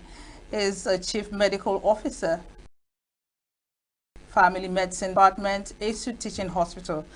Good day, Dr. Uchenna. Thank you so much for joining us. Yeah, good day, viewers. Good day, viewers. Happy New Year. Definitely. Happy New Year to you. Yeah, thank you. Great, great, great. So, by way of introduction, because we tend to use technical words that people find difficult to understand. So we're going to start from the basics, right? What exactly are food choices, roadside food choices? What are some of those food items that you will describe from a public health perspective as roadside food or street food? Thank you for the question. Roadside food choices are those foods that we just inadvertently ingest after acquiring them from the roadside, from the streets, and from anywhere that is not homely prepared food. These foods include things like suya, things like mama puts, fruits being sold on the roadside, and a host of other things. All these items being sold by these Hausa people moving with their trucks. And there are plenty of them, but of course these food items are dangerous. They are very harmful to the body because of the hygiene. We're going to get to the consequences of taking those sort of food items. However, we have a special report, and we want to take our special report so that we'll find out a more in-depth analysis, or rather more in-depth meaning to what street food means to us Nigerians. So please take a listen to the special report on roadside food items. Across the globe, roadside food stalls have become a beloved part of our daily life. From street corners in major cities to rural villages, they offer a quick and affordable solution to hunger. For many, these vibrant food stalls are a way to experience local culture, taste rich flavors, and share in the joy of eating with friends and family. But as much as they satisfy our appetites, these street food choices may be doing more harm than we realize. Street food offers an undeniable convenience.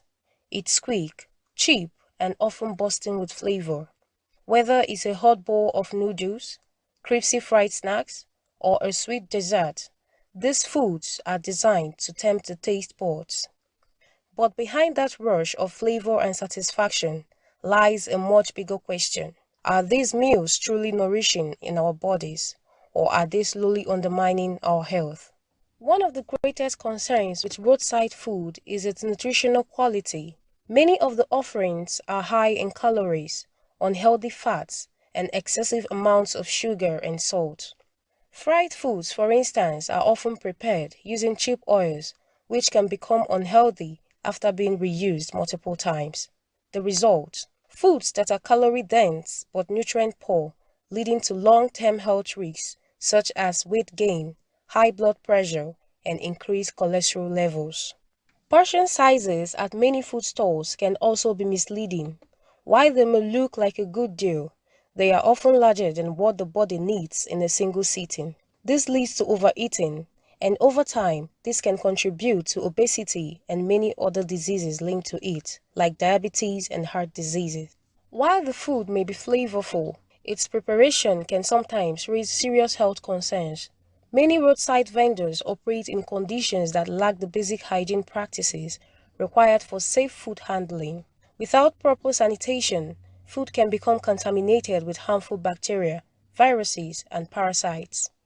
Improper food storage, unsanitary cooking surfaces, and exposure to dust, dirt, and pollution can all contribute to foodborne illnesses. This can range from mild stomach infections to severe life-threatening conditions. Yet, in many cases, these dangers are hidden beneath the surface, unnoticed by those who consume the food.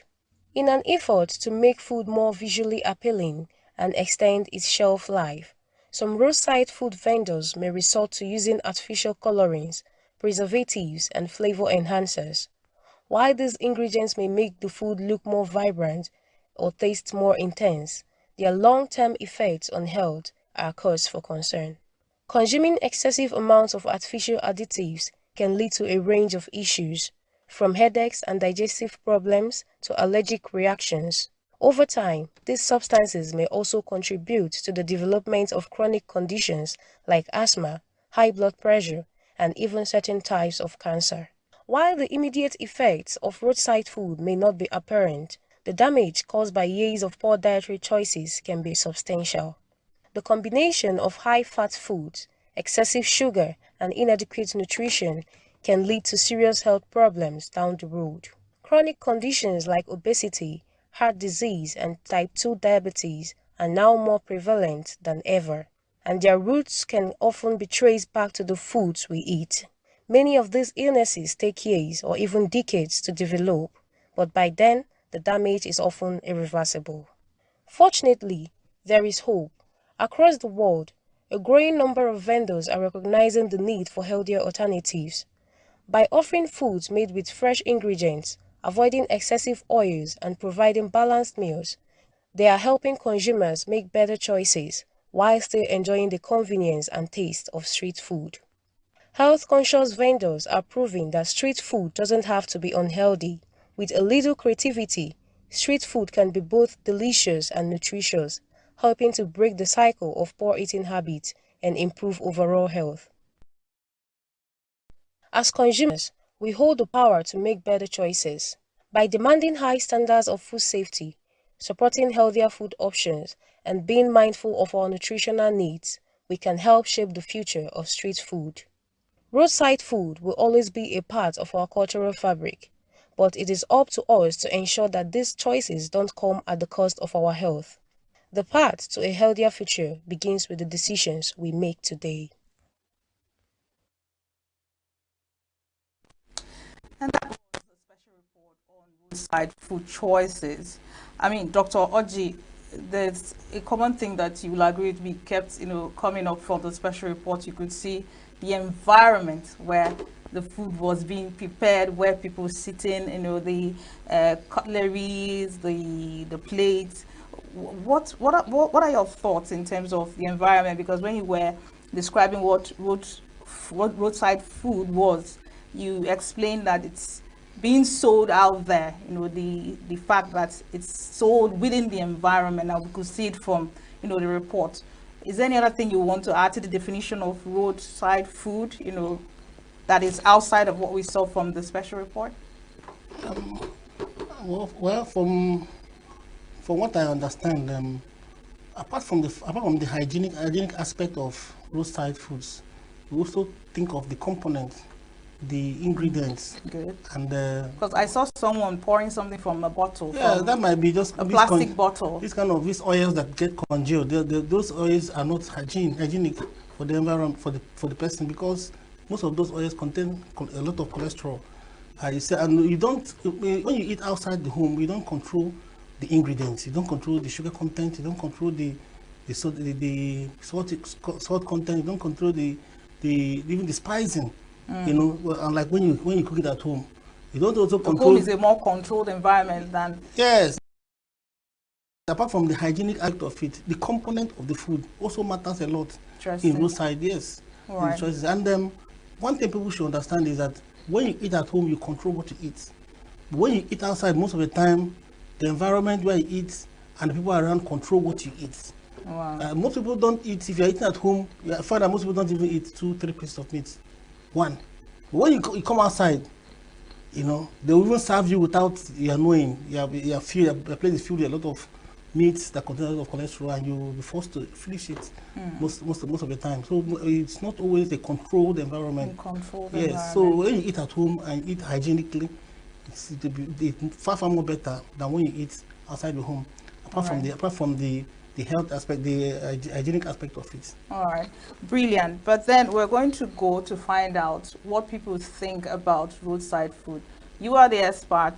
Then there's also the opinion of the people. So we're taking you straight to the Vox Pop to find out exactly what people think about,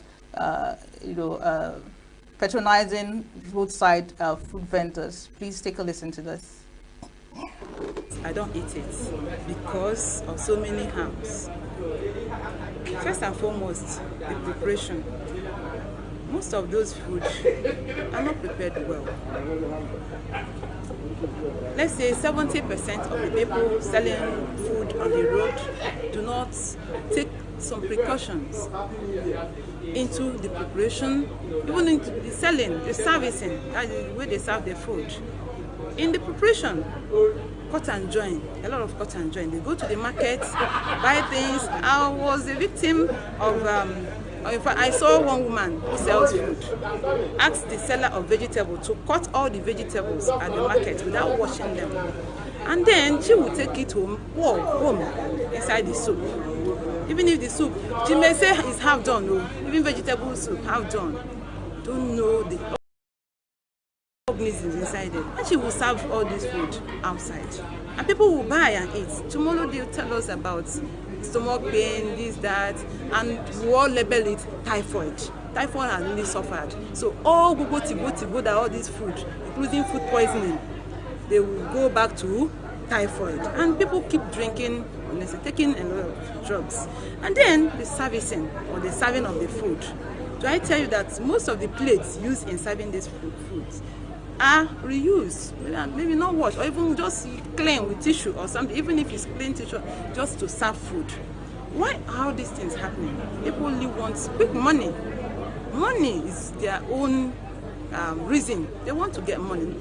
I don't think they care about the health of the humans. I heard one of my colleagues saying that the tomatoes used to prepare the food was rotten. The food she ate, at the point of eating the food, in fact, she couldn't continue because the tomato was not cooked. They hurry to bring out food to sell. Their aim is to make money. Even those peeling fruits on the road, you see all these fruits packaged. Please, I didn't say don't buy it, but before you buy, make sure it's washed. Some people don't even wash the fruits, including vegetables, or they use dirty water from the gutter, water from any source, and they will use it to wash the fruits. Some don't even wash it. All their concern is to make money, and we are all buying. After which we end up in the hospital. Cholera is there, as this is one of the consequences. Diarrhea, and these are causes of food poisoning, or they are from consequences of food poisoning. Then the worst of it all is that most of these people who sell this food, they don't want waste. They don't want to lose their money. The next day, if they did not finish the stock they have. The next day they continue. They don't even care about our health. It pains me. One of my cousins died in December. What happened? After eating food served at Lagos, says purging, vomiting. Today she's no more. What caused the problem? She ate food served by the vendor on the road. Then there are so many people who want to make money quick. They add a lot of things. People say they add water from cups. Some people say they wash something, put inside. Please, before we eat outside, let us verify the source of the food.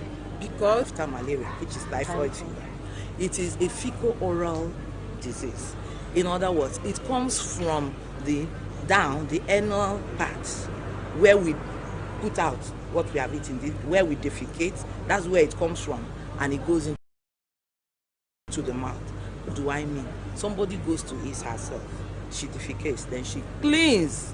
After cleaning, how do we wash our hands? These roadside food vendors, how do they wash their hands? Do they use soap? No, they simply put their hand in water and just do and bring out, and they use that same hand and prepare the food. And this food, you take it now, put it in your mouth, and the organism begins to, that is the chain. So you see, typhoid fever is multiplying. We are processing it because people who are not well informed are preparing food for us. And where do we meet most of these people? At the roadside. I'm not talking about the dust that gets into the food. Yes, have you seen suya in the open place? Your vehicle is passing, you splash dust. Inside that dust, you have people who have spat out their phlegm, their cough, any kind of cough. I don't want to mention the tuberculosis and all that, which although tuberculosis, you can just, by inhaling it from the food, you can have that. So it is not advisable as much as possible. They don't cover the food well. You see akara. Only few people put their akara in a glass case. Others will keep it in an open basket. Anything that can fly around goes into it. And that same akara, how you will know how clean the food is? Take a piece of a white handkerchief and keep beside that, on that table where the akara is, and give it 10 minutes. That hanky will turn brown.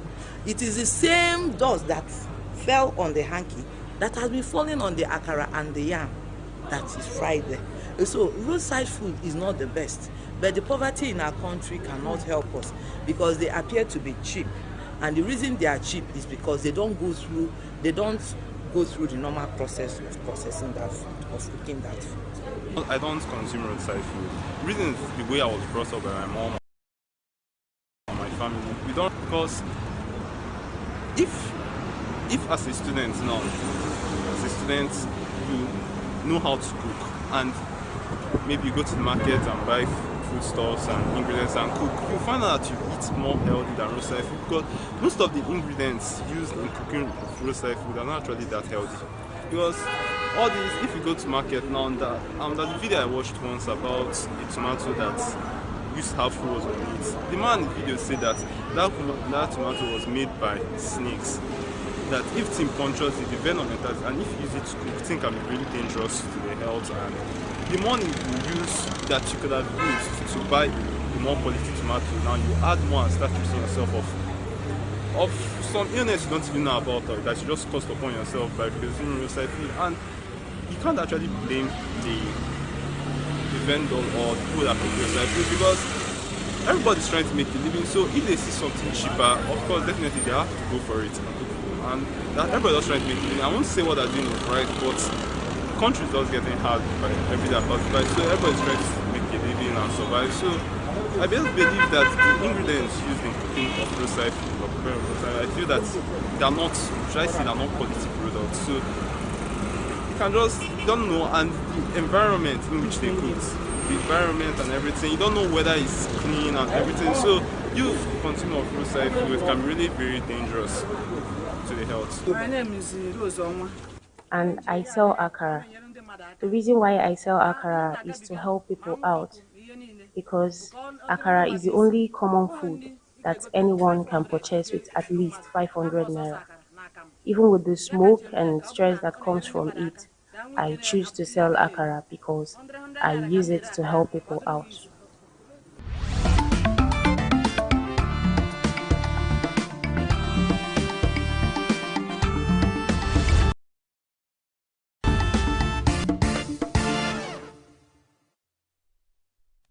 Well, it's very clear that there are mixed opinions about roadside food. Many complain that it's a food of convenience, others say it's based on maybe economic issues and they don't have any other choice other than to patronize roadside food vendors. But then, Dr. Oji, there is the public health aspect, and you mentioned about the content of the ingredients they use to cook.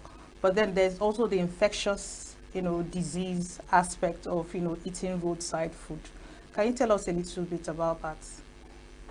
Yeah, I said apart from the infectious aspect of it, there is this altering of the metabolism of the body when you eat those foods that are not properly prepared.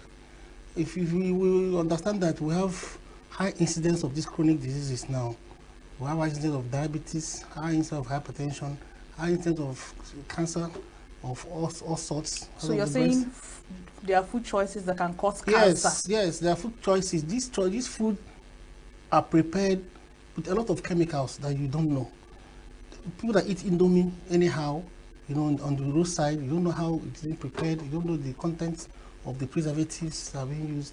And that is why I still believe that people need to watch what they eat outside their home. Watch if you go to the roadside shops that sell things like meat pie, buns, fast food joints. How those foods are being prepared affect our body. If you watch the environment now, a lot of people now come up with diabetes. A lot of young people, you mean? A lot of young people come up with diabetes, hypertension. This is what we don't see before when people eat natural food at home.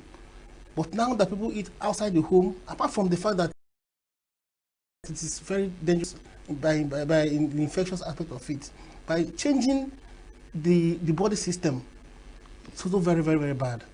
And there are a lot of factors that lead to people eating outside the home. And it's not something we'll talk about now, apart from the poverty, apart from the convenience. People do not, the women now are culprit to this because they no longer cook at home. You come out in the morning, instead of a woman to cook for the husband, she will even go outside and buy fast food for the husband.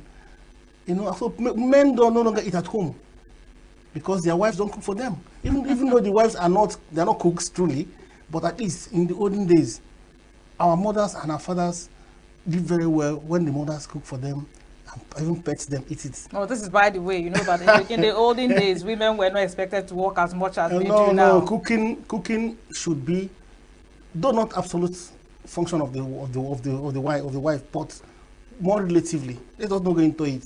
But as I said earlier, because of the type of food people eat now, most people eat outside the home. Watch those chronic diseases; they are rising so much. I mean, there's no day I don't see a diabetic patient or hypertensive patient, a young boy of 32, 33 years. Can you tell us any particular kind of cancer that is that is brought about by maybe diet, consuming street food and food that is not well prepared? I might not. Almost every cancer has smoke as a precipitating factor. So where and how the fears? Not only tobacco, but smoke alone. From firewood? Yes, has that as a precipitating factor. So most of the food you eat, you might not even know the environment where it was cooked. But they cook it somewhere with firewood, with even tire. Some people cook with tire. Some people cook with coal. It's wrong to cook with coal, but most people cook with coal. They get illegally, and they use after cooking they bring it out for us to eat in a very nice environment. They offer not knowing that it was cooked with something that is very dangerous to the body. So people should watch what they eat. All these people that sell food outside, but they prepare it in their domos at home. Very dirty environment, very cruel environment. And you see them carrying it in their barrow. to sell to people, you might not know how bad the environment where it was prepared is. Okay, So, so I want to make a clear distinction between infectious implications of roadside food consumption and non-infectious. Yeah, you've mentioned some kind of cancers, you mentioned diabetes, obesity, hypertension. Let's discuss food poisoning. Okay. It's some sort of a buzzword. When somebody says, I think, oh, he or she had food poisoning, it's actually different from what the medical expert calls food poisoning. So tell us exactly what is food poisoning as it relates to roadside food consumption. Okay, food poisoning generally implies, taking any food that upsets the gastrointestinal tract. It upsets in the sense that it can increase motility, both downward and upward, that's diarrhea or vomiting, and sometimes they might even lead to sepsis. Food poisoning, in quotes, it's not what people think. People think I was poisoned. Yes. Somebody probably puts juju by what you eat, you can get poisoned, and it will upset your body system, and most especially the gastrointestinal tract. Can roadside food consumption cause food poisoning? 100%. Of course, roadside foods are the major cause of food poisoning. Because the environment where these foods are prepared and where they are served, so dirty, so unhygienic, and because you cannot control the person doing it, sometimes you will notice it, but because you cannot control the environment you have come to eat, you just go on with your food and leave, only to come back with an upset, both either by bacterial infection or even the content of the food. Sometimes you might finish eating and you start having bouts of ulcer pranks. Yes, a lot of people, because you don't know the content of the food. Most of the food have been prepared by even white Maggi, or even the normal Maggi that they just spice it so much, and probably if you are prone to ulcer before now, you can come down with that exacerbation of the peptic ulcer disease. So it's not a good thing, to be sincere, to keep eating outside the home. Most people do that, as I said earlier, for convenience. They just go there, giving your 2,000 naira, you have eaten and gone, instead of going to waste your time preparing food at home. Some people do it also because there's no money to eat. 500 naira can give you small food, and you just eat it instead of going to prepare at home. And I said it earlier that people do not cook at home these days. Women have left their job of helping. We're diving into gender issues. We're diving into another. Let's just stay focused. We must talk about it. Maybe on another forum. We'll focus on the health aspect of it. On the health aspect of it. Now, there are a lot of organisms that are implicated in food poisoning. Good. Both bacteria, fungal, virus, and even the helminths. When you say helminths, what worms, do you mean? Good. Worms, all sorts of worms. People do not cook properly now, and people do not cover their food very well, especially on the roadside, because they will want people to see it. So you expose it, and dust and other microorganisms, affect. And dust carries dust. Aside the fact that it's dirt, does it harbor microorganisms? Yes. Dust particles. Yes. Dust particles harbor microorganisms. There are. It's like even a portal. For microorganisms do not move on their own. They have been carried by air, and air mixed up with dust. So they're like a portal where that means of transportation. Yes, of those organisms to wherever, apart from breeze, normal air. They could cling on dust particles, and they get transported to a particular place on our food, and you not see them. You not see it. Just a single microorganism, E. coli, can give you acute diarrhea. It's very common, but people take it for granted. After I can just go to the toilet and use myself, not knowing that it could be a chronic one that can give you a debilitating effect on your system.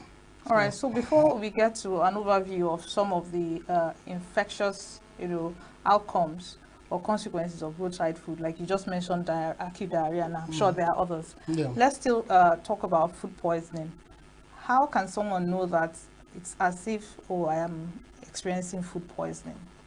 What are some of the telltales or symptoms early symptoms that someone will say, oh, it seems as though this is food poisoning? Food poisoning has, as you rightly said, telltale signs, but they are early and late symptoms, probably, and signs of food poisoning. One of the early signs or symptoms of food poisoning is nausea. Explain nausea. Nausea is urge to vomit,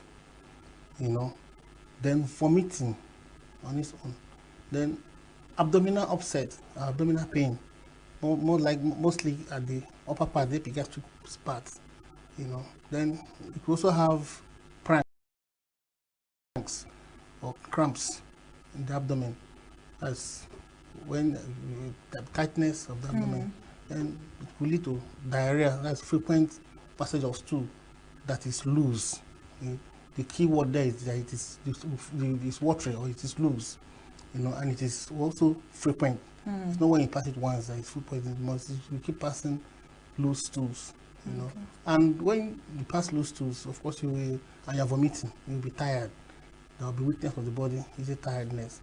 And sometimes, because you're talking about organisms that have gone into the body, sometimes it might enter into your bloodstream and leading to sepsis or obvious infection, So, the person then comes with what? Fever, lethargy is feeling of unwell. General unwellness. Unwellness and some other symptoms that are synonymous with chronic infection. So at that point, what should the person do? The management of food poisoning is simple and straightforward. Okay. One is replacing what you have lost. If you are losing fluid, replace the fluid. If you are using calorie, replace with calorie. I'm talking in a layman's way now. I'm sure someone is wondering what's calorie. Yes, so they understand replace water. If you are passing stool frequently and it's loose and you're vomiting, the normal thing that you can do is to get oral drip when you can tolerate orally. But when you can't tolerate orally, that's when you go to the hospital and they'll put drip of different type. They have different types and volume, that will give depending on what you want to target. Yes. You get me? So those drips are of different types. We use the one that is very convenient for that patient at that point in time. But if the patient can tolerate orally, the best is to take oral drip that we can get around you, or you can even prepare by yourself. And if you can eat, because you're losing food they have eaten, of course you eat healthy food now. That's if you don't stand the risk of vomiting it. Yes, that's why I said if you can tolerate orally, if you're not vomiting again, you can eat food. But if you don't eat, you'll be getting tired. It sounds as though food poisoning is self-limiting. You don't have to take drugs. Most food poisoning is self-limiting, especially when it's caused by the virus. But if it is caused by bacteria and you're already at the hospital, of course there is the need to take antibiotic, because there's some food poisoning that if you start taking antibiotic early, you even worsen it. Yes, because you might be handling something that is not of a viral infection, and you can there's not of bacterial infection, and you can alter the normal flora in the gut and worsen the diarrhea. So you must give it time. If it is getting worse and you think, of course, or you have done, and another thing that people do not do is to do stool culture. It is good to do stool culture, apart from the fact that yes, every stool is dirty, but you can get the organism, especially for the sensitivity aspect of the treatment.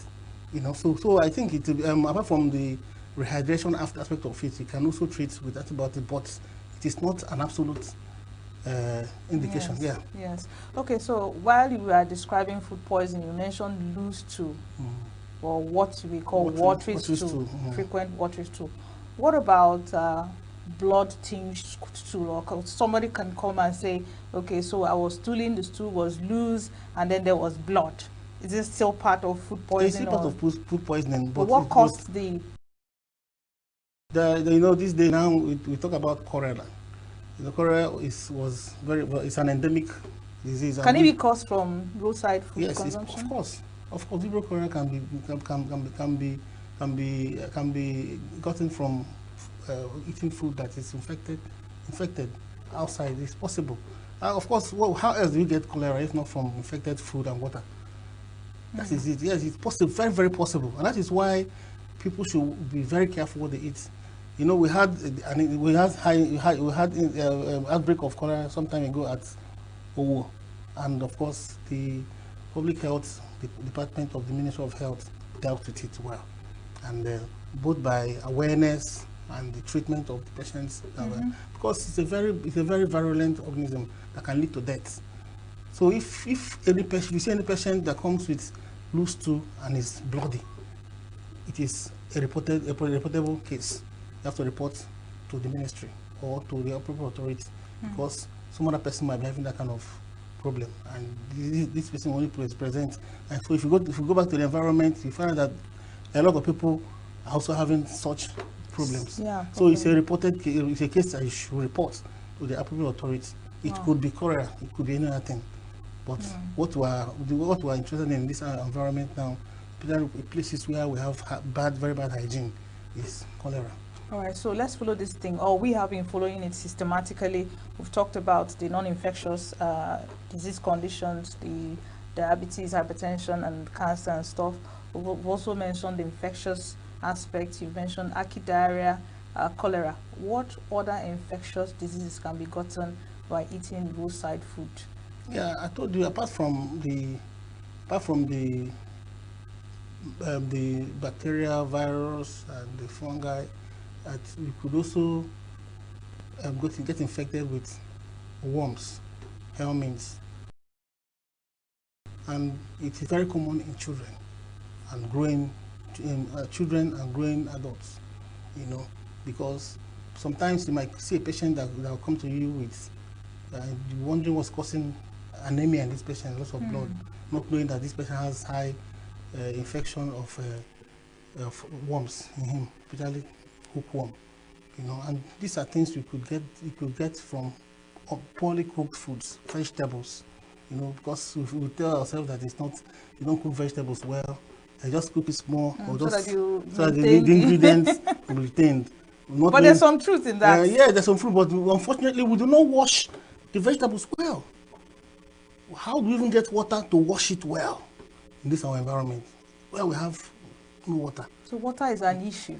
Yes, it's an issue, because if there is water and you could play around with water, and like what we used to do in the village those days, where we play around with water anyhow, go to the stream, and you know, there's no, why won't you wash the vegetables well? Wash it very well with salt. But these days they just wash it once and just to remove the sand, not knowing that there are some organisms that are clean to eat, and you want to be hygienic by just to retain the ingredients in the vegetable, and you leave, you know. And those worms, the funny thing is that they are enclosed in what we call the what's it called again?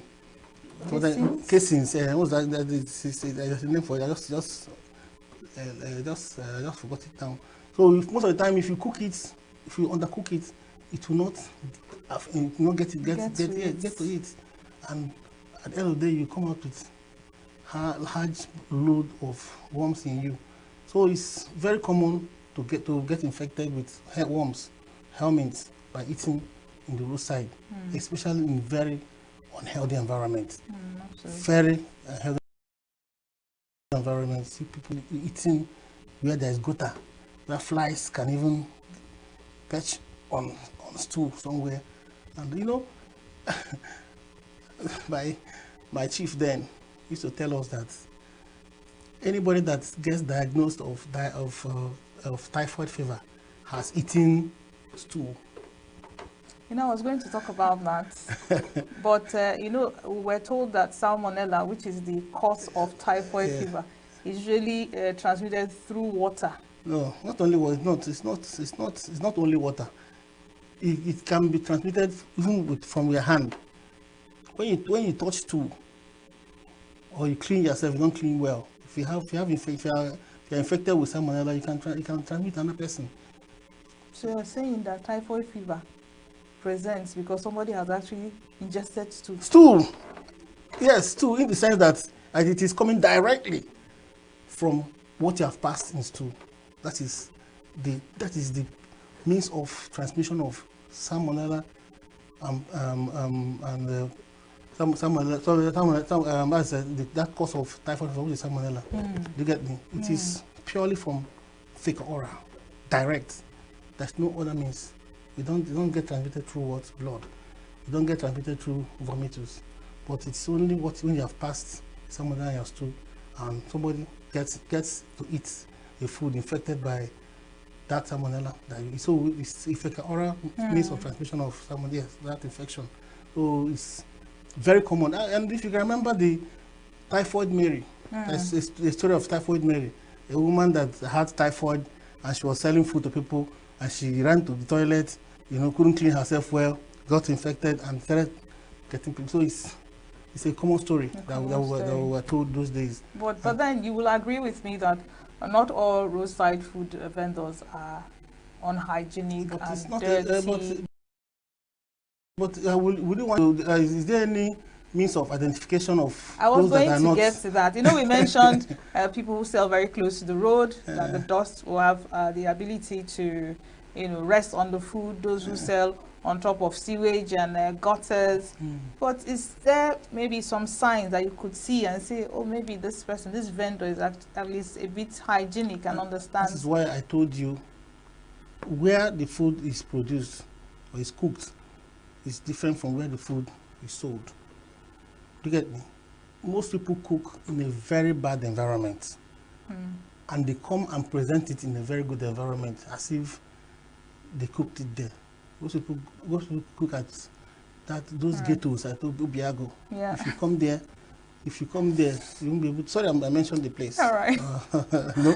The fact is that truly there are people that are hygienic. But how will you now differentiate as a human being? For you to be careful, avoid all of them. That is the truth. That is your parting shot. Yes. Avoid all, because there's no way you can differentiate between these ways, except if you are going to be critical. If you want to come and eat, you have to be going around and be checking the environment and be looking at the person's nail and so on and so forth before you eat. Then that means hunger will kill you. So it's good to cook at home. That's right. Yes. All right. So thank you so much, Dr. Uchenna Iloakazi.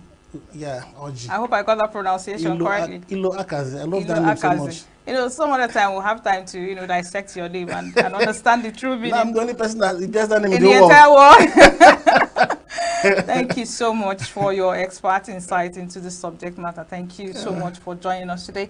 Thank you for staying with us. I'm sure you learned a thing or two in our conversation. And don't forget, go on our social media platforms, go like, comment, share, and of course, subscribe. Don't go anywhere. Remember, your health is your wealth. So take care of what you eat and how you take care of your body is really very important. I'm still Chigichi Agoram. Thank you for staying with us. I'll see you the same time next week. Bye for now.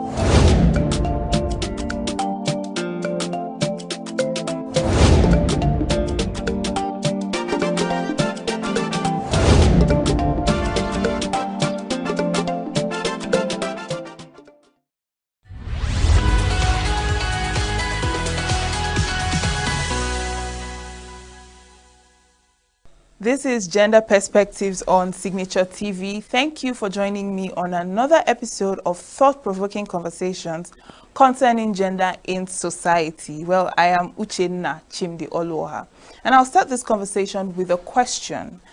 What does it say about our world when someone's gender identity can dictate their safety, opportunity, and success? Well, ponder on this while we go on a quick break. I'll be right back.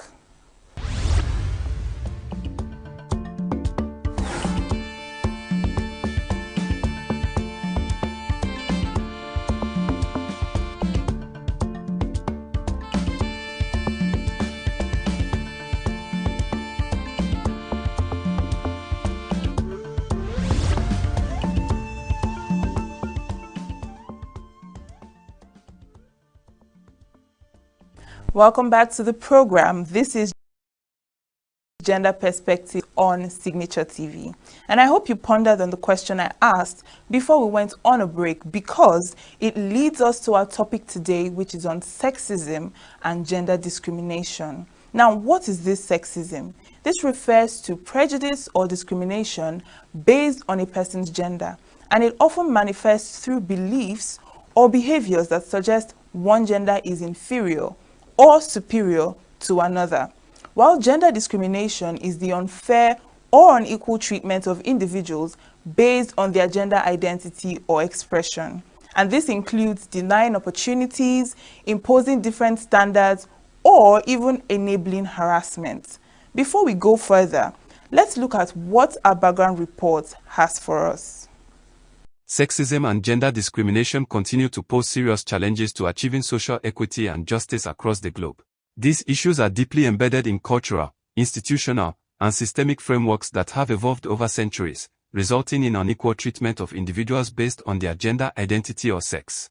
While there has been notable progress in advancing gender equality, many barriers remain that limit opportunities, violate rights, and perpetuate harmful stereotypes, particularly for women, girls, and gender-diverse individuals. At its core, sexism is the belief that one sex or gender is inherently superior to another. It manifests in attitudes, behaviors, and practices that disadvantage individuals, often women and non-binary people, based solely on gender. Gender discrimination, on the other hand, refers to the unjust or prejudicial treatment of individuals because of their gender identity or expression. This can take many forms, including denial of employment opportunities, unequal pay, and tolerance of harassment or violence. Historically, sexism was institutionalized through laws, social customs, and religious doctrines. Women were denied basic rights such as voting, owning property, or receiving education in many societies. These legal restrictions were reinforced by cultural norms that define men's roles as subordinate to men.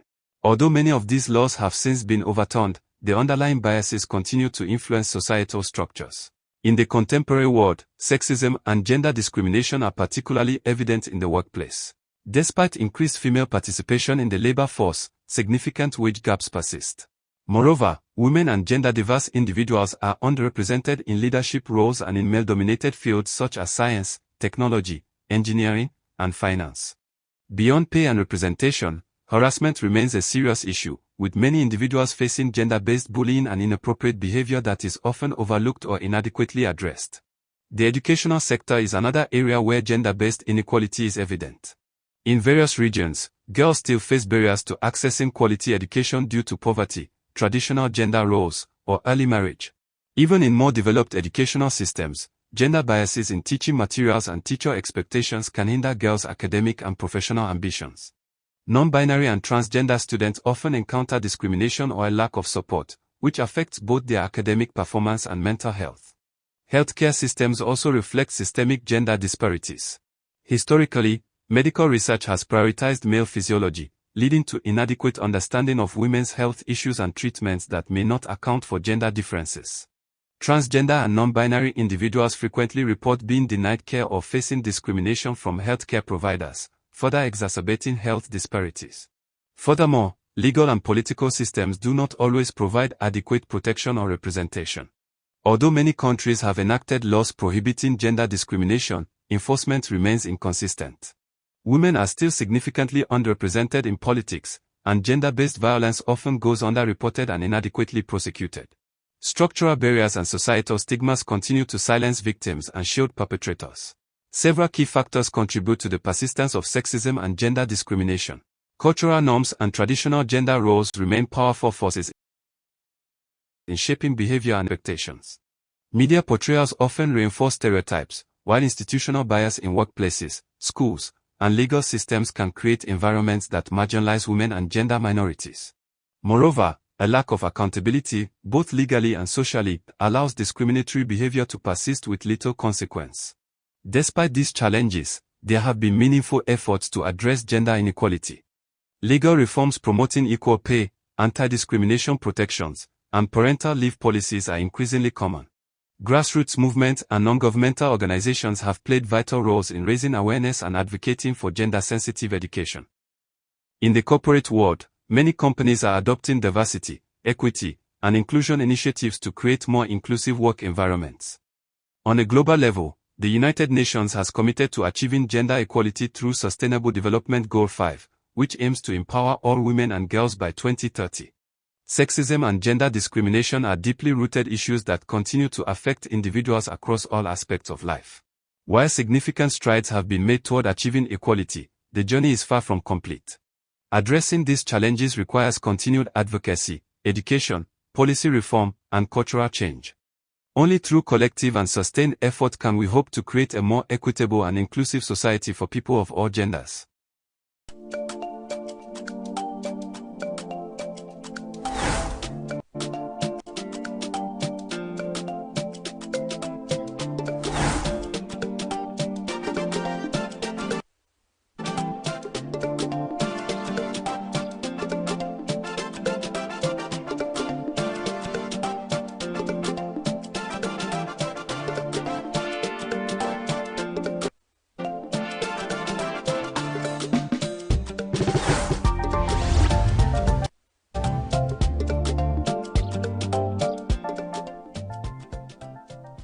It is important to note that sexism and gender discrimination are interconnected, in that sexism is the underlying belief, system, or attitude that one gender is superior to others, and it includes stereotypes, biases, and assumptions about what individuals should be like based on their gender, while gender discrimination is the action or behavior that results from sexist beliefs, which means that this is the practical manifestation of sexism, where individuals are treated unfairly, unequally, or denied opportunities based on their gender identity or expression. And this can manifest in various forms, both overt and subtle. Like in the workplace, this may be seen in wage disparities, lack of representation in leadership roles, and even sexual harassment. And additionally, gender biases in hiring and promotion often hinder career advancement. Beyond institutional settings, sexism is evident in everyday life, from the media that objectifies both male and female, to cultural norms that dictate how people should dress, speak, or behave based on their gender. And these social cues reinforce harmful expectations and limit personal freedom. To discuss further on this, we have here in the studio Ambassador Dr. Chinemerem Anyi. She is the founder, Global Sisterhood Alliance, and Nnamdi Nwachukwu. He is a data analyst and an economist. Welcome to the program. It's my pleasure to have you here. Thank you. Thank you for having me. Yeah, thank you. So let's just get right into our conversation of the day. We're pretty much familiar with the word sexism and gender discrimination. So when you hear that, what is the first thing that comes to your mind?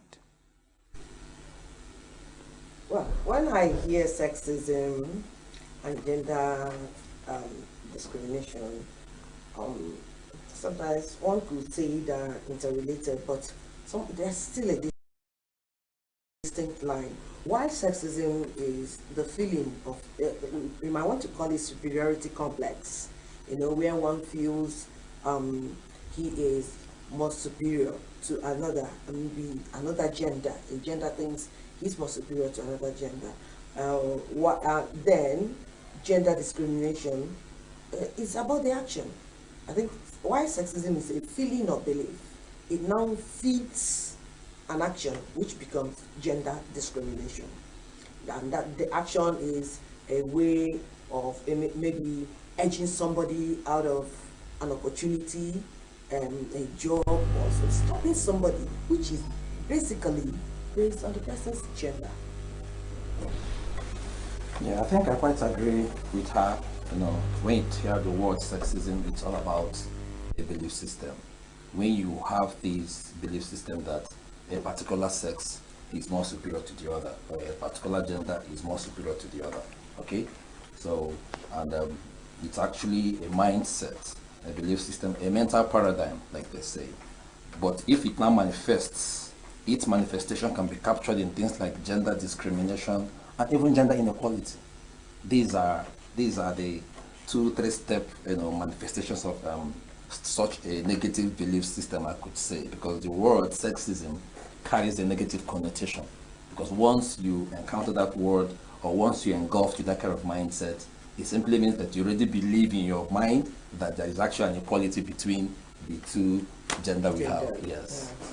Exactly. Yes, and also we live in a society where, you know, we have things like gender roles and things like that, which further, you know, creates these sexist issues that we have. So I want to know, how does this sexism, how does it manifest, or how does it show differently when it comes to how men are treated and how women are treated? Anyway, I would have to speak first because it shows in various ways, you know, in our workplaces, you know, it's manifestly evident in the boardroom, in the classroom, in the living room, where there's this disparity in pay, there's disparity in leadership roles, there's disparity in legal rights and safety. Come on, when things happen, when there's insecurity, women and girls, they are the most vulnerable. Okay, and oftentimes, you know, man, in quotes, is naturally selfish. They begin to think about themselves first, forgetting that there are this set of people who are not as strong as they are, who may need help. Then, for the same role being played in the office, a man is being paid higher than a woman. You talk about politics, that's where you see that women are underrepresented and they're under heavy scrutiny when they want to vie.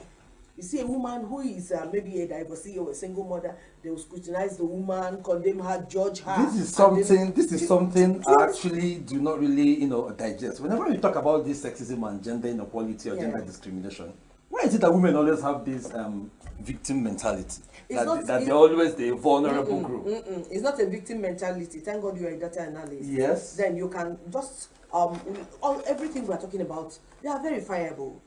Tell me, womanly are women. No, the problem I have with it, it's actually something that is obvious. We're not saying that men are not, because there are, when you talk about the stereotype.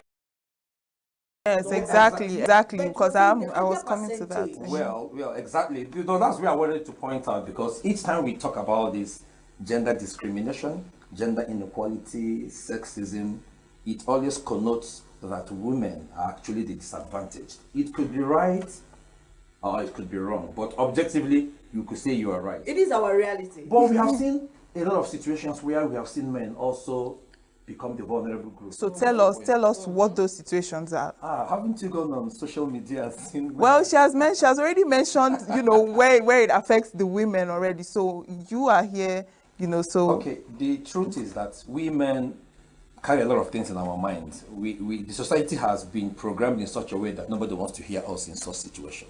That's the truth. Imagine a man coming out to say that maybe he's experiencing violence from the wife. They'll see him as a weak person. So we've been shut up. We have been silenced. It's not that nobody wants to hear you, but it's just that the men folk, they refuse to speak up.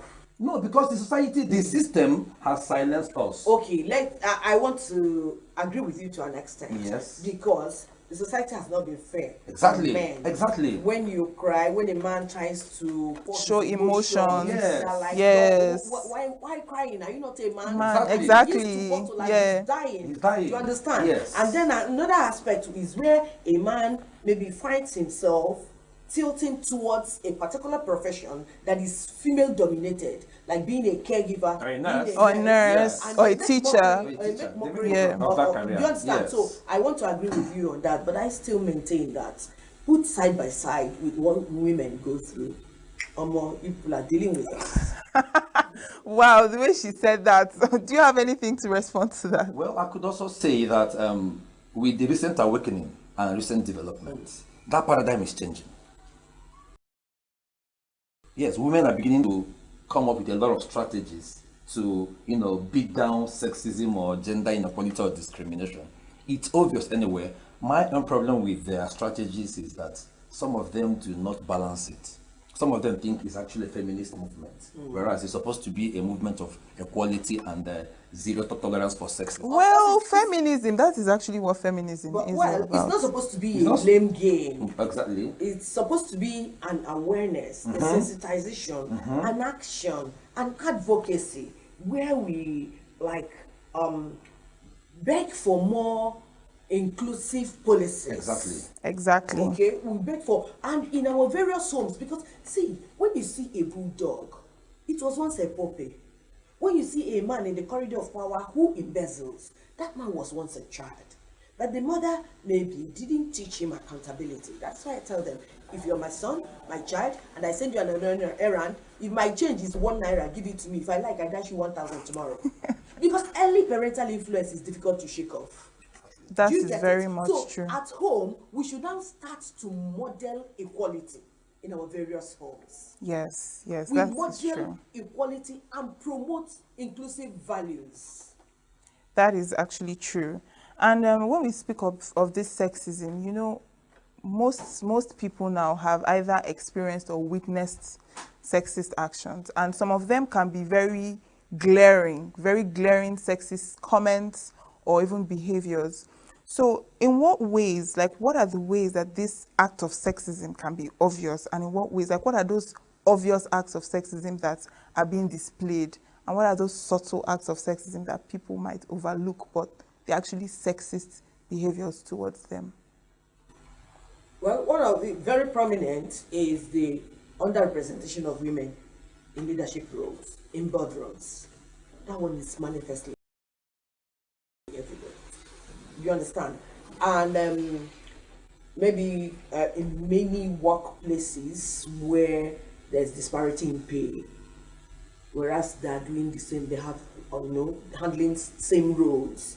And then legal rights, maybe sponsored by tradition or culture, or where a man is allowed, has the right, they will tell you he's polygamous in nature, he's permitted to marry 2 wives, where after telling me to death do us part, the next moment you're bringing another woman, and they condemn polyandry.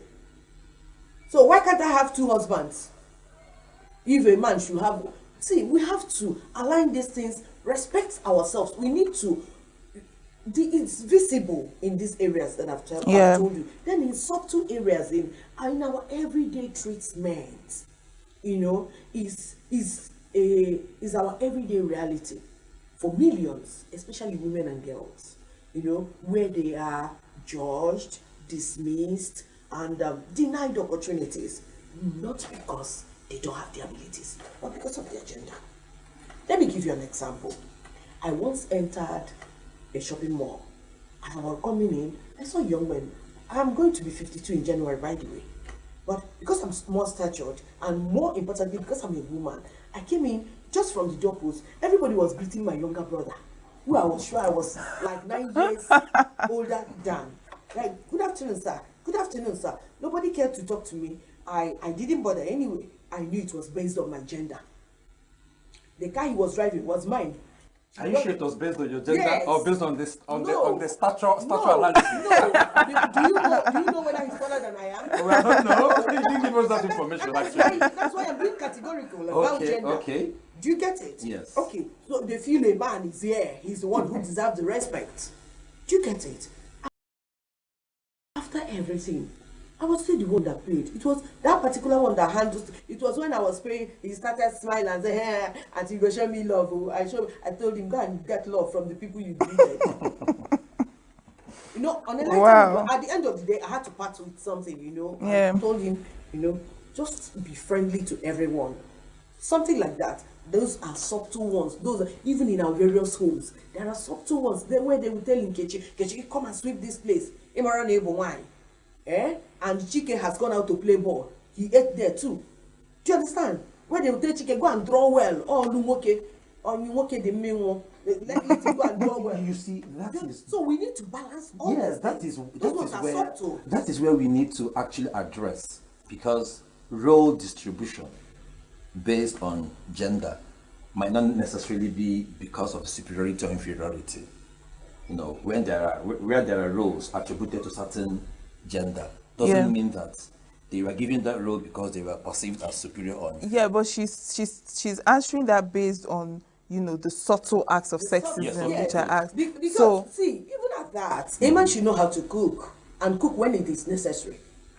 There are times when, maybe let's take a scenario of a husband and the wife puts to bed, needs a postnatal treatment or caregiving, and maybe both mothers, both the in-law and the biological, they are not disposed. A man should be able to make a little thing and give to the wife, not the ones that will just stand there and I don't even know what to do.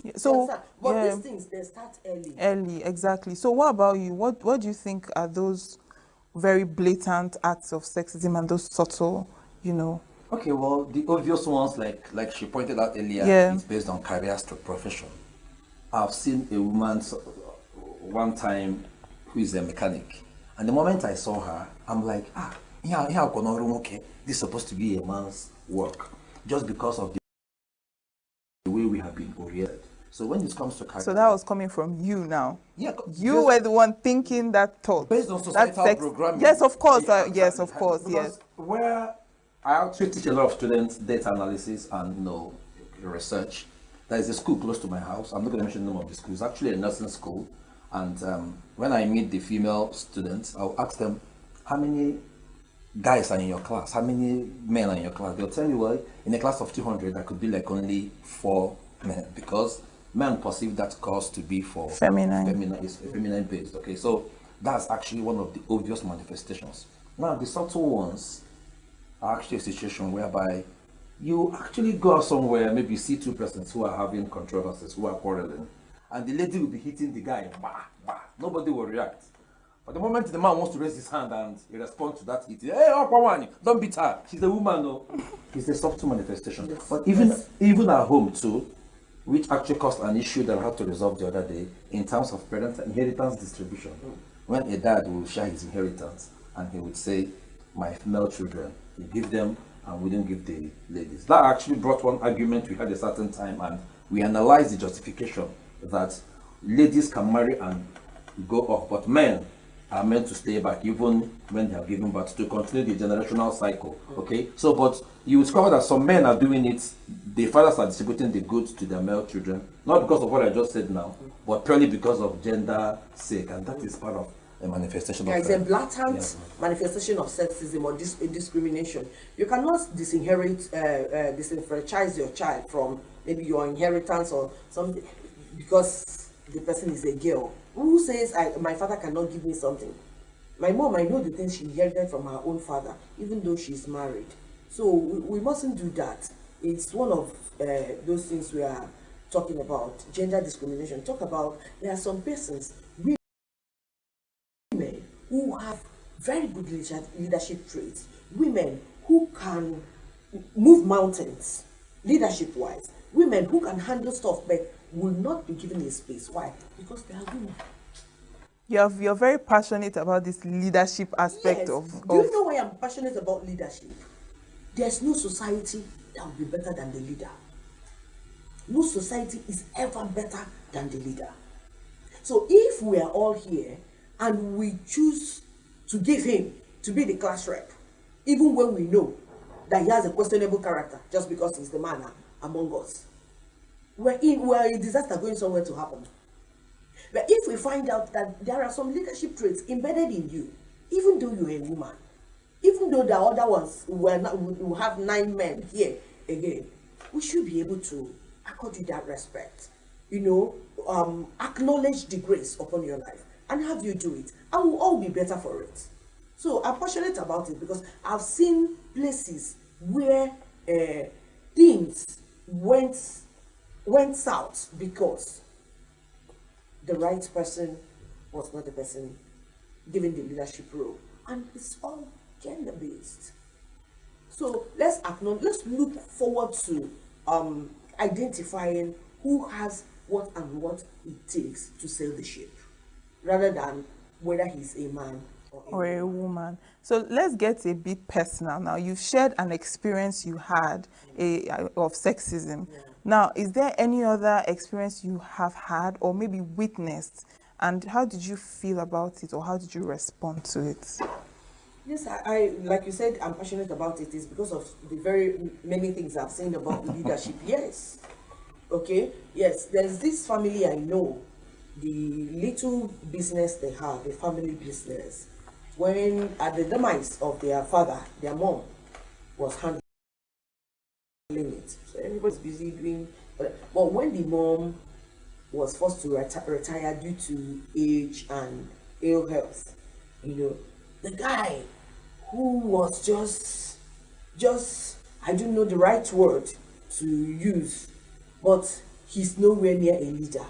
He doesn't have what it takes to sail the ship. It was just and I'm like, what? Is Jobala the only quality you have? That's the only CV you have to make this happen? And yes, that other, their sister, who is still very fat, she was too busy to even look their way. But others knew that this is the woman who will handle this thing well. At least, even if she doesn't come every day, but once in a while, is able to give directives, do this, do that. They insisted. The Jobara the whole thing, and everything disappeared. They went with the wind. Do you understand? So I have seen over and again where leadership is everything. Leadership is everything. But most times I noticed you actually speak from the dimension where you are trying to let's say diffuse or deflect if there's another man who's also qualified to take over the leadership position, because the way you're sounding more like, because it's a woman, you're even if they don't have a woman, yes, let's take a scenario where there's no woman in the picture. Yes. Now it's not sexism, but when I talk about leadership, let he who the cap fits wear it. I had to sound that way because the bone of contention was that other brothers say Rapu's sister called him in charge. Do you understand? Mm-hmm. And this guy was like, I am Diokpara, and they knew that he was not even near the business when both parents were alive.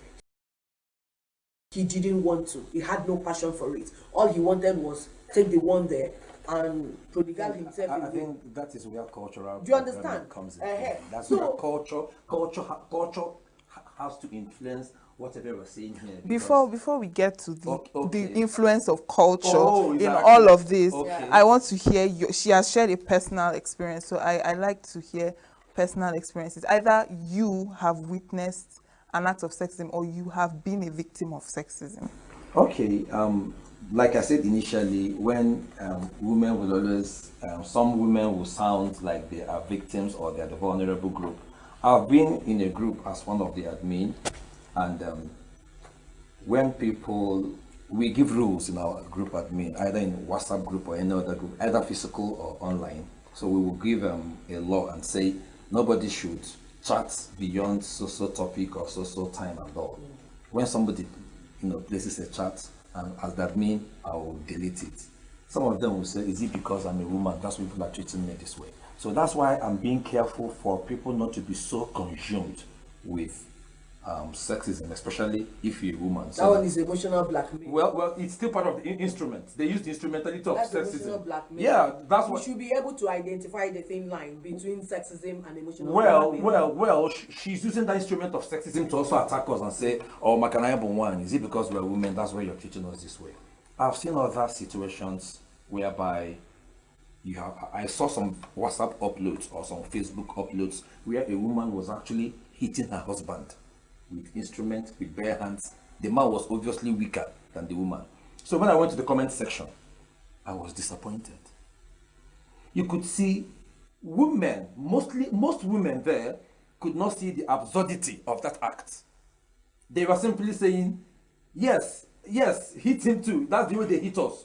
Instead of them to address what they're seeing, obviously and objectively, you could see that bias. You could see that sexism coming in. You could see that retaliatory comments. Like, people could not see that this woman, this is gender-based violence. But in that context, as long as the woman is hitting the man, it was okay by them. I think that's not actually right. That's why I said we should be careful to balance this ideology when we try to advance the concept of sexism, gender equality, and stuff like that.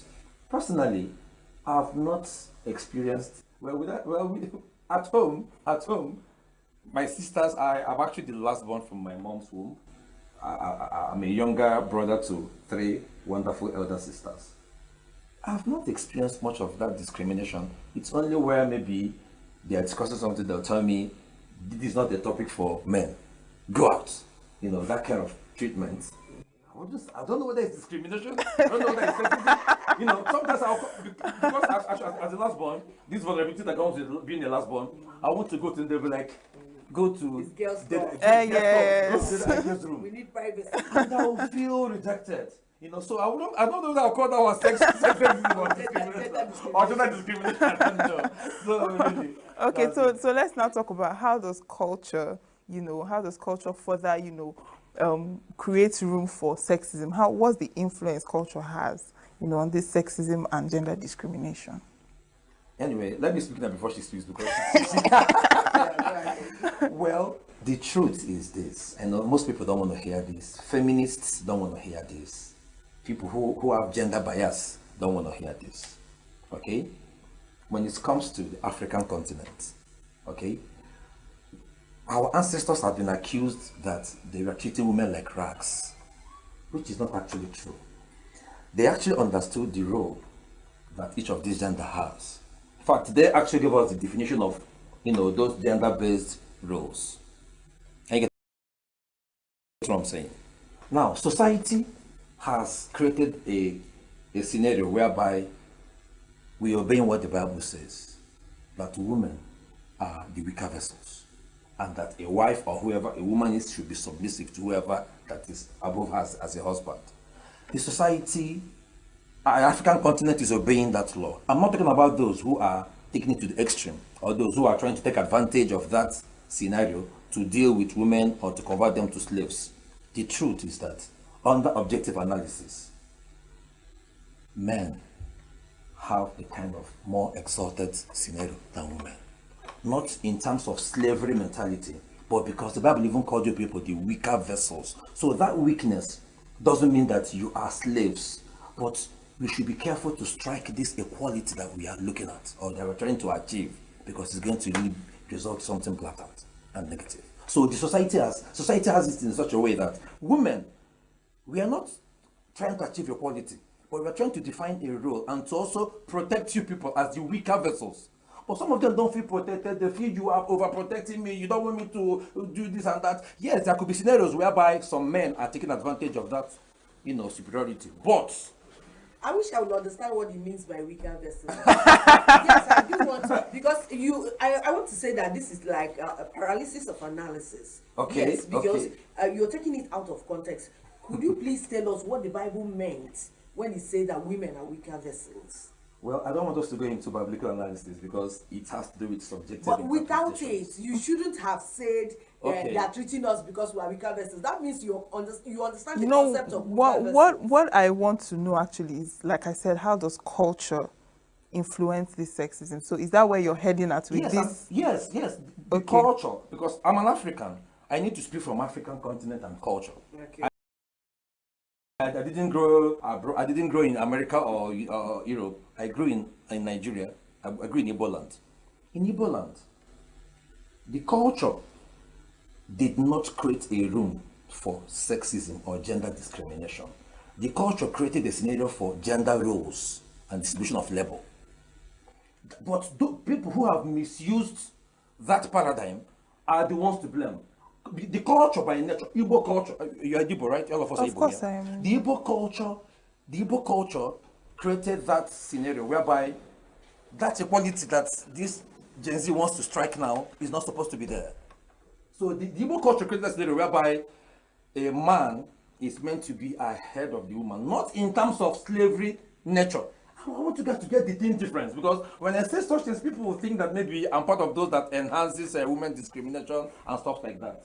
Do you have something? Okay, yes, I really do. I think that culture and tradition has, in a very significant way, sponsored sexism and gender discrimination. Okay. Yes, this is true because when think about the inequality they promote, they feel that the woman is less human. They feel that a woman's place is in the kitchen, irrespective of her latent potentials, her latent talents, irrespective of the traits she has. Or, you know, they feel that a woman should be at the backyard, you know, cracking nuts. I don't think any culture promotes that. Wait. Okay, go ahead. Hello. We are saying culture promotes that. When we talk about culture, we talk about religion. Okay. Okay. Yeah. So culturally, in Africa, you feel that a woman is somewhat lower than a man. What else is sexism? The definition of sexism is a belief or feeling that one is superior. more superior to the other gender. What else? It's not ambiguous. It's written in black and white. We all know this. So, like I said earlier, this is not a blame game that we are here for. I'm sufficiently convinced that there's no better description of sexism than that our culture portrays. Do you understand? So, but what we are here for is for an awareness.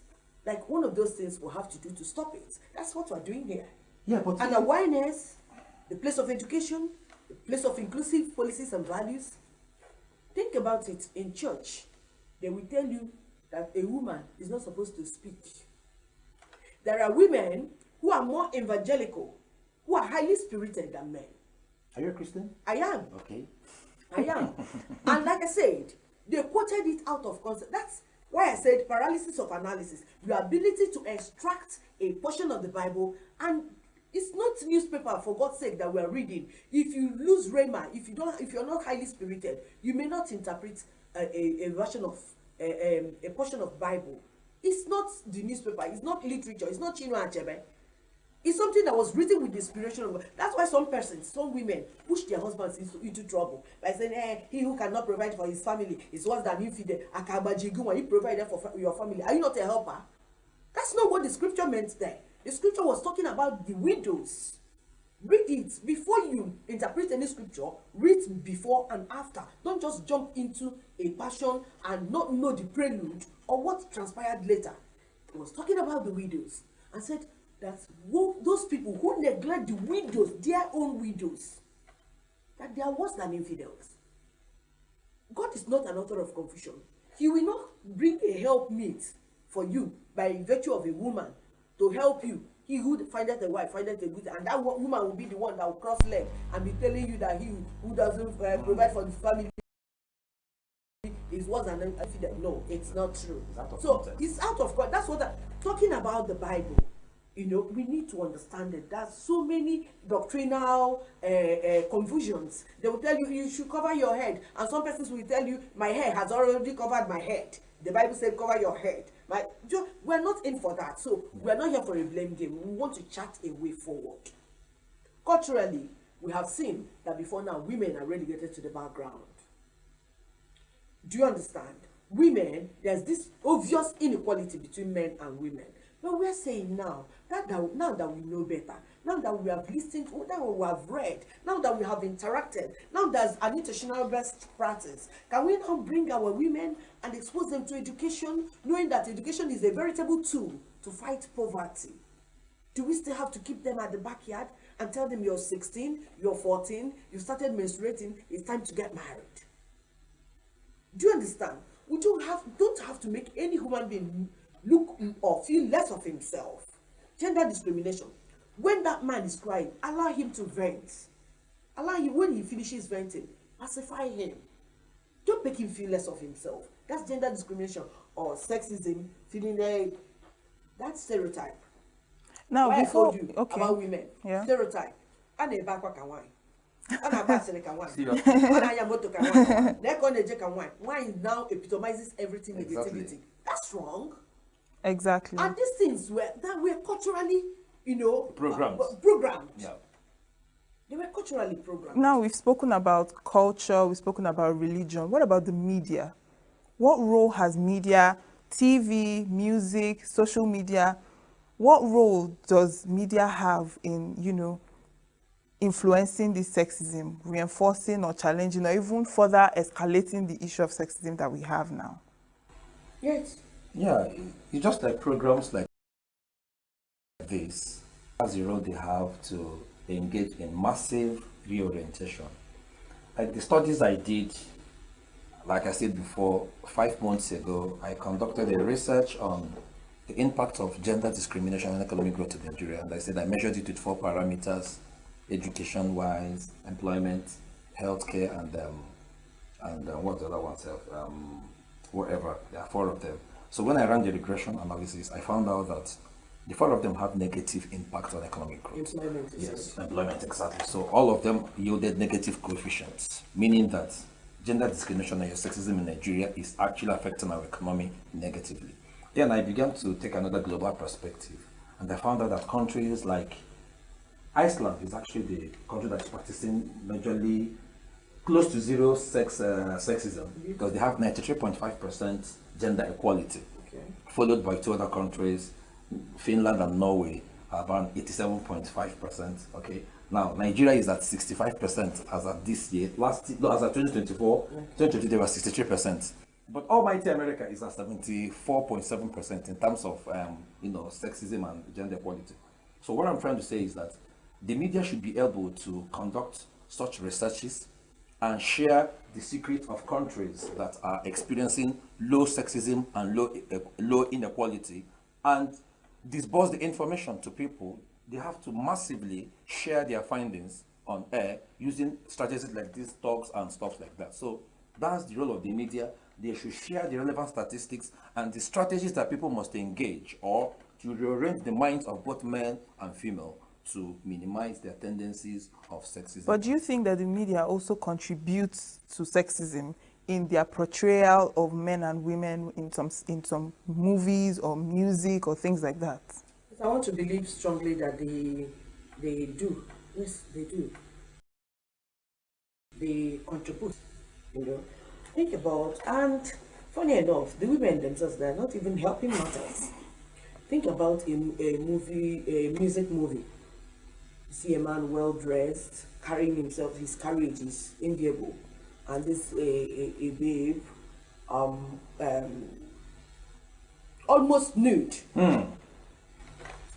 almost nude, scantily clad. But the guys, they're there.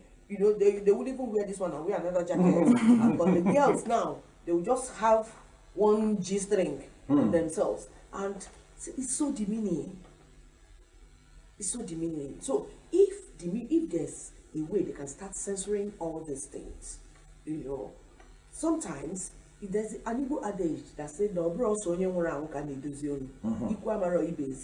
if they do not have dignity for themselves, let's even tell them they are representing women. Do you understand? Let there be a limit to some things. And media, like in movies, the movie producers, they also have a role to play.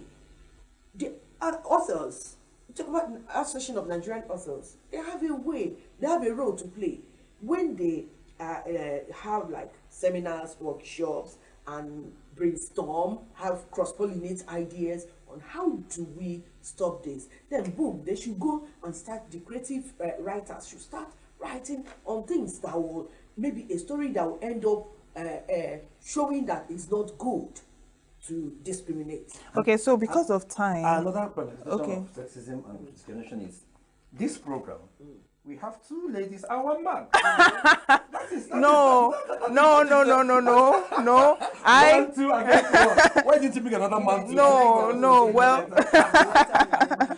Okay, so because of time, just a final thing. What's one thing you think you and other people too watching this should do differently to create a more equitable environment, a more respectable and equitable environment for all genders? Okay, me, I think that everyone has a role to play in dismantling this wall that has been built by sexism. You know, like I said earlier, whether it's in the boardroom, whether it's in the classroom, be it in the living room, we have to model equity, starting from our various homes. Starting from our children are like young tendrils. They go where you guide them. If you misguide them, the society will be worse for it. And we have to also promote inclusive values. If we do this, we are not just killing gender discrimination. We are making sure that we build a society for everyone, regardless of their gender, to thrive. Yes, I'm in alignment with what she said. Okay. It starts from the home. It starts from the upbringing. Like in my own house, we try our very best to practice zero gender inequality. I'm training my son to respect the ladies. I'm training my daughters to respect men. They see me respect their mother. They see their mother respect me. There are no roles in my family. I can go to the market, my wife can go. There's no specific role given to anybody to play. So all I'm trying to say is that every father out there, every mother out there should understand the fact that it starts from childhood upbringing. Put into your children that mentality of zero sexual discrimination. And in one sentence, if we can teach our girls that there's no ceiling there, there's no limit to what they can do, and teach our boys that much more than strength, or that the real strength is learning empathy. All right, thank you so much for joining in this conversation. Very enlightening and interesting. Thank you so much once again for coming on the show. Thank you. Okay, we'll go on a short break now. When we come back, Gender Perspective continues.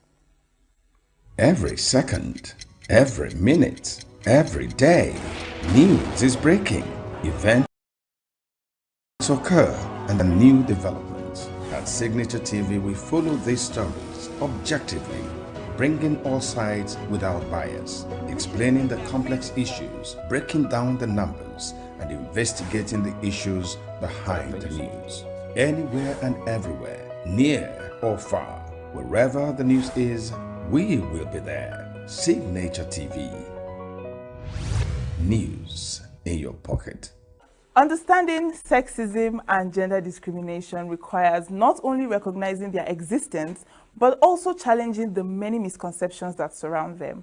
And it is important that we debunk common beliefs that often distort the reality of gender inequality.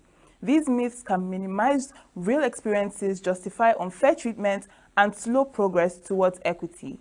By contrasting these misconceptions with evidence-based facts, we aim to foster a deeper and more accurate understanding of the issues, because meaningful changes begin with awareness and truth. So let's look at the myths and facts surrounding sexism and gender discrimination.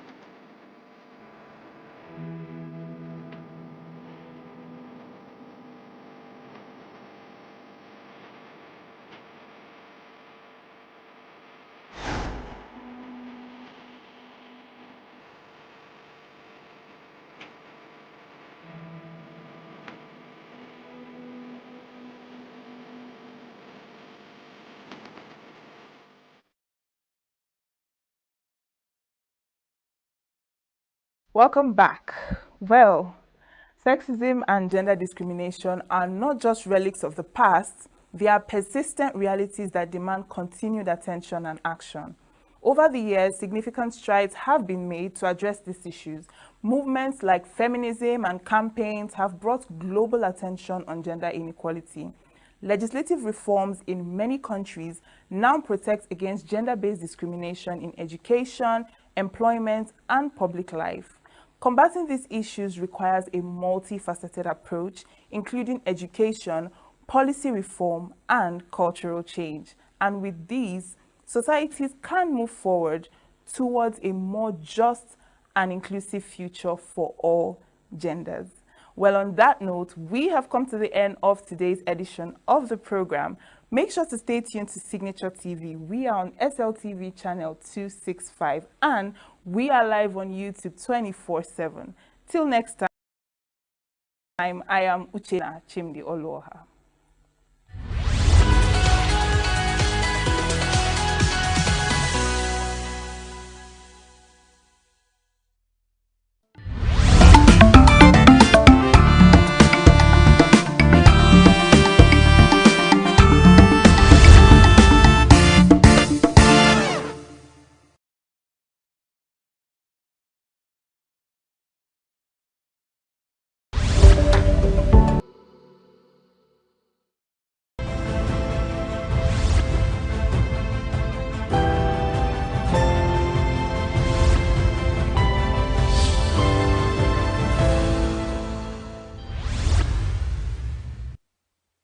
You are welcome to Signature Television Unscripted program, a program where we discuss vital, ongoing national and regional issues, and we give you a lowdown of what is happening in our country for you to be properly guided.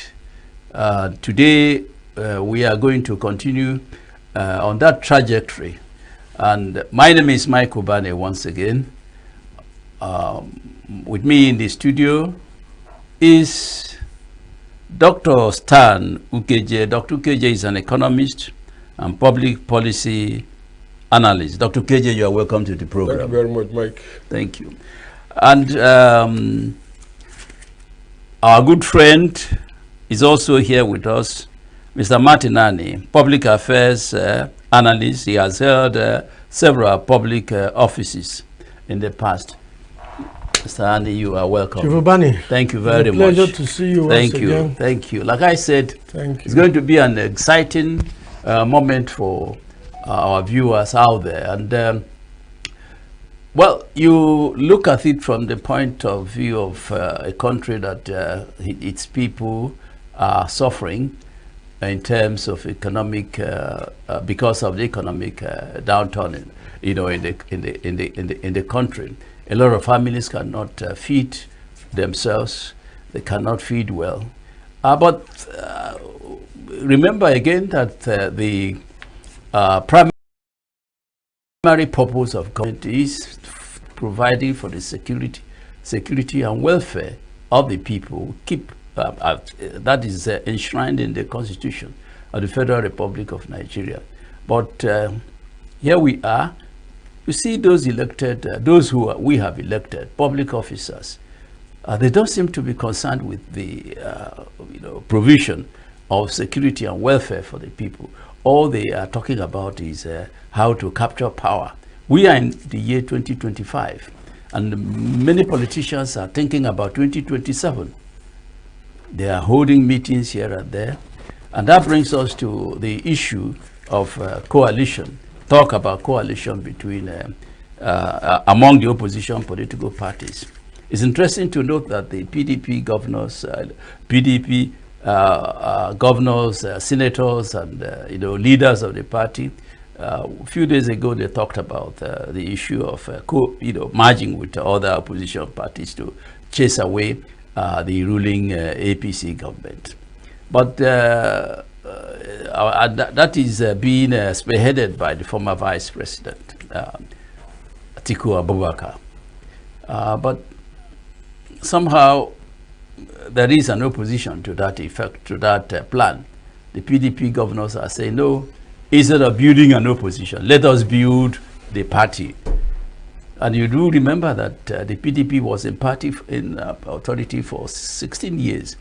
So I want to ask, how do you feel about the opposition? I mean, the major plan, which is being spearheaded by Atiku Abubakar. Do you think it's something that we need, against the backdrop of the fact that the PDP governors, senators are saying, no, we don't need coalition, let's build a party? Do you think the PDP is able to build itself to the point of recapturing power from APC, Mr. Ani? All right, thank you, Jivubani, for that question, for that poser. Well, it's a big one. I don't know how they intend to go about it, but one thing I know is that PDP is facing internal crisis. And then most of the members are not agreeing to what each other are proposing. So basically what I want to say is that while you have those who believe that there should be a merger and then to enable them capture power in 2027 and then of course defeat the ruling party, there are still those who believe that they can still organize a house and still have a formidable front going into the elections. So what I want to say is neither here nor there, and of course you still have most, within their fold. A lot of persons are members of APC and they are still members of PDP. I don't want to start mentioning names. It's already in the public domain. Even the blind can see, that PDP is having a lot of internal wranglings and then division, which will obviously affect them to have a common front going into that merger, because you might end up seeing those who will agree and those who will not agree. Those who believe that they will lose what they've gained, the ground they've gained if they go into merger, and then those who believe that they will gain a lot if they go into merger will certainly be agreeable to a merger. So the issue is neither here nor there, and then until they settle what they have internally, even the leadership is still being contested. It just looks as if it's still in the cooler for some time. The Damagun-led PDP. Some people are still contesting it. But then now they face a major problem from the ruling party, which they believe is trying to erode democracy. Yeah. That's why it looks as if they are coming together to fight. And then Atiku seems to be everywhere. But then when the chips are down, at his age, is he going to allow certain persons fly the flag of the party? Or will he want to use his domineering influence and big thick pocket to, grab the flag of the party ahead of 2027? So the issues are neither here nor there, but as time goes on, we'll see how they... Yes, thank you, Dr. KJ. Let me get to you. Do you think is timely? Do you think the time is ripe for elected, public office holders, the politicians, to begin to run from the north to the south, from the south to the west, talking about major and when they ought to be talking about how to build our economy, how to build the economy, how to make it possible for the ordinary person to put food on the table, how to generate, grow the economy to the extent that there will be unemployment and a reduction of the stress that we see among the youth. Do you think the government is not missing its track? Well, what we generally call democracy here is actually participatory government.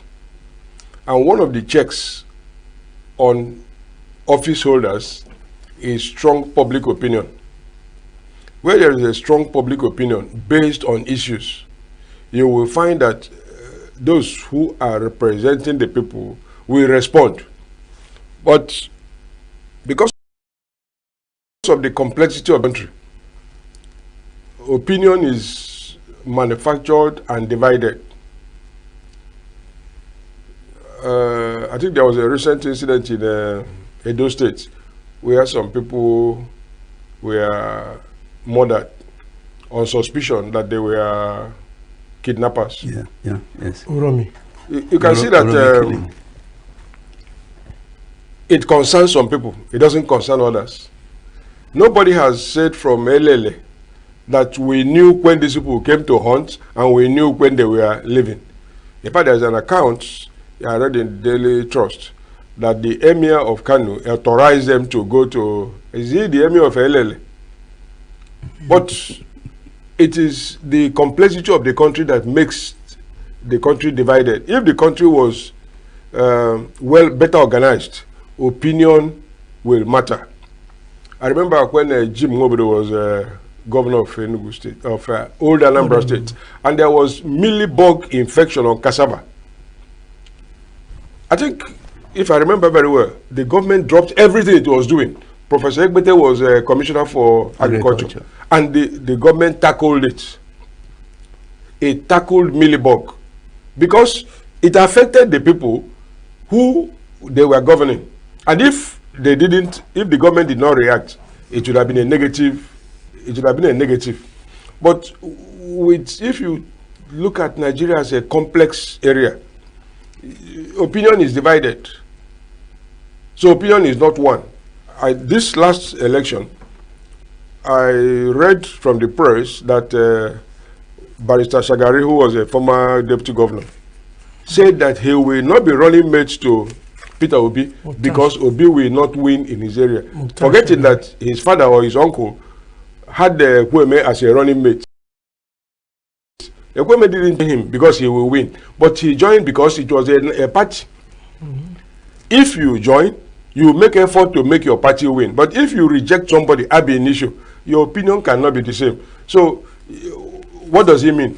People in politics in Nigeria are careerists. They are not representing anybody. There are people there like job men. They are not. If they were representing people, issues concerning their people will govern what they do. Okay? Yeah. Let me give a final example. Bayo Nanuga, during the election, warned the Igbos never to interfere in the government of Lagos, in the politics of Lagos State. But he is now a spokesperson in a federal system in which Igbos are major stakeholders. If the Igbo politicians in APC represent their people, they will insist that the president should not appoint him, that they will leave the party, or they will continue to vote against his programs if Bayo Nanuga remains a spokesman for the president. But you can't see it happen because they have gone there to get money to build hotel, marry a second wife, get US citizenship. So what their people feel does not concern them. Yeah. So it is expected that the politicians will be maneuvering to remain in office. Yeah, well, I think it's interesting to note that the Arewa Consultative Forum has knocked politicians already campaigning for the 2027 general election, saying it's too early to do so. They should consider the raging hunger and socio-economic hardship in the country should be addressed in the first place. So it's quite exhilarating. It's quite comforting to know that a particular segment of the country, like I did say, the Arewa Consultative Forum is ask politicians to cool down and look at the economic, first revive the economy of the country before delving into 2027 politics. And that brings us to the issue that the APC itself is a problem that the APC itself is having, and that is to one is talking about the warning by Ali Ndume, Senator Ali Ndume, to Tinubu, not to President Tinubu, not to think that the former president is with him. But I mean, Buhari the present president, Tinubu, if Buhari didn't like Tinubu to be president, he wouldn't have supported him. So why would anybody at this point in time now say that there are differences, discrepancies, I mean, between, or rather, a quarrel between Buhari and Tinubu? Mr. Ade, do you think it's possible for that kind of, for us to get that kind of development under 2 years of Tinubu's agreement? What I'm saying specifically is that without the support of Buhari, for instance, as a president, Tinubu perhaps might not have become the president. And 2 years down the line, some people are saying that Buhari may not be, happy that Tinubu emerged as the president. So, what's your take on that? Well, it's interesting, and then it's interesting times too. We are talking about a former president who has ruled Nigeria for 8 years as a Democrat, in quotes, and then from 1983, okay, to 1983 to 85 as a military head of state. Ruler. So he has a lot of followership, a kind of a cult-like followership, if I may use the word, as a corner and as a Fulani man. But the point remains that talking about whether he supported Tinubu or he didn't support Tinubu may not be material at this point, because he has served his tenure and is now observing. Of course, you can notice that he's been quiet for some time, meaning that he wants to allow the president to run his show. And then because he ran his show, and then he had about, he's the one that told us about the dot in the circle, the 5%. And then he treated Igbos like a dung, a piece of trash. And then he gave Igbos maybe less than 5% of the appointments under his tenure. And then now this one is also taking a cue from him, and then having lopsided appointments also coming from majorly Lagos, not just Southwest, because the Southwesterners are even saying that they are majorly Lagos. So, but then I don't want us to dwell, whether he supported Tinubu at the outset or he doesn't want to support him. But the point remains this: Nigerians are suffering, and everyone is crying. And people are running from pillar to pole looking for a way out of this trouble. Remember, the opposition started coming together when there was almost an affront on democracy. And that was the Rivers imbroglio, which is still raging at the moment, having a part of the federation. This is a federating unit, for crying out loud. Suspending a sitting governor, suspending the legislature, and of course the current administrator, which is unconstitutional, which is not known to law, has also suspended everything about democracy from head to tail. That was to tell you that there is a challenge. And that was when the opposition came together. P2Bs of this world, Atikus of this world, of course, Kwankwasos, everybody. In fact, there is no known voice in Nigeria that didn't condemn that action, except Tinubu and his loyalists, the Onanugas, those who are eating from the crumbs falling from the table. So it's obvious to our President Tinubu, that that action is not proper.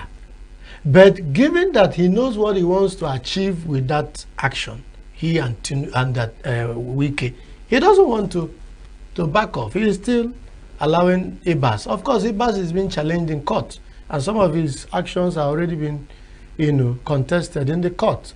While we wait for how the court resolves, of course, his illegitimacy, the actions he has taken, the budget he wants to go and present, and all that, well, it's already, it will be sub judice for us to dwell into that. But then the point here is this: Nigeria is at a crossroad, and all Democrats must put their hands on the deck and see what to do to redeem the nation. If not, we don't know what will become of 2027, the so-called 2027 that everybody is clamoring for and looking for a united front to. We don't even know whether it will happen, because it looks as if Nigerians have been caged. You can't protest. You can't do anything. You look at the other day, some people wanted to protest, you know, and then.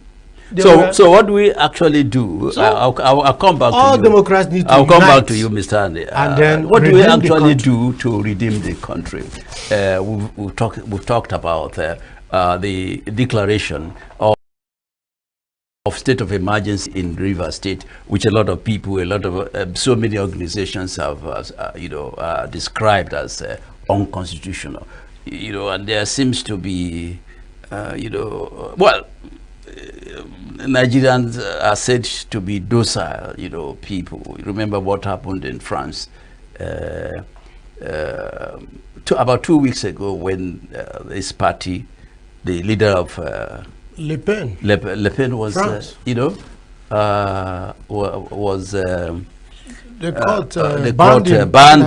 her from contesting the next general election in France. The people protested. They said they were going to hold a public protest. Yeah. And that was the Supreme Court decision. But in Nigeria, they will tell you that if whatever the Supreme Court says is final. But over there, the highest court in the land had decided that Le Pen should not contest the next election. She was accused of having embezzled EU money. Funds, yeah. Okay, but her supporters came out and said they were going to the streets to demonstrate against the ruling of the highest court in the. But in Nigeria, they will tell you, oh, the Supreme Court has ruled, and there's nothing we can do. Our hands are tied. Do you think we have gotten to that level where Nigerians will come out to, oppose some decision or decisions of the government, like the decision to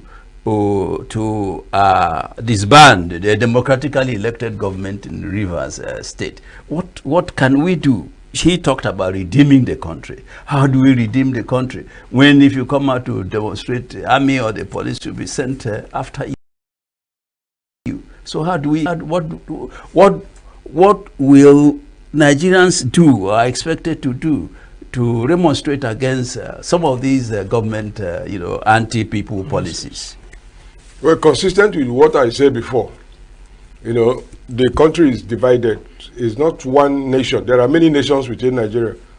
I think there was a time there was a crisis between Benue and Taraba, between the chiefs and Jukuns. Yeah. Danjuma remembered that he was a Jukun and told his people to take up arms, that the Nigerian army is not neutral. Yeah. To fight. It's true, because he himself was not neutral when Ironsi was in power. Yeah. So people fight for themselves.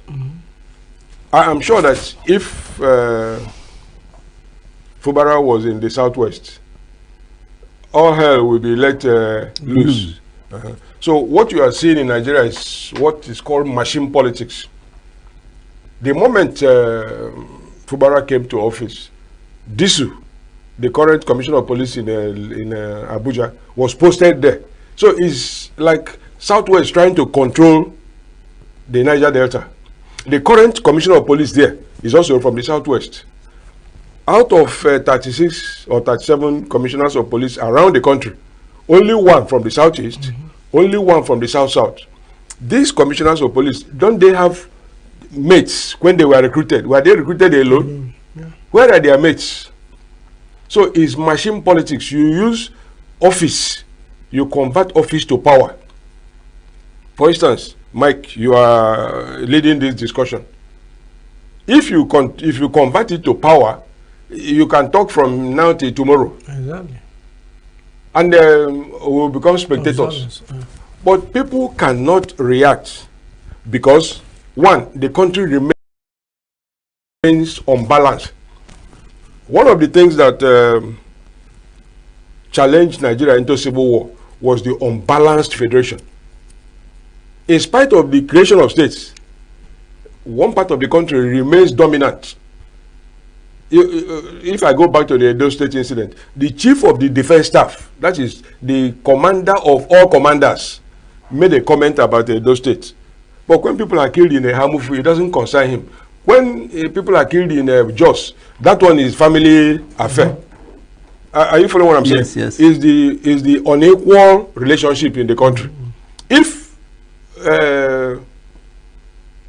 during the post-election court decisions, Kano, where the NNPP won, there was a sheikh, somebody Bauchi.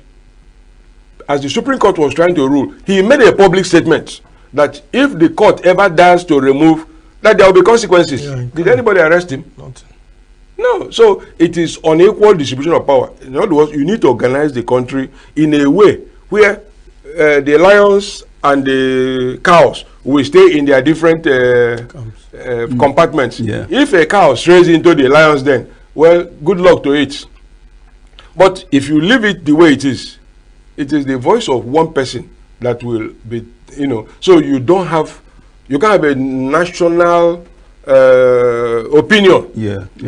And like I said sometime here, football is popular, very popular, because the rules are known and it is followed. In the past, Radio Nigeria and radio stations in the north, especially the far north, didn't broadcast football matches because they felt, or their leaders there felt it was a rascally game. But because of its popularity and the openness, many people now play football all over the country. Our politics is not like that. It's machine politics. If you have money, you buy people. You ask this man, follow me. If you want to be my follower and benefit, I want you to abuse your father. After abusing your father, come, I will give you money. Then you go there, slap your father, come back, and you are settled. You tell your father, don't worry, it's politics, I will settle you later. So almost everything that is wrong in the country are done by public officials. The River State is a clear example. It started by the Supreme Court taking a decision that revenue due to River State should not be released to it. I don't know what it was thinking about revenue collection from River State. Exactly. You collect from me and say it will not be given to me. But this is also part of machine politics, because the people in the Supreme Court ought to know basic things. You don't need to be a lawyer to know that there should be equity. When you are doing it, there should be fairness. And if there should be inclusion. If you deny them that revenue, how will the state governor pay salaries and now the man who is there as administrator has even appointed people to be state independent electoral commission. I mean, how can it's just like a rogue coming into a house and allotting things to the owner? How can you say you are not elected, but you are trying to appoint people who will organize the election? It's machine politics. Under democracy. I mean, it's for the. Just to add to what Doc said, remember recently, the current president of America, Donald Trump, he slammed a lot of tariff on almost all the countries of the world, including with China having most of it, up to 104%. But then the point I want to make from there is that there was wide protest all over the world, and it didn't take 2 days, and Trump paused those trade tariffs for 90 days. That's the effect of protest and people voicing out their concern all over the world. And Trump saw that this is going to diminish his popularity and could affect his Republican Party. So he quickly paused it for 90 days. And then he was open for negotiation. The other day he said, I have a lot of respect for Jinping. He's my friend. That's why I said, public opinion is very important. So very important. You get the mood of the people. Once you demolish public opinion, you can't have participatory governance. Exactly. And South Korea gave us a very recent example. When the president of South Korea declared martial law, the police of South Korea refused to implement it. Exactly. And they went for an arrest of the president. I mean, you can see that the president has the commissioner of the inspector general of police in his breast pocket in Nigeria to be doing his will. Exactly. And today he has lost his position Yeah, but you know, that takes us to the issue of tariff, which you talked about, and the federal government has set up a committee to review the impact of the tariff imposed across the world. Nigeria is affected. So how far do you think this committee can go in a situation where we have very few, where we import almost all that we use in the country? The only export that we can think about is oil, and oil is not being managed to the extent that it will benefit the country. So how far do you think this committee can go? Well, Chivubani, I must tell you, he's amusing. He's interesting. Because as a student of international relations, I know what we call a balance of power. You know, these are people of unequal power, influence. What is our total export to? What are we taking to America? What are we bringing to America? Bring it on the scale, and then you see the scale like this. US is here and there. So we can only maybe set up a committee and beg Donald Trump to help us and to save us, because we are not doing enough for our people. We are not able. Even the people at the presidency and the rest of them, the ministers, which car they're driving, which country, where did they manufacture them? Some of them, they eat rice from some of these countries. They take toothpick, they use toothpick from these countries. They wear shoes from this country. They don't believe anything in that comes out of Nigeria makes any sense. They are not supporting our local refinery, local manufacturers. They don't even have power for them to run their machines. They are bad shoes. They don't even have roads for them to export whatever. No government incentive for them to thrive. Even the clothes, they prefer imported materials. Meanwhile, we have all these things here. Our agriculture is in tatters. You can see the Fulani herdsmen troubling everywhere. The other day, yesterday I was in a university, and I saw headers almost in all the compound of the school. I was like, wow. So they too come here. So what are we trying to say? We have not organized our house. We are just like tenants. Where as a country with over 250 million persons, we are still unable to take advantage of our size, of our number, of our GDP, and bring about an economy that can even begin to do something. What can we do with US? All we need to do is maybe set up the committee, and then we're going to beg the envoy, US envoy to Nigeria, and then beg them to say, please, beg Baba. He's an unequal, this party. So there's nothing that can come. Yeah. Let me come. Grow our economy. Let me come over to you, Dr. KJ. You're an economist. Can you, educate our viewers on, the import or the impact of this tariff issue? What is it all about? What is it all about? Yeah, the imports tariff, some people even have export tariff, is a tax.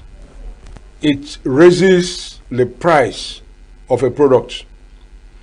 And economic theory is that the higher the price, the lower the quantity demanded.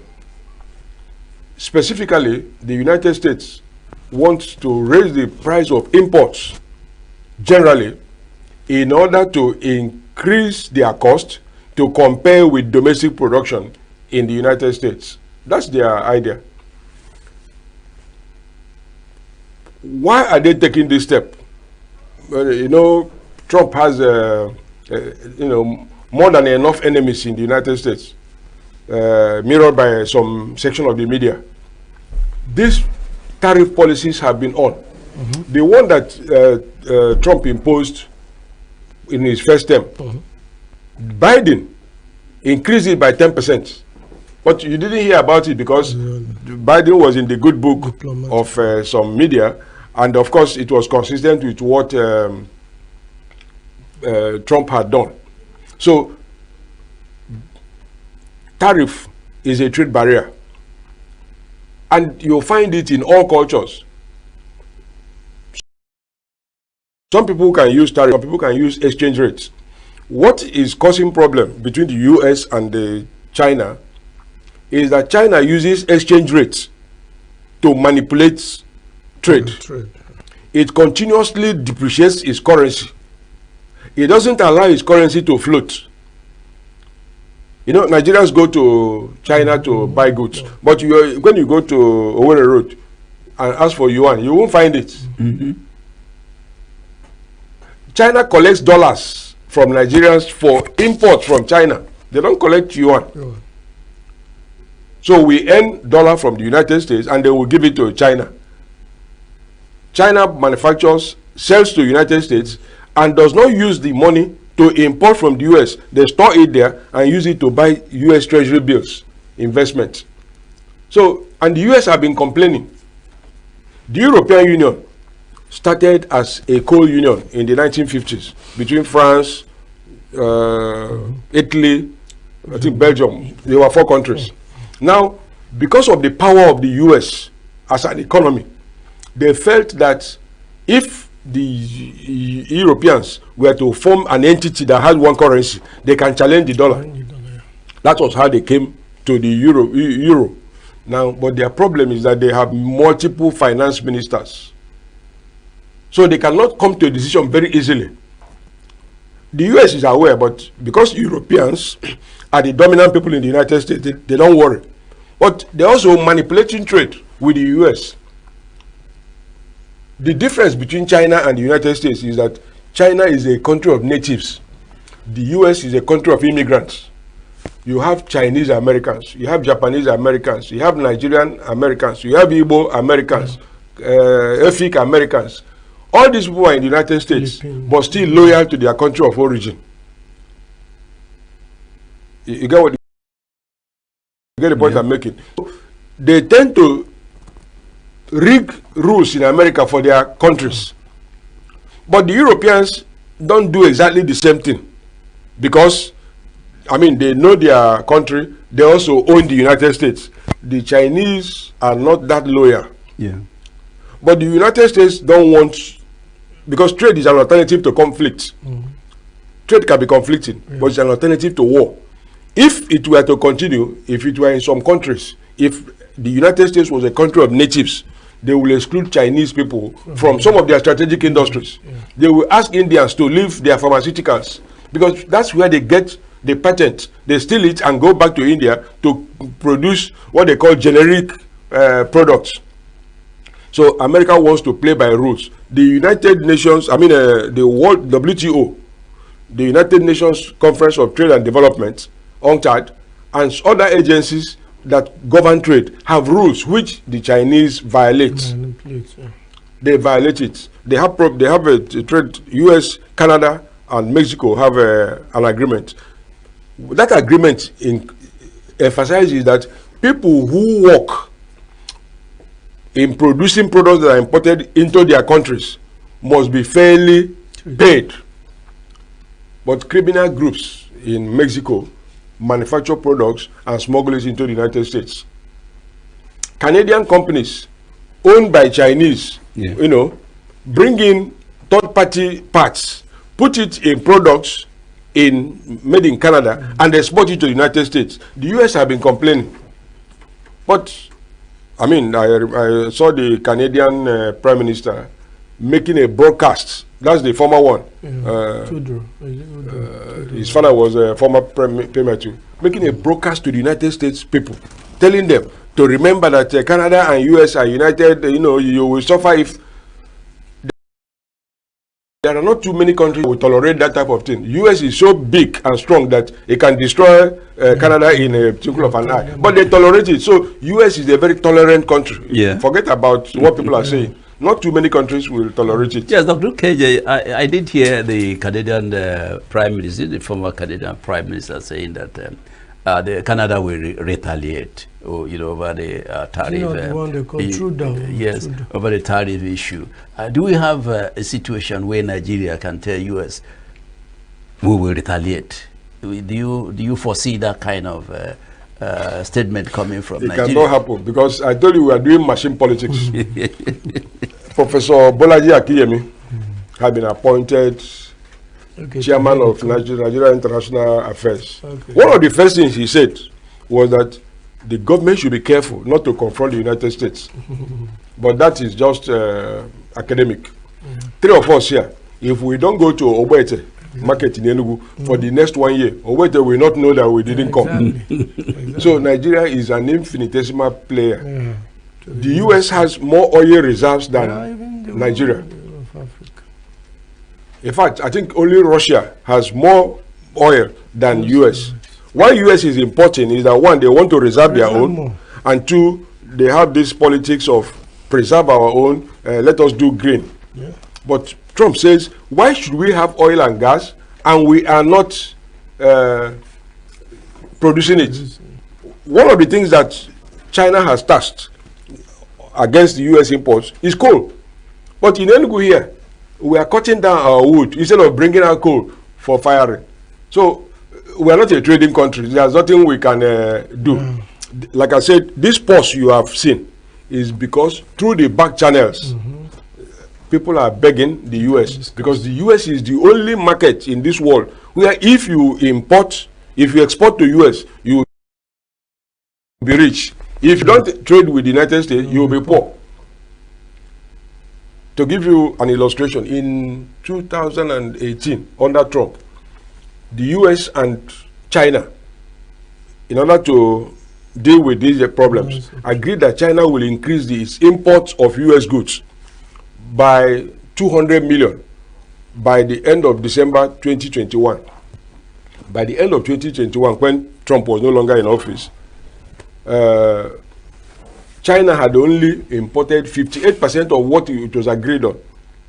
Now, what the US did was to impose tariff under Trump to some specific Chinese goods. That's what's called specific tariff. You know what China did? They imposed tariff on US soya beans. US said, okay, no problem. But there was diversion of trade. They started importing that soya beans from Brazil. That's China. What the US did was to pay compensation to the soya bean farmers in Brazil for loss of market. Okay. In the end, after the price of soya bean in Brazil increased, the price that the Chinese consumers were paying for soya bean was equal to what it would have paid if it imported from the US at the same tariff rate. You can see that America is big, strong and reliable, to use the old Union Bank. Yes, yes, I agree with you that America is big. America is big. Nigeria is also big. But what the two elements that are missing is that of reliability and which other one? Strong. I think these are being stronger and reliable. Is what is missing. You know, these two elements appear to be missing. But we are a large country, a country of over 200, a country of about 200 million people. It's on record that we have vast, you know, mineral resources. You know, once before we came in here, we were talking about the reserves. You know, Nigeria has in crude oil reserve hit about 37.28 barrels. You know, of crude oil. I mean, that Nigeria. So you find in Zamfara, you find is it what is it? Gold. In Zamfara, in ENUGU here, you find coal. You find all kinds of minerals. You know, across Nigeria. We have very fine weather. The rains come at this time. The dry season come at its own time. We don't have all these natural disasters that you find happening in America and all the rest of them, like earthquakes and all that. It's a beautiful country. And what is it? I want to find out what are those elements that are, you know, responsible for the underdevelopment of Nigeria. Why can't we grow as reliable, big, reliable, and like America, so that we, you know, when America speaks, we can now say we will retaliate. Yeah. Just to jump at your question, one of the things that one of the things that is missing is that we cannot conduct free, fair, and credible election. That is one of the missing link. Once people know they can get power by any other means apart from the votes of the people, they will always dribble the people when they come to power. So if Nigeria can conduct fair, free, and credible election, then those who want to lead the people will always strive to be men of integrity.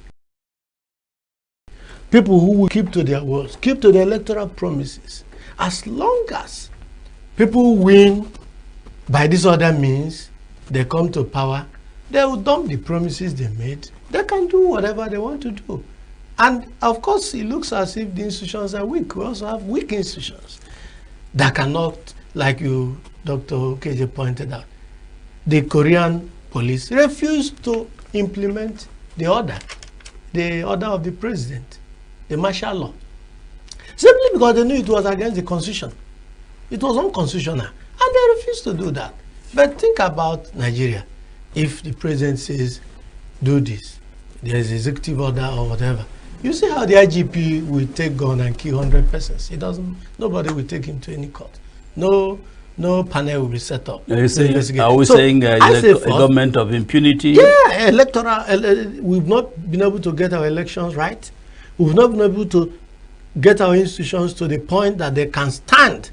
And whoever comes, even with what Donald Trump tried to do to roughshod America, but America stood strong and insisted that the law and the court must be supreme.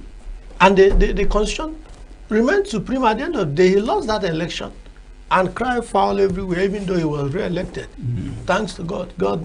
Those ones belong to him. But it was still the people that elected him. That means majority of the Americans still loved him in spite of losing the other election. And the beauty of democracy, they keep saying, is that those who lost yesterday can win today.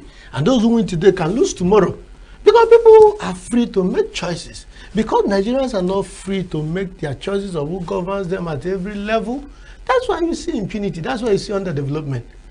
Unlike what we are seeing in ENUGU today, the governor promised he was going to change the face of ENUGU, and it looks as if he's changing the face of ENUGU without making noise.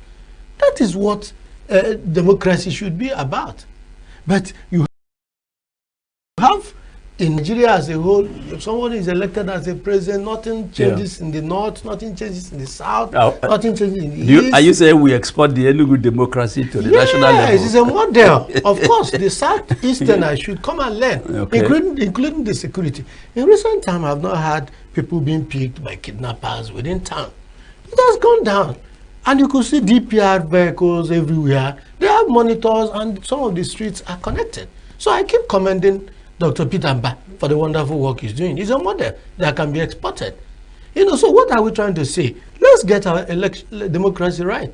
A situation whereby a president comes to power, he's looking for someone to put in our neck who will play by his own rule and not by the rule of the electoral body and the constitution is unacceptable. And well, I think it has to do with our constitution, you know, stipulations, provisions of the constitution. The constitution is right.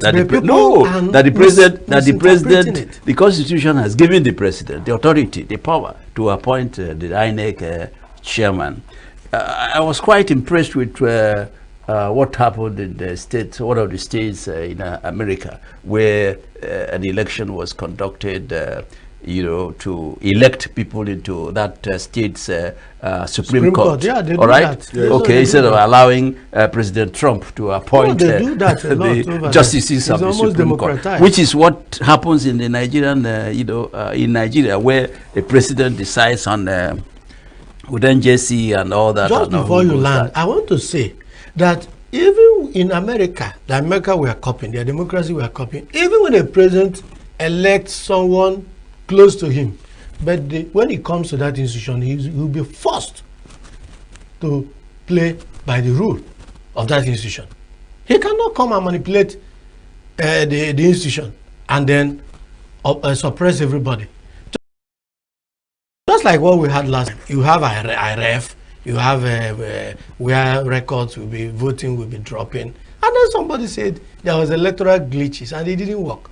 He said server. Somebody said you have a back end. You could go to your system and call it up, even if there was a... So, but then you see that there was lies, series of lies, rigmarole, you know, until it looks as amazing has taken over everybody, and then we are still sleeping. And then 2023 has passed. Now we're in 2023. Dr. KJ, do you think we get it, or we will ever get to that, you know, position, that, position in our country, Nigeria, where the leader of the country can rise up to challenge what, you know, the American president says, or the Chinese president says, or the, like this tariff thing we are talking about?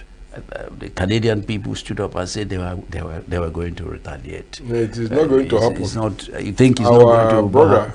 It's not going to happen in Nigeria.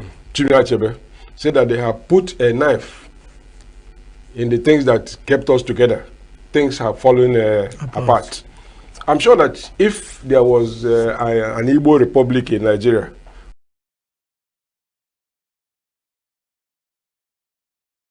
what happened in Imo State would have been resisted by people from even ENUGU, that there is no way somebody who came forth can become the winner.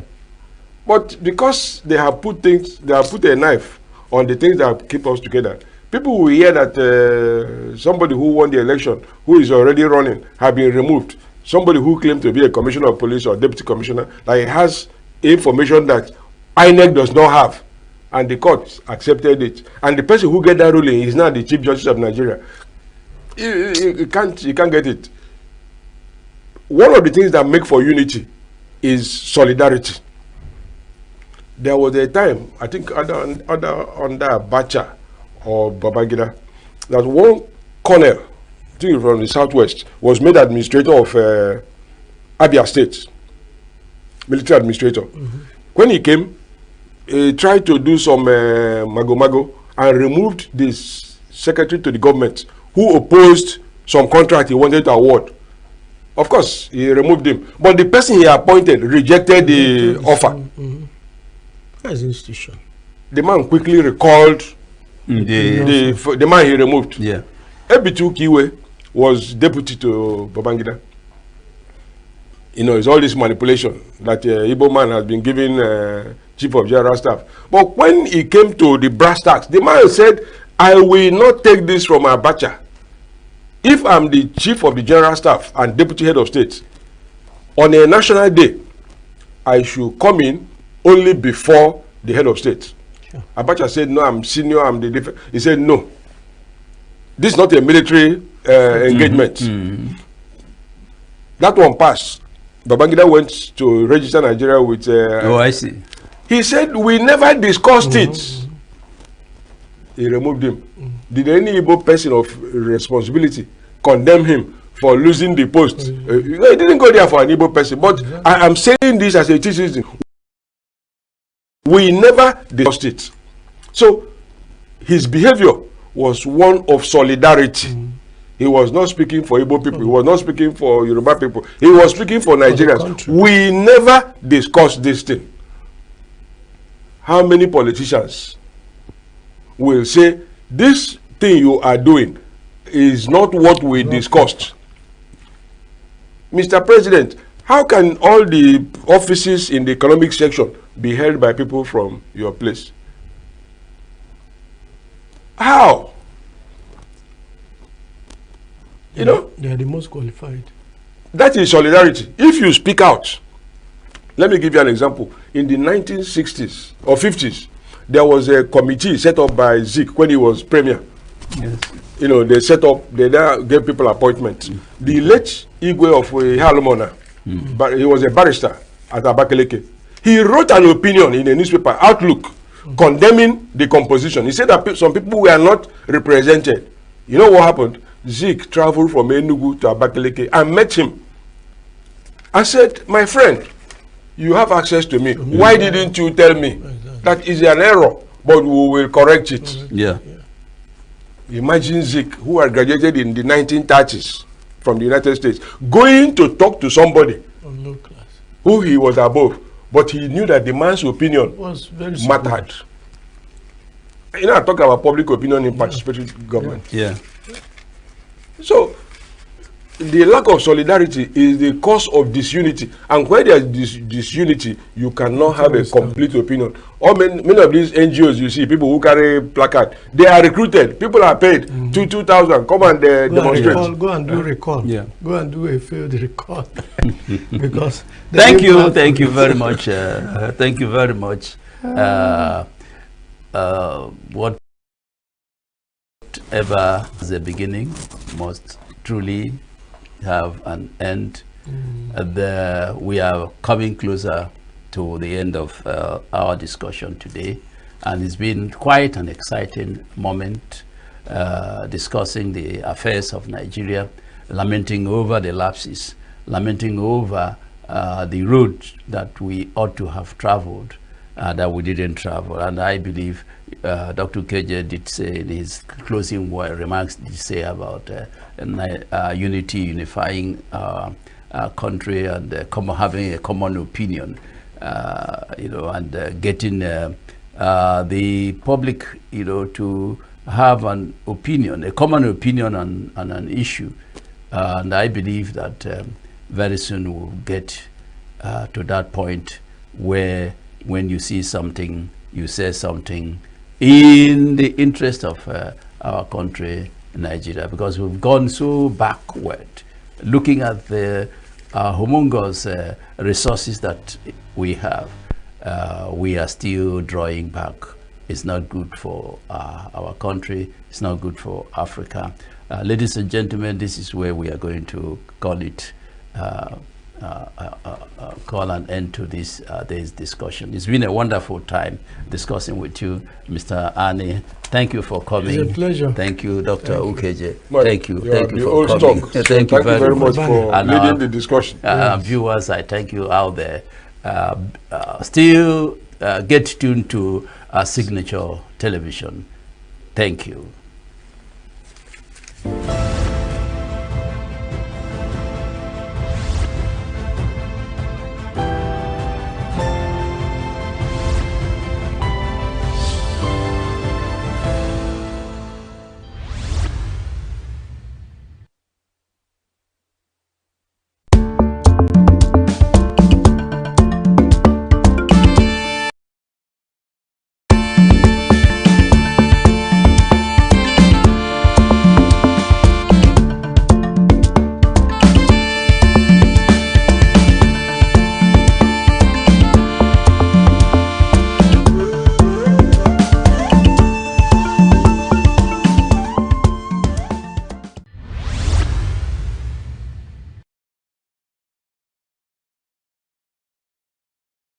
The role of nurses in our society is to ensure that people live healthy.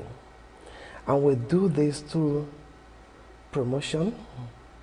In promotion, we promote people's way of life, having them engage in physical exercises, having them have good nutrition, safe water, safe environment to promote health. And we also go ahead to talk about the preventive measures, proper hand washing, that will prevent one from transferring disease from one person to another. We go about preventing injuries in the home and where we work. We also talk about rehabilitation, because we have tried to promote, prevent, and eventually we're down with disease or injury. How do we manage such situation? We treat in the hospital, the doctor prescribing, we nurses administering. At the end of the day, if there is need for rehabilitation, we ensure that there is prompt rehabilitation. By so doing, we have covered the first degree, second degree, and third degree of care. First degree of care being preventing that injury from occurring. Second degree of care being prompt treatment, and third degree of care being rehabilitation.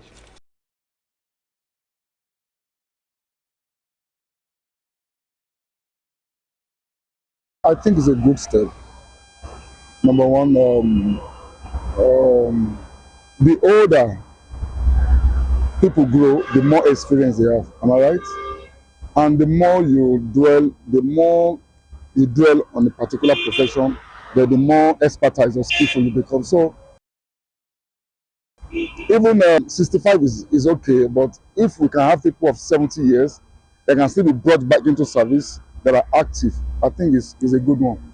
Because abroad, you know, they employ old people that are skillful and are specialized in some field.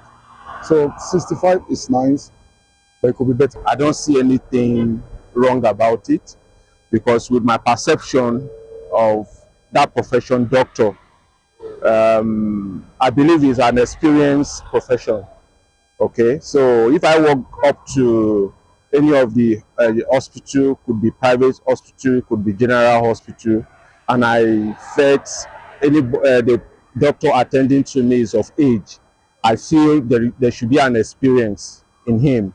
Okay, because it's something that he has done for several years, practiced for several years. With that, I'll be able to have confidence in them.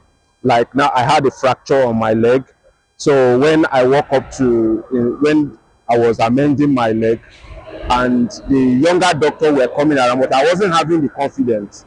But when the surgeon came in, I saw it's an elderly. I said, oh, for such an elderly person to be in this field, he would operate my leg with, you know.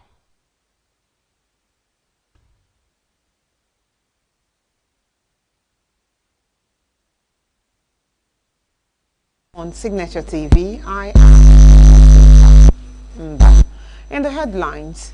Experts called for interagency task force to address Southeast Development Commission plans to develop. Iranian president offers condolences, and the chamber leads second round of League Golf Mexico City. Details shortly. We are local. We are right now with the why the main market is in chaos. People are... We are national. Those in support of this motion as amended, say aye. Aye. we have taken the vote by default. We are international. Israeli airstrikes. Donald Trump left unemployment.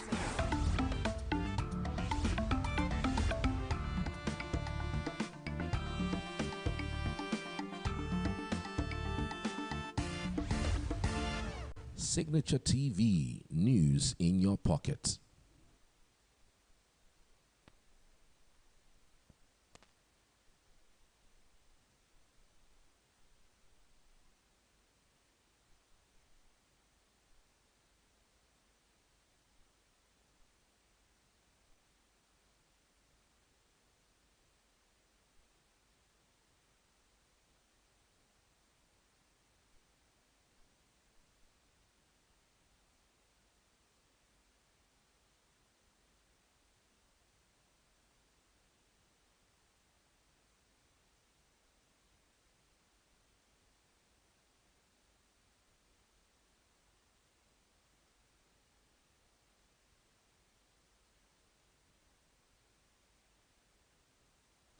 Drug Law Enforcement Agency (NDLEA) has intercepted a shipment of 46 grams of cocaine weighing 547 grams hidden in Body Cream going to Saudi Arabia.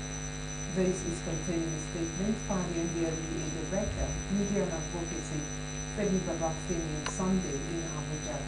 Babafemi said that the intervention came early week after NDLEA officers of the Directorate of Operations and General Investigation uncovered 20 parcels of cocaine. This is said they are concealed inside religious boats going to Saudi Arabia at a logistics company in Lagos. Meanwhile, at the semi-border area of Badagry, Lagos, 3 Ghanaian ladies were on Sunday arrested at the Wadi checkpoint by NDLEA operatives. Babafemi said that they were arrested while attempting to smuggle a combined 4.8 kilograms of Ghana Loud, a strong strain of cannabis, into Nigeria. In another development in Kano, a 60-year-old grandma, Safia Shamsu, was found today nabbed at Samibu area, Kumbotso local government area, with 5.6 kg skunk. Baba Femi said that another suspect, Muntari Labaran, 35, was taken into custody following the seizure of 100 liters of codeine syrup from him at Yelwa area of Dala local government. Similarly, the law enforcement agency raided an 80-room new hotel used as cover for distributing illicit substances in Victoria Island, Lagos, and recovered 598 bags of Canadian loud. The agency spokesman, Baba Femi, said the drugs recovered weigh 417.3 kilograms, worth 1.04 billion naira in street value. Baba Femi said that 3 suspects, Eze Aitu, Ofoku Samuel, and Emmanuel Ame, were arrested in the course of the operation at a 5-story hotel building between Friday and Saturday. He said that 2 other suspects, Noble Philip and his partner Kenneth, were currently at large. The Economic and Financial Crimes Commission, EFCC, has warned operators of Bureau de Change, BDC, and other business stakeholders across the country against illegal cash smuggling, while emphasizing the severe repercussions of non-compliance with Nigeria's financial regulations. It said illicit cash movement undermines economic stability and fuels crimes such as money laundering, terrorism financing, and corruption. The executive chairman of EFCC, Ola Olukoyede, gave the warning in Kano at a joint sensitization program organized by the Nigeria, the Indian Corrupt Practices and Other Related Offences Commission, ICPC, and the EFCC to educate participants on legal protocols for cash movements across Nigerian borders. He reiterated that individuals transporting cash exceeding $10,000 or its equivalent must declare it to the NCS, as failure to do so constituted a criminal offense. He further said the CBN Act, Money Laundering Prevention and Prohibition Act 2022, and the EFCC Establishment Act provided clear guidelines on cash declarations and penalties for violations. Some capital market experts have called on the Securities and Exchange Commission, SEC, to create an interagency digital surveillance task force to address sponsor schemes, related gaps in the Investment and Security Act, ISA 2025.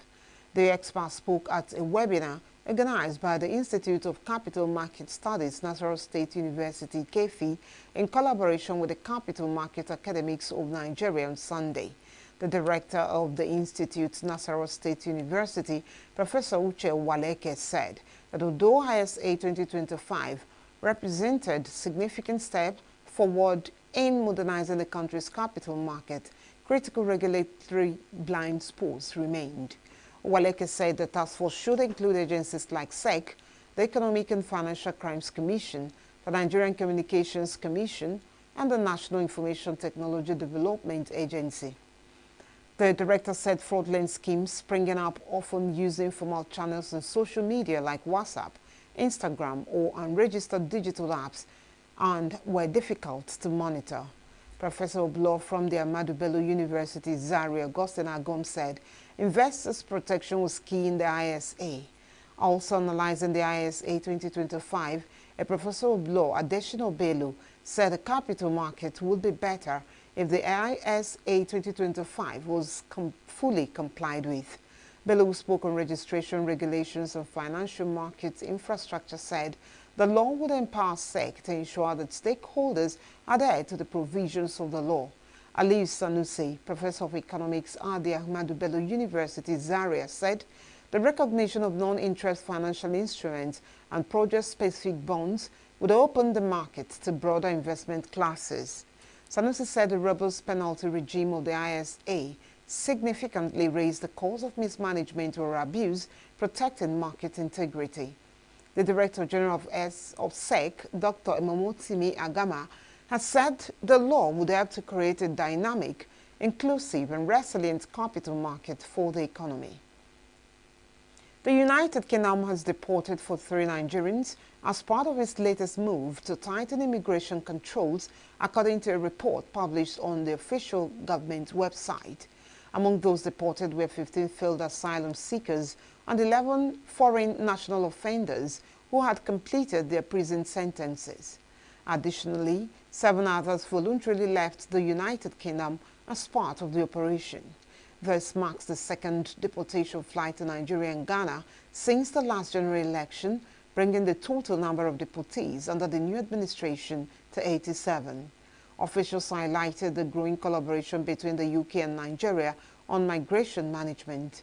Since the current government took office, more than 24,000 persons have been deported, an 11% increase compared to the same period last year. Deportations of foreign national offenders have a 16% rise, with 3,594 criminals removed. The federal government of Nigeria has announced that the Akanu Ibiam International Airport in ENUGU will reopen for flight operations on Monday following the completion of Emergency 22 and concluded before reopening on May 6th.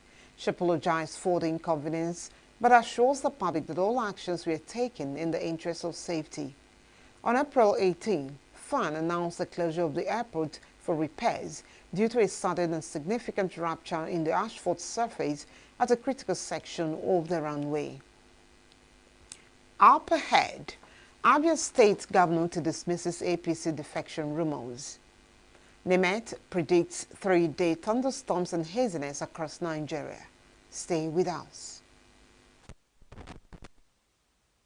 Every second, every minute, every day, news is breaking, events occur, and there are new developments. At Signaturetv, we follow these stories objectively, bringing all sides without bias, explaining the complex issues, breaking down the numbers, and investigating the issues behind the news.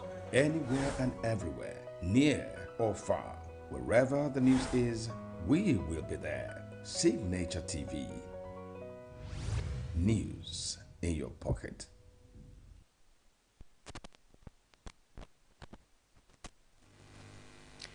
The Southeast Development Commission, SEDC, says the allocation of resources to states and local governments in the region will depend on their readiness to embark on high-impact projects.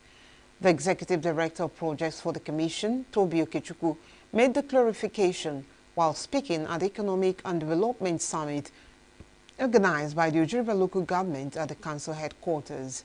Okechukwu stated that the Commission is committed to fostering sustainable development, economic growth, and regional unity across the Southeast through strategic investment and empowerment initiatives that will position the region as preferred investment destination in Africa by 2030. By the time we create an enabling environment, you find out it is not a particular tribe only that is interested in rearing cow. So I believe strongly that when we have an opportunity like that, we should think about what to do with it. Then, concrete opportunities that are ahead, and that is essentially why you asked me to come. And these are the things we can interface with Ojiriba in. Tap the Priority Project Fund. SEDC has allocation available to each state for high impact projects. This money is not allocated based on size. It is allocated based on readiness. Are we ready?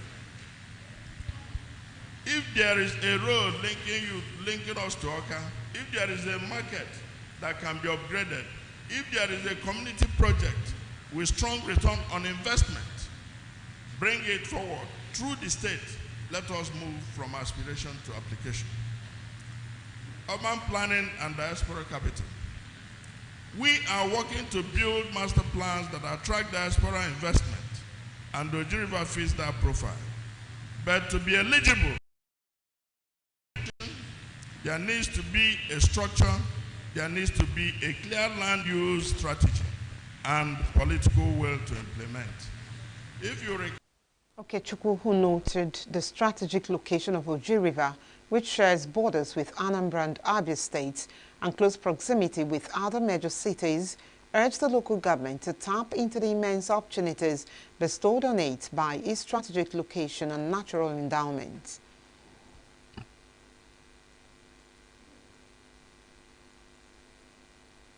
Speaking at the event, the Chief Executive Officer of the ENUGU State Electricity Regulatory Commission, Chijoko Kungwo, highlighted the need for supportive policies that would unlock the rich natural and infrastructure potentials in Uji River.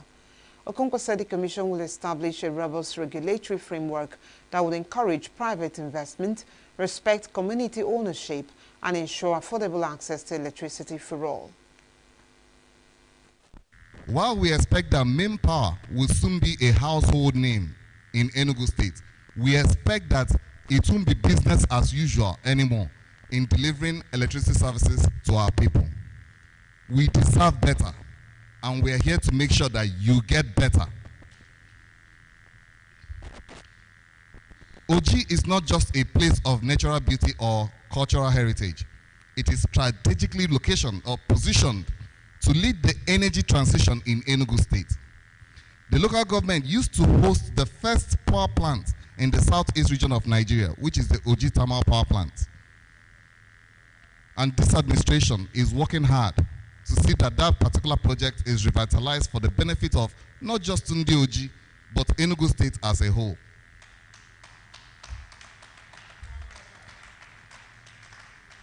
Let us also reflect on the hydrocarbon legacy of Oji River, coal fields, and amazingly, the gas field that has still till date not been exploited.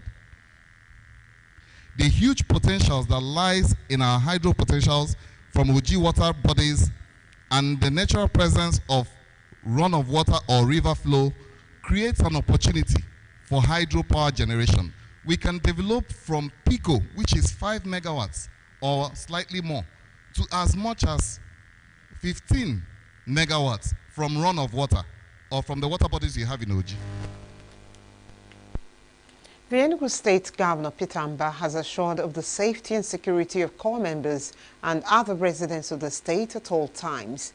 Governor Amba gave the assurance at the swearing-in of the 2025 Batch A Stream 1 members of the National Youth Service Corps posted to Enugu State.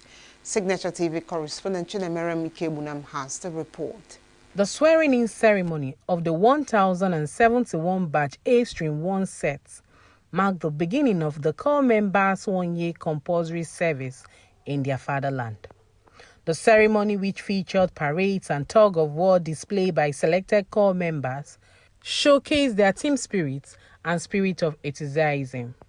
Governor Mba, who was represented by the Commissioner for Environment, Professor Sam Ugu, emphasized his administration's commitment to ensuring the well-being of corps members, particularly in the area of security.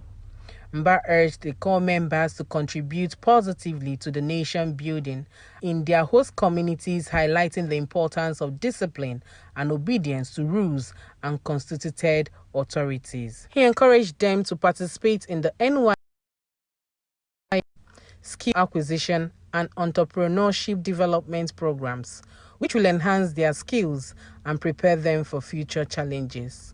In Enugu State, we are committed to supporting NYSC and sustaining its gains. We are looking at renovating the orientation camp and providing essential infrastructure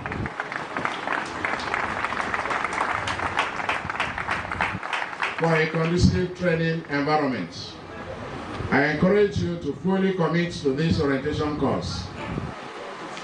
Learn your host community's language and participate in the skills acquisition and the entrepreneurship development program. These initiatives will equip you with discipline, leadership skills, and entrepreneurial knowledge for future success. On this note, I declare the 2025 Batch A Stream 1 orientation camp open and wish you a successful and peaceful experience. The Chief Judge of Enugu State, Justice Raymond Ozemena, while administering the oath of allegiance, urged the corps members to make proper use of the opportunity to serve their country. Make proper use of the opportunity that this country has afforded you to prosper and contribute your quota to the development of Nigeria. The state coordinator of the NYSC, Oluwakemi Awolola, welcomed the corps members and outlined the objectives of the orientation program. She emphasized the importance of discipline and full participation in camp activities, warning that indiscipline would not be tolerated. With the assurance of security and support by the state government, the corps members are poised to make a positive impact in their host communities and contribute to the development of the state and nation at large. In ENUGU, Chinemerem Ikebunam, Signaturetv News. Governor Alex Otti of Abia State has dismissed reports suggesting that he is planning to defect to the All Progressives Congress APC from the Labour Party, describing the claims as false, baseless and unfounded. In a statement issued on Saturday by his special advisor on media and publicity, Ferdinand Ekoma, the governor clarified that he neither held any meeting with Governor Hope Uzodinma of Imo State nor discussed plans to join the APC. He explained that following the National Economic Council meeting on Thursday, 24th April, Governor Otti, alongside a few of his colleagues, had attended the birthday celebration of Governor Uzodinma's twin daughters, a purely social event unconnected to politics. Ekoma stressed that any major political move by Governor Otti must be justified and demonstrably in the overriding interests of the Abia people. He further noted that while political activities for 2027 appear to be gaining momentum, Governor Otti believes it will be unfair to the electorate if governance were to be overshadowed by premature political calculations. Operatives of the Delta State Police Command have killed 5 suspected kidnappers terrorizing Ubuluku, Iseluku, Iselasaba, and surrounding areas of Delta State.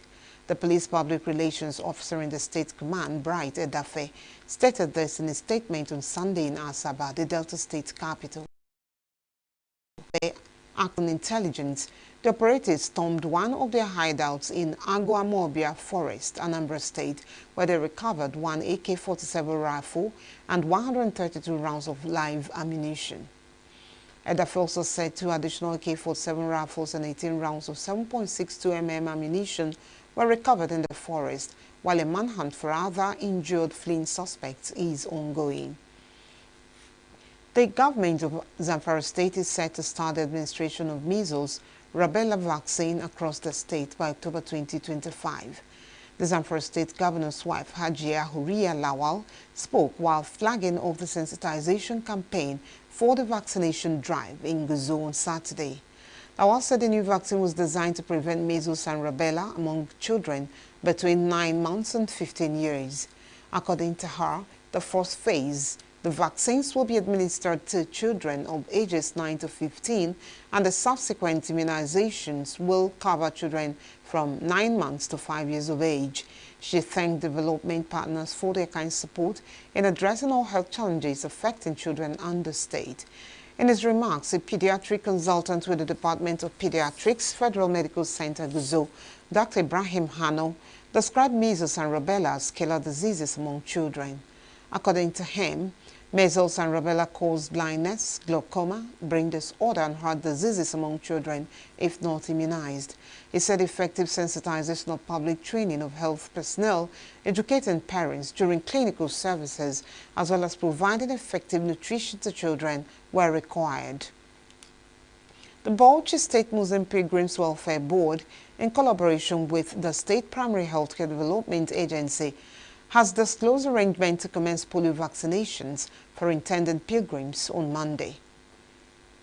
Disclosing the development during a press briefing in his office on Saturday, the board's executive secretary, Abdul Rahman Ibrahim, explained that the vaccination will be administered at every local government primary health care agency in the state starting at 10 a.m.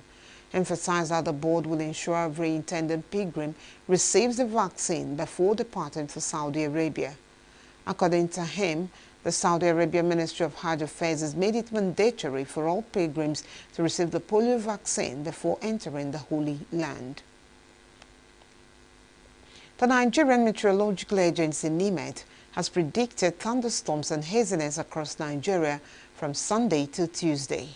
In its weather outlook released on Saturday in Abuja, NIMET forecasted moderate dust haze over Katsina, Sokoto, Zamfara, Borno, Kano, Yobe and Jigawa states.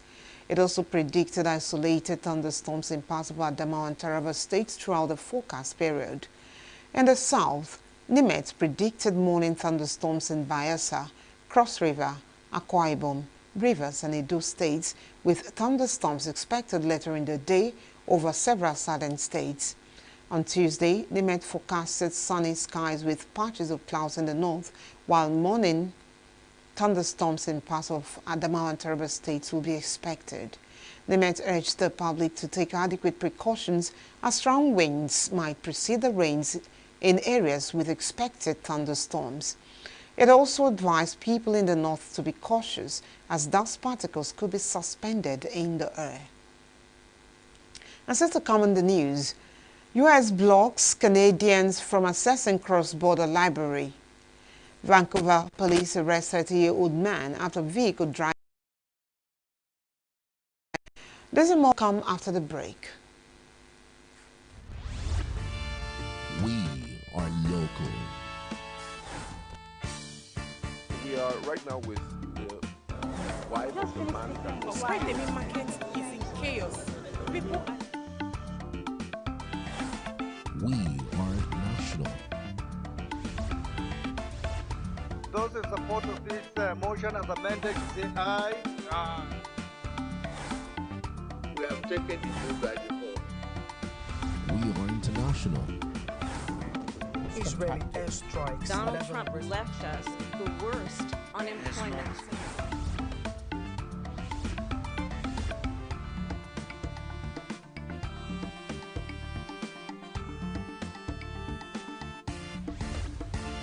Signature TV, news in your pocket.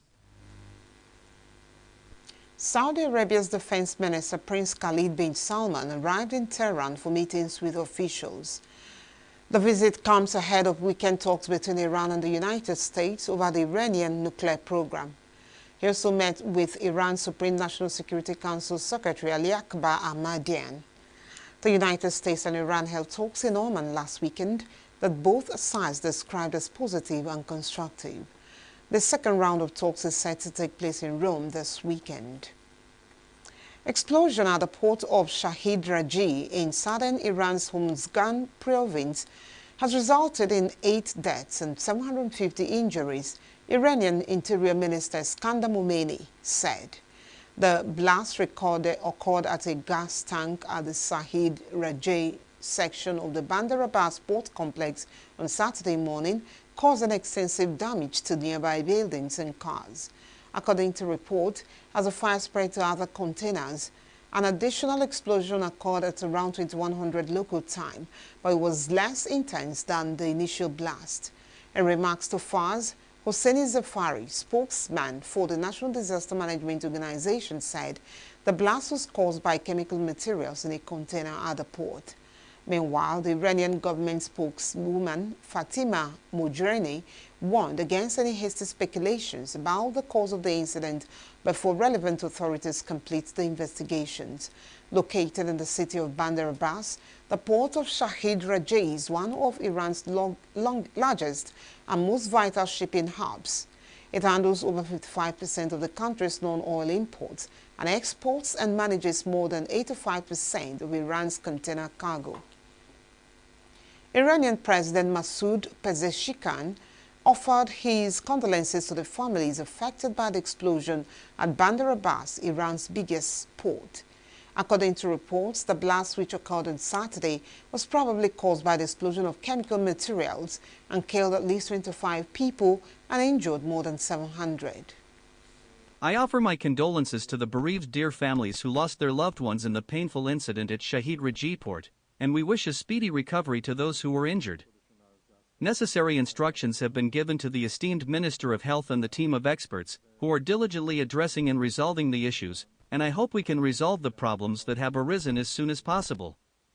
And God willing, we will certainly do so. No military-grade material was present at the blast-hit port in southern Iran A Defense Ministry spokesperson told reporters on Sunday. The Nine media reports that Saturday's explosion at Shahid Raji port may be linked to the mishandling of solid fuel used for missiles. On state-run news agency reported that President Vladimir Putin has ordered several emergency planes to be sent to Iran to help extinguish the fire. The process and pace of nuclear talks with the United States is satisfactory, Iran's Foreign Minister Abbas Araghchi said on Saturday, adding that both sides showed seriousness and determination in their now concluded third round of negotiations. I am pleased with the process and pace of the negotiations. I believe the process has been satisfactory. This time around the negotiations were considerably more serious. Eventually our discussions delved into more detailed and technical areas. The presence of experts was incredibly beneficial. We exchanged written opinions several times. You know, the negotiations are indirect. Technical discussions need slightly more specific attention. Therefore, views were mostly traded in written format. We slightly walked away from broad issues. But that does not mean that all disputes are resolved. No. Disputes remain over both broad issues and details. Further deliberations are expected in the capitals before the next session to explore ways to narrow these differences. The next round of negotiations will probably ensue again on Saturday. Details, like location etc., will be arranged by the hosting country, Oman, and communicated to both sides. Araghchi and U.S. President Donald Trump's Middle East envoy Steve Witkoff held a third round of the talks in Muscat through Omani mediators for around 6 hours, a week after a second round in Rome that both sides described as constructive. A senior U.S. administration official described the talks as positive and productive, adding that both sides agreed to meet again in Europe soon. Earlier, Omani Foreign Minister Badre Abu Saidi had said talks would continue next week with another high-level meeting provisionally scheduled for May 3. Araghchi said Oman would announce the venue. Palestinian President Mahmoud Abbas named close confidant Hussein al-Sheikh as his deputy and likely successor on Saturday, the Palestine Liberation Organization said, a step widely seen as needed to assuage international doubts over Palestinian leadership.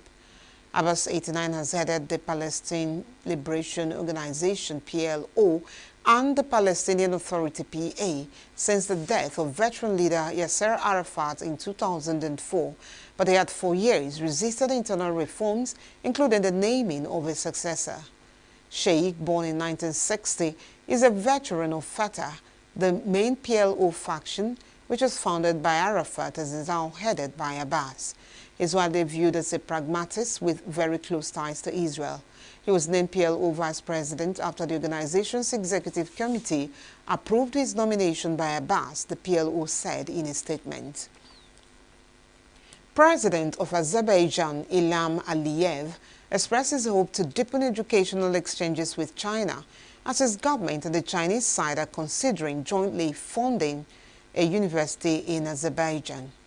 At the invitation of President Xi Jinping, Aliyev paid a visit to China from April 22 to 24. Xi held talks with Aliyev in Beijing on Wednesday when the two leaders announced the establishment of a comprehensive strategic partnership between the two countries. In an interview with China Media Group, Aliyev said he discussed educational cooperation with the two sides would carry out more student exchanges, especially in the fields of technology and artificial intelligence. How important it is for Azerbaijani or other people traveling via Azerbaijan? Definitely, we want more Azerbaijanis to come to visit China, to come to study, to work. We discussed actually today also our cooperation in the area of education. We have more than 100 students from both countries studying in our countries. That's too, but it is too few. It is too few, yes. I'm sure their number should grow, especially taking into account the potential in technological development, especially in artificial intelligence, and we want to be in line with the global trend. I think there is a great opportunity to have higher number of students from Azerbaijan coming here. And also, I think it will be a good idea to think about Chinese Azerbaijani University in Azerbaijan. So we are now in the phase of evaluation of this opportunity.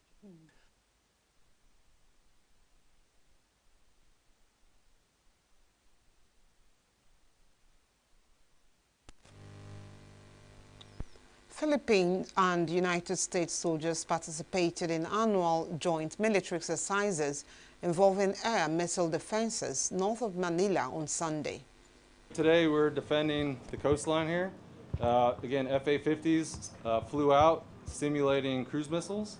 So the frigate engaged the cruise missiles. They turned around and started coming towards the shoreline, which Spider then integrated. And then we started flying drones against Mattis in defense of Spider. This type of training is absolutely invaluable to us. To be able to get out here to operate with our treaty ally and to be able to set up a defense like this and integrate all of our systems is just remarkable, and we're really grateful for the opportunity. 14,000 Philippine and U.S. soldiers are participating in the Balikatan shoulder-to-shoulder exercises, which are aimed at enhancing interoperability as well as maritime, territorial and coastal defenses. The drills are expected till May 9 and will also include some soldiers from Australia and Japan. The annual joint exercises come amid an ongoing escalation between the Philippines and China over contested resource-rich islands in the South China Sea. Meanwhile, police confirmed on Sunday that 9 people were killed and multiple others injured in Vancouver after a vehicle drove into a crowd at a Filipino street festival in the Western Canadian city on Saturday. The incident, which happened shortly after 8 p.m. near East 41st Avenue and Fraser Street, where the Lapu-Lapu Day Block Party celebrating a Philippine national hero was taking place. The government of Britain